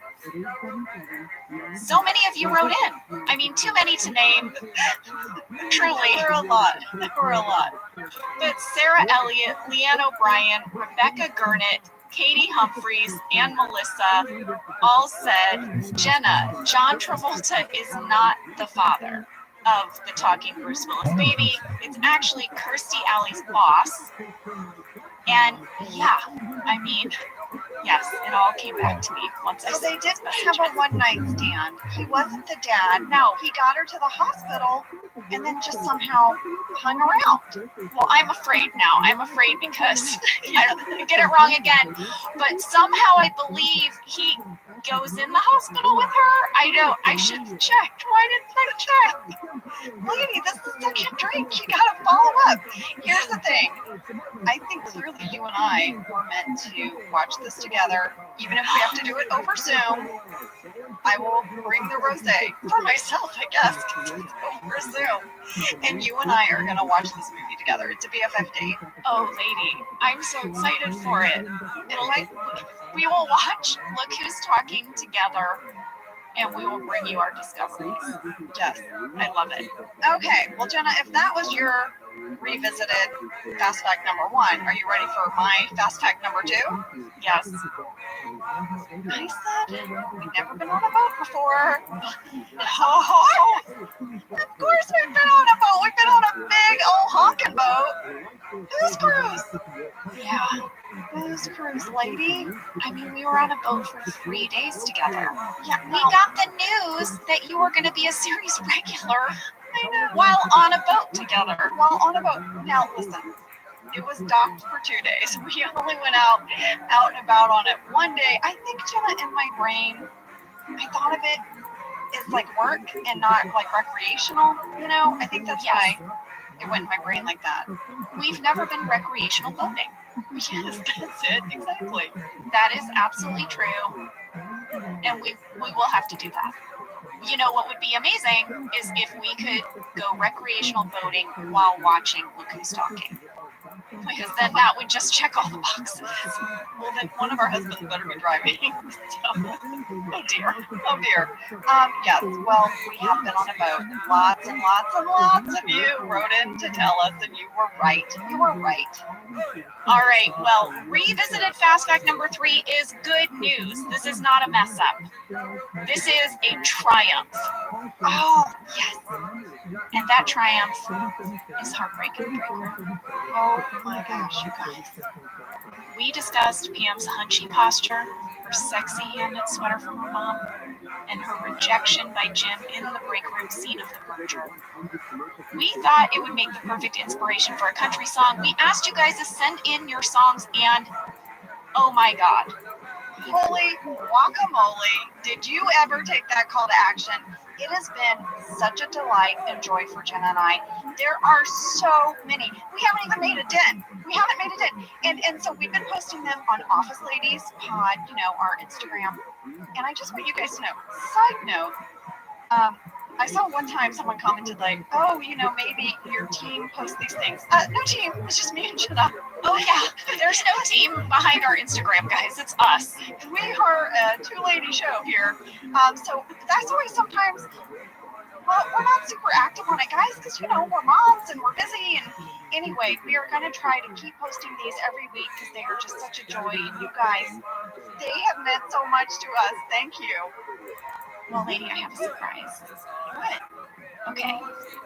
You know Rhett Miller from the old 97s is a good friend of mine. I do. I'm like really jealous. It's just like, Jenna, I always think of you as like sort of the same level of dorkiness, but then every once in a while you have this like really cool friend. And you're like, what the heck? Way cool friends, Angela. I have one or two. But Rhett is definitely one of yours. He is, I own it. He's one of my cool friends. Well, he sent in a version of Heartbreaking. Yes, and you guys, it is fan-flippantastic. Sam, can you play the song?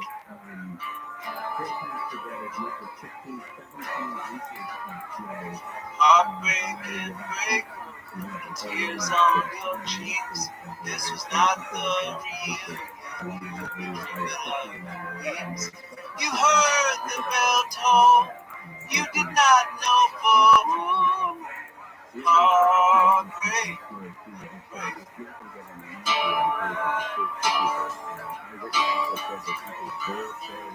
Don't pull your heart out. Discard your dreams and recycle. You should have known better than to wear your sexier sweater. Heartbreaking the break, lump in your throat. Well, you floated it out there, but it didn't know. The music was playing, the world said it's true.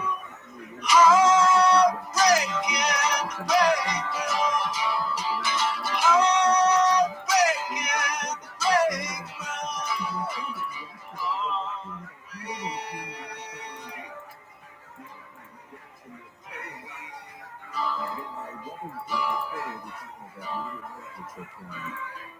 Maybe that's why they call it a break. Maybe that's why they call it a break. Maybe that's why they call it a break.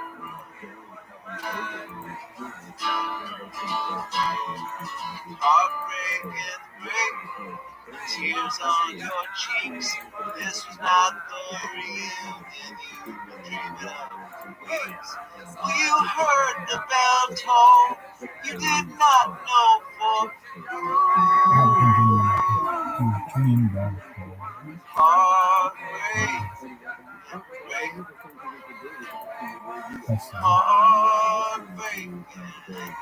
What's going in the front? Why did you do that?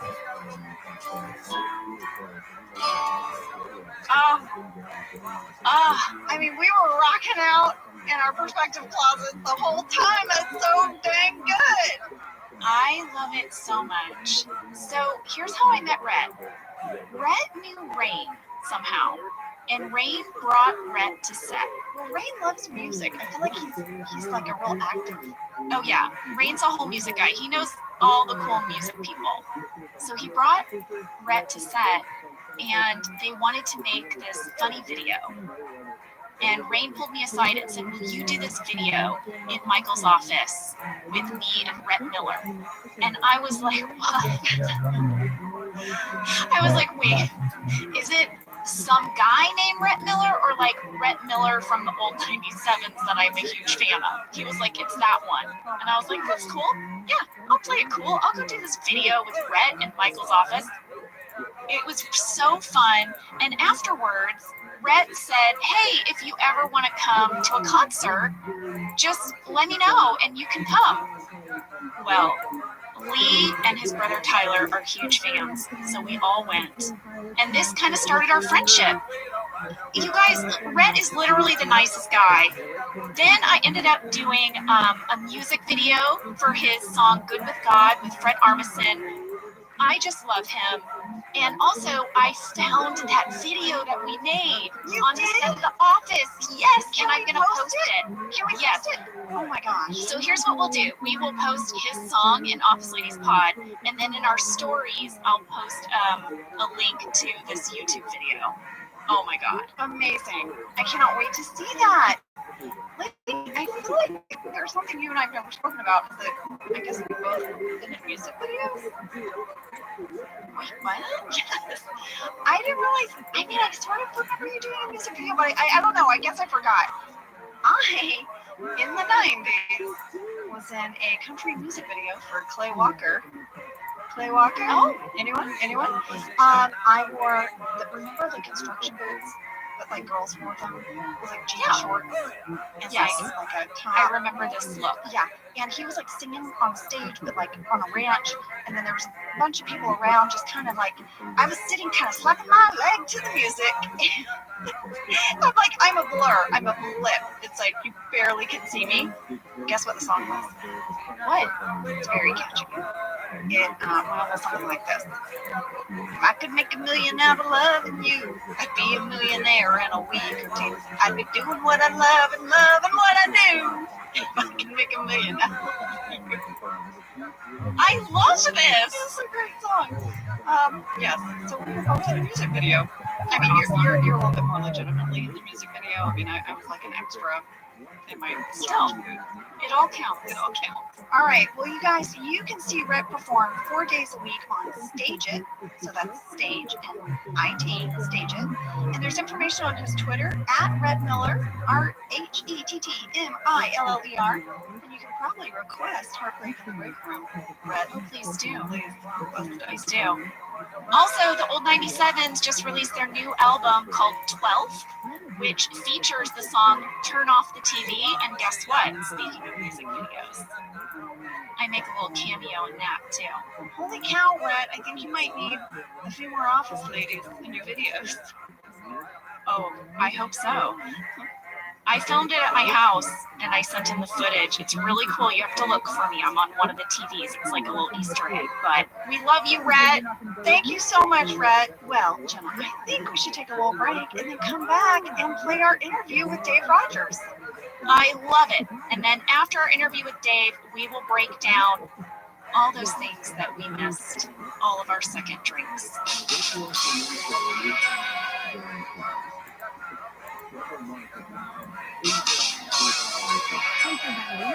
Dave Rogers, thank you so much. We are so delighted to see you. I'm so excited to see you guys. It's been a little while. I feel like I just saw you yesterday because I watch the show constantly, and I've spent probably more time watching you guys than anybody else in the universe. So. Wait, Dave, you still watch the show even though you edited the show and had to watch the show in great detail for like 10 years of your life? You can still stomach watching it? Yeah, there's still a lot of, I watch a lot of it in syndication because it's on, like I don't seek it out, but like, even when you're scrolling on the guide on your TV, it's like, oh, Office, I click to see what episode it is, and inevitably I just get sucked in. It's amazing though how so many kids watch the show. Now my nephews are 10 and 8, and they watch the show. They love it, and they came to visit the set. They have no recollection of visiting the set or anything. I'm like, I have pictures of you guys. I had to throw you off the set. You were running around and diving on the floor, and yeah. Dave, I stole the show Bible when the show wrapped, but I think you are a walking show Bible. I think you are the show Bible in human form. I don't think there's anyone who knows more about the details of our show than you, so we're really excited you're here. Wow, that's a lot of pressure. I gotta say, at one point, I did know the show better than anybody, but it's been a few years, and I see now like trivia questions and just what fans write, and I'm like, oh god, yeah, I don't remember that. I better check on that and stuff like that. Well, the fans are super excited you're here, Dave, and they send in tons and tons of questions for you, and we cannot wait to just dive into it. I'm excited. Should we do a deep dive with Dave Rogers? Deep dive. Well, Dave, the first thing we always like to ask people is, how did they come to get their job on The Office? I worked as an assistant editor in television for a long time. I started on Seinfeld, and then after that I did a show called News Radio. I love News Radio. I love News Radio. I cut the clip show for Seinfeld, so if you ever watched the hour-long clip show that aired right before the series finale, that was my first solo editing credit. And then at News Radio I was an assistant editor, but I started editing as well. But the line producer was a man by the name of Kent Zabornak. Oh, Kentopedia. Yeah. So Kent was a line producer, and we always stayed in touch. And I worked on other projects with him. And then at some point, I was back at Seinfeld. I was working on all the extras for the DVDs. Kent sent me an email and said, hey, I've got a series for you. Take a look. Here's the pilot. I think it'd be a good fit for the showrunner, Greg Daniels. So I said, okay. And I watched the pilot. And I was like, and I hadn't seen the British version of the show. I hadn't watched the British version or anything like that. I was coming in completely fresh. And I watched the pilot, and I was like, oh my God. Just the way his relationship was so, cringy, and just his relationship, especially with you, Jenna, at the beginning with, messages and just the way he would talk to you and everything like that. And how he could turn on a dime. You're like, just even in that scene with the salary, like, yeah, we can all use a raise. And he's like, not today, ma'am, not today. And I was like, oh my God. So I met with Greg. I think I met him at the set. I think they were writing there. They had offices there. So I was at, the original building down off La Cienega and Jefferson, the season 1 location. Yeah.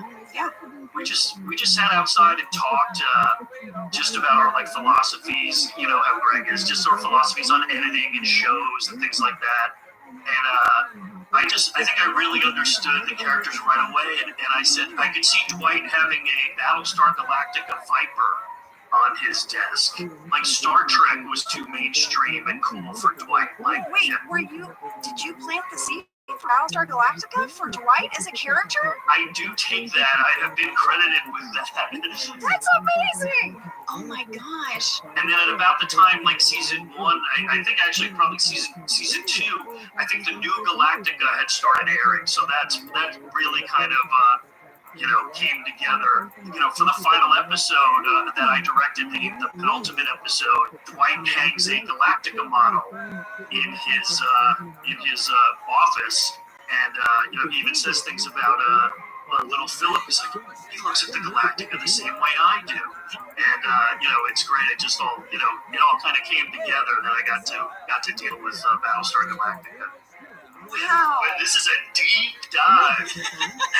Oh man, I didn't even know there was an old versus new Galactica. That's how out of the loop I am. I'm disappointed. Jenna, I'm really sad. You're embarrassing yourself right now. Oh my God. And I was just gonna say, so I met with Greg, and that was it. We just hit it off, and he's like, all right, come on board. So that was it. And I started. My first day there was the first day of shooting Diversity Day. And that was it. I started, editing on Diversity Day, and I tweaked the pilot a little bit, but it was Catherine Himoff, who edited the pilot, and she did an amazing job on that. And so I just came in, we changed a couple things for broadcast very slightly. But I started from Diversity Day to the finale. Wow. Okay, well, listen, a lot of fans wanted to know about your process, Dave. Like, when do you sit down to start editing an episode? What's the first thing you do?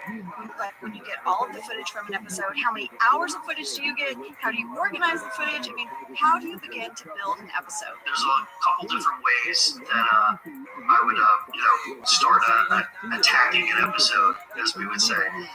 One way is to just start watching dailies, to start watching the footage, and I'll just watch takes, and I may write down notes, and sometimes I'll just scribble little things like, oh, I like this Pam reaction, or oh, this was great. We got the shot on Angela or Kevin or whatever it was. And then other times, as I'm watching, if I see something like a take, a lot of times it takes a few takes to really get in, but sometimes you get that magic of the first take too, of little things. But then I'll just throw it into the timeline, and I'll lay it in, and then it's a question of like, okay, what beats this? What part is better? Because you can lay in a whole take and then say, all right, now I'm going to take it even line by line and just see what beats this. Are there any takes that are better? And then you're looking for reactions, and you're looking for even alt jokes, things like that. But a lot of times there's a natural flow to a take, so you get it, you lay it in, and large portions we don't cross takes, and it's just like, oh, this is it. They hit it and they're rolling it, And sometimes some of the things we would do is if there's a reaction that's slow or something like that, we're at one angle, then we go to the other, we can pull stuff up. Or if there was a pause in dialogue, I can cut to a reaction and I can bring the audio in a little earlier, just to pace things up a little bit. But overall, it's just looking what's the best take, what's funny, what makes me laugh, and that's what I go with. I remember being on set, and we would do a take that felt fantastic, like we were in the groove, and then whoever the director was or would say, oh, circle that one, Veda. So you would get those from Veda, right? Like you would get all of those documents of like, oh, this was Greg's favorite take of this scene. And did you use that? Yeah. A lot of times, it was tough. Sometimes the director would say, oh, circle that, circle this. But it's like a 7-minute take, and you don't know. They might have said, like, circle this, like, Dwight said this here in this line. And, the director was, oh, that was good. So, you don't know. You use it as a guide and see, well, what did they like? But sometimes we didn't get the specific information of what exactly did they like in that take. Because, listen, one of the hardest things of cutting the show, and I say this with all honesty, was we had an embarrassment of riches. Like, a lot of times you're like, God, what's better? And sometimes it was like performance, like this performance is great, this one's great, it's a little different. Sometimes, this joke is great, or sometimes, this joke is great. And then, different jokes, we had the candy bag where we would have all these alts and things like that, I know that we would spend 1 week shooting the episode. How long did you have to edit an episode? Editors don't have production hours. We wouldn't come in at like 5 a.m. or 6 a.m. to get makeup and hair and all that. We roll in at like 10:30, maybe settle in with a good game of Call of Duty, and then we start attacking the dailies. But then you're there until like midnight or 10 o'clock at night. Yeah. As we would get deeper into the series, and if we needed to lock an episode or get a network cut out, there were some late nights. And a lot of times, after we finish shooting on a Friday, it might be done the next Thursday or Friday, but then as the season would build up, like you're doing assemblies, but you're also doing network cuts, you're doing, producers cuts, and you're locking things. So it would build up. You were working on multiple episodes, and everything would kind of slow down a little bit, just like, okay, it's going to be a little bit of a delay on this assembly here or this director's cut. But we managed to get everything done on time, so that was a good thing. I feel like our sound engineer, Sam Keeper, right now is listening to me like, oh, I know. Because we chat for a bit, and Sam has to go through all of it. Well, I think something people don't realize, Dave, is it's not like you just would get footage and then you edit it and it's done. You edit it and you give it to the director who gives you notes, and then you re-edit it and give it to the producer who gives you notes, and then you guys would have to turn it into the studio and into the network, and people are constantly giving you notes on these different cuts. How many different cuts would an episode go through? It'll probably take about 5 cuts per episode, but sometimes more, and sometimes, we'd work scenes, like basically we would build the assembly, and that means we would build everything that was in. And a lot of times we would have I would say somewhere like 60 hours of footage. I mean, you guys would shoot for shoot a week, so it's like 5 days, like 12 hours, of footage. And, the assistant editors were great because they would, we would shoot on video. And a lot of times, remember how we would roll in between takes, the camera would still be rolling. We wouldn't call cut and action because that would take longer. And so the assistants would cut that stuff out. They would consolidate the footage, get it ready for us. But it was still a lot of hours of footage to go through. And then it would go to the director, and the director would swap takes, and they would change some things, timing, and, they may make some trims and make it a little tighter and shorter.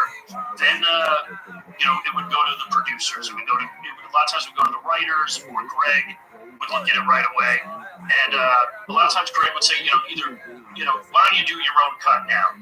So I would take the best things from the assembly and the best things from the director's cut, make my own cut, take some time out a little bit too.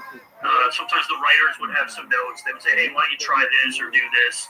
And I would say if I liked it, I would do it and put it in the cut. If I didn't like it, I might do it and just have it as an alt, just to show them and to show Greg. And I could say, hey, this is why I didn't do this. I felt like this was better, but here it is. It's easy to swap in or out. Then it would go to Greg. He would, we would do, what was called the network cut.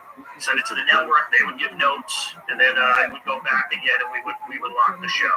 But it was very collaborative with everybody. I'll have to say, from the directors, the producers, the writers, the studio, and the network, we were all just trying to make the best show. I remember being on set, and there'd be times where Greg would say, hey, can we get Dave Rogers on set? Because they were shooting a scene, and they needed your editor's eye on the set, because they wanted your opinion about, okay, we're shooting it this way, is it going to work in editing? And you would come down to set, and I always found that really fascinating. Greg always talks about how he brought all the worlds together. Like, he brought writers onto, writers were actors, and, it was nice that he brought editors onto the set, so I knew the cast and the crew very well. It was great that we were all filming in the same area. Greg would say, hey, can you come and look at this? Sometimes it was about continuity. Will things track in editing? Sometimes it was just about will this shot cut if we do this and we shoot from this angle? Will this cut to something that we're going to shoot later? So it wasn't that often that he would maybe sometimes it was just to confirm something that he already had a thought on, and I'd say yeah that'll work. I mean that was it. But everybody kind of knew what they were doing. I mean we had I can't say enough about Randall Einhorn and Matt Zone. I mean we had fantastic camera guys, and I mean the whole crew was just really, I think everybody just loved being there, loved the show, that everybody was just working really hard to make everything work really well. It really did. It really did. Well, I wanted to say, Dave, not on a single one of my other projects since I left the office have I ever met the editors. Exactly.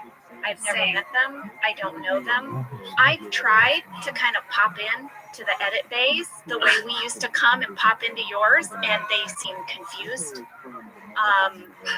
The producers of the shows that I've done that have been not warm to that. It's like they don't want the actor to see the editing process. They don't want the actors. I don't know. It's like as if we're going to go in there and lose our shit because we saw a scene uncut in its finished version.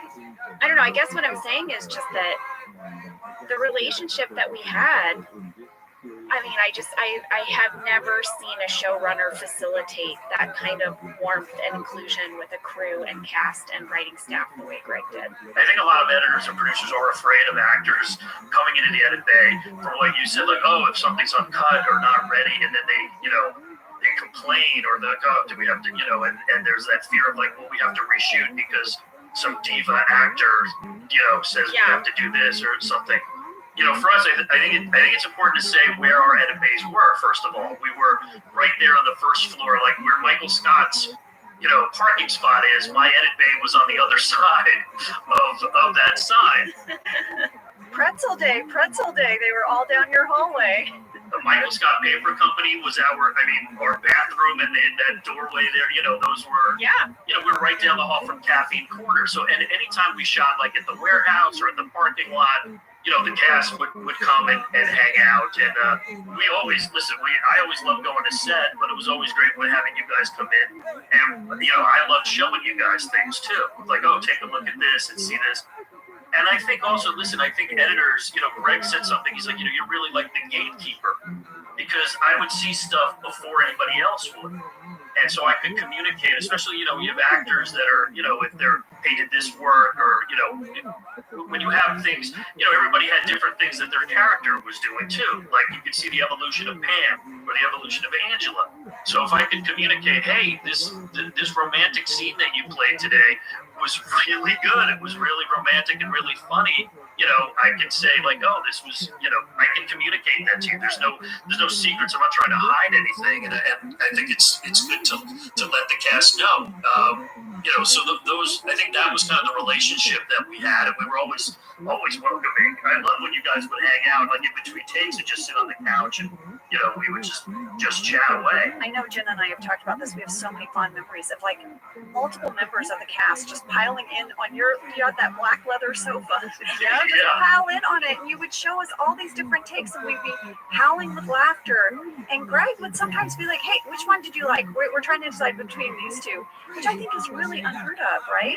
That actually brings up a good point. People have asked, the mythology of Greg Daniels. Does he A/B things a lot? Does he have different versions? And it's like, yes, he does. And A/B is kind of like it's kind of like going to the eye doctor, or when you have those things on your eyes, and he's like, okay, is this better or is this better? Is this better or is this better? So minimal. It's such a minimal difference. And so Greg, we would always like have, especially like in the early seasons, the pilot season 1, he would always, want to see things like different versions of things, and he'd want to show these to people. So, first it'd be like, oh, let's bring in the writers. But then he wanted like a wider array of people. So he would talk to the cast, he would show them things.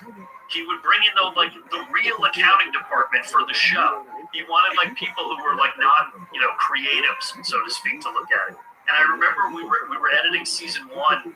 We were out of the stages where we were at, out of that building. And we were like editing in some office suite, and there were just other people in the building working. And he brought like a cleaning lady, a shoe salesman, and someone else to watch Diversity Day. Like, what do you think of this? What do you think of it? Like, yeah, good. He didn't know if the slap, when Mindy slapped Steve was too harsh. He didn't know certain jokes were playing and things like that.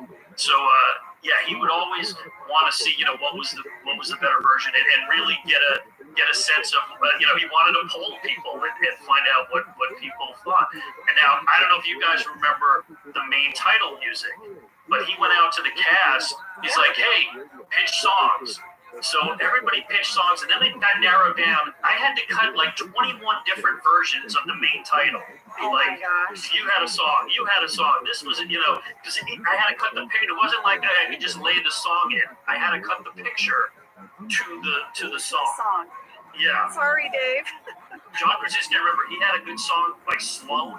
That was almost, that was a contender. I mean, there were a lot of good songs, but of course, ultimately, we went with the first song that we got submitted to us from a composer, which was the theme, as we all know it, to The Office. And that was, I pitched Modest Mouse, like, we'll all float on. Okay, do you remember that song? Yeah. Yes.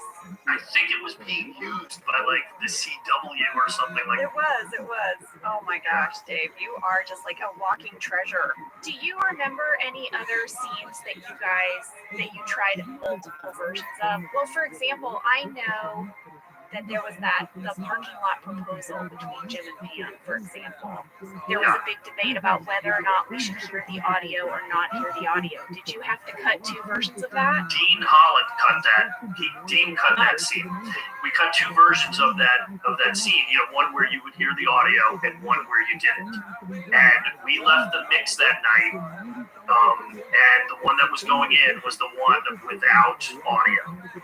Okay. And Greg woke up the next morning and changed his mind. And that would, and that's the one that would ultimately, and some may say, it might have been a bolder choice to not hear it. But again, I think there's something with the satisfaction of the audience of, wanting to hear this. And, with all you still get a sense of with all the noise and the chaos of the trucks going by and the rain and things like that it still feels, distant and dirty. It's not, this, perfectly cinematic moment. Although, ultimately, I think that's what it is. It turned out to be that with all of the chaos going on. There was actually, they were supposed to destroy the lab. The house was supposed to destroy the version without the sound. Like, we didn't want it accidentally ending up anywhere. And they didn't. And it almost ended up on the DVDs. And, yeah. And Jake Oust, who was our associate producer at the time, was like, wait a minute, and that was almost a huge problem, that it almost made it onto the DVD as the official episode, because someone grabbed the wrong, master. But, that was one of those things that where we had different versions. Listen, there were different versions of the shows that we've locked. There was one episode, Lice was one of these episodes where I think I started editing it, and then Claire Scanlon was finishing it, and I think I was directing, and that's why I didn't lock the episode. And then I went to the mix, and I realized the show just ended at the end of the episode with Meredith, Bald Meredith, taking asking Pam to go get a drink. And I was like, wait, what happened to the bar? Them going to the bar and sharing a moment and singing. And so and after the mix, I came back to work. And, I said, hey, Greg, what happened to the end of the episode? He goes, oh, did you miss that? I go, yeah, I kind of did. He goes, yeah, some other people did too. He's like, well, why don't you take a look and see? I just felt like there was some stuff that was too long. And I said, I think I can make some tiny trims and still be able to squeeze that in and not really lose too much. And that's what I did. This was a locked episode ready to be delivered, and we changed it. I did a new version, kept the ending. I'd have to look to see exactly where I took out a little bit of air or what pieces I lost, but I felt like ultimately it was a better episode to see Meredith and Pam bonding at this bar. Dave, thank you. From me personally, doing that scene with Dave in the bar was one of my favorite moments on the show, and I just think I would have been so heartbroken if that had not made it. Well, you're welcome. Listen, it was not. It was just a choice originally. Like, oh, I think we can. It was still a nice ending before, but I think that this really brought it to even a nice, a better place at the end. I remember the writer Nikki Schwartz had she was homesick and she got a DVD that said locked, episode. She was like, wait a minute, I already got the locked episode, and she watched it. She was so happy to see that scene back in there too. She didn't realize what had happened, and I was like, yeah, that was like the one time where I really unlocked something and made a change like that. Well, I want to ask you about improvisation. What was it like for you to deal with all of our improvisation as an editor? It was great. There's no difference to me between improvisation or scripted stuff, and whatever was funniest won. That was it. If someone said something funny, I never cared who wrote a joke. There was never anything like, oh, this person wrote this or this wrote this. Like, I didn't. So whatever was, whether it was a line that was written in the script, whether it was something a writer pitched on the set, or whether it was something an actor just came up with, whatever was the funniest is what we would end up putting into the cut. Who improvised the most, Dave? Or who are some of the people who improvise most often? All of you guys, I think, once we got comfortable with, especially once we shot the takes that we needed, I felt like all of you guys were the best improvisers. And you can see when we get guest cast come in, who could improvise and who was not quite as quick, to do it. But I was always impressed. Anybody would, just the way you could react to someone else throwing something new at you was always impressive. I felt like everybody just had the chops. They were all ready to go. I think, if anything, sometimes people would crack up listen, I have the audition tapes and the screen tests, and then there's a screen test. I don't even think this is on the DVDs, but there's one of Steve Carell and Rainn Wilson, and it's so funny. It's like an improv about Dwight. Michael is saying, Dwight, have you been using my office when I'm not there? And Dwight's like, no, I haven't. He's like, because someone used my coffee mug. He's like, I don't think it was me. He's like, because there was chocolate milk in it, and just that he's like, and you're the only one who drinks chocolate milk. And Rainn is cracking, but like Steve managed to break Rainn for a couple seconds, and it's During the audition, just the chemistry test, and it's just beautiful. But you can see like they're so good right away, like just the way Steve is giving glances to the camera. And just the way he's like, look, we have a good relationship. We're friendly. And Rainn goes, best friends. And Michael's, well, we're friendly. And it's just, I was like, wow, just right out of the get-go, these guys just have it. There's something special there. We have a fan question that I think people are going to be really excited to hear about. Okay. They wanted to know if you had any go-to cast members when you needed a reaction. I love going to Leslie anytime I can get Stanley, give it an eye roll. That was always fantastic. Phyllis, I'm a fan of everybody. So it was like whoever was appropriate. Kevin, there were times actually. This is kind of an interesting thing, which isn't so much going to reaction shot, but we would do this kind of thing that started. We wouldn't do it too often at first, where somebody would say something, the camera would push in a little, then they'd say something again, the camera would push in a lot. And I feel like the cameras love this kind of trick we would do, but they started doing it a lot very early and often, and it was like, wait, nothing has substantiated it, it hasn't earned this in this scene. And I remember one time Kevin was saying something, and you were standing next to him, and I can't remember exactly now what it was, but he said something offensive, and the camera pushes in, but it cropped Angela out, and I was like, whoa, and luckily there was another take where it didn't, and it's like, yeah, because you want to see Angela's reaction. She's standing there reacting. It wasn't even so much a payoff as a bonus. Do you know what I mean? His line was funny, but to see her actually cringe from it in real time, that's what's we don't want to lose that kind of thing on the show. So I said, guys, let's. I just showed some examples. I was like, just be aware of this. A lot of times when you have two people on the same plane, we don't want to lose, what other people are doing, because reacting is acting. We're getting some gold here. This is what he's saying, something funny, but her reaction is equally as funny, if not even funnier, and it enhances the whole scene. well, to be fair, Angela's very tiny, and it must be hard to hold her in a shot with some of these very tall actors on our show. We did have a lot of tall actors. All these I go on set, Rainn was super tall. Creed, John was like a giant, Yeah, Brian's so tall. A lot of the Dwight and Angela big moments, he's seated and I'm standing. Yeah. So, Dave, another thing that we got a lot of mail about, people are very curious to know, what were the most challenging aspects of editing The Office? The challenging things for editing was just always, getting a lot of footage. Sometimes the cameras are moving all over the place, and because they're just zipping around. It's like when you have a big bullpen scene, and it's like, okay, we're catching this person and this person. It's not, the cameras aren't static. I mean, that was part of the joy of our show, is that they would move around and find things, and sometimes they would be intentionally late, and to really feel like that they were working like a documentary. I mean, that was challenging. The chaos of stress relief.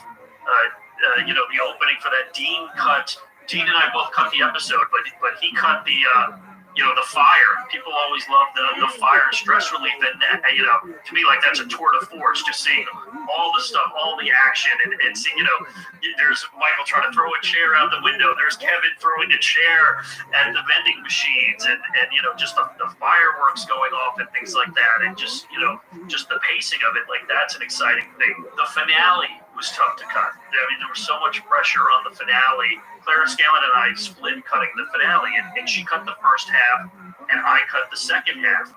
And then Greg did something very radical after he saw the assembly. He's like, all right, you guys switch, and he put me on the first half and then Claire on the second half. So I did like a polish pass with Greg on the first half, and Claire did the second half, and then we combined them, and we still I still work on stuff in the end, she worked on stuff in the beginning, but it was really interesting. We were like, what? This is crazy. Like, I'm so familiar with this footage, and she's so familiar with this, but it actually made a lot of sense, and especially having Claire, I think, really do a pass on some of the more sentimental stuff in the end, like her sensibilities, like to really find some stuff there that maybe I didn't see, and for me to attack some of the more, bachelor party male bonding stuff, I think Greg was smart. Did you take anything from the set when you were out? So I have two things that I took. This is the Galactica that Dwight hung up. As I said, I'm a huge Galactica fan, and I chose the original model when I got to choose, as the director of the bar, I got to choose which Galactica, which version of the Galactica we would use. And Rain signed it for me. He said, David, Galactica loves you. Art Rain Wilson, white. And so I have this Galactica. This is the one that Philip looks at the Galactica the same way I do. So I have that, and I have something. I think you said that somebody took the sign from the lobby.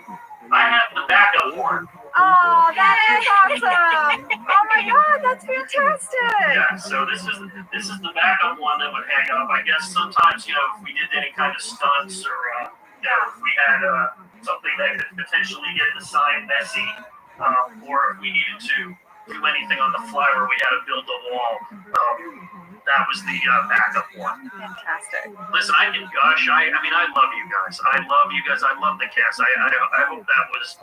I think that was known on the set. I was just such a fan, and I always, wanted your best stuff to come out and to protect you guys and to make you look funny whenever you guys did something, to always show your best. Not to make you look funny, but to always show your best, funniest performances, and also your most heartfelt. I mean, I loved anybody who came on the show. I was a fan of when Rashida came on, when Ed Helms came on, with Zach Woods. I mean, anybody, even the new guys when they came on, Clark and Jake when they came on. Anybody who became a part of the family, I always just wanted their best stuff to come out and to let them know when they, to reassure them, hey, you guys are doing good work. You're doing good work. It's really funny. It's working. Oh, Dave, we loved you so much. Oh, Dave, thank you so much for coming today to talk to us. This was so great. Dave, yeah. You have to come back. I would love to come back anytime. All right, Dave.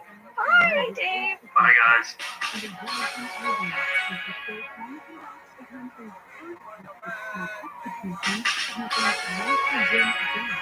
All right, we are back. Thank you, Dave. Again, thank you. I mean, amazing. Amazing. And we can't wait for you to come back. I mean, I know we said that too, but we are going to hold you to it. Well, Angela, where should we begin? I know where you want to begin. I need to desperately begin with Clementine Paddleford. Yes, we called her Clementine Paddleford, but we have come to learn that her name is pronounced Clementine. Yes, and her close friends called her Clem. That was her nickname. But guys, I hate to tell you, this is not all we've learned about her. We both listened to a podcast about her life. It's an amazing podcast, Jenna, called Fierce. Yeah, it tells the stories of forgotten women in history that changed the world, and Clementine Paddleford was their first episode. Yes, you can find it, I think it's on iHeart. Fierce. Fantastic podcast series. So we listened to that, and then I read some fantastic articles about her. One of the ones I loved was by Linda Rodriguez McRoby, and it's featured on mentalfloss.com. It is so good. I might have to do a swipe up to it in Insta story, Jenna. It's really great. Tell us what you learned. Oh, I don't even know where to start, Jenna. I don't even know where to start. I'm so excited to talk about this woman. First of all, when you think about every sort of food blogger or someone who writes about food, in the world today, she was the first. She was the pioneer. Yes, because she talked about the process of making food, not just how the food tasted when she ate it, but she made it a point to go into the kitchens, to go into people's homes and watch how they cook. And then she wrote about this in this like beautiful, poetic storytelling kind of way that made it like just riveting. And it is 100% the basis of food writing today. Yes, if you think of someone like Anthony Bourdain, Yes. Clementine started that type of genre. And what I love about her too, Jenna, is that she never ever let anyone identify who she could be or how she could do it. She was born in Manhattan, Kansas. She ended up in Manhattan, New York. She never took no for an answer. She was traveling all over, like writing about food, and she couldn't get to all the places she wanted to fast enough, so she learned how to fly a plane. Yes. She could fly herself around. I thought that was so badass. She went back to school when she was 50. She went on a nuclear submarine to see how you feed that many sailors when she was 61 years old. Incredible. Such a passion. She's an incredible woman, you guys. And by the way, her article on Benihana is why Benihana blew up. Yes, it's why that restaurant became what it is. And you guys, she wrote a book. It took her 12 years to compile it all from all her travels and all her food experiences. It's called How America Eats. I found one. My husband bought it for me, and I'm getting it. I'm getting it! Gosh, that's amazing. I'm so excited. You guys, thank you for indulging me on that whole Clementine tangent. But since we discussed her during Benihana Christmas, we need to go over a few things we missed, Jenna. First off, when Michael enters riding the bike, Christy G, Lauren S, Colin C, Sophia M, Justin L, and many, many more wanted to know, in the cold open, Michael is riding a bike. However, in a future episode, there is a cold open where we learn that Michael never learned how to ride a bike. Is this a continuity error? Does the show Bible say anything about Michael's bike riding abilities? Well, Angela, I went to look this up in the show Bible. And guess what? I think she's out of house somehow. My show Bible only goes through season 6. Oh no! I didn't know this. I'm flipping, and I have an incomplete show Bible. I'm so disappointed in myself for stealing an incomplete show Bible. So what? We gotta hit up Greg. I did a little digging. Okay. And it's true. In season 7, episode 5, The Sting, Michael says he can't ride a bike. I think this was just a mistake. It is a continuity error, but it is an error. This catch is also part of an article on Screen Rant called 25 Mistakes in the Office That Only True Fans Noticed. We have discussed some of them, like some of the other ones they talk about is who really started it Dunder Mifflin first. Was it Jim or Pam, or the fact that Pam's mom changes? It also mentions what we did talk about in Benihana, Angela, the thing about your sisters. Like, how many sisters do you really have? Right. All that kind of stuff. Basically, guys, I just have to say good catch. Yeah. Well, there's going to be a few things. One of my favorites, which we'll get to, is that, you know, the senator has a son. When I meet him, he has a son, and we never see that kid again. What happened? Yeah, that's right. Yeah. Out in the hay. Yeah. Well, we also forgot to mention the whole runner with the bathrobes in Benihana Christmas. Remember, in this episode, corporate gives everybody a bathrobe, but Toby doesn't get one. Michael takes it away. So Toby spends the whole episode sort of pining away for a bathrobe. Finally, in the end, Pam gives him one. But Angela, a lot of people wrote in and wanted to know more about these robes. For example, everyone wanted to know if we got one in real life. We did not get that robe. That robe was a prop. We did, however, get a gift from our producers one year of a bathrobe, Jenna. Yes, like a blue terry cloth bathrobe that said The Office on it. I still wear it. My dog ate a hole in the sleeve, but I won't give it up. I still wear it. It's so cozy. I still have mine too. It's like really wearing a blanket. Well, one of my favorite scenes from the Spotlight is the scene where Toby is in the kitchen and he's talking to Kevin, and he's sort of just like stroking Kevin's robe, like longingly wishing he had one. Yes, exactly. Well, we had a fan catch from Brooke Beagle. In Benihana Christmas at 14 minutes 32 seconds, you can see a poster for Happenings magazine right behind Kevin. Is that a real local Scranton magazine? Yes! Happenings magazine was founded in 1969, and its purpose was to encourage people to travel between Scranton and Wilkes-Barre for different cultural events. And in 2004, they even created an online version. Guys, both the print version and online version exist today. You can find them today at happeningsmagazinepa.com. See, now I would love that. I would check that out to see what was happening. You know, maybe there's like a pumpkin patch or there's apple picking, or you don't know. You don't know what's happening. I love local newsletters.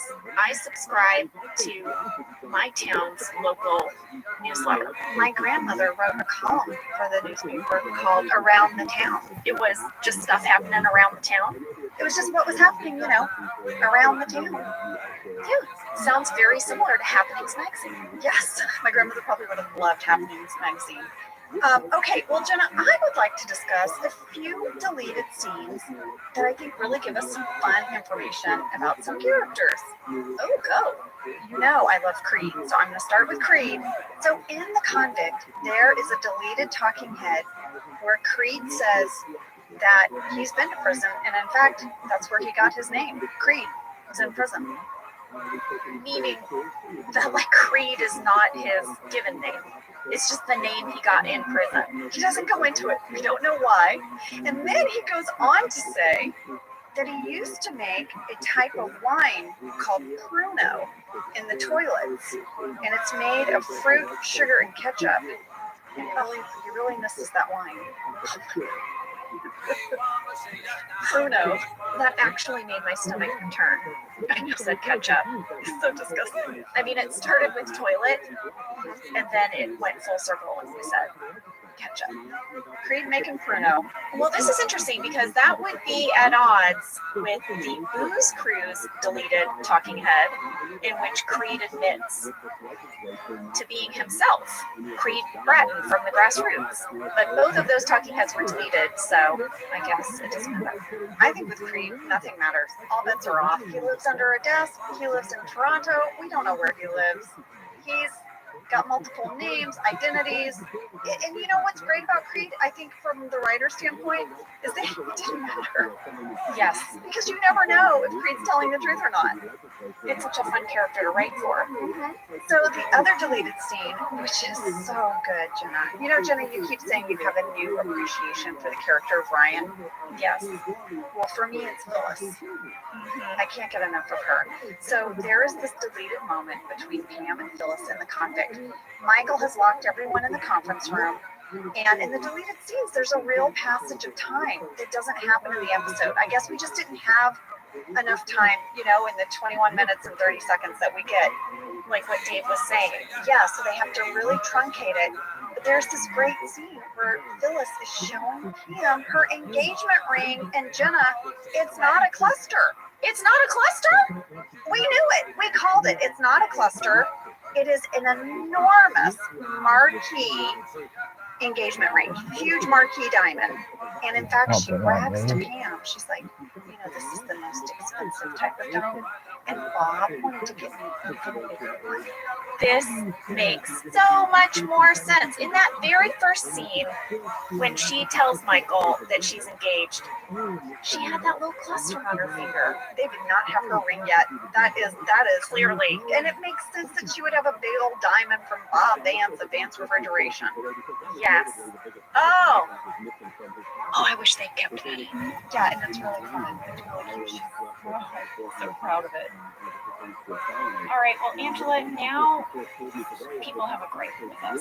What do we do? It's about our assessment of wishy-washy Jim. No, well, I thought that might be coming. Crystal Nichols wrote in to say, I don't think Jim is wishy-washy, nor does he owe Pam an explanation about Karen. Amy Durham agrees. Pam flirted with Jim and established intimacy with him for seasons 1 through 3, but then always went home to Roy. Oh, well, there's some truth there. Bronte thinks that there are times when Jim is downright mean or disrespectful and doesn't think that he should always be called a nice guy. But Emily Hubbard defends Jim by saying he is making an effort to be friends with Pam while not crossing the line into flirtation. He likewise doesn't lay it on thick with Karen in front of Pam out of respect. But since Pam kept Jim on the hook for so long, he's right not to do the same thing to Pam in return. I think it's just people are pointing out Pam started the wishy-washy. Pam, her wishy-washiness to me was like another level because she was engaged and living with someone. And I know her heart was like falling for Jim and she was having sort of almost like this emotional affair. But she was 100% having an emotional affair. Yeah, exactly. And then also trying to figure out like, well, I've put so much time in with Roy. So she was definitely doing all this waffling. And then, I don't know, it's really hard. This is the star-crossed lover story.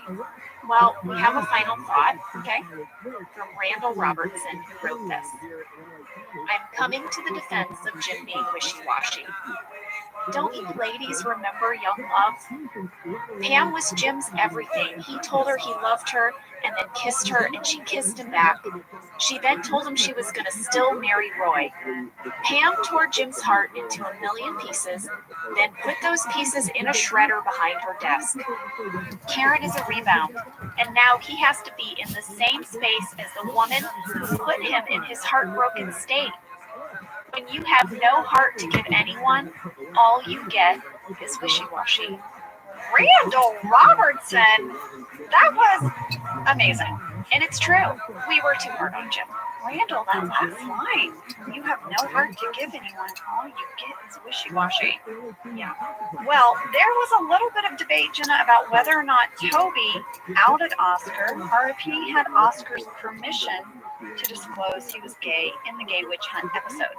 We were giving Toby a lot of grief about this, remember? Yeah. Emily Stallone says 100% Oscar outed Oscar, to which Caitlin Workman and Annie Dave both point out, at the end of Toby and Michael's conversation, Toby says, Oscar obviously hopes he can count on your discretion, which they think sort of implies that Oscar gave Toby permission to tell Michael. So Toby's saying, Oscar hopes he can count on you to be discreet. Means, I guess, that maybe going in blanks, Toby said to Oscar, do you mind if I share this information with Michael? To which Oscar said, yes, but please ask him. I would appreciate his discretion.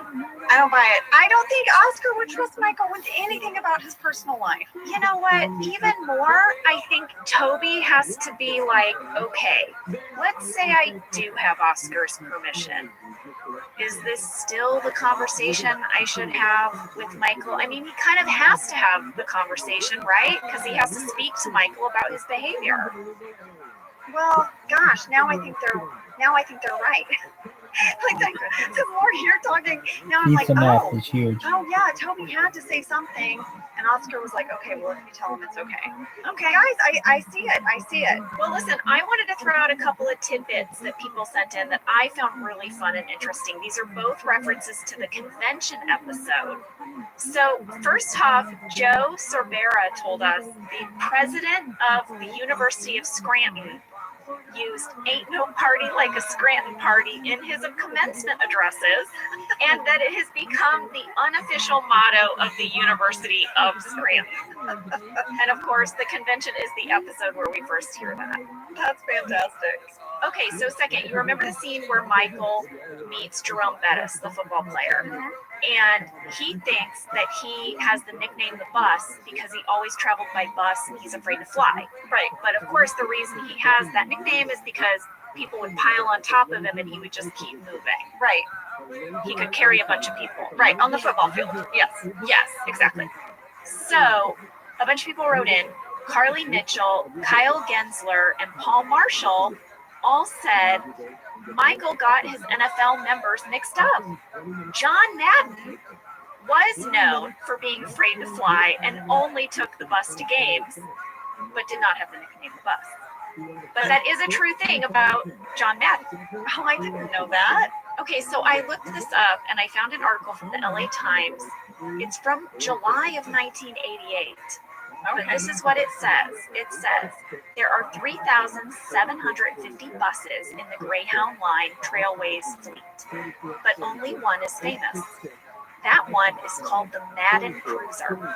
It is the vehicle in which John Madden, one of the nation's best-known football analysts and broadcasters, rides around the country from game to game. It says that he's no longer willing to fly because he suffers from claustrophobia, and he has not boarded a plane since 1979. Wow, I wonder if that's still the case.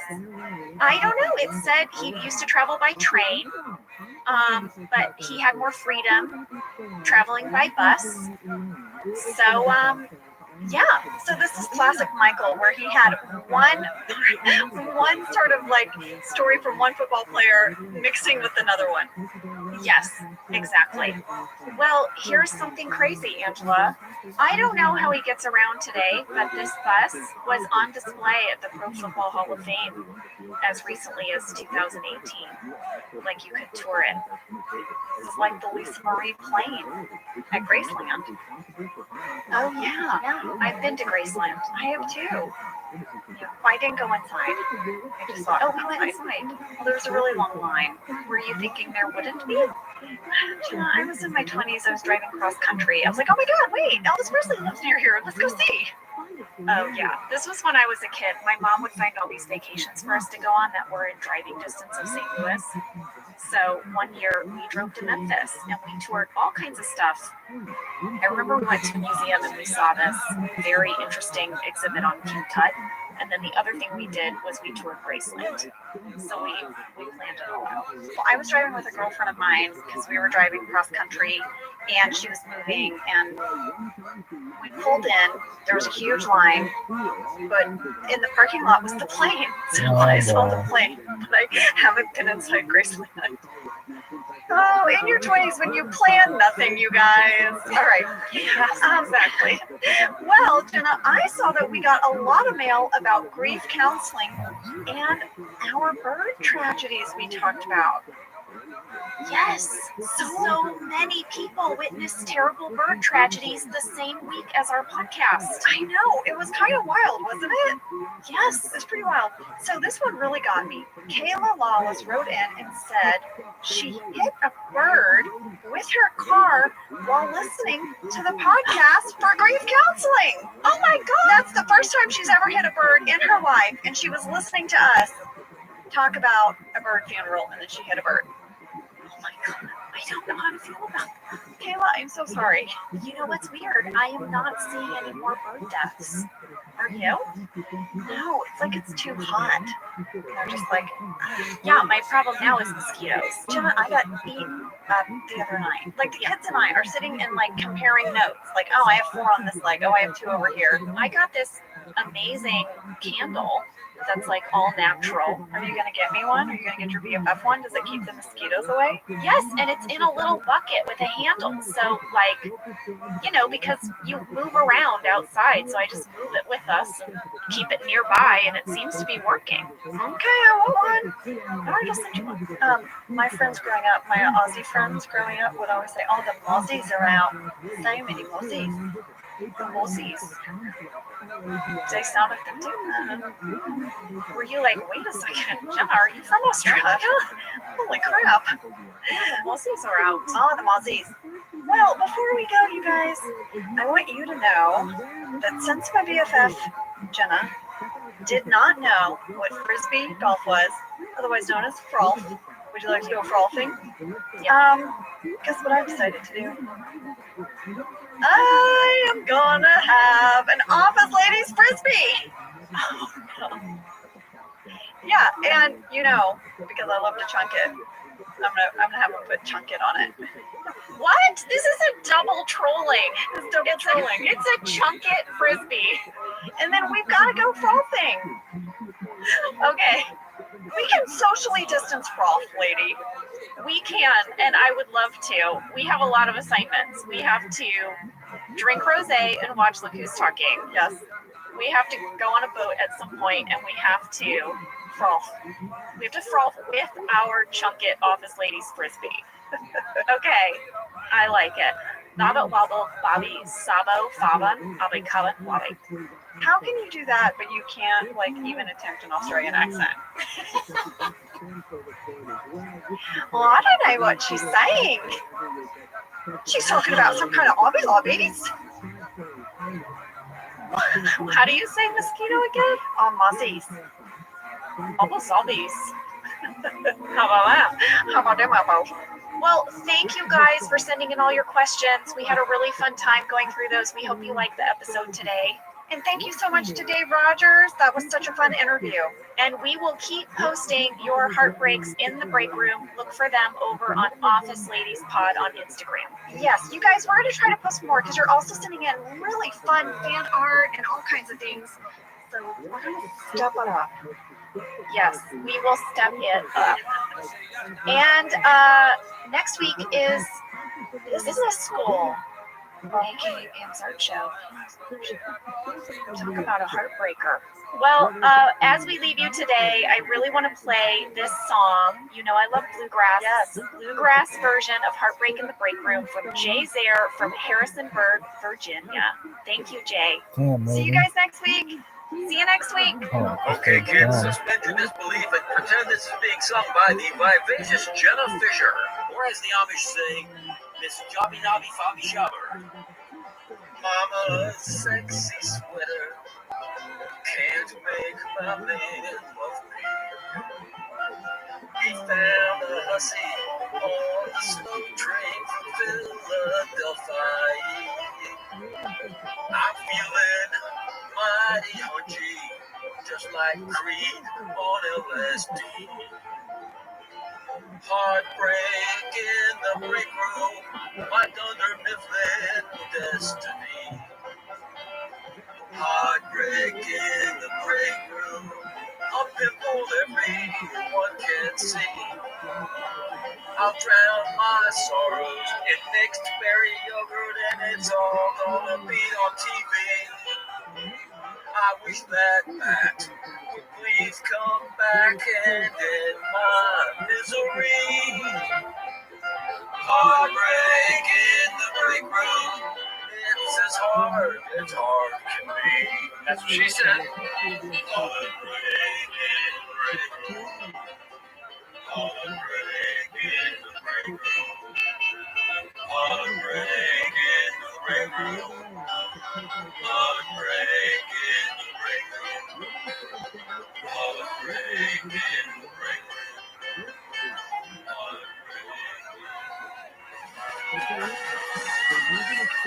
Thank you for listening to Office Ladies.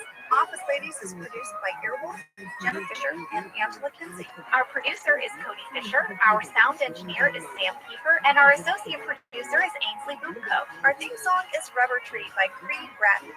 For ad-free versions of Office Ladies, go to StitcherPremium.com. For a free 1-month trial of Stitcher Premium, use code.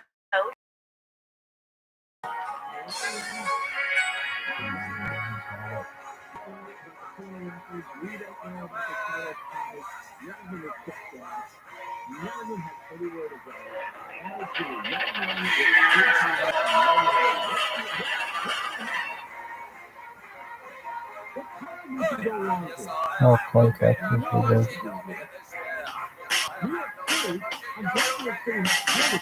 I'm Jenna Fisher. And I'm Angela Kinsey. We were on The Office together. And we're best friends. And now we're doing the Ultimate Office Rewatch podcast just for you. Each week, we will break down an episode of The Office and give exclusive behind-the-scenes stories that only two people who were there can tell you. We're the Office Ladies. Hello, everyone. Hey! We are going to business school today. Oh, you guys, it's going to be so fun. We might get our frizz on. I wouldn't know anything about that. You're going to know everything about it because you and I have a frothing date. I can't wait to froth with you. I'm going to chunk it at you, lady. Oh, boy. Guys, this is season 3, episode 16, written by Brent Forrester and directed by Joss Whedon. I'm going to hit you with a summary. Do it. I wrote my summary really succinct today. Oh, it's so succinct that you had to call it out. I did. Hey, guys, get ready for some succinct summary. Ooh, say that 5 times fast. Ryan brings Michael to be a guest speaker at his business school. A bat causes mayhem at the office. Jim pretends to be turning into Dracula to prank Dwight. Pam shows her art at an art exhibition. It sounds so simple, right? 4 simple sentences, and yet it is not simple at all. It's simple, but there's so much. I have one little thing to add. Brent says in the DVD commentary, he was handed 2 cards off the wall. You know, we've talked about how on the wall the writers have all of these cards. Yeah, he was just handed 2 3x5 cards. One said business school, and the other said bat in the office. Well, look at that. A succinct note card give. Yeah, to go along with my succinct summary. And I guess business school was Greg's idea. He always knew at some point down the road he wanted to go to Ryan's business school, and I guess that card had been on the wall for a while. Well, Angela, speaking of bat storylines, fast fact number 1, Joss Whedon directed this episode. So Joss is famous for creating Buffy the Vampire Slayer, the series starring Sarah Michelle Gellar. This was a huge hit on the WB network, which was run at the time by Suzanne Daniels. Suzanne's husband is Greg Daniels, and that is how Joss kind of got his in to direct an episode of the show. But I guess it is just a pure coincidence that he got assigned the episode with a bat and a vampire storyline. I remember he was like, come on guys, you gave me the bat vampire story, and we're like, and everyone was like, it is pure coincidence. Well, guys, we reached out to writer Brent Forrester. Remember, he sent in so many amazing audio clips for our grief counseling episode. He did it again this week, and here's what he had to say about this. This episode was directed by Joss Whedon, who was a big, successful television creator at the time and happened to be a big fan of The Office. And he approached us asking if he could direct an episode. He ended up directing 2, and this was the first one that he did. And it's just a total coincidence that the first episode that he directed happens to have a vampire subplot in it, and he was the creator of Buffy the Vampire Slayer. What you notice in that vampire subplot that I remember most is this visual detail that Joss added that was not in the script. If you notice at the end of the Jim Dwight vampire subplot, Jim says goodbye and leaves the office at the end of the day. And when he does, he turns and he flips up his collar and sort of looks over his shoulder, and it's the perfect image of Dracula looking over the corner of his cape. And it just works wonderfully as a visual gag, not in the script, totally the contribution of a guy who has worked a long time in the vampire genre. That was pure Joss Whedon.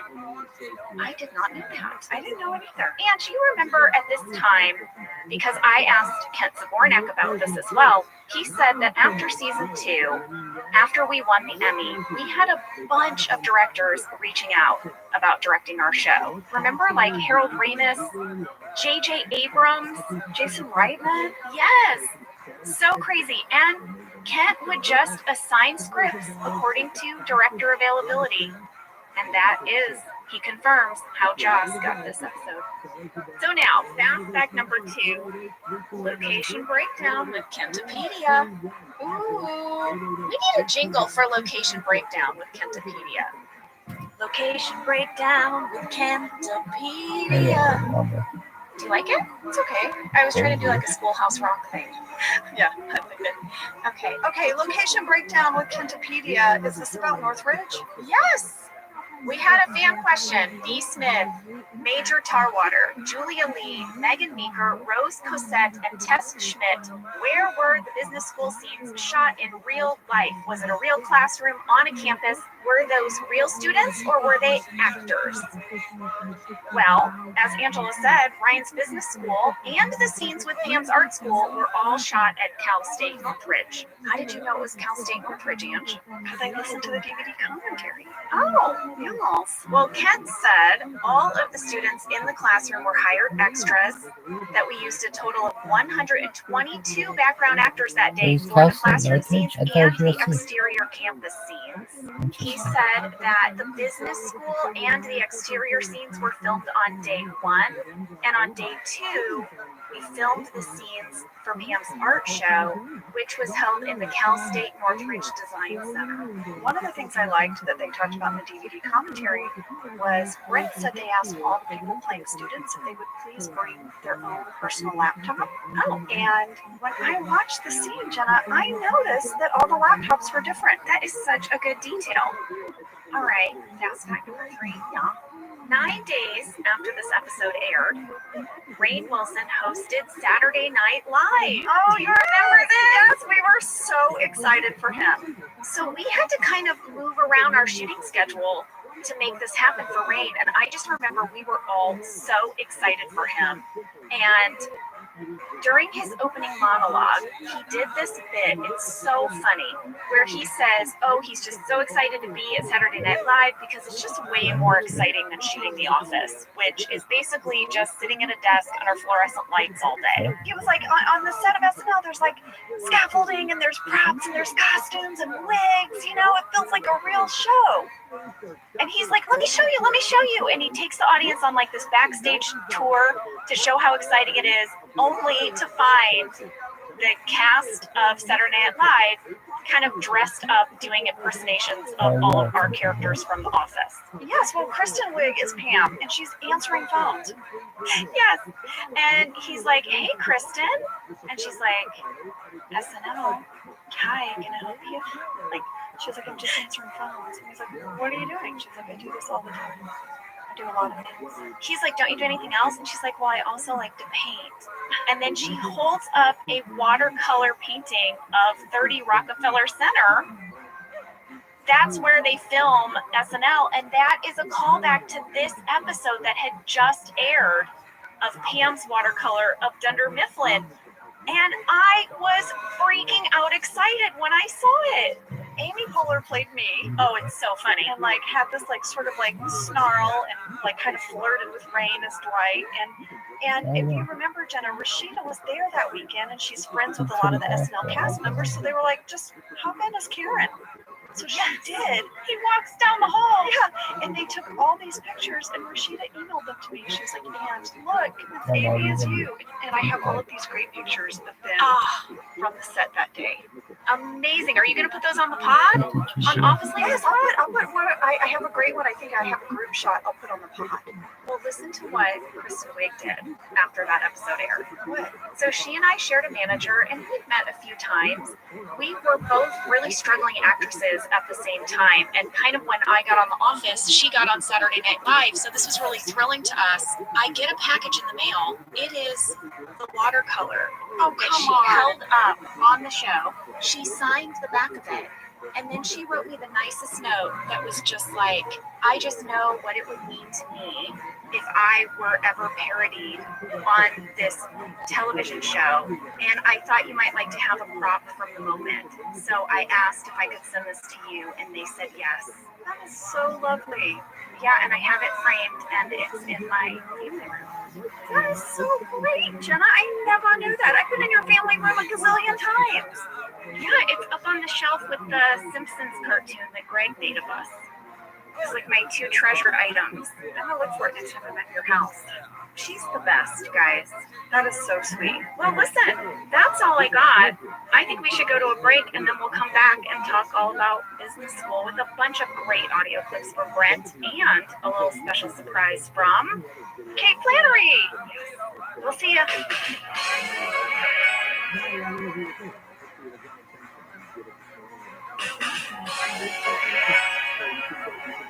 Okay, we are back, and let's get into this episode. You guys, we start with Kevin arriving a little late to work, and he says he almost died because his tire blew out. Michael doesn't care. He doesn't care. He just keeps saying, why is today a special day? And Jenna, when he said pop quiz, all I could think about was Keanu Reeves. Pop quiz, asshole. Why? Because of Speed, baby. Oh, yeah. Pop quiz, asshole. You have a hair trigger aimed at your head. What do you do? What do you do? When's the last time you watched this movie? 3 days ago. Well, I see now why you made the connection. I know, I'm really sad Michael didn't do a Keanu Reeves impression in this moment. Oh, well, that's a missed opportunity. I know, that would have been full circle for me. It would have made me very happy. But yeah. I remember shooting this scene, and here's my problem. Whenever they would put Brian Baumgartner by reception to do anything Kevin, especially Kevin with like hurt feelings, I can't keep it together. I can't look at him when he is doing sad Kevin. I can't. So funny. Well, Michael's excited because he gets to go to Ryan's business school, and he's so happy. And we have a Ryan talking head where he's like, look, I get to go a whole letter grade if I bring my boss in. I should do it, right?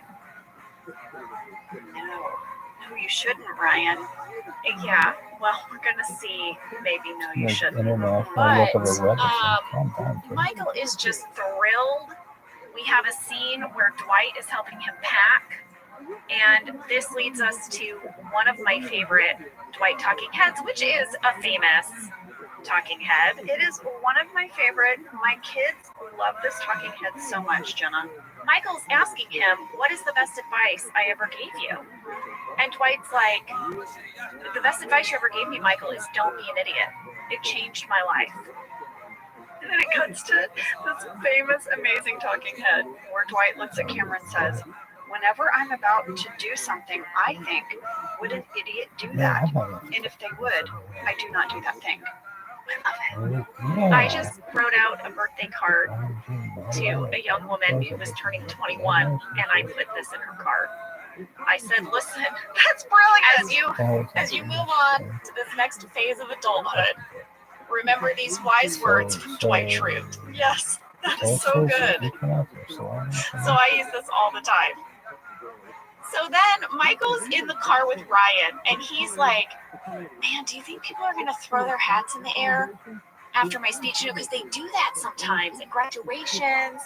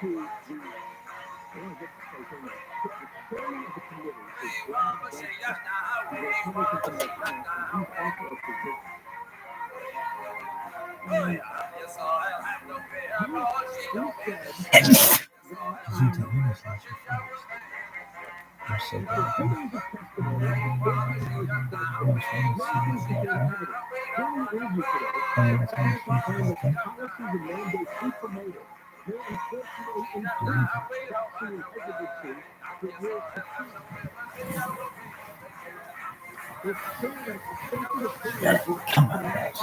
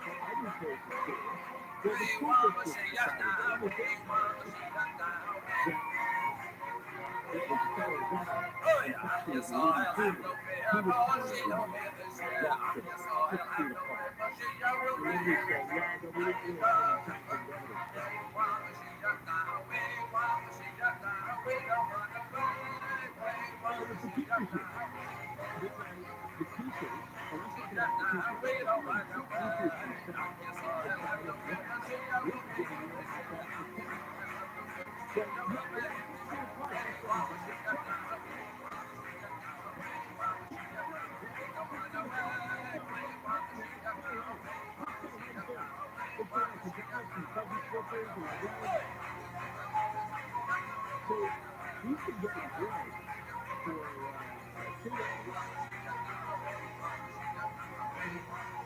Republicans on the committee are bringing up all these public statements that we hope everybody forgets.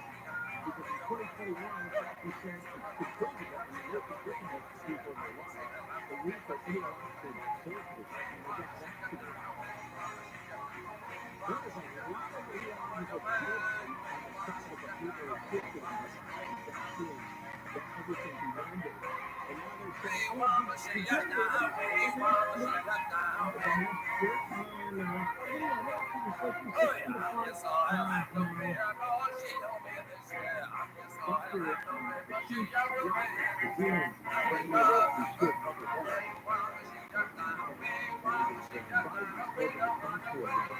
mask fit and said a couple of years ago, he never struck me that 6 feet is particularly safe in the context of what it's been. I wish the CDC would come out and say this in that direction. So, anybody was nervous and excited or start sitting at a table that be 6 feet apart, you're sitting on a friend, you remember walking on the beach, you're supposed to stay 6 feet apart, even though the wind was blowing at 25 miles an hour. So everything is changing. The only reason they're saying something that is maybe now it's coming out that this was all crazy one. You know, anybody who was one of the directors of ViralRabbi came up the other day and said, you know what, we were just focusing on punishing people for infecting the virus. We didn't consider all the damage being done to the kids in the schools. We didn't consider the damage being done to the economy. We didn't consider the damage being done to people's psyche. They were locked them up for 2 years. The politicians were supposed to take a interest in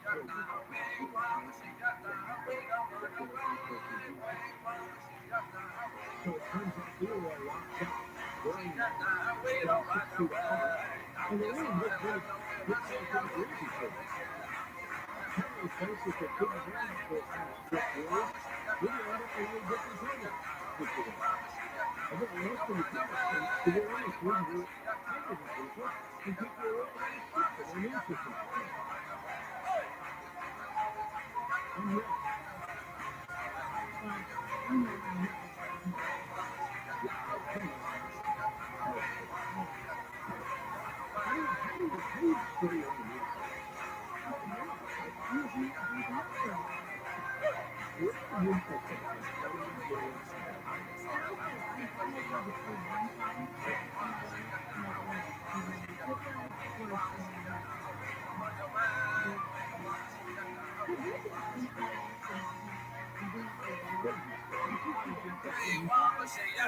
a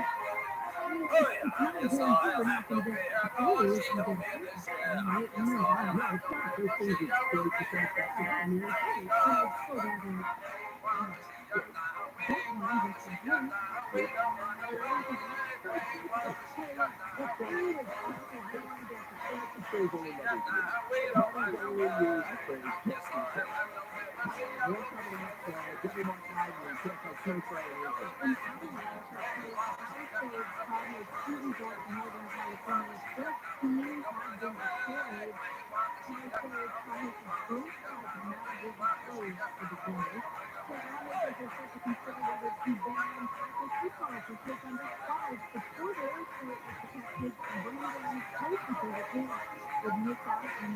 table situation. I think most of the people, to be honest, we were hundreds of people, and people were all very sick, and their immune systems were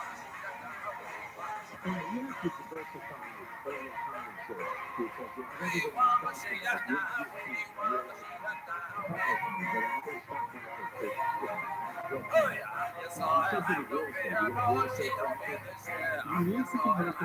And yet, how do you spray your immune system?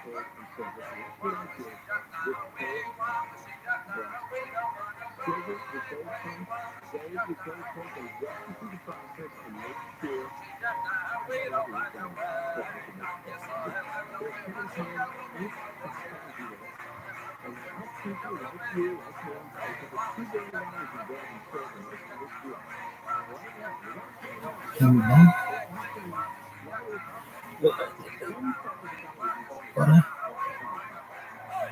him on a deep fake.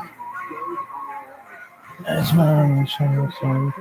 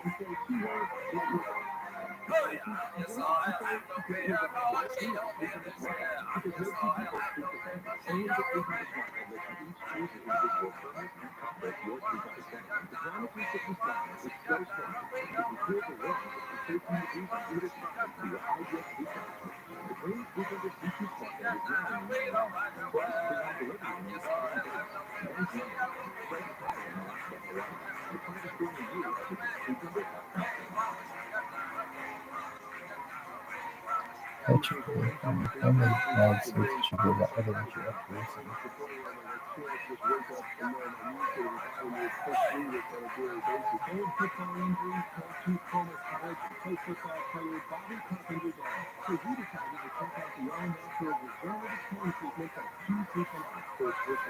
Yo, Rob. Are you there?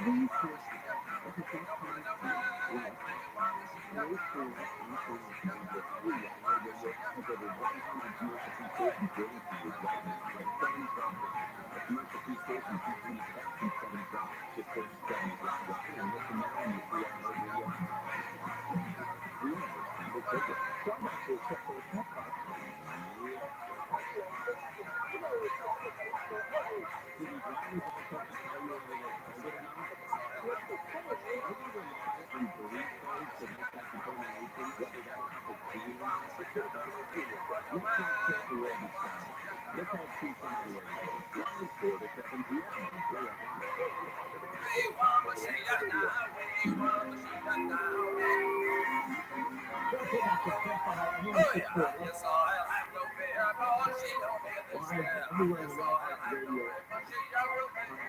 Coming up after Guy 2.3, we're going to listen to it in a moment.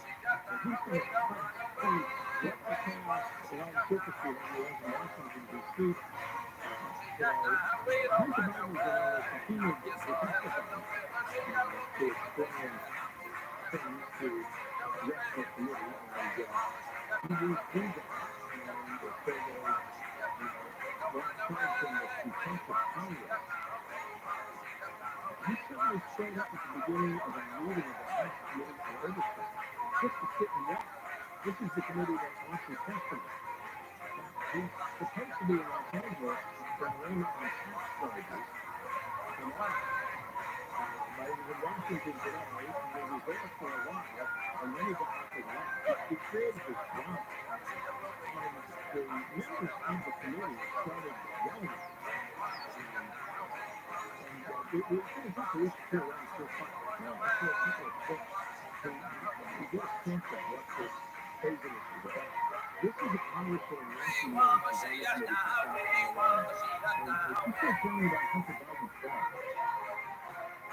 Mr. Chairman, Chairman Tony, first off, has two brides Hunter Biden to be here today? That's my first question.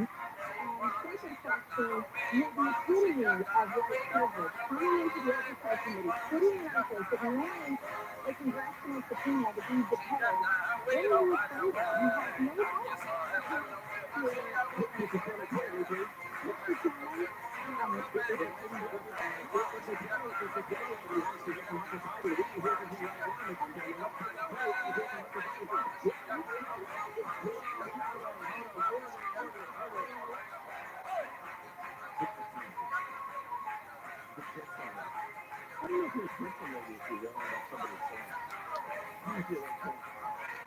And then we have Marjorie Taylor Greene, and this is when Biden actually leaves the room. So get it done. The final story that we're seeing to go. Excuse me, Mr. Chairman. Excuse me, I'm just sitting there chatting my line.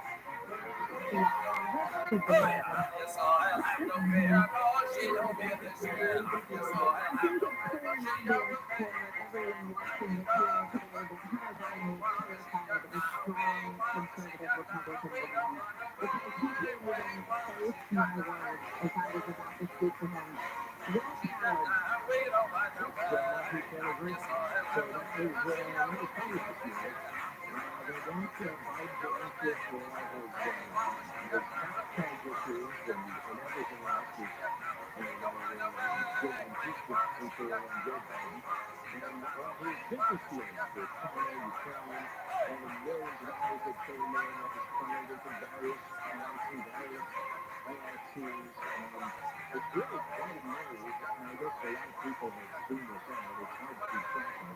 But there was millions of dollars floating around amongst the Biden family members with Hunter apparently selling access to Joe Biden. And he's definitely engaged his own prison in Boston. And he's going to be out here in LA for an arraignment tomorrow.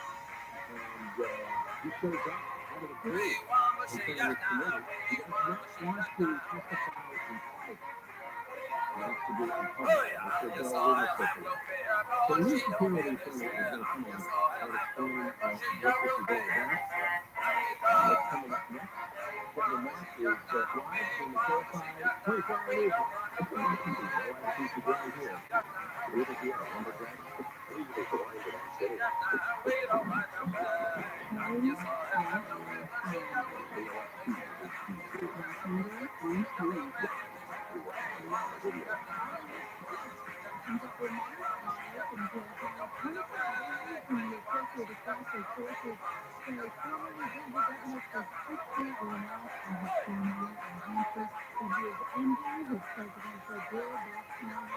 is scheduled to happen in just a few minutes.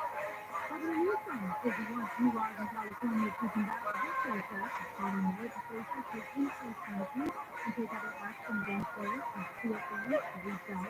Last week, the governor said the state is making progress on fighting retail theft. That's correct. And the prosecution has increased more and more prosecution efforts against them. The governor credited investment in the prosecution and creation of the CHP Retail Crime Task Force with the progress. The California Retailer Association says Newsom's law is making very good steps in the right direction. The authorities say American hotel in Compton is expected to be converted into housing for homeless people. The Women's Retailer Association is leading a project at a twin hotel with 87 studio apartments. The complex will include on-site services, a community patio, a ski area, and security. The Electronic Homeless Initiative will also expand hotel renovations to condo and rent sector. Over 2 years leases, there will be a combined 309 apartments available. The state has set aside more than $90 million to support the project. A date on when the project will begin has not yet been released. In person, Chris Adams, News Radio. A new witness prevention tax program approved by Orange County Supervisor of Internal Patrol Enforcement granted harmlessness, OTD Coordination Director Janet Beck says the $2 million program provides rental and tax assistance for fugitive households. Prevention, prohibition, and it's something that we have to do. So we did our best to look at making it as best foolproof rather than someone experienced foreign abuse. Future tax assistance will be capped at $11,000. Supervisors say the most important part of the program is the set of the criteria and results so people have a chance to prevent homelessness. Officials have documented the response concerns about the quality of sand being filled for abuse of homelessness. We're pretty concerned about the travel being dumped on the beach instead of $16 sand details of bucket in a $14 million project. Army Corps of Engineer All-Asia spokesman Gina Odell says the designated real oceanside appears to have a layer of fabric on top. And says it's extremely important to think of it when you see it. However, that's no takeaway that happens from Houston. She says taxpayers won't be reached. The project will stop and crews will move on to the next refurbishment project in Solana Beach. Income for living is in California KFI News. A judge in New York has defeated former President Trump's commissioner to bring closing arguments in civil process, trying to cost Trump hundreds of millions of dollars in penalties and take away his ability to conduct business in the state. New York Attorney General claims Trump inflated his net worth by billions on financial statements that helped him secure business loans. The judge already ruled Trump is liable for fraud. The parents of a school shooter who are also charged in the shooting of a school in court in Michigan ABC Fair Family says the parents lawyers are asking the judge to dismiss witnesses because their stories could sway the jury. The Cumberlands were charged with involuntary manslaughter for the 2021 Oxford High School shooting that killed 4 students and was carried out by their 15-year-old son Ethan. The contemporary has already been sentenced to life without parole. The Cumberlands are accused of buying and selling guns at youth information security. Their defense names are innocent and stand trial in connection with the school shooting. The KFI financial update today falls up 171 S&P 500 up 27 Nasdaq up 148. Southland weather for KFI windy tonight, sunny and windy again tomorrow. High 60s for metro LA to Beaches, mid-50s to 60s in Valley, and windows to Illinois, mid-40s to Rochester and Vegas. Right now it is 61 and close to Mesa, 63 in Fountain Valley, 54 in Santana, and 62 in Grand Isle. We're going back to the skies and only from Paris. Over the stadium live. Typically played drink and white wine in order to have everything else feel so high. Enjoying the delight still persevering on St. Francis, Mississippi Road. Earlier this month, the Seminole Chamber, the ski and glass on St. Rocky Road. It is heavy from 138. It's over the top. 405 St. Francis, Wilson Drive, coming up to 22 from the west lane. Medium to George from east and the south. Left side, 405 St. Francis, Sunset Boulevard. Only see some debris scattered across all the lanes, covering the 401. Parking, 110 St. Francis, Thompson Street, but only accident reported in the lanes of heavy from the 405. KFI is showing up to either traffic and the lanes. You can pull up your house behind our newer ocean. You can take out your personal control, or you can just use ZipRecruiter. And now you can sign up for free at ZipRecruiter.com/radio. So check also medical suppliers find their need in that patient. Like Martha, president of operations at Kelly Tires and Auto Parts. Because Kelly Tires has grown big in the last few years, Martha needed to hire everyone from a receptionist to a field office to a home mechanic. ZipRecruiter has to find all of the people needing this specific job. ZipRecruiter has to keep me busy. Take it from Martha and millions of other businesses who use ZipRecruiter.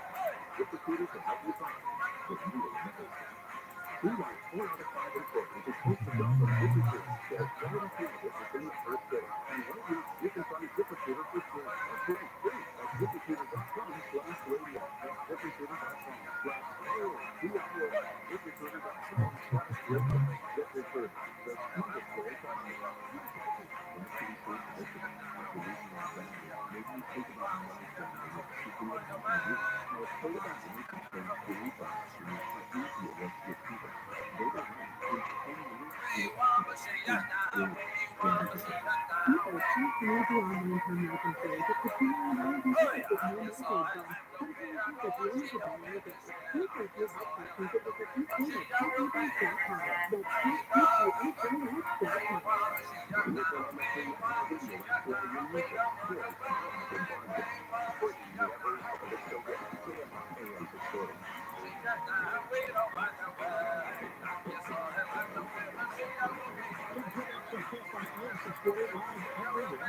On the iHeartRadio. Once again, she said, and that's the Tech Talk 24/7 on demand, and you can listen to whatever you miss. And I did an hour-long interview this morning with our wife. And her, he's a Virginia podcast. I did it live. She's been doing it for years. And I was the guest this morning. And it's an hour-long interview on the history of the Johnny Cash Show. I was talking about the very early days back in New Jersey. So if you're interested in this, just to give it from us on YouTube or Facebook and enjoy it. And it'll be up there for us. So that's it for us.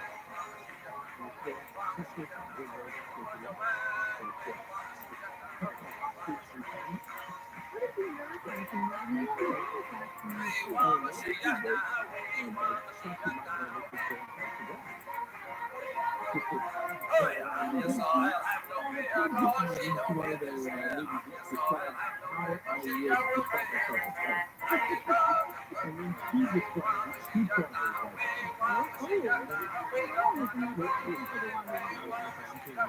about it. It's a little bit of just doing it. So what am I going to do? Can't hear it?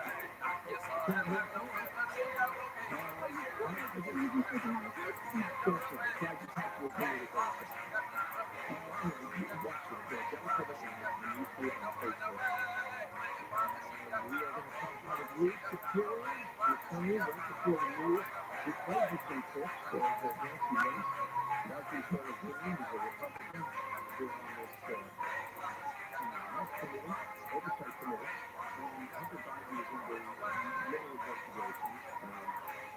For his excavating charges and facing Miranda charge over that. And also, what he's been doing all these years, collecting money from mysterious Ukrainians, mysterious Chinese businessmen, money that's channeled through a myriad of LLCs, business deals, multiple Bidens getting money from the business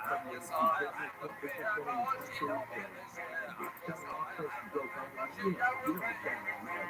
So, it was not recent hearing. I can explain what was going on today. You can tell everybody showed up at the committee hearing, but he refused to testify. And they were going to show some facts. And then, really quiet. Good to hear from you. So, you need to tell me you're not collecting millions of dollars and feeling like selling companies. What do you say? I'm listening, guys. I'm getting some influence here. Listen, it's just outline what you can say in front of the committee to sit in the audience when we testify before the committee in time. But so the fact there is This one. the House Oversight Committee is deciding whether or not the whole thing is contempt because he is refusing to submit to a private deposition. First of all, there has to be a deposition, but it has to be public. I want everybody to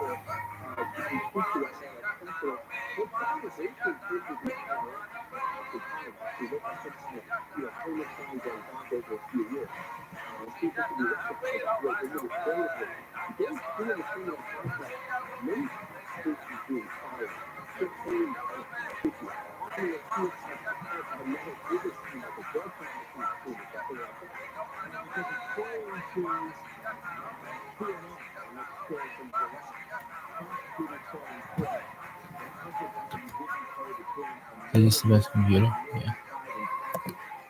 Or Chromebook?